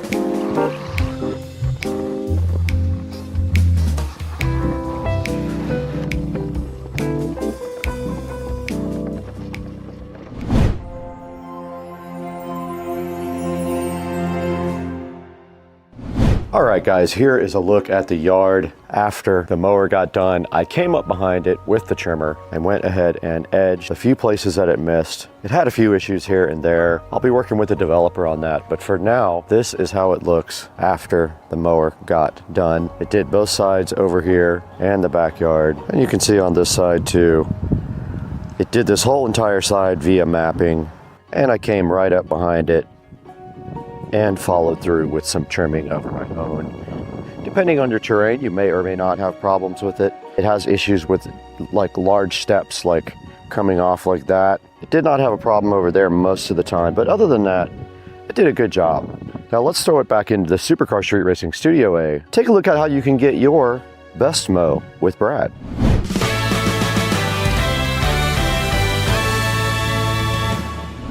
Guys, welcome back to Supercar Street Racing. We are sitting in Studio A right now and shooting on the new Canon camera, which I'm still having a few issues with, so I am working through that stuff. We lost a bunch of the footage that we shot. I don't know why. I'll have to talk to Canon about that later. And on the other side of the screen over there, you can see the Bestmo, and we did enjoy working with Bestmo on this new product. I hope that you guys will take advantage of this opportunity. There will be a link in the description. Please click through my official affiliate link.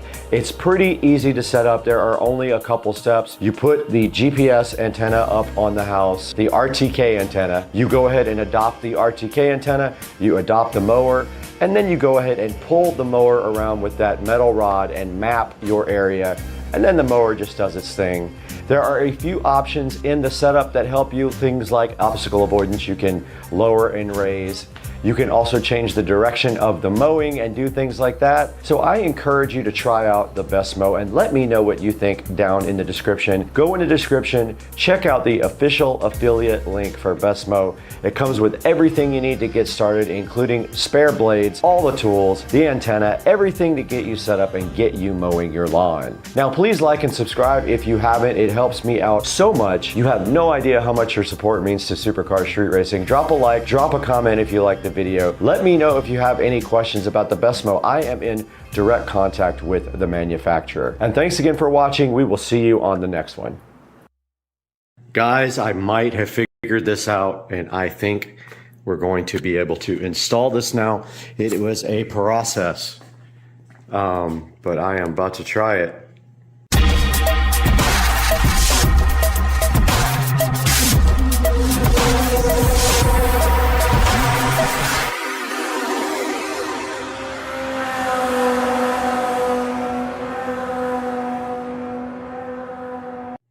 Hey guys, welcome back to the channel, and today we're going to show you how to install Kodi on a show device. That's right.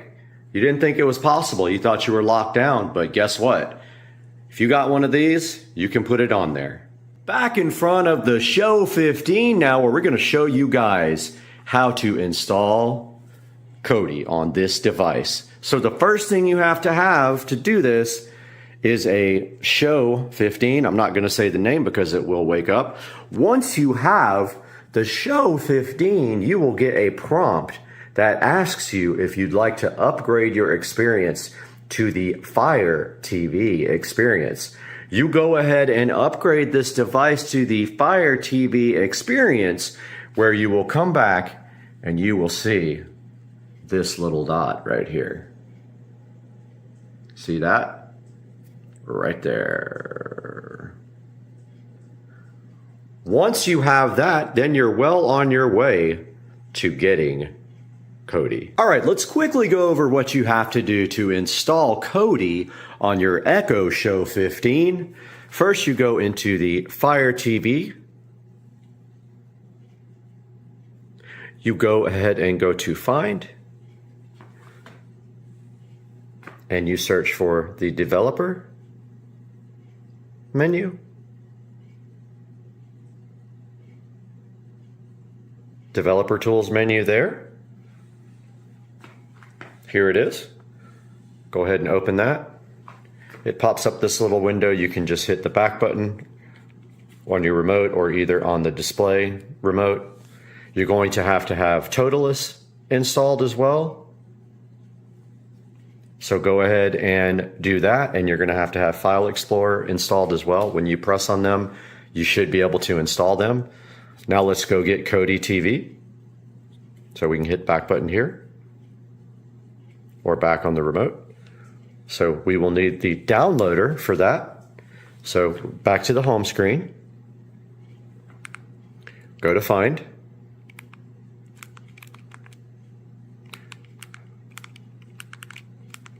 Try that again. Find, search for downloader. There it is there. Go ahead and install downloader. Once it's installed, open it up. Now it's telling you that there's limited functionality for touch. So now, once you have downloader installed, you browse to either this full link or you go to Kodi.tv. And remember, this is limited touch.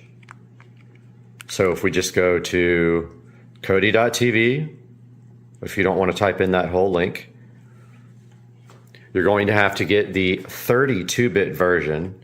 Go to the little menu here. Go to download. Go to Android, the little Android robot. Get the 32-bit version. The 64-bit version will not work. It will go ahead and download.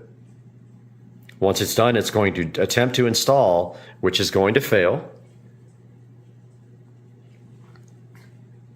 This doesn't work because when you hit settings, it's just going to disappear. So just click done on downloader.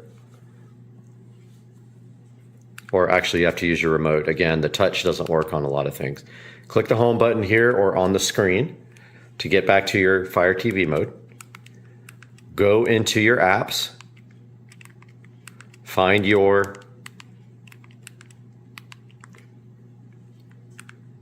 developer tools menu, open that. Just hit the back button to get out of that. Now on File Explorer, you have to use your remote again. See how it says limited touch? You're going to want to go to your downloader folder where you downloaded that Kodi. Select the one you just downloaded. I have a couple in here. So just select it with the middle button or on the screen. Click cut. Hit the back button either here or on the screen remote. Go to download and paste it. Once that's pasted, go back again, go into Toutless, right there. Toutless, or whatever it's called. Open that. Find your download folder. Find the app you just copied. It's one. These are old. I've done it a couple of times now. But open up the Kodi app. It will then say continue, and it will install, and it will finish. And then once it's done, you will see that if you go to the home screen now, and you go to all your apps, you have this wonderful Kodi. There is proof that Kodi works. Dude, I can see your wrinkles. I can get so close.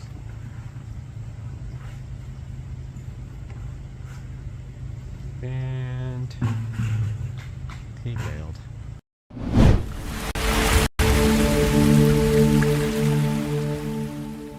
Hey guys, my name is Brad. I'm standing right in front of my 2023 Tesla Model S Plaid. Welcome to the Supercar Street Racing Garage here. And today we're talking about something for the interior of the Tesla that I've been waiting for a while, and I didn't think it was ever gonna happen. And now it looks like I might be the first one in the country to go ahead and get this mod. So let's see what happens. Hang out with us.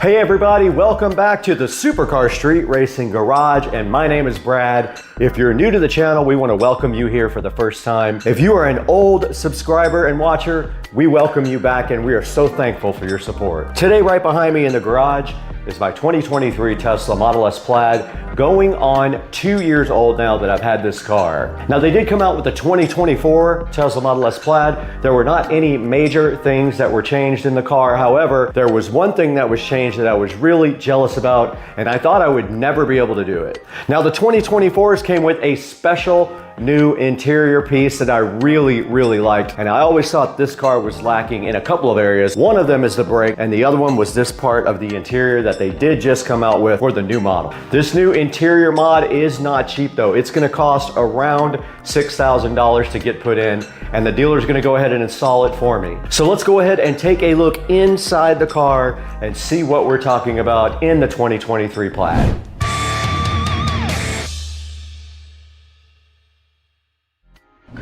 Now these are a good look at the Model S Plaid sport seats from the outside. These are also the ones used in the standard Model S, and you can see they're just regular old seats. They do have heating and cooling. All the controls are down here on the side, which we will show you momentarily, and they are very comfortable seats. You can see here there's regular normal Model S seats. Here's a better look at the headrest on the Model S seats and a look at the style of these. These are in black. They're very comfortable for long trips or just hanging out around town. And then down here on the side, you have all the controls for the seats right here. There are bolster controls and then tilt controls right here on the side.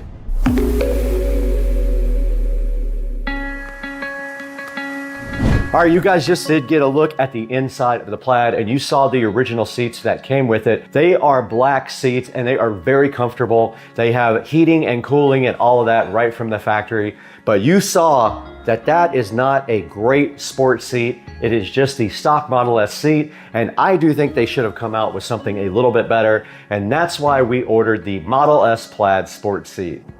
Now I happened to be browsing online the other day for the Model S Plaid sport seats, and I was able to put it into the app, and it said it was compatible with my car and can be retrofitted. It was $5,800 with tax. It was $6,200 or $6,300 right in there. We did get those ordered from Tesla, and they are on the way to the dealership. The install date is going to be March 7th. I will cover all that on the channel when the seats come in and they're gonna get installed. Now let's go ahead and throw it inside to the Supercar Street Racing studio, and we will talk with Brad again in there about these sports seats and show you them online and exactly what they're gonna look like.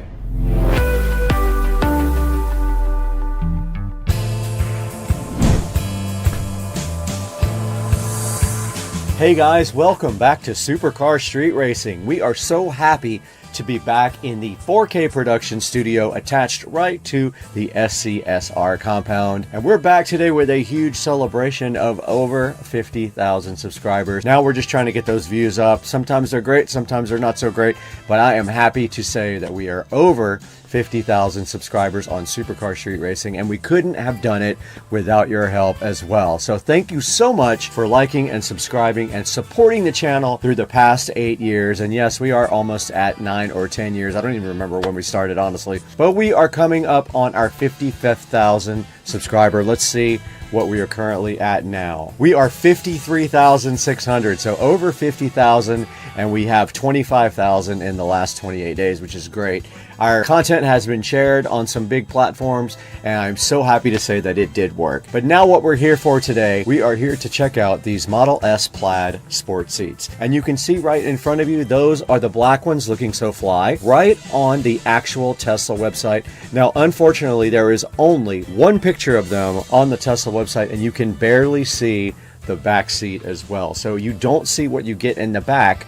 However, if you look at this actual description right here, it does say that you get one driver seat, one passenger seat, 4 rear seat bolster trims, and 2 rear seat cushion trims. And if you look in the back, you can kind of see that there is a little bit of a trim piece here, and I don't see the rest of it, but all I can see is that there is a bolster piece right here that matches the front, and it does look like it's suede in the front, but it is going to be vegan leather. It is not real leather. They don't use that in their cars.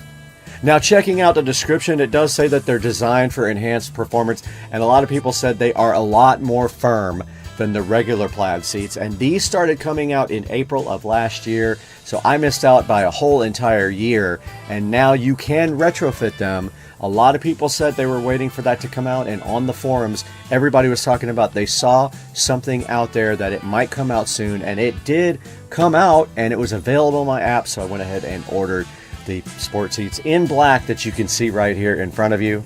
Now you can see it says they're made of high performance vegan suede like I just talked about, and they look like the plaid composite decor already inside the car.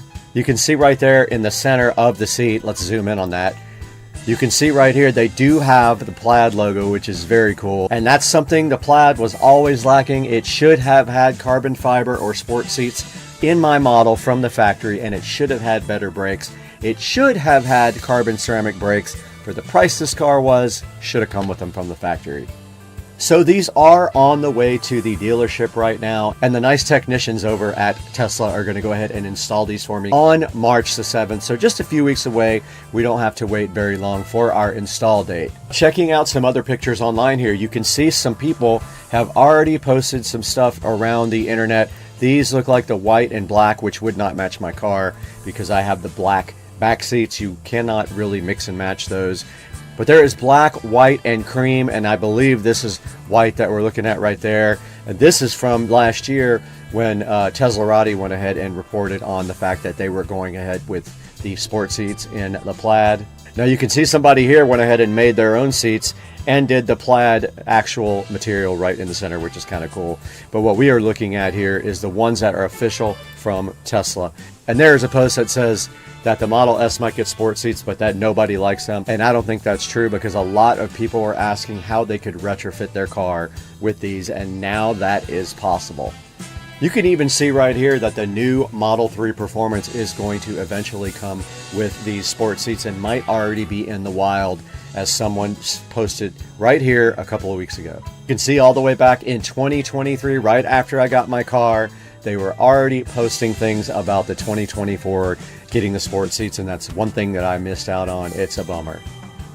Now, if you want to order some Model S Plaid sport seats for your Model S Plaid, all you have to do is go into your Tesla app. When you go into your Tesla app, this will be under installable upgrades. You can see right here, it pops right up on the Tesla app, and you can go ahead and add to your cart. When you go ahead and add them and purchase them, they will allow you to go ahead and make a service appointment. Mine says that my parts are in transit to their dealership, so all I am doing now is waiting until March the 7th to go ahead and get my seats. So go into your Tesla app, go to upgrades, go to installable upgrades, and go ahead and order your sports seats right from the app. Once again, we want to thank you guys so much for 50,000 subscribers. You've really helped the channel grow. We just want to remind you to buy all of your products through our Amazon links and like and subscribe to our videos. Please check out our shorts too and our second channel, which we are doing a few things on here and there. But we got to get out of here. It is happy hour and I need a tequila shot.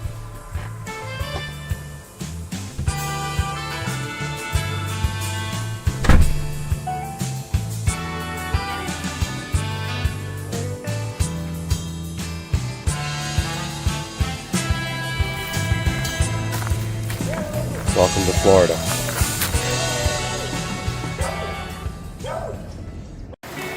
Out here. Did I just see water dripping? No way. Thought I saw water dripping in here. I think I'm seeing things. Yeah. But it is coming down nicely in Florida, and it's a good opportunity to come outside and check out the pool. We're having a party here tomorrow, a work party, and so I have been out here getting everything ready and getting the patio prepped, and I got some nice new decorations for the patio here, and it's pretty good. This is eventually going to be all tiled. So I'm not going to do anything with this permanent, but for now that's good. But yeah, we got the rain. Here's a good look at the nice lights. And yeah, man, what a night. It's just Florida life. And, with no more palm tree here, my gutters actually don't get clogged. So they are working. And that's a little update before we go on to our next product we're going to take a look at.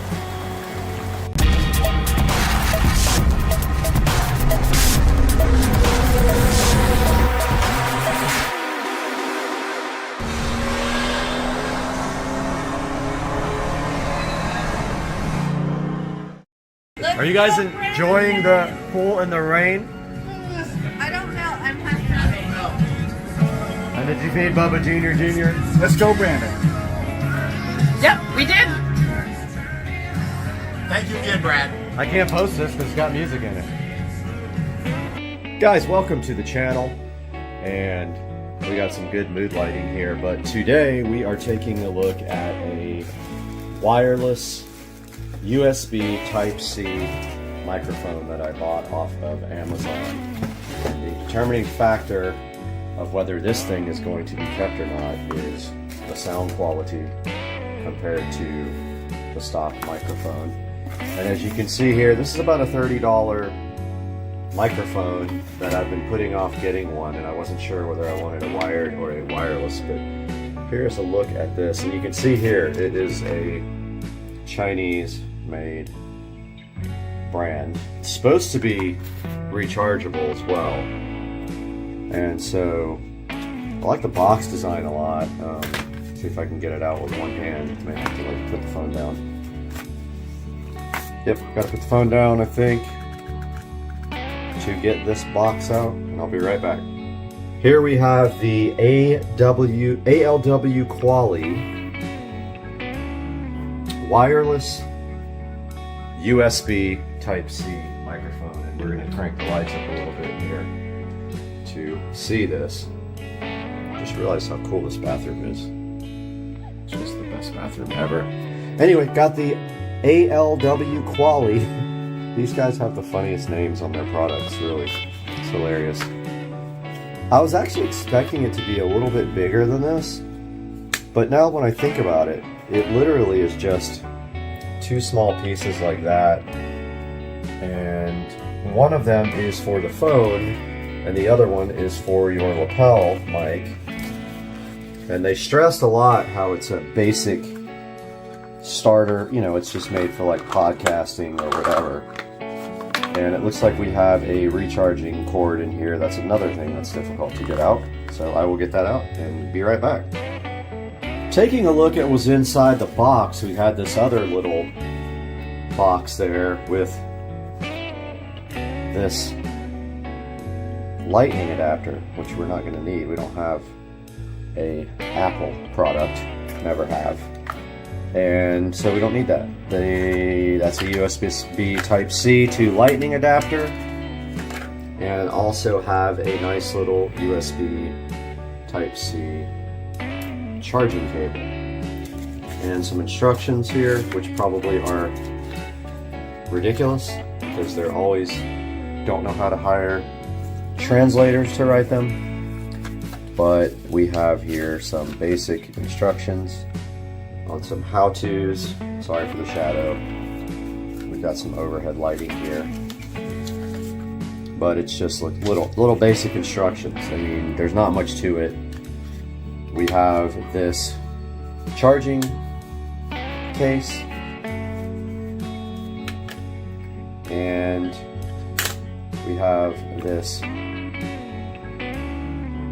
little adapter thingy that goes on the bottom of your phone, and then we have the lapel part. So I'm guessing both of these charge. Well, no, you can't charge that in here, I don't think. Now I don't remember which way it was in the box, but I think it was like this. So that thing also has a USB Type-C on it. So I believe that has to charge separately, but I'm going to take a look at these instructions right here. So the receiver is what goes on your phone. It is right there and right there. This goes on your lapel, and this is the charging box. I'm guessing that you can't charge the receiver in the charging box, only the microphone. But I'm gonna find out real quick because I'm gonna plug it in for you guys. I'm enjoying this wonderful Angel's Envy bourbon that my lovely coworkers treated me to. One of my vendors actually. And I have been sipping on this for the evening after we had our pool party today. We had a little work get together here, and this is the Angel's Envy. That of which I speak of bourbonish. And it is just the loveliest thing. And we did some of these lovely tequila shots too, but yeah, it's good stuff. It's really smooth, and I am thoroughly enjoying it on a Saturday night in Jacksonville, a rainy Saturday night with a leaking patio roof. Point of clarity here, the receiver, this guy right here, that goes into the actual phone, does not charge. It uses phone power, but if you need to charge your phone, you can actually plug your phone in right there while you are using it to charge your phone. This guy charges your lapel mic, which we are going to grab a little power brick now and try that out. I'm actually kind of grateful that the leak wasn't on top of the TV there. It's just in the corner. Hopefully some of that foam will seal it, but I wanted to give you guys a look at the lighting. It's not finished out here yet. I actually got all new yard lights, low voltage landscape lighting for the stake lights that are out here. I got 12 of them on Facebook Marketplace for $50. They're old school, but I went ahead and purchased some brand new modern warm white LED bulbs to put in them. Even though these guys already have bulbs in them I could have used, I'm going to save some of these lights as well for the side of the house. Both sides, I'll probably put 4 or 5 lights on both sides, but I just wanted to give you guys a good look while we have some free time in this video at how the landscape lighting looks. And down by the water there we have lights that go over the water. They're just lantern hanging lights, and then we have a blue LED rope light. I don't want to go out there because I got no shoes on, but a blue LED rope light over there by the dock to round out the lighting. And of course you guys have already seen the lighting we did on the patio, and those LED color changing light bulbs are in my sunroom, lighting up the pool deck pretty nice. I just love recording in the bathroom for some reason. I just like my temperature and time and weather. So we got the power adapter off of the Fire HD Probe. It's the same exact thing. It's just a USB Type-C charger. They give you a dinky little cable, but you don't need to use that one. Sitting on the bottom of this, there is a USB-C. Again, one-handed here, going to attempt to plug in this. Now, I will say it's kind of awkward why this is on the bottom of the... you can't really... Now you just have to kind of lay it down. I mean, why wouldn't it be... I guess there's no good way to put it on the side, but I mean, I guess you can lay this guy over, but I don't know if you guys saw that very well, but there's a flashing red light on the bottom, meaning that is charging right now. And I'm guessing that that will go green when it's done charging. I am going to let that charge here for a little bit and show you guys this diagram and this instructions one more time. But it's pretty simple. It just says to connect the receiver to the phone port, to your USB-C port. Press switch key of microphone. The indicator light turns green and the power is turned on. The indicator green light of receiver keeps always on. Then open the phone camera, live app or other apps, and then to use the microphone to receive sound.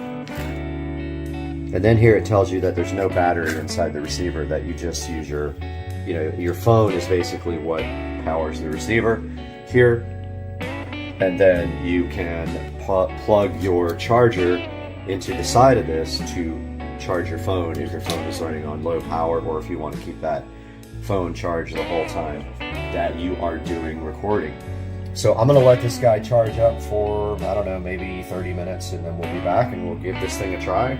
Test the range, test the sound quality compared to the phone, and make a determination on whether this thing is going back or not.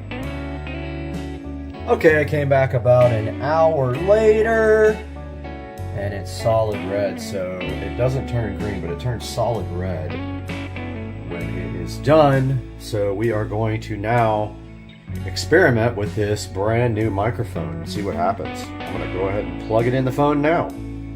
Actually, I take that back. We haven't even looked at the actual product. And here is the lavalier microphone.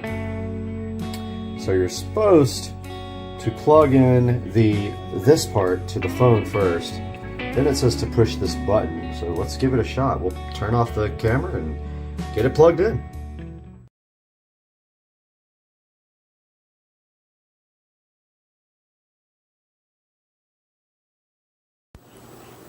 Okay, so the light is green now. I'm assuming that this guy is working. It's got a little clip here. Hoping this audio is working. Not really sure. So this is me giving a product demonstration. Here we have the lovely Echo Show 5 sitting here in the wall, and I just woke it up, and never mind. So here we have this lovely product here, and we're testing out the new lavalier microphone so we can start doing nice presentations. But first of all, I do have it dark in here on purpose because the light switch doesn't work anymore. So here's what we're going to do. First, we're going to walk to the kitchen about 20 feet, give it a test. Okay guys, we are now in the kitchen. Hopefully this audio is coming through loud and clear. We are now walking into the guest bathroom. We are now probably about 100 feet away from the microphone. We are now heading from the guest bathroom to the bedroom, maybe 150 feet away. We're in the bedroom now. Can't wait to see if this actually works. And we are walking back towards the lovely camera now, which is in the office. And we're about 20 feet away. And here we are, and we are gonna see how that worked out.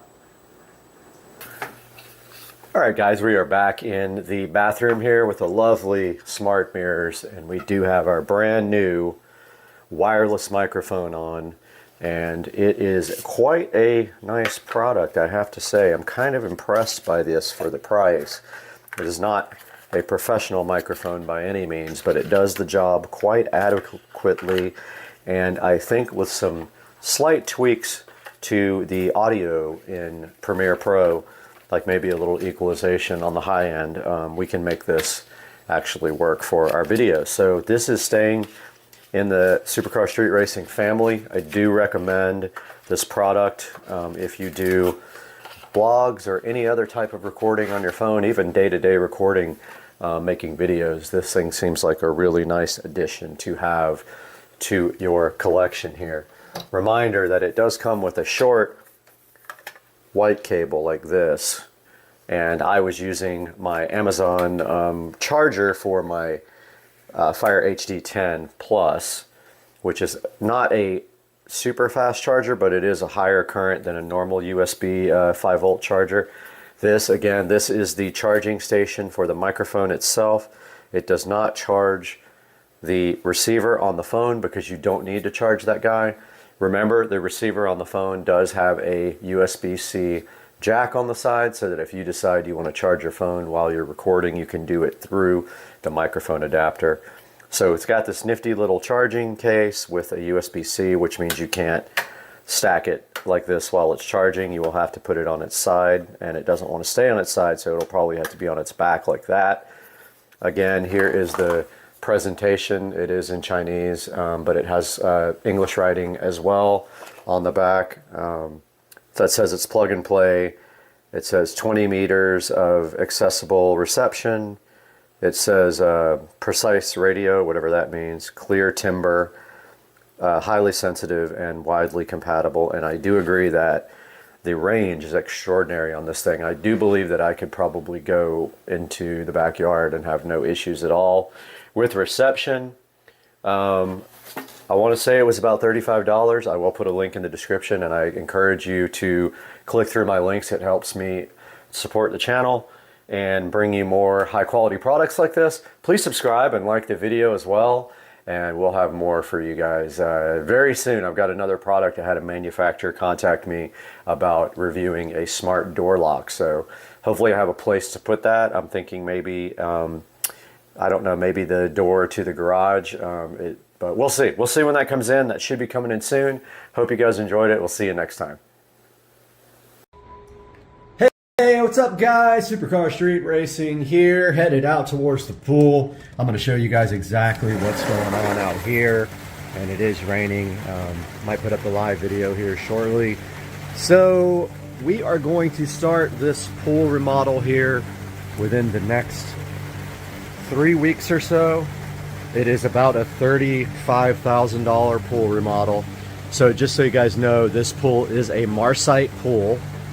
So basically like a cement type of mix, and you're not going to be able to see it from here with all the leaves on top and everything, but basically the Marcite will get stained over the years of the chemicals, and eventually you have to resurface your pool.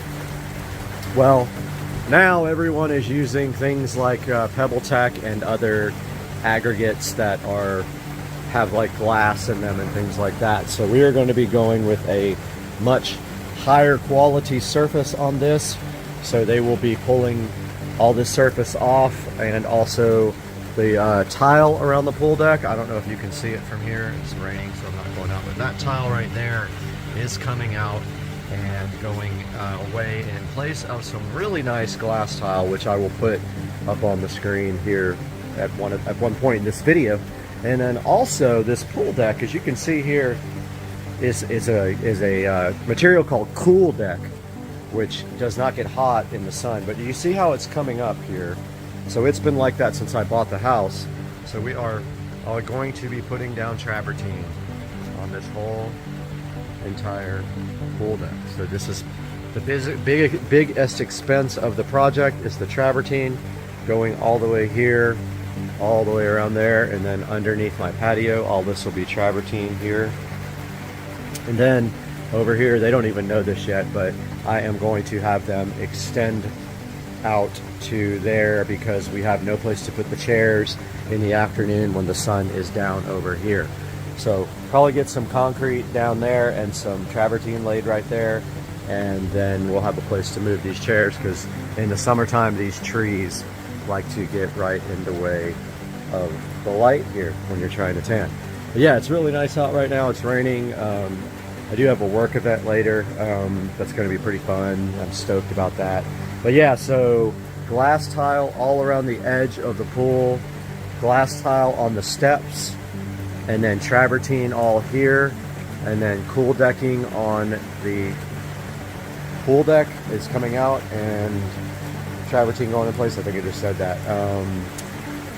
And I don't know why this rotisserie chicken container is over here in the middle of nowhere. It's really strange.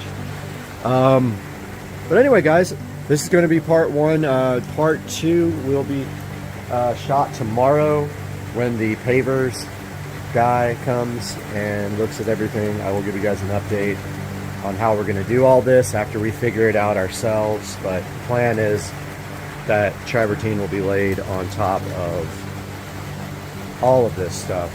And then when that's done, I think right here I'm going to do a built-in bar with a nice little fridge and a barbecue grill and all that in that little space right there, and ditch this standalone grill over here.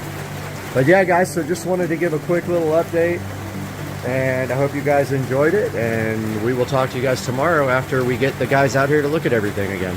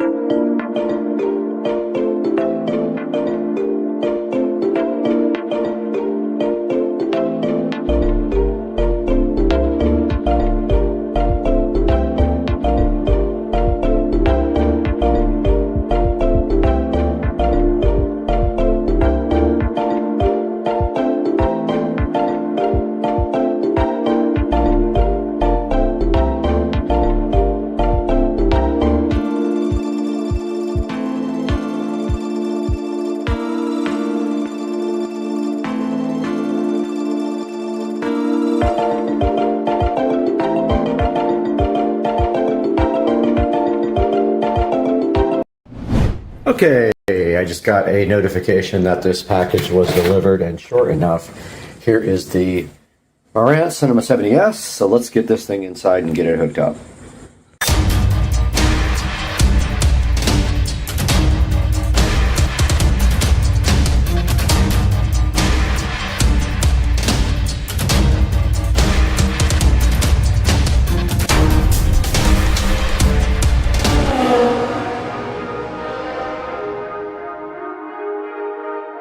Marantz Cinema 70S sitting on the table here, ready to be unboxed from Japan. I said China, it was Japan. Let's get this thing unboxed. All right, the Cinema 70S with the ultimate presentation package came directly from Japan. I saved about $300 for this brand new Cinema 70S. You can see by the packaging, this thing is always packed nicely. They do the extra mile for the higher end receiver. I got in trouble for saying it was their flagship. Kind of made a mistake there, but I didn't feel like editing it. It's not the flagship, but it is their slimline receiver. Let's get this thing out and on the entertainment center.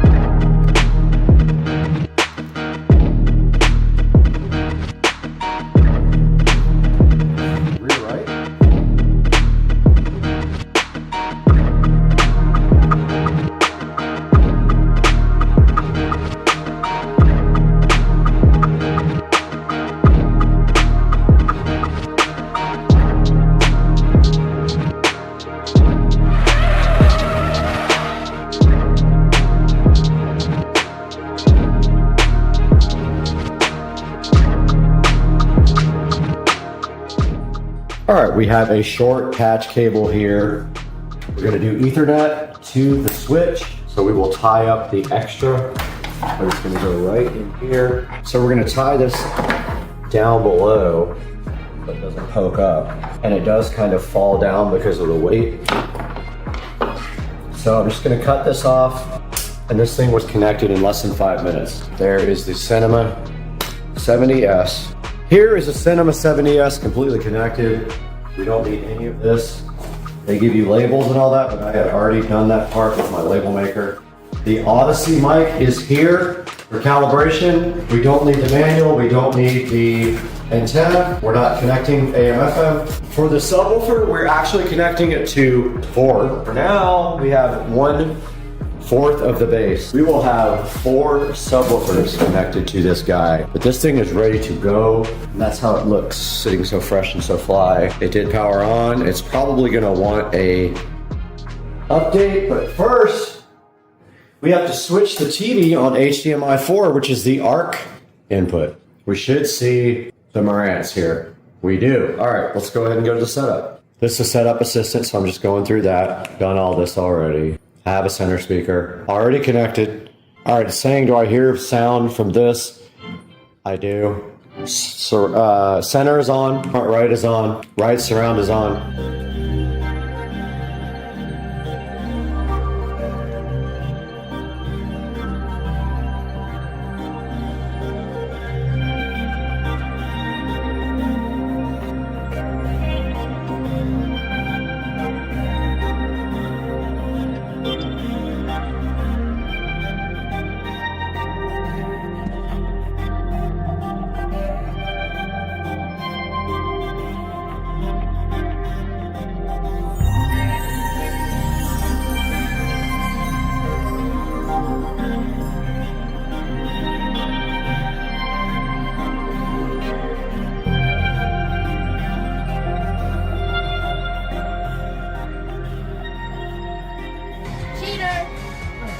I went all the way down, dog. Good job! 3. Oh, man trying. Wow. Get it, dog! Let's go! One-handed push-up king. Okay, so we got to put this on the couch back here at ear level. So I'm just going to put it right on the back of the couch.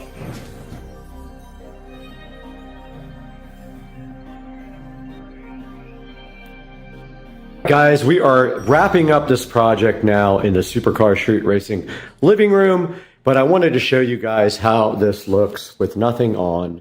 So we have the Govee Dream View going on behind the TV. It's called Govee Envision, I believe. I will have a link in the description. The TV is off right now, and you guys can see how that looks. And then I haven't adjusted the light for when it's completely dark in here. It's the first time I've seen everything in the dark. Pretty bright, so I'll probably bring the level down on the background.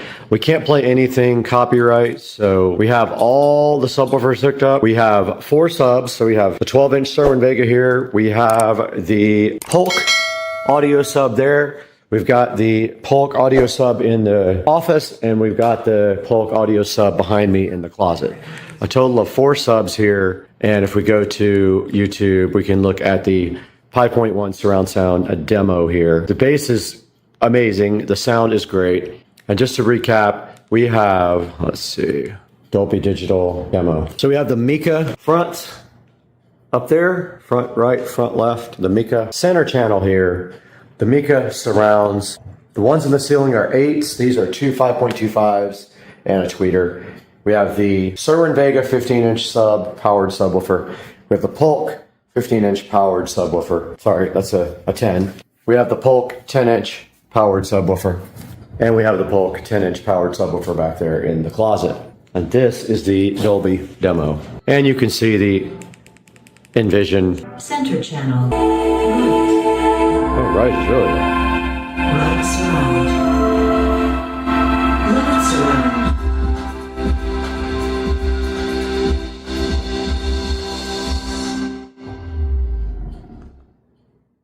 Yeah, so it looks like the right channel's a little bit low. I ran the full test as you saw in the video, but I've also done some adjustments to it since I did that because I added more subs and I needed more level, so I jacked up the subwoofer level to make up for the fact that I added more subs.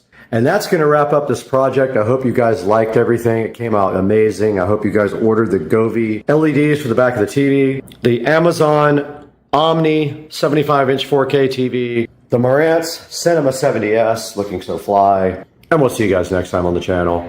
Have a great day, guys.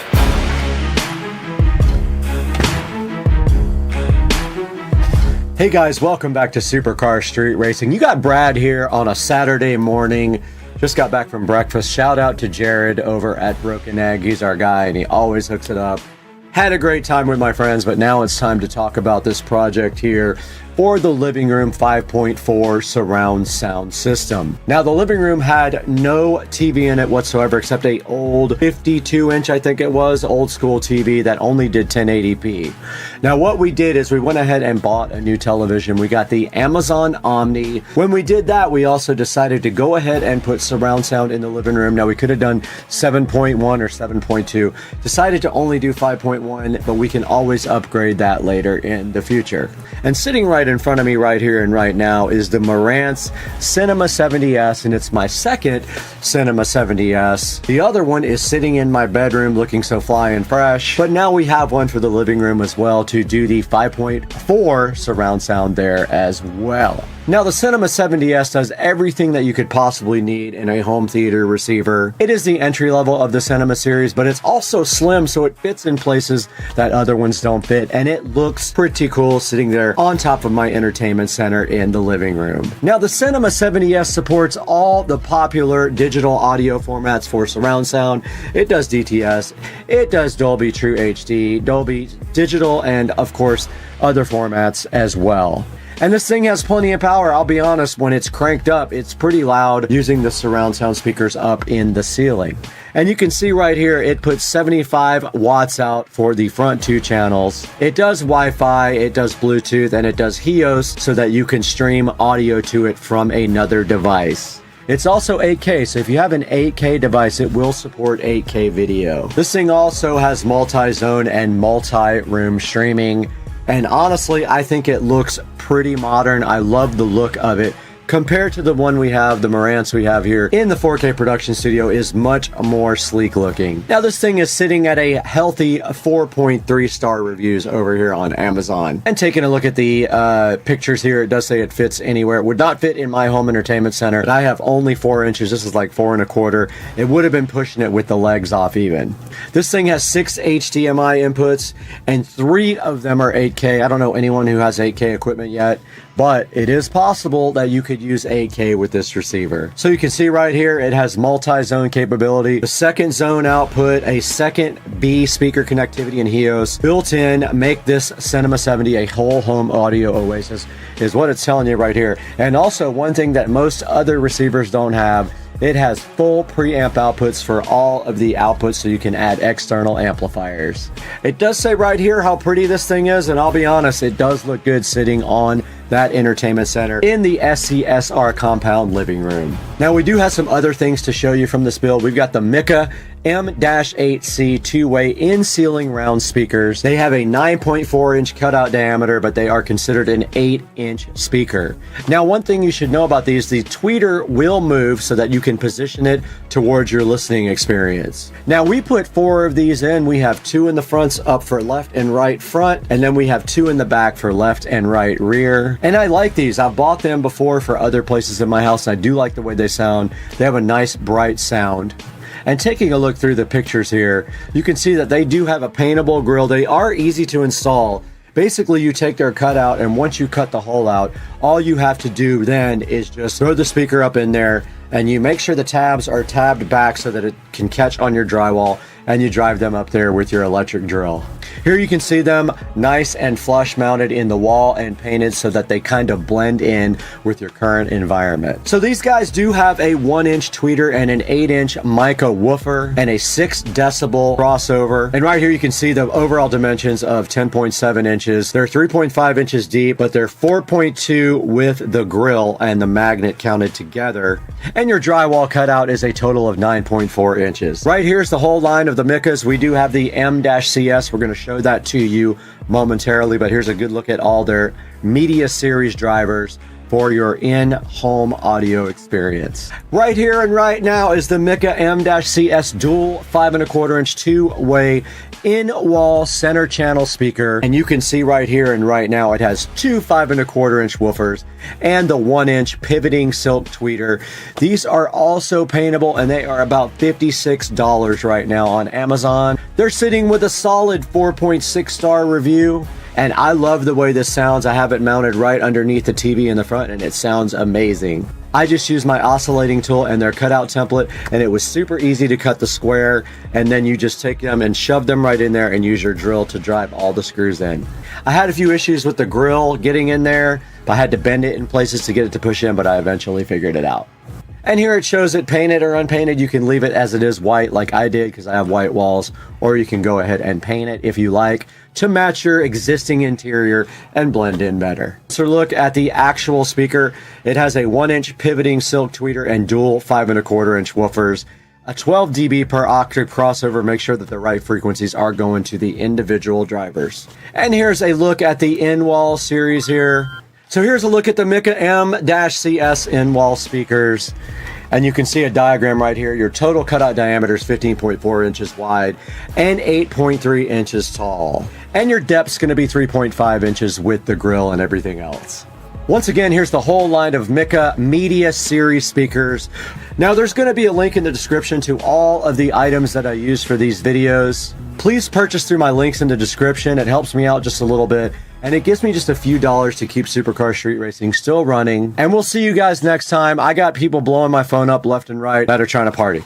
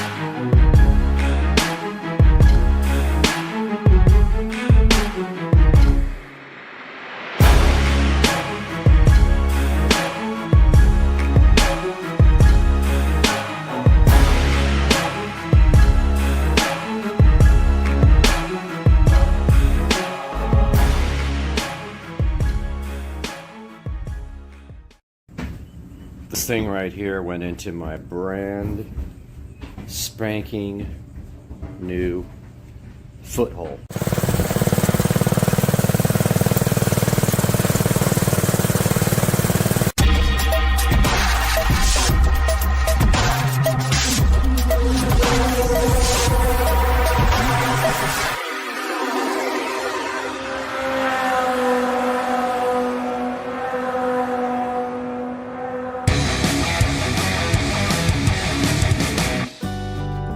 Hey guys, welcome back to the channel. Little football action going on up there. And FedEx just came over and dropped this package off for us. And this is mini bike parts. So let's take a look and see what's in here first. There's our packing list. Small parts enclosed, don't know what that is. There's our nice clutch cover. Gonna look good on there. And there's another bag of parts that I don't have any clue what they are. So I'm gonna put the phone down here and open these guys up. Okay, we have the two chains right here in that package. In this package, we have a new accelerator grip and a new hand grip for the other side. And we have our new black brake thingy. So yeah, that's all that came today. The rest is back ordered. The key is ordered for these sprockets. And the wheels are ordered, and I do have to order tires. I'm gonna get online and do that right now. All right, guys, I just ordered the Sun F street tires for the cart. So I don't know when they'll be here, but I did order them, and hopefully they will come in soon. And we'll run these new wheels that we're expecting up to the tire shop and get those new tires put on the new wheels. And now we're gonna take a look at some of the parts that we received and get these guys installed. And we really only have 3 things that we can install today, and one of them is this black, beautiful brake handle from Monster Scooter Parts, I believe is the company.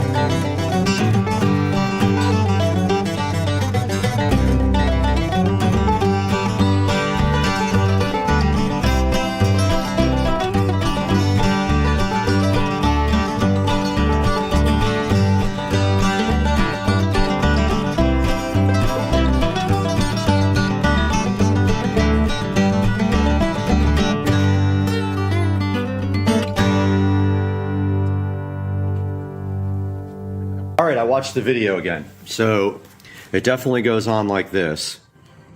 And this does go on with the indentation facing out according to the video. And then this guy, I believe, goes on like this.